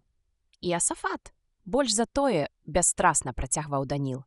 «Спадарыня Дельмар сядзела побач з вамі і назірала, як вы падаеце, не спрабуючы дапамагчы. Не стала б яна і выцягваць вас з вады, а дазволіла б вам утапіцца. Самае большае паклікала б робата, але ён, зразумела, з'явіўся б занадта позна. Пасля яна растлумачыла б гэта тым, што не змагла дакрануцца да вас нават дзеля выратавання вашага жыцця». «Цалкам праўдападобна», – падумаў Бэйлі. Нікога не здзівіць тое, што яна не змагла дакрануцца да чалавека. Здзіўленне хутчэй выклікала б тое, што яна сядзела так блізка да яго. Такім чынам, вы бачыце, партнёр Элайджа, што ў яе віне наўрад ці можна сумнявацца. Кажучы, што яна павінна была замахвацца і на Груэра, вы як бы вылучалі довад у яе абарону.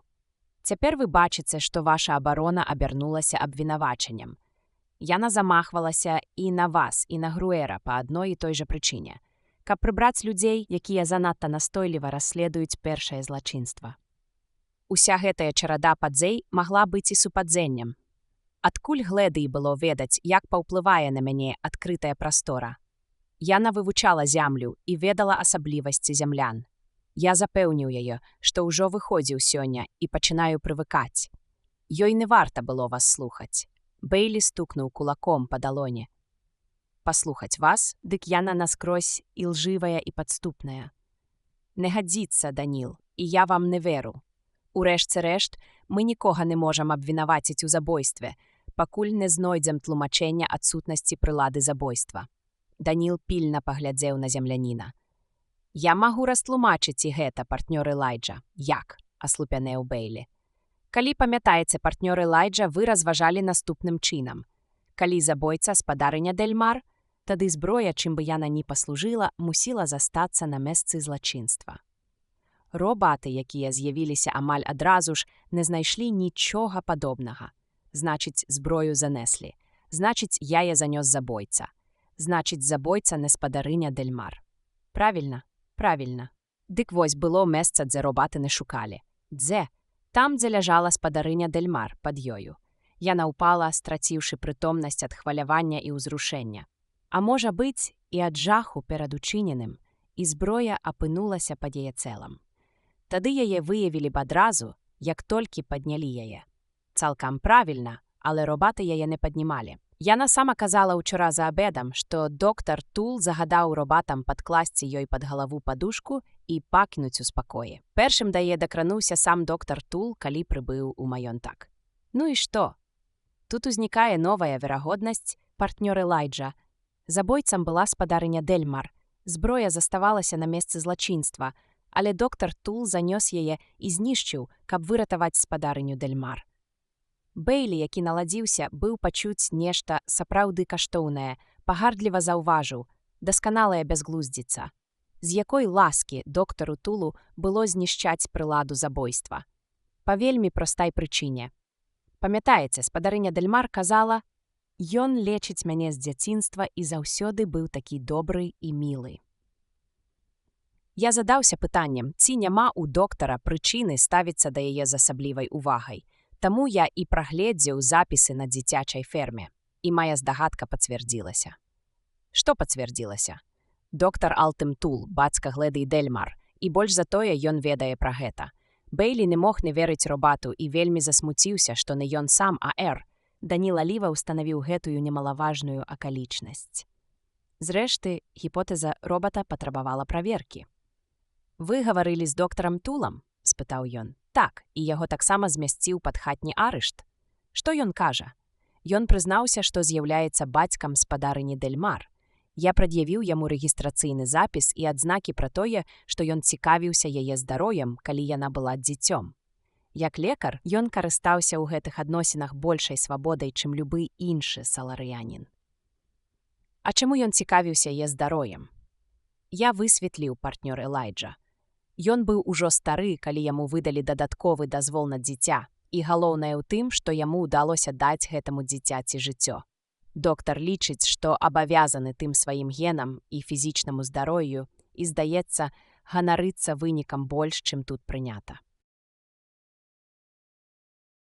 Мець лішнюю нагоду для гонару прымушае яго і тое, што прафесія лекара на саларыі непрэстыжная, бо патрабуе асабістай прысутнасці. І таму доктар падтрымліваў ненавязлівыя адносіны са сваёй дачкой. А Гледыя ведае. Наколькі вядома доктару Тулу, не. Доктар Тул прызнаўся ў тым, што забраў зброю. Не прызнаўся. Тады вы засталіся пры сваім, Даніл. Пры сваім, пакуль вы не знойдзеце прылады забойства і не дакажаце, што яе ўзяў доктар, або хаця б не прымусіце доктара прызнацца, ваша версія недаказаная. Вы вытанчана выбудавалі ланцужок высноў, але доказаў у вас няма. Наўрад ці ён прызнаецца без прымянення асаблівых метадаў допыту, якія я асабіста ўжываць не магу. Яму дарагая яго дачка. Зусім не. Ён ставіцца да дачкі зусім не так, як мы з вамі маем на ўвазе. На саларыі ўсё іначай, Бейлі прайшоўся па пакоі, каб астыць. Даніл, вы бліскуча справіліся з лагічнай задачай, але праверкі на здаровы сэнс ваша версія не вытрымлівае. Кіруецца логікай, але нездаровым сэнсам. Чым не вызначэнне для робата. Доктар Тул стары, яго лепшыя гады пазаду, хоць яму і ўдалося гадоў 30 таму зачаць дачку. Нават касміты дранцвеюць. І вось уявіце сабе, дачка ляжыць перад ім у непрытомнасці, зяць забіты. Разумееце, у якой неверагоднай сітуацыі апынуўся доктар? І вы дапускаеце, што ён настолькі захаваў халаднакрое, каб учыніць цэлы шэраг дзіўных учынкаў. Вось глядзіце. Па-першае, ён мусіў разгледзець пад цэлам дачкі прадмет, настолькі добра ўкрыты, што яго не заўважылі робаты. Па-другое, разгледзеўшы хаця б краёчак гэтага прадмета, ён мусіў зрабіць выснову, што бачыць прыладу забойства і тут жа скеміць, што калі ён схавае гэтую прыладу, ягоную дачку будзе цяжка абвінаваціць у здзейсненні злачынства. Даволі тонкае разважанне для старога, ахопленага панікай. Нарэшце, па-трэцяе, ён мусіў ажыццявіць задуманае, што таксама нялёгка для напалоханага старога. А пасля ўсяго яго хапае смеласці настойваць на сваіх ілжывых паказаннях. Гэта значыць заставацца саўдзельнікам. Можа быць, усё і лагічна, але здаровы сэнс сцвярджае адваротнае. Вы можаце прапанаваць альтэрнатыўнае рашэнне. Партнёр Элайджа? Бейлі, пакуль разважаў, усеўся і цяпер захацеў устаць, але стома і глыбокае крэсла перашкодзілі. Ён раздражнёна буркнуў. Калі ласка, Даніл, дайце мне руку. Прабачце, партнёр Элайджа, сказаў робат, паглядзеўшы на сваю канечнасць. Бейлі, у думках вылаяўшы яго за літаральнасць, сказаў: «Дапамажыце мне ўстаць». Моцная рука Даніла тут жа выцягнула яго з крэсла. «Дзякуй. Не, у мяне няма альтэрнатыўнага рашэння. Дакладней, яно ёсць, але ўсё ўпіраецца ў прыладу забойства». Бейлі нецярпліва прыпадняў куточак цяжкой шторы, што закрывала паўсцяны, сам не вельмі разумеючы, навошта гэта робіць, і здзіўлена ўтарупіўся ў чорнае шкло, але потым скеміў, што за акном позні вечар. Да яго ціха падышоў Даніл і вызваліў край шторы з ягоных пальцаў. У тую долю секунды, калі рука робата з пяшчотай маці, што бароніць дзіця ад агню, адбірала ў яго штору, у свядомасці Бейлі адбылася цэлая рэвалюцыя. Ён выхапіў штору з рук Даніла і, тузануўшы з усяе сілы, сарваў яе з акна, пакінуўшы адны шматкі. «Партнёр Элайджа», – мякка сказаў Даніл, – «вы ж ведаеце, што значыць для вас адкрытая прастора». «Так, яна значыць для мяне вельмі многа», – адказаў Бейлі і зірнуў у акно. Там нічога не было відаць, апроч цемры, але гэтая цемра была паветрам, адкрытай, неабгароджанай прасторай, і Бейлі углядаўся ў яе. Упершыню глядзеў проста так, не з бравады, не дзеля нездаровай цікаўнасці, не дзеля разгадкі забойства. Глядзеў таму, што хацеў таго і недзе нават меў патрэбу. Вось і ўся розніца, сцэны, толькі мыліцы, цемра і людскія натоўпы толькі мыліцы. Ён, мусіць, адчуваў гэта падсвядома і ненавідзеў іх, нават калі думаў, што любіць і мае патрэбу ў іх. Як інакш растлумачыць абурэнне, якое ён адчуў, убачыўшы шэрую скрынку, у якую Гледыя заключыла яго партрэт. Бейлі перапаўняла пачуццё перамогі, і ці не таму, што адна перамога вядзе за сабой другую, у ім бязгучным крыкам успыхнула новая думка. Бейлі, справіўшыся з галавакружэннем, прашаптаў Данілу: «Я ведаю. І Асафат, я ведаю. Што ведаеце, партнёр Элайджа? Ведаю, куды падзелася зброя, ведаю, хто злачынец». Усё адразу стала на месца. Раздзел 17 сход склікаецца. Даніл не дазволіў Бейлі дзейнічаць адразу. «Заўтра», – сказаў ён пачціва, але цвёрда. «Прапаную ўсё адкласці да заўтра. Ужо позна і вам патрэбны адпачынак». Бейлі мусіў прызнаць, што Даніл мае рацыю, і, апрача таго, трэба было яшчэ шмат чаго падрыхтаваць. Ён быў упэўнены, што знайшоў разгадку забойства, аднак яго версія, як і версія Даніла, грунтавалася толькі на дэдукцыі. Не хапала самай драбніцы, доказаў. Уся надзея была на Саларыян. Яму давядзецца паўстаць перад імі. Адзін землянін супраць паўтузіна касмітаў. Так што трэба быць ва ўсеаружжы. Па-першае, трэба адпачыць, па-другое, усё падрыхтаваць. Бэйлі быў перакананы, што заснуць, вядома, не ўдасца. Не дапамогуць ні мяккая пасцэль, якую спецыяльна для яго паслалі ўмелыя робаты, ні разлітыя па пакоі водары, ні ціхая меладыйная музыка. Так ён проста не самкне вачэй. Даніл сціпла ўсёўся ў цёмным куточку яго спальні. «Вы ўсё-такі баіцеся Гледыі?» – спытаў Бэйлі. «Мне здаецца неразумным пакідаць вас на ноч аднаго без аховы. Ну, як ведаеце. Вы зразумелі, што вам трэба зрабіць, Даніл? Так, партнёр Элайджа. Спадзяюся, перашкод з боку першага закона не будзе.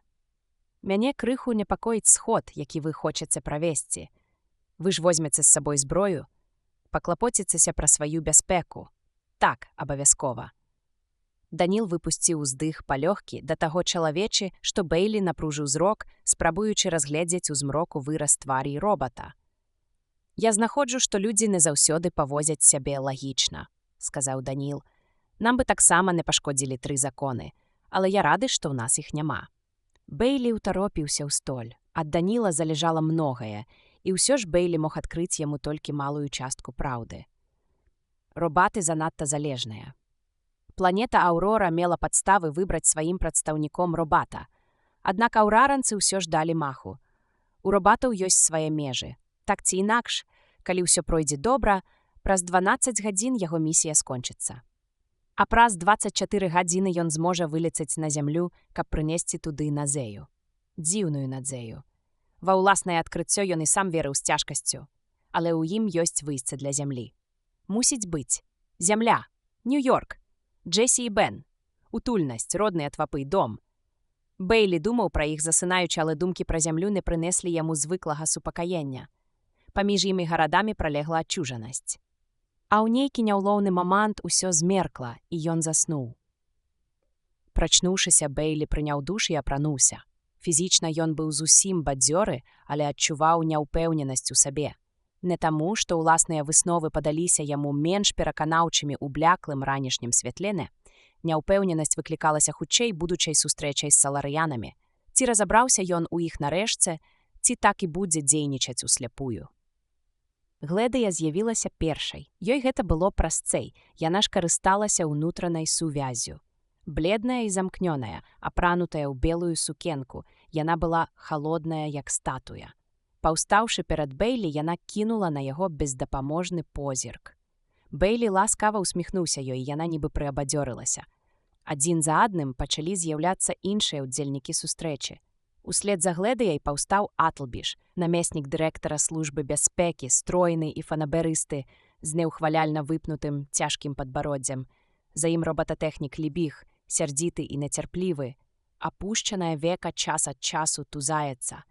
Сацыялях Квемот, крыху стомлены, змаўніцка ўсміхнуўся Бэйлі, як бы кажучы: «Мы сустракаліся, мы свае людзі».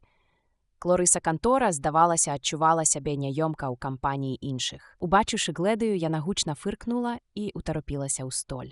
Урач, доктар Тул, з'явіўся апошнім. Выгляд у яго быў зняможаны, амаль хворы. Усе былі ў зборы, апрача Груэра, які папраўляўся павольна і таму не мог прысутнічаць на сустрэчы.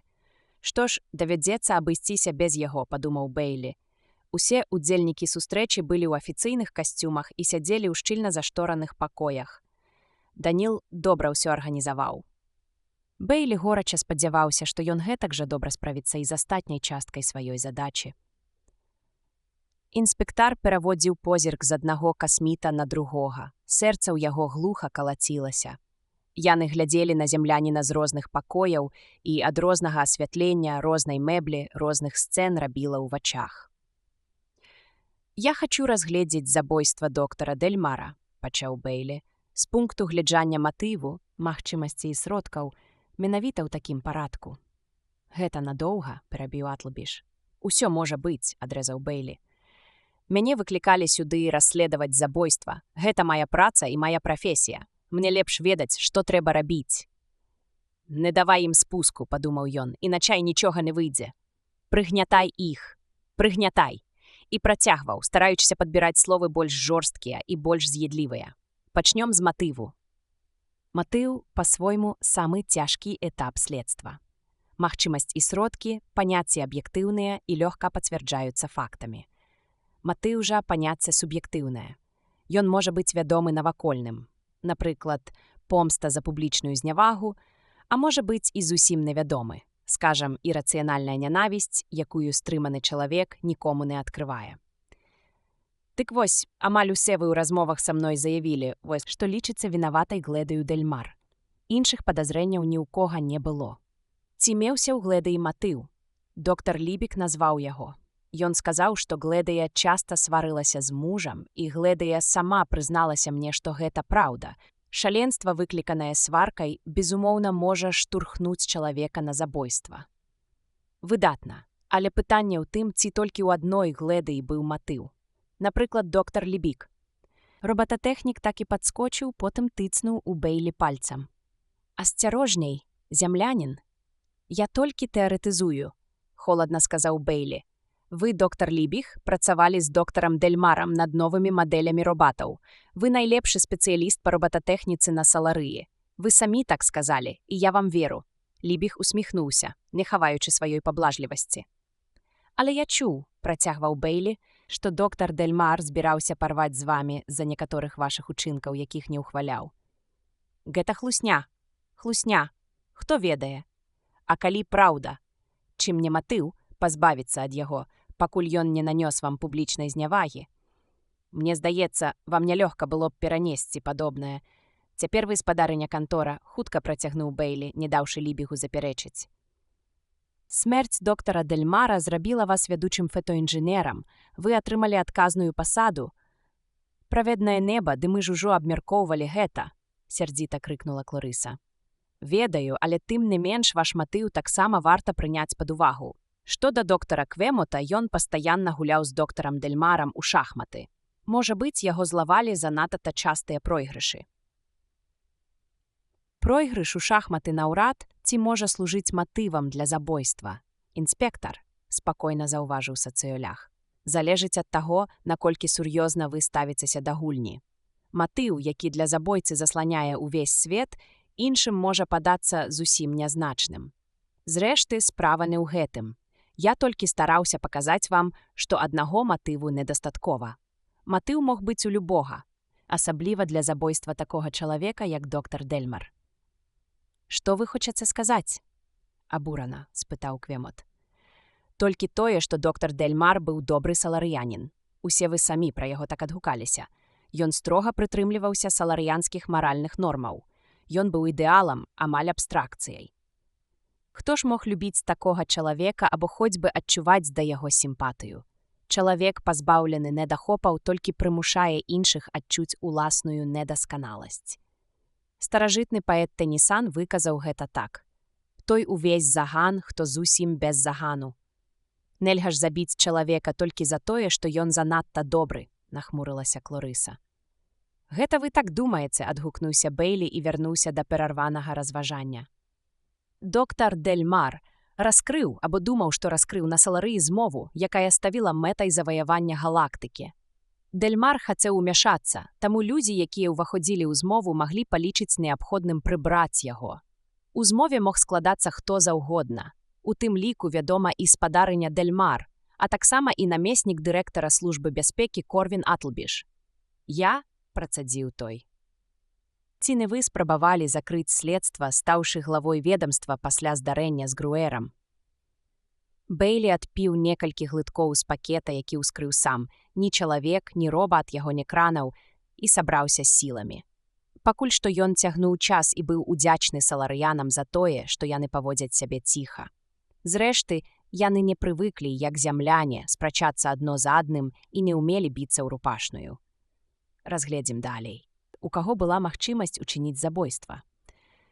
Існуе агульная думка, што магчымасць была толькі ў спадарыні Дель Мар, паколькі толькі яна магла дастаткова блізка падысці да мужа.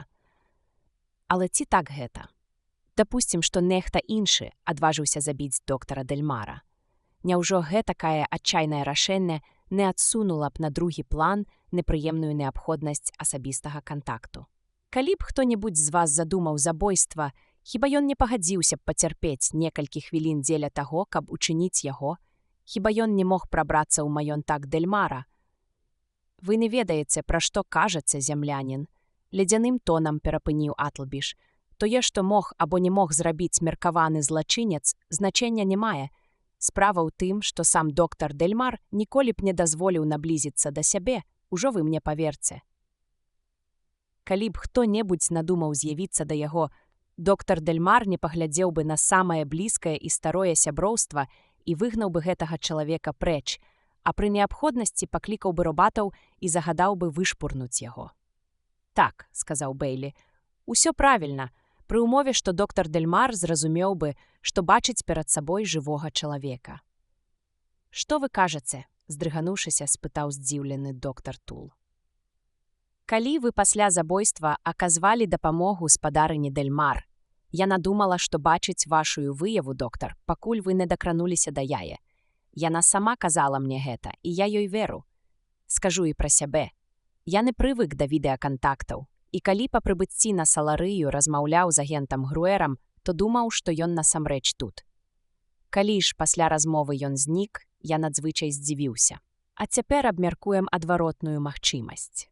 Чалавек усё сваё сталае жыццё зносіцца толькі праз відэа, ніколі і ні з кім не бачыцца асабіста, за выключэннем рэдкіх сустрэч з жонкай.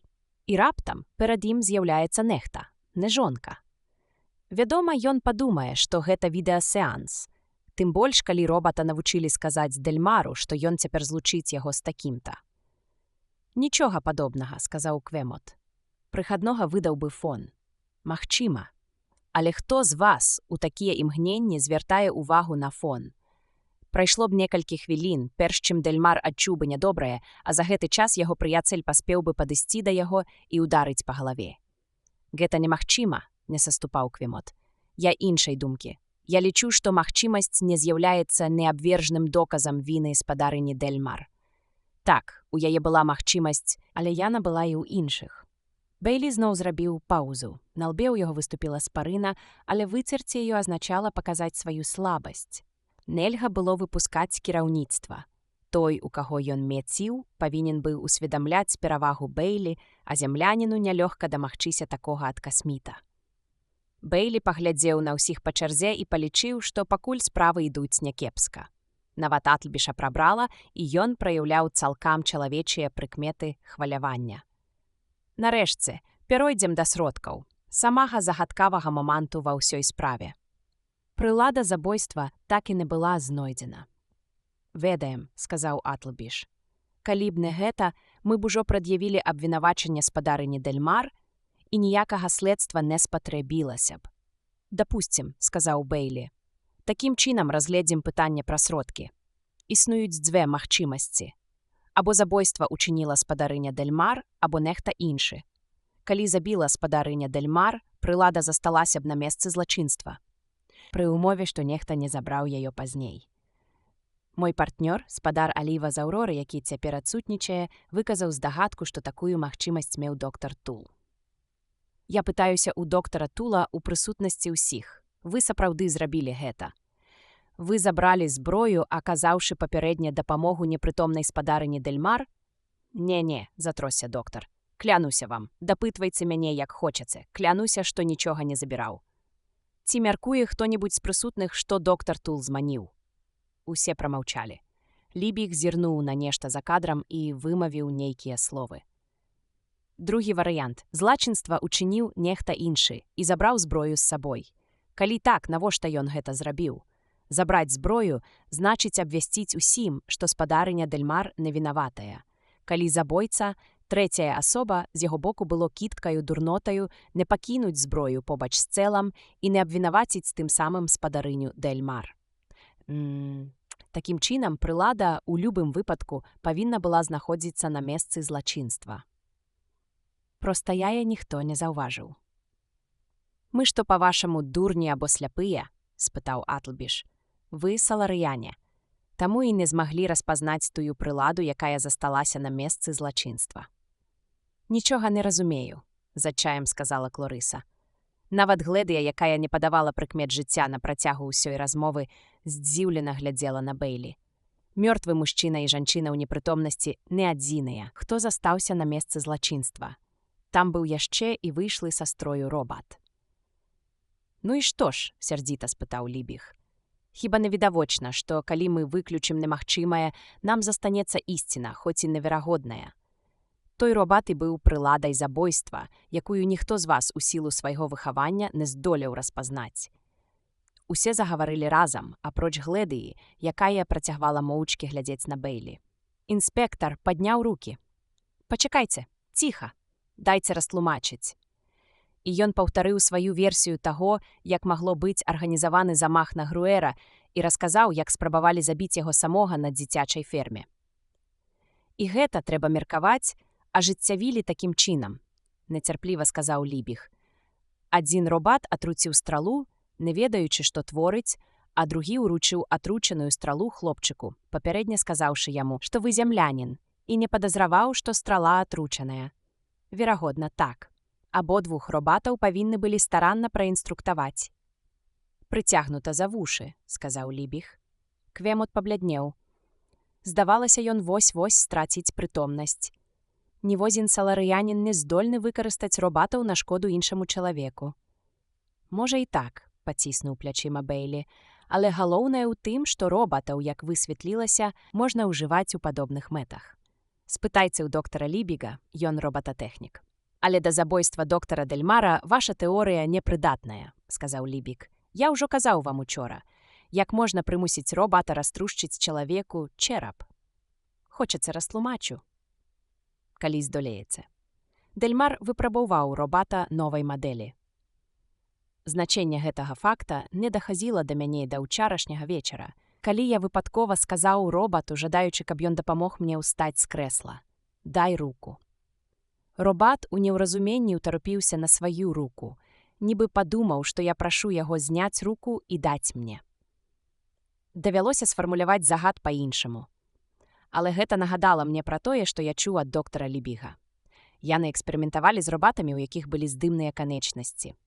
Дапусцім, што робат, якога выпрабоўваў у той дзень доктар Дельмар, быў якраз такога тыпу і мог мяняць адны канечнасці на іншыя ў залежнасці ад роду выканваемых работ.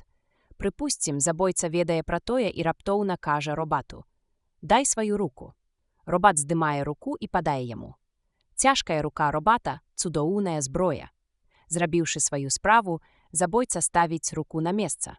Спачатку ўсе ў жаху маўчалі, потым узняўся абураны гоман, апошнюю фразу Бэйлі давялося пракрычаць, і ўсё роўна яго ледзь не заглушылі. Атлбіш увесь чырвоны устаў з крэсла і зрабіў крок наперад. Нават калі і так, усё роўна забойца, спадарыня Дельмар. Яна была там. Яна пасварылася з мужам. Яна бачыла, як муж працуе з робатам, і ведала, што ў робата здымныя канечнасці, калі такія робаты і сапраўды існуюць. Як бы вы ні стараліся, зямлянін усё паказвае на яё. Гледыя ціха заплакала. Бэйлі, не гледзячы на яе, сказаў: «Наадварот, лёгка даказаць, што гэтае злачынства яна ніяк не магла ўчыніць». Джотан Лібіг з пагардлівым выглядам скрыжаваў рукі на грузях. Бэйлі, заўважыўшы гэта, сказаў: «І вы мне дапаможаце, доктар Лібіг. Як робататэхнік вы ведаеце, што кіраванне робатамі з мэтай прымусіць іх учыніць забойства супраць волі патрабуе незвычайнага майстэрства. Учора я хацеў пасадзіць сёе каго пад хатні арышт. І даў траім робатам падрабязныя інструкцыі наконт яго аховы. Простая, здавалася б, справа, але я ў робатах прафан. У маёй інструкцыі аказаўся прабел, і мой арыштаваны сышоў».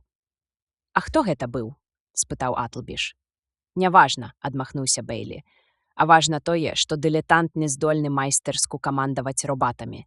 Дылетанту ўжо цалкам дастаткова і на саларыі. Ці шмат, напрыклад, разумела ў робататэхніцы Гледыя Дельмар. Доктар Лібіг». «Што?» – не зразумеў робататэхнік. «Вы спрабавалі навучаць яе робататэхніцы. Дык што ж, яна была здольнай вучаніцай. Навучылася хоць чаму-небудзь?» «Не», збянтэжана прызнаўся Лібіг і змоўк. Яна была цалкам безнадзейная. Ці не так? Або вы не жадаеце адказваць? Яна магла прыкінуцца непаняцлівай, холадна сказаў Лібіг. І вы, як робататэхнік, гатовы засведчыць, што спадарыня Дэльмар здольная прымусіць робатаў учыніць ненаўмыснае забойства. Як я магу адказаць? Паставім пытанне па-іншаму. Той, хто спрабаваў забіць мяне на дзіцячай ферме, мусіў спачатку адшукаць інспектара Бэйлі, карыстаючыся сеткай сувязі робатаў. Я ж ніводнаму чалавеку не казаў, куды накіроўваюся, і толькі робаты, якія дастаўлялі мяне з месца на месца, ведалі, дзе я. Мой партнёр Даніл Аліва у той дзень таксама спрабаваў знайсці мяне, і гэта яму ўдалося з вялікімі цяжкасцямі. Але забойца, мусіць, высветліў усё без цяжкасцей. Яму ж трэба было не толькі адшукаць мяне, але яшчэ і атруціць стралу і зрабіць так, каб ёю выстралілі, пакуль я не пакінуў ферму і не адправіўся далей. Ці здолела б зрабіць што-небудзь падобнае спадарыня Дэльмар? Корвін Атлбіш падаўся наперад. Хто ж, на вашу думку, замахваўся на вас, землянін? Доктар Джотан Лібіг сам прызнаўся, што ён найлепшы спецыяліст па робатах на планеце. Гэта што, абвінавачанне? Крыкнуў Лібіг. Так, крыкнуў у адказ Бэйлі. Лютасць у вачах Лібіга паволі згасла, змяніўшыся калі неспакоем, дык нечым падобным на палёгку. Я агледзеў дэльмараўскага робата пасля забойства, сказаў ён. У яго не было здымных канечнасцяў, іх можна было зняць, як звычайна, толькі з дапамогай спецыяльных інструментаў, ды і то умеючы. Так што гэты робат не мог быць прыладай забойства Дэльмара. Ваш вывад памылковы. А хто можа пацвердзіць вашу заяву? У маім слове яшчэ ніхто не сумняваўся. А я сумняваюся. Я абвінавачваю вас, і ваша галаслоўная заява нічога не варта. Калі б хтосьці мог яе пацвердзіць, тады іншая справа. Вы падазрона хутка пазбавіліся ад гэтага робата. Чаму? Не было прычыны яго захоўваць. Ён быў цалкам выведзены са строю, страціў усялякую каштоўнасць. Чаму? Вы ўжо пыталіся ў мяне, землянін, адказаў Лібіг, патрасаючы пальцам перад Бэйлі. І я сказаў вам чаму. Робат стаў сведкам забойства, якому не мог перашкодзіць. Вы сказалі таксама, што гэта заўсёды вядзе да поўнага разбурэння, такое універсальнае правіла. Але робат, які падаў Груэру атручанае пітво, адкараскаўся толькі кульгавасцю і шапялявасцю. А ён жа сам быў мімавольным забойцам, як здавалася тады, а не проста сведкам. Аднак захаваў дастаткова розуму, каб яго можна было дапытаць. Значыць, дэльмараўскі робат пацярпеў нашмат мацней за груэраўскага. І не дзіўна, бо яго ўласную руку выкарысталі як прыладу забойства. Лухта, абурыўся Лібіг. Вы нічога не цяміце ў робататэхніцы. Магчыма. Але я прапаную кіраўніку службы бяспекі Атлбішу праверыць справаздачнасць вашага завода і рамонтнай майстэрні. Можа, удасца высветліць, ці выраблялі ў вас робатаў са здымнымі канечнасцямі. І калі так, ці пасылалі такога робата доктару Дэльмару. І калі так, дык калі. Ніхто не будзе капацца ў маіх кнігах, крыкнуў Лібіг. Але чаму, калі вам няма чаго хаваць? Ды з якой ласкі мне было забіваць Дэльмара? Вось вы што мне скажыце? Які ў мяне быў матыў? Магу прапанаваць два, сказаў Бэйлі. Вы былі ў сяброўскіх адносінах з спадарыняй Дэльмар, больш, чым у сяброўскіх. Саларыяне па-свойму таксама людзі. Вы ніколі не мелі зносін з жанчынамі, але гэта не ўберэгла вас, так бы мовіць, ад жывёльных інстынктаў. Вы бачылі спадарыню Дэльмар, прабачце, па відэа вядома, апранутай вельмі лёгка і... Не, з болем выкрыкнуў Лібіг. Не, вырвалася шэптам у Гледыі. Магчыма, вы і самі не разумелі сваіх пачуццяў, ці ж, цьмяна ўсведамляючы іх, пагарджалі сабой за слабасць, а спадарыню Дэльмар ненавідзелі за тое, што яна выклікала іх у вас. І Дэльмара ненавідзелі. За тое, што ён ёю валодае. Вы ж прасілі спадарыню Дэльмар стаць вашай асістэнткай. Гэта была саступка вашаму лібіда. Яна адмовілася, і ваша нянавісць да яе стала яшчэ мацнейшай. Забіўшы доктара Дэльмара такім чынам, каб падазрэнне ўпала на яго жонку, вы адпамсцілі б ім абаім. Хто паверыць вашай бруднай таннай меладраме? Хрыпла прашаптаў Лібіг. Хіба што іншы зямлянін, такое ж быдла, як і вы. Але не саларыянін. Я не настойваю на гэтым матыве, сказаў Бейлі. Думаю, ён таксама падсвядома прысутнічаў, але ў вас быў матыў і прасцэйшы. Доктар Рыкейн Дэльмар стаяў на шляху вашых планаў, і яго трэба было прыбраць. Пра якія планы вы кажаце? Пра вашы планы заваявання галактыкі, доктар Лібіг. Раздзел 18 пытанне атрымлівае адказ. Гэты зямлянін з вар'яцяў, закрычаў Лібіг. Хіба вы не бачыце?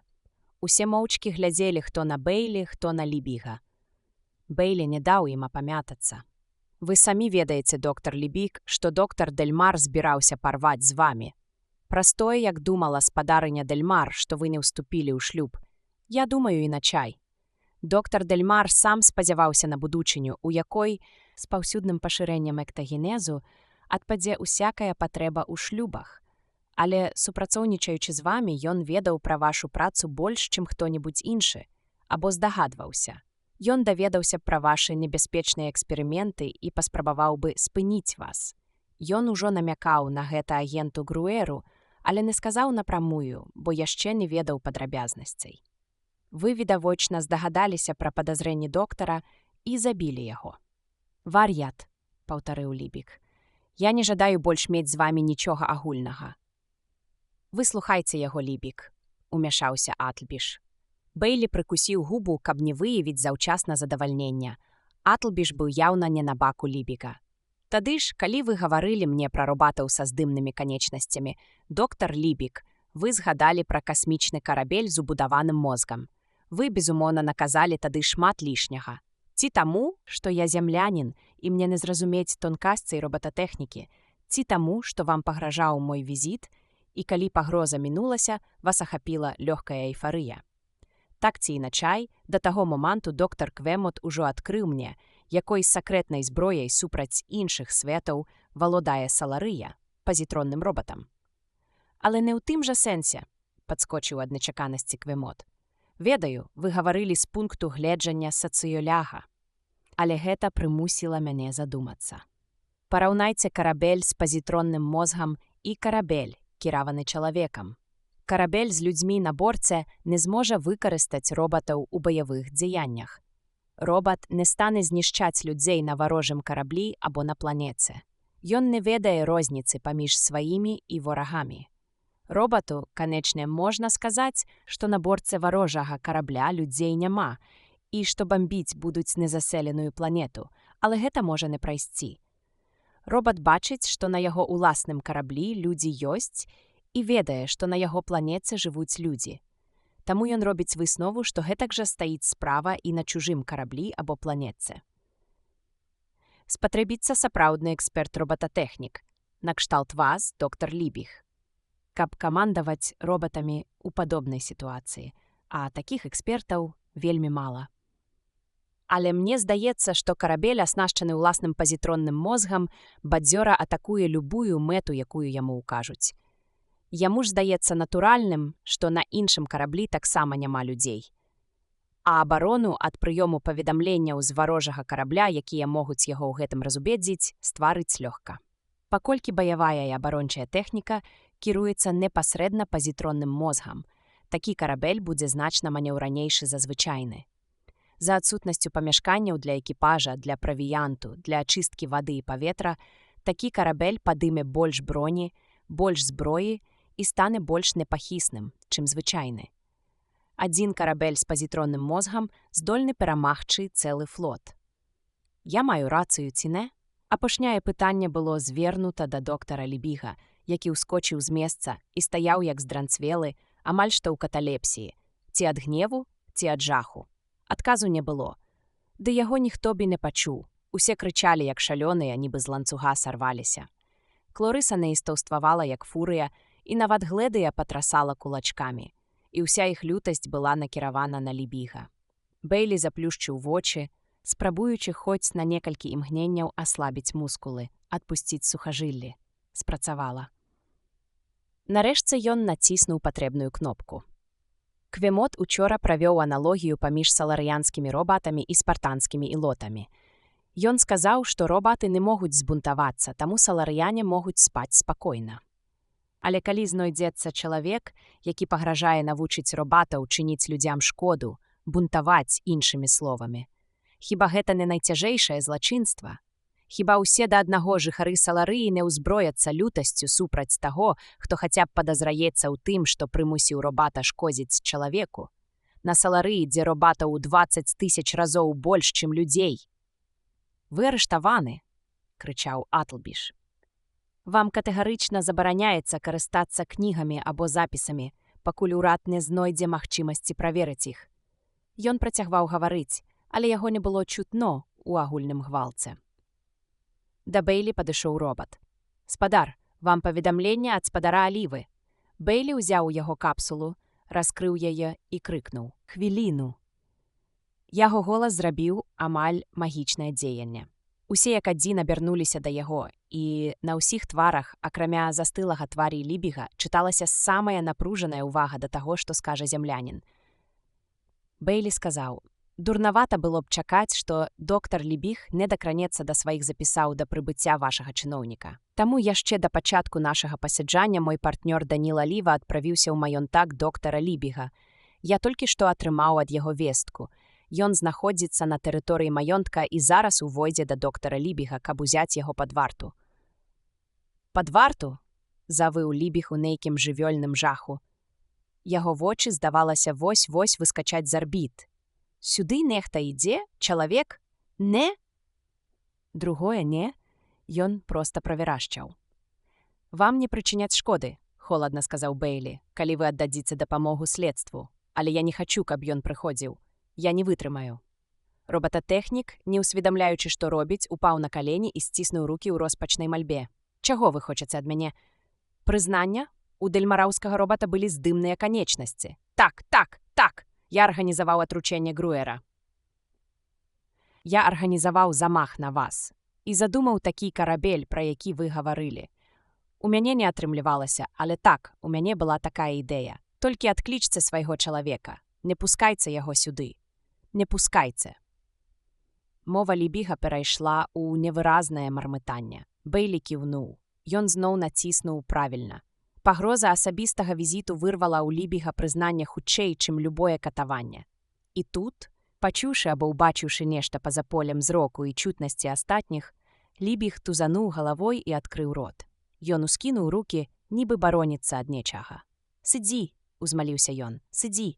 Не ўваходзь, прашу цябе! Прашу!» І папоўз некуды на карачках, потым сунуў руку ў кішэню, дастаў нешта і хутка паднёс да рота. Хіснуўся і паваліўся ніцма. «Дурань!» – хацеў крыкнуць Бэйлі. «Да цябе ішоў не чалавек, а адзін з тваіх любімых робатаў». У поле зроку уварваўся Даніл Аліва і спыніўся, гледзячы на скручанае цела ля сваіх ног. Бэйлі затаіў дыханне. Калі Даніл зразумее, што Лібіга забіла яго уяўнае падабенства з чалавекам, гэта нанясе страшны ўдар яго мозгу, падпарадкаванаму першаму закону. Але Даніл толькі апусціўся на калені і ціхенька крануў Лібіга. Потым, узяўшы ў рукі галаву робататэхніка, прыпадняў яе як нешта крохкае і каштоўнае. Звярнуўшы свой дасканалы твар да прысутных, ён прашаптаў: «Чалавек памёр!» Бэйлі чакаў яе, яна папрасіла пра апошняе спатканне. Але калі Гледыя з'явілася, ён шырока раскрыў вочы. «Вы тут, вы прыйшлі?» «Так, а як вы здагадаліся?» «На вас пальчаткі». «А?» – яна збянтэжана глянула на свае рукі. «Вам гэта непрыемна?» «Не, зусім не. Але чаму вы адважыліся на асабістую сустрэчу?» «Бачыцца, Элайджа», – слаба усміхнулася яна. «Трэба ж мне прывыкаць, раз я сабралася на Аўрору». «Значыць, усё ўладжана? У спадара Алівы ёсць сякія-такія сувязі, усё ўладжана. Я больш не вярнуся сюды». «Гэта добра, вам там будзе лепш, Гледыя. Я ведаю. Я крыху пабойваюся. Ведаю. Там увесь час давядзецца сустракацца з іншымі людзьмі і не будзе таго камфорту, як тут, на Саларыі. Але вы прывыкнеце, а самае галоўнае, забудзеце ўвесь той жах, які вам давялося перажыць». «Я не хацела б забыць усё», – мякка сказала Гледыя. «З часам захочаце». Бэйлі паглядзеў на яе стройную постаць і не без імгненнага болю сказаў: «І калі-небудзь выйдзеце замуж, гэтым разам па-сапраўднаму». Чамусьці цяпер замужжа мяне зусім не вабіць, сумна сказала яна. Калі-небудзь вы зменіце сваю думку. Нейкі момант яны стаялі, моўчкі гледзячы адно на аднаго. Я так і не падзякавала вам, сказала Гледыя. Я ўсяго толькі рабіў сваю працу. Вы ж вяртаецеся на зямлю. Так, і я вас больш не ўбачу. Напэўна, але вы не бядуйце. Гадоў праз 40, самае большае, я памру, а вы застанецеся такой самай, як цяпер. Яе твар гаротна скрывіўся. Не кажыце так. Гэта праўда. А ведаеце, наконт Джотана Лібіга ўсё пацвердзілася, хутка сказала Гледыя, нібы жадаючы змяніць тэму. Так, ведаю. Іншыя робататэхнікі прагледзелі яго запісы і выявілі досладны праект касмічнага карабля са штучным мозгам і знайшлі робатаў са здымнымі канечнасцямі. Як, па-вашаму, навошта ён рабіў такія страшныя рэчы? Ён баяўся людзей.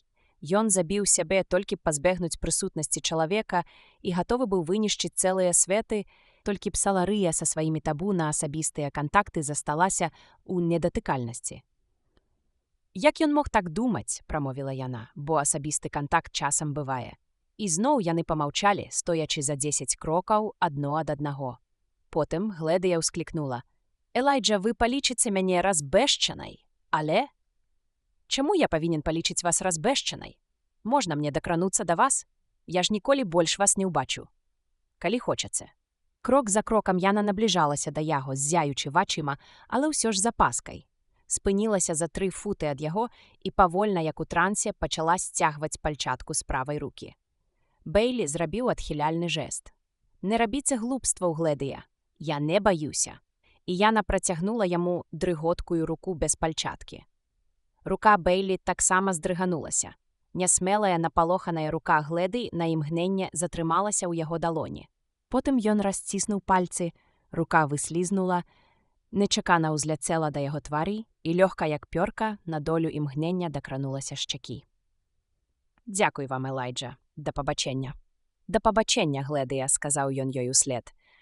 Нават думка пра карабель, які чакае, каб адвесці яго на зямлю, не магла палегчыць ахапілае інспектара пачуццё страты. Намеснік міністра Альберт Мінім сустрэў Бэйлі са стрыманай прыязнасцю. Рады зноў бачыць вас на зямлі. Ваша справаздача, зразумела, прыбыла раней, і цяпер яе вывучаюць. Вы добра папрацавалі. Гэтая справа ўпрыгожыць ваш паслужны спіс. Дзякую, сказаў Бэйлі. На больш шырокія выліванні ў яго не было сіл. Вярнуўшыся на зямлю, пад дах родных пячураў і паспеўшы ўжо пагаварыць з Джесі, Бэйлі адчуваў нейкую дзіўную пустэчу знутры. Аднак, працягваў Мінім, ваша справаздача тычыцца толькі следства. Нас жа цікавіла і іншае. Можа быць, вы далажыце мне вусна? Бэйлі памаўчаў і машынальна палез ва ўнутраную кішэню, дзе зноў суцяшальна спачывала люлька. Можаце курыць, паспешліва сказаў Мінім. Бэйлі трохі зацягнуў працэс раскурвання. Я не сацыюлях, сказаў ён нарэшце. Ды ну? Злёгку усміхнуўся Мінім. Мы ж, здаецца, гэта ўжо абмяркоўвалі. Добры паліцэйскі павінен быць і добрым сацыюлягам-практыкам, нават калі ён ніколі не чуў пра ўраўненне Хекета. Па вашым замяшанні я бачу, што свае высновы адносна знешніх светаў вы зрабілі, але не ўпэўнены, як я да іх аднясуся. Што ж, няхай будзе па-вашаму, сэр. Пасылаючы мяне на Саларыю, вы паставілі перада мной пытанне, у чым слабасць касмітаў? Іх сіла ў робатах, у малой колькасці насельніцтва, у доўгім жыцці, але ў чым іх слабасць? Ну-ну. Мне здаецца, я ведаю, у чым слабасць саларыян, сэр. Значыць, можаце адказаць на маё пытанне? Добра. Я слухаю. Іх слабасць, сэр, у робатах, у малалікасці, у доўгім жыцці. Мінім паглядзеў на Бэйлі, не мяняючыся ў твапы, хутка крэсліў нешта пальцамі па стале. Чаму вы так думаеце? На адваротным шляху Бэйлі гадзінамі рэпеціраваў сваю прамову і спрачаўся з чыноўнікам, вылучаючы ўраўнаважаныя прадуманыя аргументы. Але цяпер ён разгубіўся. Неўпэўнены, што змагу выкласці звязна. Нічога, паслухаем. Гэта ж толькі першая прыкідка. Саларыяне адмовіліся ад таго, чым чалавецтва валодае ўжо мільён гадоў, пачаў Бэйлі. Ад таго, што каштоўней за атамную энергію. Гарадоў, сельскай гаспадаркі, прылад працы, агню каштоўней за ўсё. Таму што гэтая рэч якраз і робіць магчымым усё, што я пералічыў. Не хачу гадаць, Бэйлі. Дык што ж гэта такое? Племя, сэр, супрацоўніцтва асобных людзей. Саларыя цалкам адмовілася ад яго. Гэта свет асобных, ізаляваных адно ад аднаго людзей і адзіны сацыёлях планеты ад гэтага ў захапленні. Дарэчы, ён і не чуў пра сацыяметрыю. Вынаходзіць уласную навуку. Яму няма ў каго павучыцца, няма каму яму дапамагчы, няма каму падаць думку, якую ён упусціў. Адзіная навука, якая сапраўды квітнее на Саларыі – робататэхніка, але і ёю займаюцца лічаныя людзі, а калі ім спатрэбілася прааналізаваць адносіны паміж чалавекам і робатам, давялося клікаць на дапамогу зямляніна. Саларыянскае мастацтва абстрактнае. У нас на зямлі абстракцыянізм толькі адзін з напрамкаў мастацтва. На Саларыі адзіны напрамак, і чалавечага вобраза ў ім няма. А на будучыню плануецца эктагенез і поўная ізаляцыя ад дзетанараджання. Так, жудасна, сказаў Мінім. Але наколькі гэта небяспечна для іх? Думаю, што вельмі небяспечна. Без гульні чалавечых узаемаадносін жыццё пазбаўляецца свайго галоўнага сэнсу. Духоўныя каштоўнасці абясцэньваюцца і жыць наогул робіцца няма дзеля чаго. Трохмерная сувязь не можа замяніць жывых зносін. Саларыяне самі ўсведамляюць, што гэта занадта слабое звязальнае звяно. І калі адной ізаляцыі недастаткова для застою, то доўгае жыццё завяршае справу. На зямлі ў нашы шэрагі пастаянна ўліваецца моладзь, якая прагне пераменаў, паколькі не паспела трывала асесці ў жыцці. У нас, па-мойму, існуе пэўны аптымум. Жыццё дастаткова доўгае, каб чагосьці дасягнуць, і дастаткова кароткае, каб уступіць дарогу маладым. Працэс змены пакаленняў ідзе даволі хутка. А на Саларыі ён занадта запаволіўся. Мінім працягваў маляваць пальцам па стале. Цікава, цікава. Потым ён падняў галаву, і Бэйлі ўбачыў яго без маскі. Мінім проста ззяў. Вы праніклівы чалавек, інспектар. Дзякуй, буркнуў Бэйлі. Ведаеце, чаму я папрасіў вас самога расказаць пра свае назіранні? Радуючыся, як хлапчук, спытаў Мінім і не стаў чакаць адказу. Нашы сацыялягі ўжо правялі папярэдні аналіз вашай справаздачы, і я пытаўся ў сябе, ці разумееце вы, якія цудоўныя навіны прывезлі на зямлю. Аказваецца, разумееце, пачакайце, гэта ж яшчэ не ўсё. Вядома, узрадавана пагадзіўся Мінім. Саларыі ўжо не пераадолець свайго застою. Яны мінулі крытычную кропку. Іх залежнасць ад робатаў зайшла занадта далёка. Робат не можа пакараць дзіця, нават калі пакараны пойдзе дзіцяці на карысць, робат не здольны зазірнуць у будучыню і пераступіць праз боль, які прычыняе цяпер. А робаты ў цэлым не могуць кіраваць планетай, таму што для гэтага трэба ліквідаваць усё, што робіцца шкодным. Робаты не здольныя пераступіць праз хаос, які гэта выкліча цяпер. Такім чынам, знешнія светы ўступілі на шлях паступовага загнівання, і зямлі нядоўга цярпець іх панавання. Ваша інфармацыя ўсё змяніла. Нам не спатрэбіцца ніякіх паўстанняў. Свабода прыйдзе сама сабой. Пачакайце. Настойліва, ужо гучней паўтарыў Бэйлі. Мы ж гаворым толькі пра Саларыю, а не пра ўсе знешнія светы. Гэта адно і тое ж. Ваш саларыянскі сацыёлях – Кімат, Квемот, хай будзе Квемот. Хіба ён не сказаў, што ўсе знешнія светы ідуць шляхам Саларыі? Сказаў, але ён нічога не ведае пра іншыя знешнія светы, ды ён і не сацыёлях. Дакладней, не сапраўдны. Мне здавалася, я гэта дастаткова ясна выклаў у справаздачы. Нашыя навукоўцы разбяруцца. Ім таксама не хапае даных. Нам нічога не вядома пра найбуйнейшыя знешнія светы. Вось, напрыклад, Аўрора – свет Даніла. Мне здаецца неабачлівым атаясамліваць яе з Саларыяй. Уласна кажучы, у галактыцы ёсць толькі адзін свет, які нагадвае Саларыю. Навукоўцы разбяруцца, махнуў сваёй дагледжанай ручкай шчаслівы Мінім, я ўпэўнены, што яны згодзяцца з Квемотам.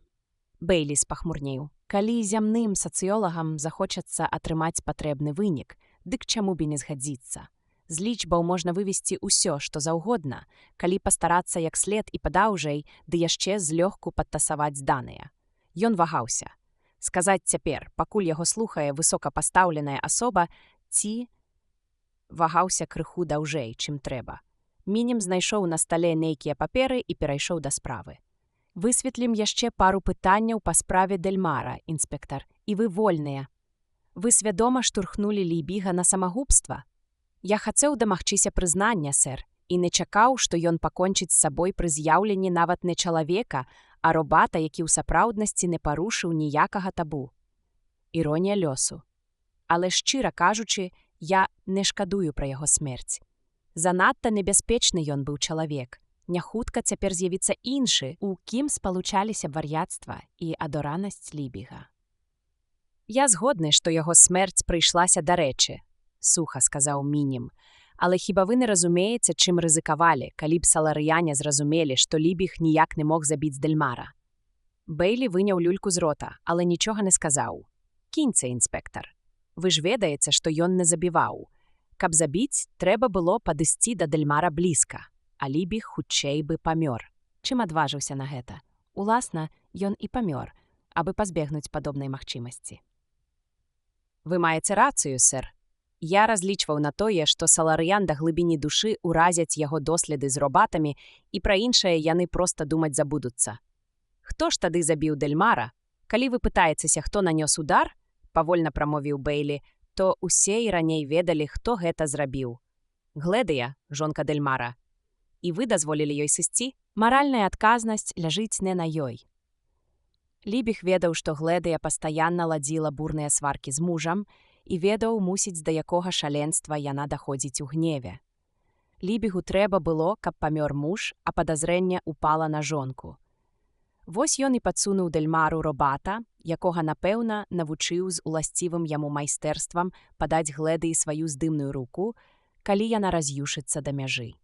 Атрымаўшы зброю ў крытычны момант, Гледыя ў памарачанні розуму нанесла ўдар, і ні Дельмар, ні робат не паспелі спыніць яе. Гледыя паслужыла Лібігу такой жа несвядомай прыладай, як і робат. Але на руцэ ў робата павінна была застацца кроў і прыліплыя валасы. Так, напэўна, і было, але робатам займаўся Лібіг. А робатам Дельмара, якія таксама маглі заўважыць гэта, ён проста загадаў яго забыць. Мог гэта бачыць і доктар Тул, але ён быў занадта заняты трупам і жанчынай, якая страціла прытомнасць. Аднак Лібіг памыліўся, мяркуючы, што віна Гледыі будзе настолькі відавочнай, што нават адсутнасць прылады злачынства яе не выратуе. Не мог ён прадбачыць і таго, што весці следства выклічуць зямляніна. Такім чынам, Лібіг памёр, і вы зладзілі так, што Гледыя пакінула Саларыю. На выпадак, калі саларыяне, супакоіўшыся, возьмуцца разважаць і ў выніку зметкнуць што да чаго. Яна дастаткова нацярпелася, паціснуў плячыма Бейлі. Была ахвярай свайго мужа, ахвярай Лібіга, ахвярай усяго саларыянскага ўкладу. Значыць, скарысталі закон у асабістых мэтах. Суровы твар Бейлі зусім скамянеў. Не ў асабістых. Саларыянскі закон мне не ўказ. Найвышэйшымі былі інтарэсы зямлі, і ў імя гэтых інтарэсаў я прасачыў за тым, каб Лібіг, які ўяўляў небяспеку і для нас, сышоў з жыцця. Што гаспадарыні Дельмар? Бейлі зірнуў у твар Мініму, адчуваючы, што робіць крытычны крок. Ён мусіць сказаць. Што да яе на ёй я паставіў эксперымент. Які яшчэ эксперымент? Хацеў высветліць, ці згодзіцца яна жыць у свеце, дзе асабістыя кантакты і дазволены, і жаданыя. Мне было цікава, ці хопіць у яе мужнасці парваць са звычкамі, якія так укараніліся ў ёй. Я баяўся, што яна адмовіцца і аддасць перавагу лепш застацца на Саларыі, якая стала для яе чысцілішчам, чым прымусіць сябе парваць са скажонымі саларыянскімі норавамі. Але яна выбрала шлях перамен, і я быў таму рады. Яе рашэнне падалося мне сімвалічным. Быццам выбар Гледы Дельмар адчыніў вароты выратавання і для нас. Для нас? Што вы такое нясеце? Не для нас з вамі, сэр, а для ўсяго чалавецтва. Вы няслушна ўяўляеце сабе знешнія светы. У іх там мала робатаў. Яны свабодна кантактуюць між сабой і прыглядаюцца да Саларыі. Вы ведаеце, што са мной быў ОР Даніла Ліва. Ён таксама прадставіць сваю справаздачу. Так для іх існуе небяспека зрабіцца Саларыяй. Але яны могуць своечасова заўважыць гэту небяспеку, утрымаць разумную раўнавагу і такім чынам захаваць уладу над чалавецтвам. Гэта толькі ваша меркаванне. недаверліва сказаў Мінім. Я яшчэ не ўсё сказаў. Ёсць адзін свет, які нагадвае Саларыю, і гэта зямля, інспектар Бейлі. Гэта так, сэр. Мы Саларыя на выварат. Яны адышлі адно ад аднаго, мы адышлі ад галактыкі. Яны схаваліся ў сваіх недатыкальных маёнтках, мы замуравалі сябе ў падземных гарадах. Яны правадыры без масы, у іх ёсць толькі безадказныя робаты. Мы маса без правадыроў, і нас бароняць толькі нашы гарады. Бейлі сціснуў кулакі. Мініму відавочна не спадабаліся яго словы. Інспектар, вам давялося шмат зведаць. Вам патрэбны адпачынак, і вы яго атрымаеце. Цалкам аплачаны месячны водпуск, а потым вас чакае павышэнне. Але я маю патрэбу не толькі ў гэтым. Мне трэба, каб вы мяне выслухалі. Існуе толькі адзін выхад з тупіка, і ён вядзе вонкі, у космас. Там мільёны светаў, а касмітам належаць толькі 50. Касмітаў мала, і жывуць яны доўга. Нас шмат, а жыццё ў нас кароткае. Мы прыстасаваныя для адкрыццяў і каланізацыі новых земляў лепш, чым яны. Нас падштурхоўвае рост насельніцтва, і хуткая змена пакаленняў дае маладых, неспакойных людзей. Ды і самі знешнія светы створаныя нашымі продкамі. Так, але, баюся, час нашай сустрэчы скончыўся. Бейлі, бачачы, як мініму не церпіцца выправадзіць яго, усеўся зручней. Калі першыя пасяленцы стварылі светы, што апярэдзілі нас у тэхнічным развіцці, мы пачалі будаваць сабе норы пад зямлёй і забіліся ў іх, нібы ў матчы на ўлонне. Касміты навязалі нам сваю перавагу, і мы ад іх схаваліся. Гэта не выхад. Каб зламаць згубны цыкл мецяжоў і расправаў, мы павінны ўступіць з касмітамі ў спаборніцтва, пайсці па іх слядах, калі трэба, абагнаць, калі можна. А для гэтага трэба выйти на паверхню. Трэба навучыцца глядзець у прастору. А калі нам ужо позна вучыцца, трэба навучыць гэтаму дзяцей. Вам трэба адпачыць, інспектар. Слухайце мяне, сэр, рыкнуў Бейлі. Калі касміты настолькі моцныя, як выглядаюць, а мы застанемся такімі, як ёсць, не пройдзе і 100 гадоў, як зямлю знішчаць. Гэта ж падлічана, вы самі сказалі. Калі ж касміты слабыя і стануць яшчэ слабейшымі, то ў нас ёсць шанс, але хто сказаў, што яны слабыя? Саларыяне, усе, каго мы ведаем. Але, я яшчэ не скончыў. Ёсць тое, што мы можам змяніць незалежна ад сілы або слабасці касмітаў. Мы можам змяніць сябе. Выйдзем у прастору, і патрэба бунтаваць адпадзе. Мы створым безліч уласных светаў і самі станем касмітамі. Калі ж мы застанемся на скучанай зямлі, бессэнсоўны і фатальны бунт непазбежны. І будзе значна горш, калі людзі перапаўняцца ілжывымі надзеямі, заснаванымі на ўяўнай слабасці касмітаў. Пагаварыце з сацыёлагамі. Прадстаўце ім мае аргументы. А калі яны, як і раней, будуць сумнявацца, знайдзіце спосаб паслаць мяне на Аўрору. Дайце мне скласці рапарт пра сапраўдных касмітаў, і вы зразумееце, што патрэбна зямлі. Так, кіўнуў Мінім. Усяго вам добрага, інспектар Бейлі. Бейлі сышоў узрадаваны, бо ён і не чакаў атрымаць над Мінімам адкрытую перамогу. Укаранёныя думкі нельга змяніць ні за 1 гадзіну, ні за 1 год. Затое Бейлі бачыў, як задумаўся Мінім, страціўшы хоць ненадоўга сваю бяздумную весялосць. Бейлі ведаў, што будзе далей. Мінім звернецца да сацыёлагаў і пасее ў кімсьці з іх сумнення. Яны пачнуць задаваць сабе пытанні. Яны захочуць пагаварыць з Бейлі. Пройдзе год, думаў Бейлі, усяго 1 год, і я адпраўлюся на Аўрору. Пройдзе адно пакаленне, і мы зноў выйдзем у космас. Бейлі ехаў па паўночнай экспрэс-дарозе. Хутка ён убачыць Джесі. Ці зразумее яна? Сыну Бентлі цяпер 17. Можа, займеўшы ўласнага сына, Бен, калі таму споўніцца 17, ужо будзе будаваць новае жыццё на нейкай пустой планеце. Думка палохала. Бейлі яшчэ баяўся прасторы, але затое больш не баяўся свайго страху. Трэба не ўцякаць ад страху, а змагацца з ім. Ён адчуваў сябе так, нібы перажыў прыступ вар'яцтва. Ён жа з самага пачатку адчуваў таямнічы кліч прасторы. Яшчэ тады, калі ў машыне ашукаў Даніла, каб адкрыць верх і выглянуць вонкі. Тады ён не разумеў. Даніл палічыў яго псіхапатам. А сам Бейлі думаў, што выходзіць вонкі з прафесійнага абавязку ў інтарэсах следства. Толькі ў той апошні вечар на саларыі, сарваўшы штору з акна, ён зразумеў, што хоча бачыць прастору дзеля самой прасторы, таму што яна вабіць і абяцае свабоду.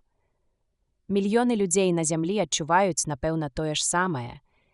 Іх бы толькі навесці на думку пра прастору, толькі прымусіць зрабіць першы крок.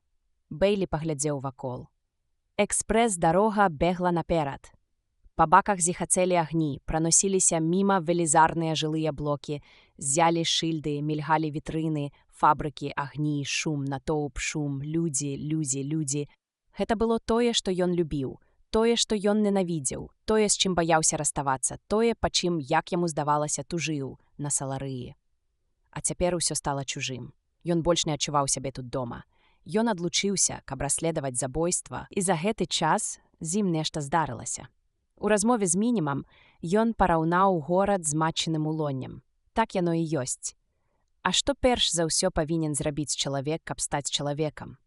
Ён павінен нарадзіцца, выйсці з улоня. І выйшаўшы з яго, ён ужо не ў сілах вярнуцца. Бэйлі пакінуў горад і не можа вярнуцца назад. Горад яму больш не належыць. Сталёвыя пячоры сталі чужымі. Гэтага не пазбегнуць. Так будзе і з іншымі, і зямля, выйшаўшы ў прастору, народзіцца нанова. Сэрца Бэйлі шалёна калацілася, гарадскі шум ледзь чутна аддаваўся ў вушах. Ён успомніў сон, які сніўся яму на саларыі, і нарэшце зразумеў яго. Ён падняў галаву і ўбачыў, скрозь тоўшчу бетону, сталі і чалавечых цэл над сабою. Убачыў маяк, які вабіць чалавека ў прастору. Убачыў, як свяціць яно аголенае сонца.